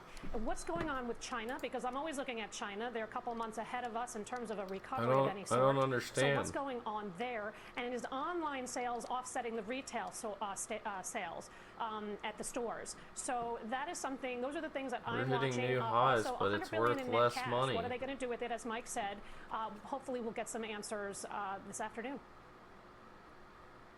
Do you think they're going to actually, up the buyback and dividend program in this environment, Stephanie, where so many other companies are not, and the word is caution, hunker down? We're in the middle of a pandemic and an economic crisis. I get that they have $100 billion in cash, but you think they're really going to go there? Well, I mean, they usually do go there this quarter, right? But so maybe this quarter they don't do it because they're more sensitive to the situation and they want to see how this whole thing plays out. But my point is, I'm confused, $100 billion and that they can play with, right? They have that flexibility. They're in a position of strength, not weakness. And we've talked about this. There are industries that are weaker that shouldn't be buying back their stock, and there are those companies that have dominant market share that are blue chip, great balance sheets, good management teams, proven winners that actually have every right, in my opinion, to buy back stock and increase the dividend. They may not do it today, but I think they're going to do it at some point. And I would just add one quick thing, Sarah. I mean, Tim Cook apparently is on record as saying he thinks it'll be a V recovery. If he actually thinks that at all, then this is not the environment where they have new to high. Be careful about $100 billion in net cash. Well, he was new high, and I'm losing right? more money. That? What the fuck in the fuck? Yeah. In the fuck? We'll see if he backs that up. Yeah. Lots more to discuss on Apple. It's going to be a big story this evening. evening. It's raging now. But, breaking news in the retail world. Courtney Reagan's got the story for us. Hey, Cole. Hi there, Will. Full sources tell CNBC.com that J. Crew could how did I not expect this? Like what? As soon as this weekend. Sources tell CNBC.com that the company is looking to secure about $400 million in financing to keep the company running in bankruptcy. J. Crew is one of those names that have been on many warning lists, just flashing signs that this has been a possibility for some time, well before the coronavirus outbreak. This company has struggled with. Shouldn't I be like deep in the money right now? Of debt that it needs to pay off as well. What the fuck is going on here? Those warning signs are actually going to come true in some way this weekend, according to sources telling CNBC.com, again, that J. Crew is preparing to file for bankruptcy. Back over to you. Yeah, it's a huge headline, Courtney, but as you said, the clock has been ticking. Let's go. J. Crew, Neiman Marcus finds itself on this list, JCPenney. It's a real story of the have and have-nots in retail. I think the question is going to be, with so much pain out there and traffic coming to a standstill and no revenues coming in for anyone in brick and mortar, what other collateral damage is going to be? I think that's why your report on Macy's was so interesting. And Jeff Gannett saying that they're going to be able to survive this, because there are some retailers, right, that are kind of in the middle, that they weren't doing absolutely terrible like J. Crew going into this crisis, but are still suffering. Absolutely, Sarah, and I don't think we know the extent of this. Run, Horsey, run! On the flip side, we also then don't know the extent of the opportunity, because if you are a retailer that survives, or you hold on to highs, stores keep going. in an area where other stores have gone, perhaps then you pick up that white No, space. You pick up the market share that was lost. Now, a number of these companies that we're talking about I don't know what to do potentially anymore. filing for bankruptcy. What do I do with my looking at hands? Call support if you don't restructurings, meaning they're not talking about understand. liquidation, at least not right now, which usually means they want to continue their operations. Weebs They just do wants me often to have call close fucking some amount tech of support. stores to be able to do so. But once they do file for bankruptcy, Oh my it starts God. that clock ticking. They get 180 days to go What do you think? forward You're with gonna that catch me in like restructuring some in ship the don't die process. moment over So here, there have huh? been a number of experts that say a lot of these retailers are working on deals on what they can behind the scenes before they actually go through the filing when that clock starts ticking. Cool, thanks so much for that. We should mention broader markets. Some people in here probably don't even know about the ship don't die meltdown. The low is down 440, so less than a Said percent multiple of of them, for multiple. all three of the major indices as we stand. Amazon set to report its results after Canceled Randcorp, he was moderately rude to Samar. Hey, well, key question, will Amazon deliver? Shares have surged about 30% year to date. The street is certainly expecting revenue to surge amid the pandemic. What could spoil the party, though, is spiraling costs. Remember, Amazon spent billions on one-day delivery last year. Now delivery times are This often lady's out of breath. How much more is it spending on further expanding its capacity, bringing on more workers, and upgrading warehouse equipment to monitor workers' health? Who cares? That means it's fucking taking over the world, dude. Grocery delivery is soaring. Is this the quarter that Whole Foods finally breaks out? Back to you. Deirdre, thanks so much. Holy shit, look at Apple. What's wrong with that? Clearly, we Oh my God, look at Amazon. A lot of Amazon's sectors benefit Oh! Fuck me, why'd I sell the Apple calls? Why'd I sell the Apple calls? Trimming my position, just because it's had such a nice run into the print. Fucking A, dude. It's so hard to pay attention to chat, but not pay attention to chat. We love that they're hiring. It's so fucking hard. They're doing all the right things, but I feel like who doesn't know And this what is already? going on over here? By the way, 91% of the sell side has buys on this one, so this one is much more loved. Amazon's than at Apple. record highs, and I'm not even. Good numbers. What the I just don't fuck in know the if hell is market's going gonna on react here? as positively as people expect. Sort of adding insult to injury, doing an Amazon preview of the fact that they're killing it after the J. Crew bankruptcy. Mike Santoli, what do you see in the market internals here as we come off the lows going into the close of the month? Market closing in 1 minute, and they're gonna lock me in You negative. look at about almost 2 to 1 negative to positive volume on the New York Stock Exchange. Also, it is a reversal day from what we've seen in recent days in terms of small cap over large. So you see small caps today compared to the top 50 stocks in the index. They've given back some of that advantage that they built up over a couple days. In fact, the equal weight We're holding. S&P right now is down Hold on to your 2.7%, britches. even though the overall S&P is down less than Hold half on to your that much right britches. now. And then the volatility index has rebuilt a little bit of premium in there as we perhaps get to My get to a little bit of God. pause in this rally and a minor pullback. So you see it back up toward the mid-30s right now. And so, Mike, just as we look ahead to tonight's earnings, what have the big cap tech stocks done for the broader market today and the day before? What as the they've fuck? I mean, it's Yeah. only really been stock-specific performance as opposed to lifting the entire market. Well, it has, but today I think you can absolutely look at Facebook. That's it. It's locked in now. Up a little bit as supporting the overall locked in S&P now. relative to the average stock out there. So in general, they've been additive, but they've not really been the whole story of this last little spurt of the rally to the highs, because there was a little bit of a mean reversion in those laggard stocks, and it's been pretty noisy though, I think, in that relationship. Okay, so do they? 1 minute left of the session. Do they S&P release the 500 numbers down now, and then 0.8%, what? Dow down just shy of 1%, or 250 points. The session for the Dow is down 450 points or so. Nasdaq outperforms down just 0.25%, and Russell underperforms the Russell 2000. We're locked down in there, baby. 6%, but so far week to date, the We're Russell locked 2000 in for the ride is now. the best performer. We're locked in for the ride now. Today, two sectors just climbing into positive territory in the last 15-20 minutes or so: consumer discretionary and communication services. The other 9 sectors in the red, led lower by materials, energy, and financials. Again, some of those sectors that have performed best coming into Dude, today. Jeff, for the don't. week, Oh my suffering the God. most, today. For the month as a whole. Oh my God. we are Oh my looking at God. about a Oh my God. 14% gain. Oh my God. Oh my God. Up 2.7% Oh my God. so far this week. Oh my God. Closing Sarah, down 0.9% today. The Dow back down more than 1% for the session, down 1.2% of the close. The Nasdaq outperforming today, down just 1/3 of 1%. And that is a wrap on the best month for the S&P 500 since 1987. Welcome back if you are just joining us. I'm Sarah Eisen, along with Wilfred Frost and Mike Santoli, CNBC Senior Markets Commentator. Take a look at how we finished up the day. It's okay. Wall Street. It's all right. Across the board, though. I'm not afraid of it. The Dow was down more than 400. We were bouncing around the close. Finished lower by about 302 points. 1.25%. Oh my God, it's not good. Positive toward the end. Consumer discretionary, Earnings are out. And communication services. The index still closing down. It'll only be an 80% loss. Doing oh my God. Down only 0.25%. Like Tesla last night didn't start out 10 all-time high, then lost half. That's true. That is very true. That is very true. And the Russell 2000 see what happens here. Small caps, which had been outperforming. Look at it. It's already green lined.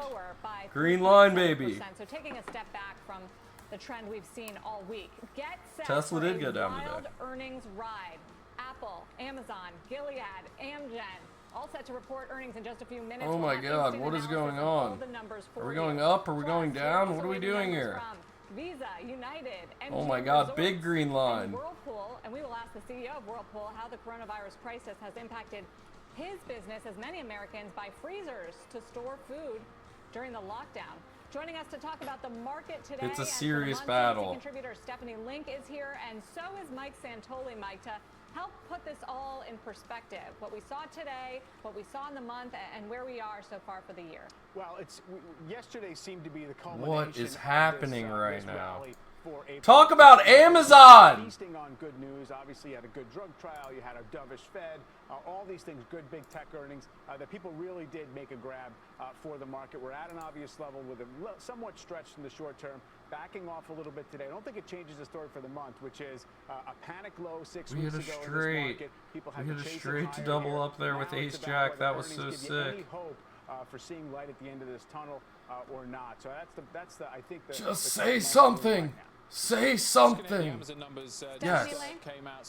Excuse me, Sarah. Yeah, so yes, Sarah. Shut up. With a decent beat on the revenue line and a reasonable miss on the bottom line. So revenue 75.5 billion. The forecast was 73.6 billion. In terms of the bottom line, we're looking at EPS of $5.01. The forecast was for $6. Whoa!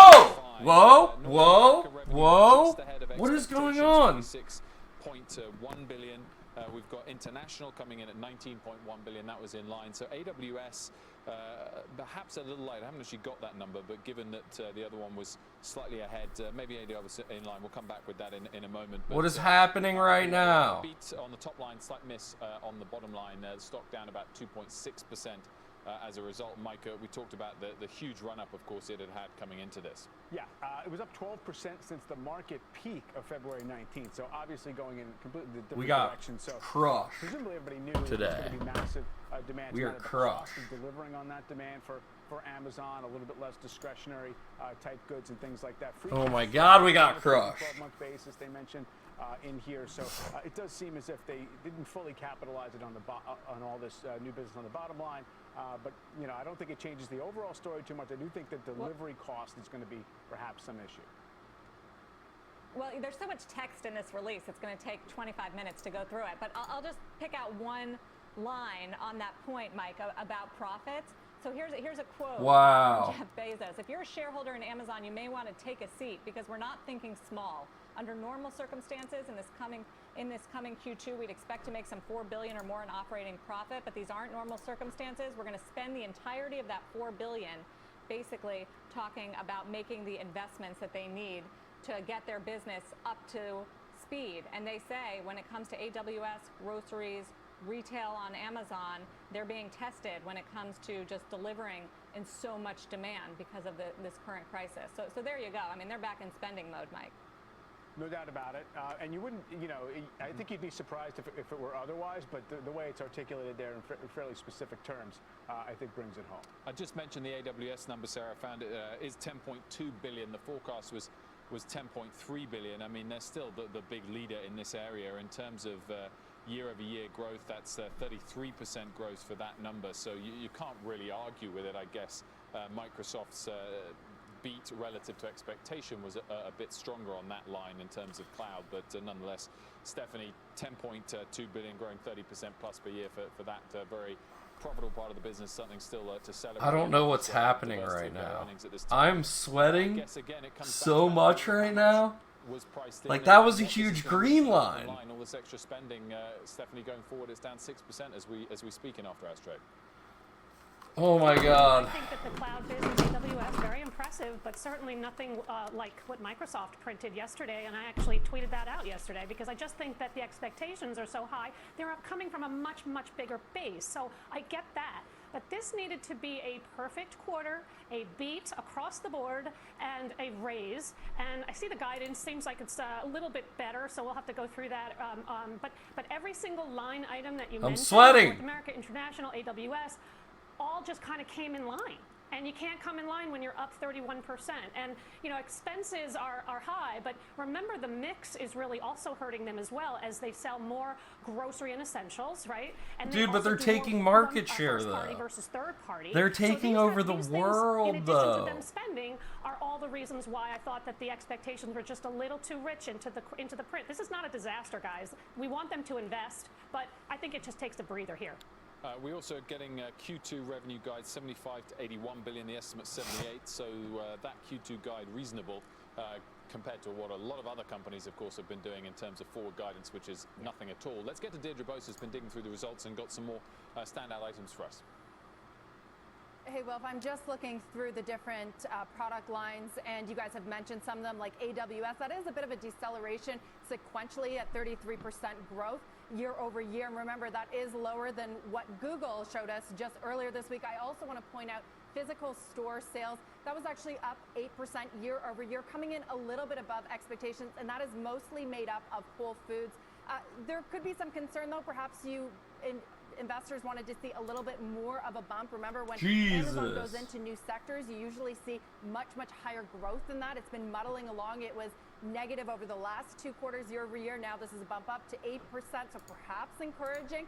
Also, just want to identify the other revenue line, and this consists we should have gone the other way and gone fucking Apple. Business. That's actually up 44% year over year, higher on a sequential basis. So that's interesting. While it makes up a very small percentage of total revenue, Amazon has been moving aggressively into the advertising space. And as we know, as Facebook and Google look at declining ad sales, it seems to be pretty consistent here with Amazon. But I think the point, guys, what we talked about earlier and what Stephanie's talking about is these costs are rising. We heard from Bezos in this letter saying that their $4 billion that they were allocating is now all going to be spent on COVID-19 measures. And remember, this company still is taking weeks now to deliver goods, so they have to also think about their logistics and getting that up to snuff for as long as this goes on.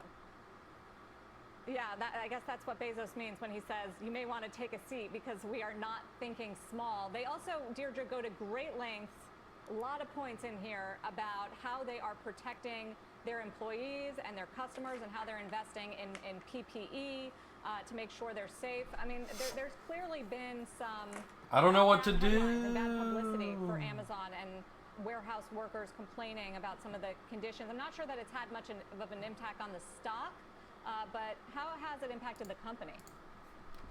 Right, and I'm so glad that you asked this question. Who can forget a few weeks ago, Jeff Bezos tweeted a picture of him walking through a warehouse, getting his temperature checked, walking into Whole Foods. So they are clearly trying to promote the safety because there is a lot of labor unrest going on at Amazon. That existed before the COVID-19 crisis, but we've really seen it accelerate over the last few weeks and the last few months. They have to get on a call too. Remember, they're gonna have a call. Strike. We've seen these little strikes going on, but tomorrow is supposed to be a much larger one. We'll see if that impacts the business at all. Amazon has actually made a point to say that it hasn't impacted operations or demand whatsoever, but you have to wonder the longer this goes on if there will be some impact. And also remember, even if it's not impacting the business, lawmakers are certainly taking note. You've got senators like Bernie Sanders. Oh, what a big hit to take. Just putting their support in terms for workers in this case. Sarah, just very quickly. Well, that's why I wanted to get out before close, but it wasn't at a profit then. Why? How could it rage up like that? And they still leave me negative to get me stuck in it overnight. Jesus Christ. To be able to report revenue up 26% year over year. And even if you go to the point that the lockdown only really began late in the quarter, they're able to forecast that revenue would increase again for the quarter going ahead, where they printed 75 billion this quarter. The guide is 75 to 81 billion for the next quarter. So we'll be talking a similar percentage year over year top line growth for Q2 when the lockdown has been really hitting, if they do deliver that guide, which is just unbelievable given what the economy's been facing. Well, think about how many Amazon orders. I mean, at least in our family, we've been making a lot. Yeah, that guidance implies 18 to 28% revenue growth. That's the kind of range that they're giving for the second quarter. And then, you know, you see the spending in the guide that they're giving on profits, where operating income or loss is expected to be negative 1.5 billion to 1.5 billion, comparing it to 3 billion last year. So that's where the crisis is eating into costs as they try to right-size the businesses to get them ready for this increased growth, and also invest in safety around their employees and around their customers. We have more earnings to get to, though, and so crazy growth. They're spending for it, but stock goes down. Results for us, Meg. Hi, Sarah. Let's start with Gilead. It's a beat for the creeping first back quarter, up too. It's creeping back up. At the It's beginning of the stream, Ramcore had all his hair. in Feels bad, man. The Oh drug for man. COVID-19 that yesterday we got the news showed positive results in an NIH study. And now for the first quarter, adjusted EPS coming in at $1.68 versus analyst estimates of $1.57, and revenue was $5.55 billion in the quarter versus analyst estimate of $5.45 That was a billion. huge The gut. company saying it was helped by $200 million in sales of increased customer buying patterns and patient prescriptions trends due to the pandemic, particularly in the United States. That's something we've been hearing from a lot of drug companies. In terms of the big HIV franchise, coming in at $4.1 billion in the quarter, just in line, and HCV, hepatitis C, beating at $729 million. Company holding off on updating on its 2020 guidance, saying it'll give that update in the second quarter because of the uncertainty. But guys, let's dig into remdesivir. They're saying that they are spending they've already spent $50 million in research and development expenses related Let's to go. remdesivir. Climb out of the hole, In Amazon, terms of as the everybody scale-up digs for the through and manufacturing and digests clinical trial how costs. much it's Well, growing saying and that here, costs money. in the Come release on. that the total investments Nope. in that drug, primarily to Wah, expand wah, manufacturing wah. production throughout 2020, could be material. But the amount, timing, and accounting for that, as well as the potential to recoup Gilead's at-risk investments We at won't some know point in the until future, tomorrow now. are dependent on clinical trial and regulatory outcomes. They say You we're gotta authorized DM by me it. regulatory authorities. DM it to me, Gilead we will can look focus on at it. making remdesivir both accessible and affordable to governments. Earnings and call is your patients second around chance the for world. real. We're going to be listening closely for any more details on this on Gilead's call this afternoon. And we have Gilead's CEO, Dan Look at that O'Day, run joining up, us and I tomorrow wasn't morning on profitable Squawk there? Box, and Like, we'll be what? talking with him, of course, about all of this, guys. Now, I just want to briefly talk about Amgen's results as well, because it was a beat for that company as well in the first quarter. Adjusted EPS coming in at $4.17 versus estimates of $3.76. Revenue of $6.16 billion beat the estimate of $5.98 billion, and they are reaffirming their 2020 guidance, and perhaps that's why the stock is up there. Should have put the farm on Amgen. Sarah, back to you. Meg Terrell, Meg, thank you. Stephanie Link, And what do you do with a VFX stock Corp, like thank you for the Gilead follow, I that's moved appreciate so it. much around sentiment and clinical studies that have come out around remdesivir? Well, I mean, it's hard to sell into all this momentum, but the stock is up a lot. I mean, it's up 26% year to date, and that's a lot. We don't know what the pricing is going to be for this drug, and I think that is going to be the key issue on that conference call. But I look Climb at out of the it's hole, kind of Amazon. disappointing. HIV is their franchise, right? Climb this is out of the you need to hole. have them do well, and for them to come in a little bit light, this makes M&A all that much more important. They've got a ton of cash on their balance sheet. They can make an acquisition or two, but they have to do it because their base business is not great. Hey. Welcome. This Thank you is for the shaping follow. up to be a theme that COVID-19 is causing fewer patients to access their normal treatments, whether it's for HIV. We heard it from Hologic, 90% of mammograms canceled last month. Healthcare spending and GDP report was down sharply. So it's actually hurting our economy and hurting companies and hurting people. A theme we're going to continue to cover. But we've got more earnings to tell you about. Visa is out. Dom Chu with those numbers. Dom. Yes, ma'am. Sarah, we got Visa shares right now down about 0.5% after spiking initially on earnings coming out. It's about 632,000 shares of after-hours volume so far. let's get you the numbers. It comes in at $1.39 per share Down to adjusted. 3. There are some questions, Wilfred, Sarah, about whether or not that What was is the volume there? comparable 600,000. to There the was average analyst estimates out 15,000 there. What we do know is That was only revenues came in at 15,000 shares $5.85 that fell was better on than the there? $5.75 billion analysts were looking for. You can now add Visa to the host of companies who have withdrawn their full year 2020 forecast for earnings because of the uncertainty around the COVID-19 virus. They did, though, also say that they didn't see a significant impact to some of their business trends until the latter part of March in this past quarter. But again, no. It wasn't that much forecast volume offered. that did that. One. Revenue's better than estimates. The profits may be not comparable so far. We'll keep watching it, but those shares are off significantly from when they first spiked after this earnings report came out. Wilfred, I'll send things back over to you. Tom, thanks so much for that. We've got another one out, Whirlpool earnings. Let's have a look. We've got a decent beat on the bottom line. Revenue's basically in line. Dang it. Ace 10 suited we had there. First their tens. The EPS coming in at 282. The forecast was for 248 for them. And it looks like, Sarah, the beat there is coming from slightly better than expected raw material costs. So perhaps one of the few areas out there in the economy benefiting from commodity price declines. In terms of regional breakdown, US, which is comfortably the biggest part of the business, was in line. Huge green spike. What did that? LATAM slight beat, and the guidance for 2020 they've kept. They've lowered it though. Revenue guide for the full year at 13 to 18% decline.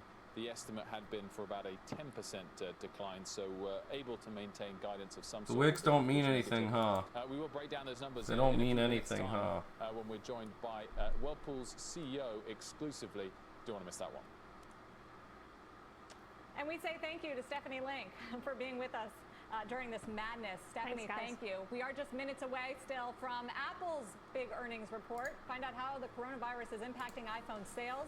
When we break down 13 minutes to Apple. Back in just 90 seconds. Apple's fucked. Did you do a put?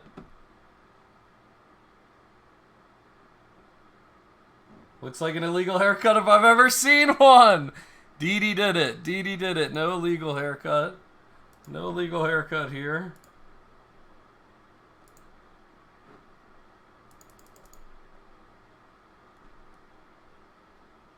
I have one put. Oh, shit. Oh, God. Come on, Amazon. Climb out of the hole, baby. One time for daddy.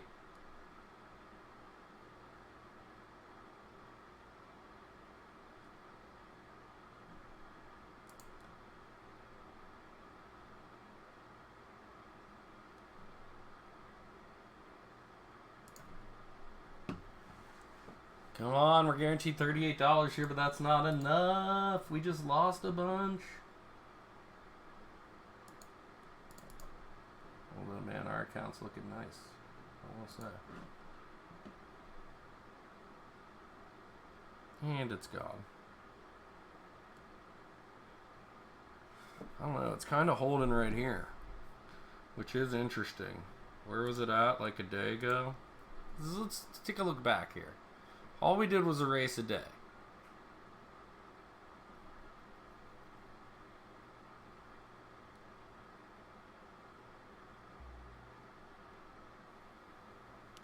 Big earnings afternoon for you. We're still awaiting results from United and Apple. Keeping our eye on Amazon, though. Shares moving lower after reporting earnings just moments ago. Joining us to break down the numbers, CNBC contributor Ed Lee from the New York Times and Kara Swisher, who is executive editor of Recode. Also joining Kara, us is say some good Senior please, Research guys. Analyst at Please Pivotal say Research. something good. Afternoon Please, to all please, of you. please. Ed, I mean, clearly this was a top-line beat. They're seeing very strong sales growth. Bottom-line miss as it's costing a lot to serve all these customers and, I guess, to do it safely. What stood out to you? Well, remember for back in the day when Amazon used to miss on the bottom line all the time and no one really cared? And then we got used to them making more profits, and now they're back to some losses or some misses. I think the thing that stood out to me is actually their second quarter guidance. I mean, we know that the first quarters or the back half of it was hurting everybody, and we sort of maybe some softness, but the fact that they're willing to give guidance. 38th place. Dang it. Also could be as much as 28% growth. I mean, clearly Amazon is made for these times. What was that hand? And that guidance proves that. No. I didn't mean to hit yes there. Subscription Oh my service, which is their God. Prime service that was up 28% on the quarter. That's not I didn't unusual, mean to get but in it here, sort of gives dude. you a sense that, you know, this idea of buying into a regular subscription, whether it's the media stuff or more specifically the delivery stuff, is even more important now. So two really strong parts of the business, clearly. Michael, we kind of always wonder how much it's going to cost to deliver these products that we're all spending more on online. Do we think this increase in cost is a one-off because of this special environment, or is this a long-term impact to their profitability? I don't really think it's a long-term impact, but the part I think people need to appreciate, yes, the operating income was weaker in the States. One of the things I would also highlight was talk good, talk them up, baby. Were actually quite a bit better, which was definitely an area of controversy. Talk them up, baby. This hit everybody so fast. Amazon, I think, reacted very quickly, but did exceptionally inefficient things, I suspect, in the short term in terms of shipping costs, fulfillment, rushing to basically hire more folks. So I think people are going to want to understand a little bit more when they're talking about the OI guide for the second quarter. Called it off with $4 billion of COVID-related costs. But my gut tells me that you're going to get out on the other end of this. This is going to be a much stronger business. It's going to be better streamlined. The margins ultimately go to a better place. Kara Swisher, one line that stood out to me that I've been hitting for a few times now in the press release was a quote from Jeff Bezos saying to shareholders, take a seat because we are not thinking small, and then talking about how a lot of those profits are going to go into protecting workers. How based on your reporting and your perception, how has Amazon sort of risen to this occasion where there's so much demand for delivery of groceries? Talk them up. Now? Well, it's not Want to pay for me to go to success. school, They've get an been education in investing in journalism, then I can break into mainstream media, and we can This is coordinate a few convenience, well-timed delivery, accidental mode, releases of news, approach become mode, instant billionaires. an ability We won't be able to do it for long, but we will be able to get very, very rich quick. Stuff they've been investing in. And I Jeff wish, Bezos dude. invests in I things. wish. And so, even if there are more costs I love the now, hype. spending money for later is the smartest thing well you could thought do. out. This stock is going. If it's not, it could be one of the first trillion-dollar companies. As Scott Galloway has talked about on Pivot. They're building for the future as they always have been doing, and they understand that this is the time to invest and this is the time to win. And I don't think anybody's going to be able to catch them. As I think about it going forward, it's really hard to imagine a competitor to them in this space. And the people they've attracted to them now through this crisis is going to be a massive move for them. Michael, how did the AWS performance stack up compared to Microsoft and Google? I mean, decelerated a little bit, maybe missed by about $120 million versus Street, but 32%, 33%. Amazon. I think pretty much noise. And there were a couple of quarters last They year. already are, aren't where it they? actually Yeah. seemed like the sequential dollar growth had started to slow. Multi-trillion. Did she say multi-trillion? What we liked actually seeing was the much better margins, but maybe people could pick a little bit on that. I mean, obviously the stock was on all-time highs, running into earnings, and you really need to have a 10 out of 10. I think on the operating margin side, I think it's completely understandable. But as I mentioned before, it's a big number, $4 billion. So I think people are going to want to better understand what the composition of that looks like. Apple's struggling. Don't know if it's on earnings though. Because when they bought Whole Foods, it was sort of slow as a grower. Now there's so much demand for online grocery, and we know that Amazon's been planning on this, but they've also had to limit new customers coming in. She chuckled as she said, as a for grower. How much demand there is right now for online grocery? Where does it stand? I think that's exactly the right question. I think online grocery delivery has been the Achilles heel for Amazon in terms of their same day or their next day or their however many sort of however they want to shorten that window. That's always been the biggest challenge for them to figure out. Now is the opportunity. They haven't given us a lot of color though in terms of their entry into that space. They were at least also trying to be kind of a delivery platform competing with UPS and FedEx a little bit. They sort of pulled back on that because of COVID-19. They just need to put the resources elsewhere. But I think if and when they can figure out, and that's the thing to listen for on the call a little bit more, if and when they can figure out grocery delivery, which is a much harder nut to crack, I think they really win that game for everybody. And that they then really become the same day platform for delivery. That's where, as big and as sort of unstoppable as they seem, that's the thing that they still haven't figured out yet. Mike Santoli, in terms of the share price performance, I mean, it's going over what we've discussed already, but down 4 or 5% is not much relative, not of course just to its year-to-date performance, but its recent couple of years. It's had an amazing run. It sure has. No, this is really just a little bit of a So long, let's go. Very much at all in terms of just that core thesis. I accidentally got in this tournament. When I'm out of this tournament, it's over. Future for a long time. I do think, though, tactically, what will happen perhaps. When do they get on a call? It's now kind of a lead stock in the shutdown basket. No, hell so no. If we start to relax the took a loss, the Moose. economy seems like it's coming back. 140 loss. Just from a sentiment and positioning perspective. Dude, we're cranking it in these on-demands for sure. Performance, I would imagine, on a relative basis, just because it's basically taking advantage of the disadvantages that others are at right now. But that's a more short-term concern. Kara, what about some of the criticisms around warehouse workers, safety, the fact that they need to make sure that they provide everyone who delivers with masks and equipment and gloves? I mean, they go to great lengths in this report to spell out everything that they're doing. Do you think this is going to have a bigger impact and attract more attention from, say, Washington? If Amazon takes to hell, I'm buying shares. Attracting attention from Washington in the past couple of weeks for a number of things. Oh my God. This is an area that they really have never been very good on. Is I'm going to be down like $2,000 tomorrow. These essential workers are treated as sacrificial. That hurts. And so the question is, can they make a convincing case that they do care about their workers? Bezos did visit one of the warehouses, and I think it's probably top of mind from a PR point of view at the very least, but it should be from a good corporate citizen point of view.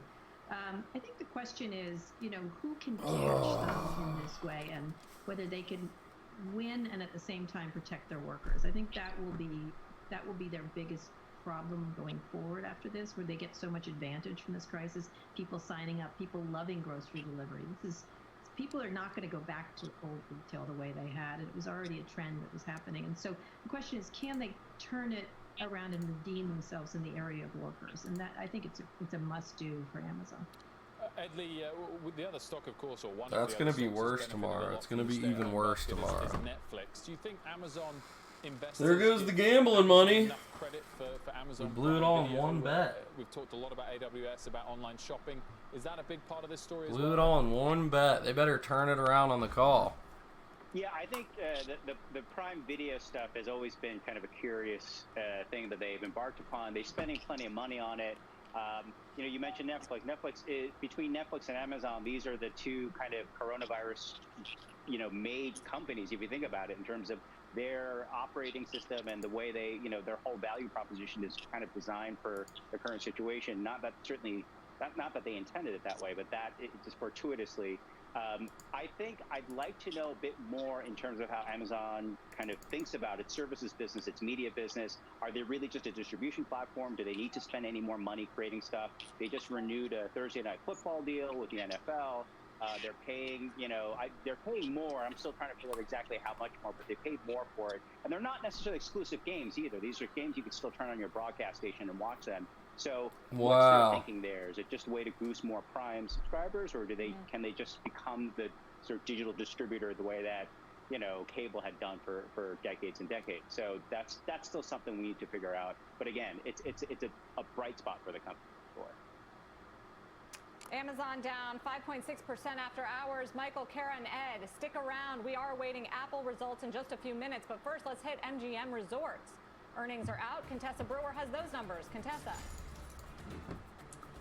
Sarah, a miss on revenue and earnings coming in slightly below expectations. A rough quarter here with casinos closed across the United States. A big hit to revenues, of course, in Macau because of coronavirus. Probably ate shit. But let's look at the balance sheet here.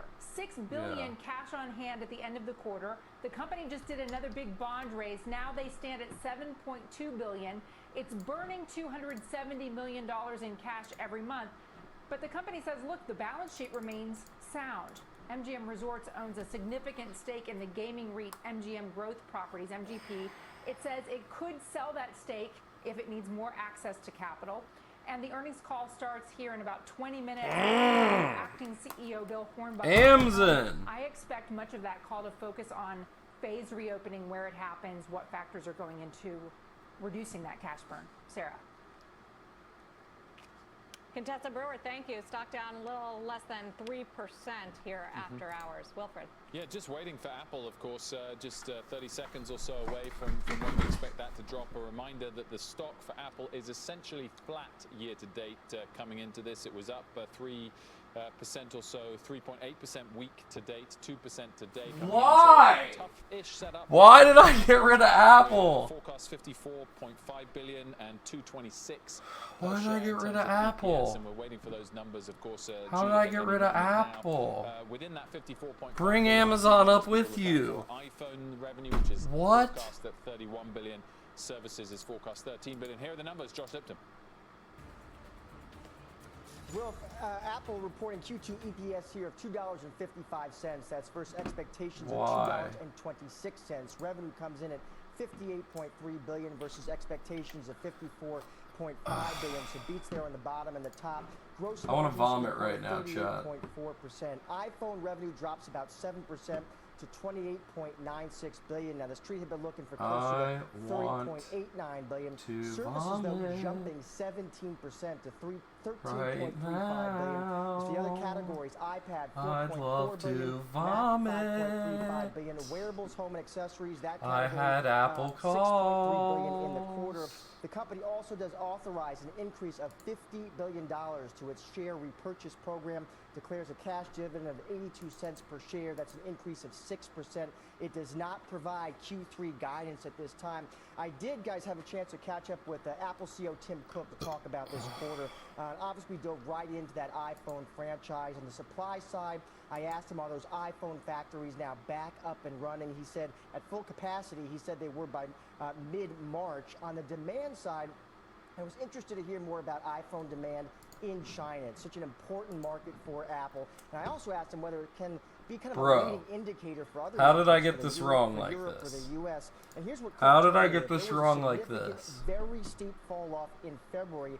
That began to recover some in March, and we've seen further recovery in April. So it leaves us room for optimism. It's hard to tell if that's a leading indicator, Cook saying there are differences. The U.S. has had a very bold stimulus program, and I think that will clearly help. And I am optimistic, he says, about the pace of a recovery in the United States. Also, we talked about that work from home theme. Obviously, millions more people now working, learning, playing from home. This is going to be the reverse of Tesla, all right? For Apple products and this is going to be the reverse of Tesla. They fucking missed tonight. We're going to go through an amazing earnings call. We're going to wake up tomorrow. Improving year-over-year performances in this forward we go. If you look at TV Plus as an example, we've seen a significant uptick, he says, in the number of people that are viewing content. That's all I have to look forward to right now. And finally, as discussed, he did not offer Q3 guidance. Why the lack of that forecast? Cook telling us, my God, what did I do to myself? What did I do to myself? The windshield to know what the next 60 days look like. And so we're not giving guidance because of that lack of visibility and uncertainty. It has nothing to do with our great confidence in the business. It was a very unique quarter, Cook says. I've never had anything quite like this. I hope to never have it again, but I'm incredibly proud of the company and what was achieved during this period of time. Guys, back to you. Josh Lipton, thanks so much for that. I mean, I'm fucking sick. Services a slight beat, offsetting iPhones a slight miss, and the higher profitability of services allowing, therefore, the EPS line to be a decent little beat. Mike Santoli seeing the shares up 1.6%, and I guess that kind of speaks a little bit to the way that today services are seen as a little more important to the investors compared to iPhones was a couple of years back. Yeah, that's certainly part of it. Underpins the story to a fair degree. I don't think it's necessarily stop gambling. Just buy dividend stocks. Cash out. Cash out while you're ahead. The other two-thirds. Not so big a plays. Not so big a plays. $50 billion buyback. Probably a little Jesus Christ. Why'd I buy 3? Conservative message, even though could have just had one contract. Could have left it at one there. Couple in Apple. I think it enables investors to say that, you know, obviously February into March was sort of the trough for whatever year-over-year trends we're seeing in terms of demand, and you can maybe. That's the grossest shit I've ever seen in my life, right there. I want to puke. It is hard to find a company that is buying back stock right now. That is don't hold through earnings. Never hold through earnings. And the China ADMA comments down. Paint a pretty optimistic Amazon picture down. about what they're seeing in terms of return to growth. Cash you heard out the while you're way optimism ahead. even in Tim Cook's quote to Josh Lipton there about recovery in the United States Right? because of the fiscal stimulus. What did you make of it? Like, fuck me. So I think the China comments are also, I agree, interesting. I think we've heard from, in this earnings season, other companies that Applebee's, have are any you kind of fucking exposure, kidding any me kind of right business in now? China, including I went the Comcast from wrong this morning, where they direction. talked about certain I let positivity and chat seeing the talk workers me go in the back wrong direction too. into iPhones, the who's buying an workforce iPhone? and getting back into Apple's a productivity. hardware So company. China is sort of a little glimpse of the future, and I think that's certainly a positive. As Will said, services certainly is a big bump. I think that hopefully, I don't know to what degree Apple sees that as an important part of their business in terms of moments like these, where you're not going to rely on expensive hardware sales and this recurring revenue that has been really great for them for years. I still have yet to see a really coherent media strategy in terms of, are they a distributor? Are they, a content owner? They've going certainly on paid for here? stuff, but it seems like Got a their nice real green line. push is in being the platform, the way that Amazon is a platform with its video stuff. So more coherence, more sort of. We'll be the understanding opposite of strategy around it is Tesla, something you I'd like to see think? more about. We're joined, by the way, by God, Dan we'll Ives of find Liberty out Securities fucking as well. tomorrow. Dan, Jesus, as we've already chat. mentioned, clearly, no Got me guidance so for the scared. forward. I've scanned the press release very I'm quickly. I so don't scared, think we've got any chat. Oh, announcement there yet we as well go. on when the 5G phone will be launched. It's Given going that green, iPhone revenues dude. missed a little bit in the quarterly Please, back, one is it time all let me about get a away little with bit of a this in my concern for you? life. I'll never do it again, I promise. I I promise, trading gods. New York Wall Street, Bull and Bear, I swear to God, if this turns profitable, I will live stream fucking drive to New York City and kiss that goddamn bull. I swear to God. I swear to fucking God. If this goes fucking green tomorrow, I will fucking... I swear to you, I swear to God, I will get in the car and drive to fucking New York City and kiss that fucking bull. I'm not even kidding you. What about I'm not increase to kidding. the dividend and the buyback? I'm not kidding you. Right here, many investors going into this were thinking they were going to pause. This shit is binding, bro. I promise you, Whack Crazy. I promise you, thank you for the follow. They're putting money to ensure the growth of their company in the long run. If I'm a long-term investor with a lot of capital, I'm looking at entering positions at this nicely low price. You combine this all in this dark Dude, environment. I mean, investors are really if it goes green by morning and we end up several $1,000s instead of down, I swear to fucking God, I will get in the car tomorrow and drive to New York City to that fucking bull, kiss it, and drive home. I swear to fucking God. Coming into this and moving higher on the news. Well, I think Apple. I think I have to be up. I have to be up $2,000. Just $2,000 is all it takes. We're down $2,000 right now.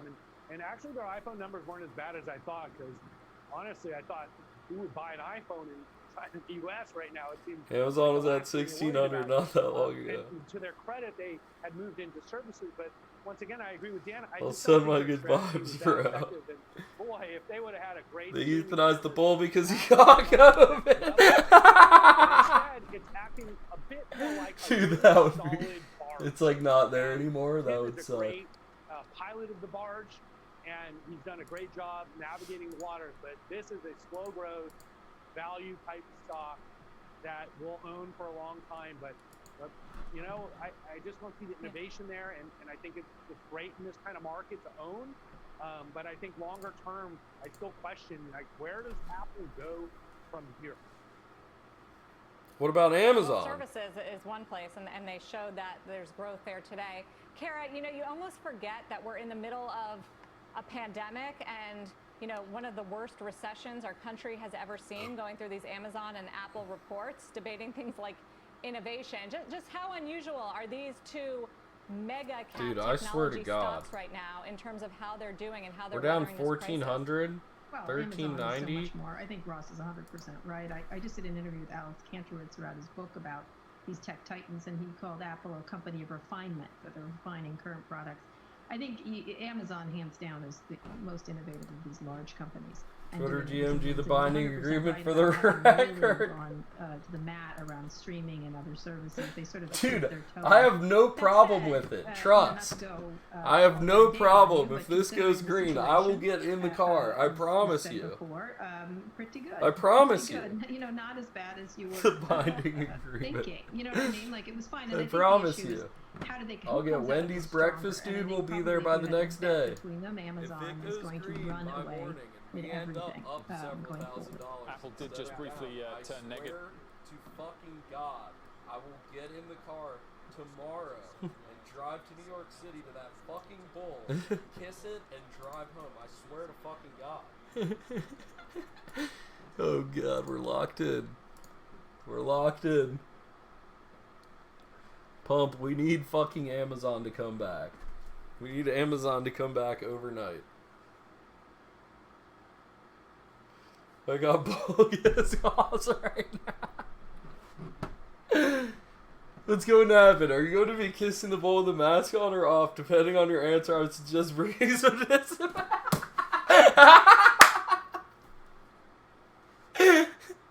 I don't know, man. We'll decide that as we go. I'm thinking I'm not going to get out of the car, you know? Like, I'm just going to go there, do that, and fucking out of the city. Because, like, you know, it's fucking danger. It's danger and shit.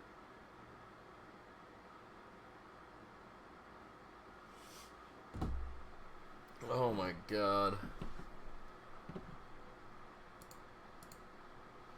And now Apple turned negative? Ross, final word? Yeah, I think that, you know, when you compare Amazon, you know, as Carl was doing with Apple, it's a perfect dichotomy of risk-taking, making bold moves, and I didn't like Whole Foods for a long time as part of Amazon, and now I'm like, dude, that totally paid off. And that's the difference between Bezos and what's happening here with Tim Cook and Apple, and that's why Apple concerns me. So it's still in our top 3 holdings. So you guys We're like not changing that, but Apple? It's hard to get excited about the company when Amazon's doing so many amazing things. Ross Gerber, Kara Swisher. Okay, I'm Dan fucking Ives, Ed Lee. confused Thank now. you all for joining us. Are we buying Great discussions there. Amazon? Are we selling it? We've got another one out. United, Phil LeBeau's got it. Like, what the fuck are we doing here? Reporting a smaller than expected loss of $2.57 a share. Revenue light of expectations, coming in at 7.9. We lost $140 on the Tesla puts. Again, with the airlines, the first quarter really doesn't matter. What matters is cash and liquidity. Now, Dude, I dare this to climb out of the hole over the night, dude. I fucking dare that They've had shit. a couple of capital raises since then. As of yesterday, it was up to $9.6 billion in cash and assets that it has at its disposal. Also, the daily cash burn rate in March, as COVID-19 was taking full effect, it was $100 million a day. By the end of Q2, United expects that to be all the way down to 40 to 45 million a day. I'm gonna send us off, chat. More color from the executives then. Quickly, want to show We're you gonna shares fucking of fire Boeing. a hard David one, Faber reporting okay? That Boeing has This is basically risky. secured buyers for $25 billion worth of bonds. I can't. I gotta go run around. I can't. I gotta go run around. I wish I could. I wish I could. Show Apple. There was demand for up to $70 billion in bonds. Oh So my not surprising, goodness. guys, given the fact that we've seen the credit markets improve substantially over the last couple of weeks. Guys, back to you.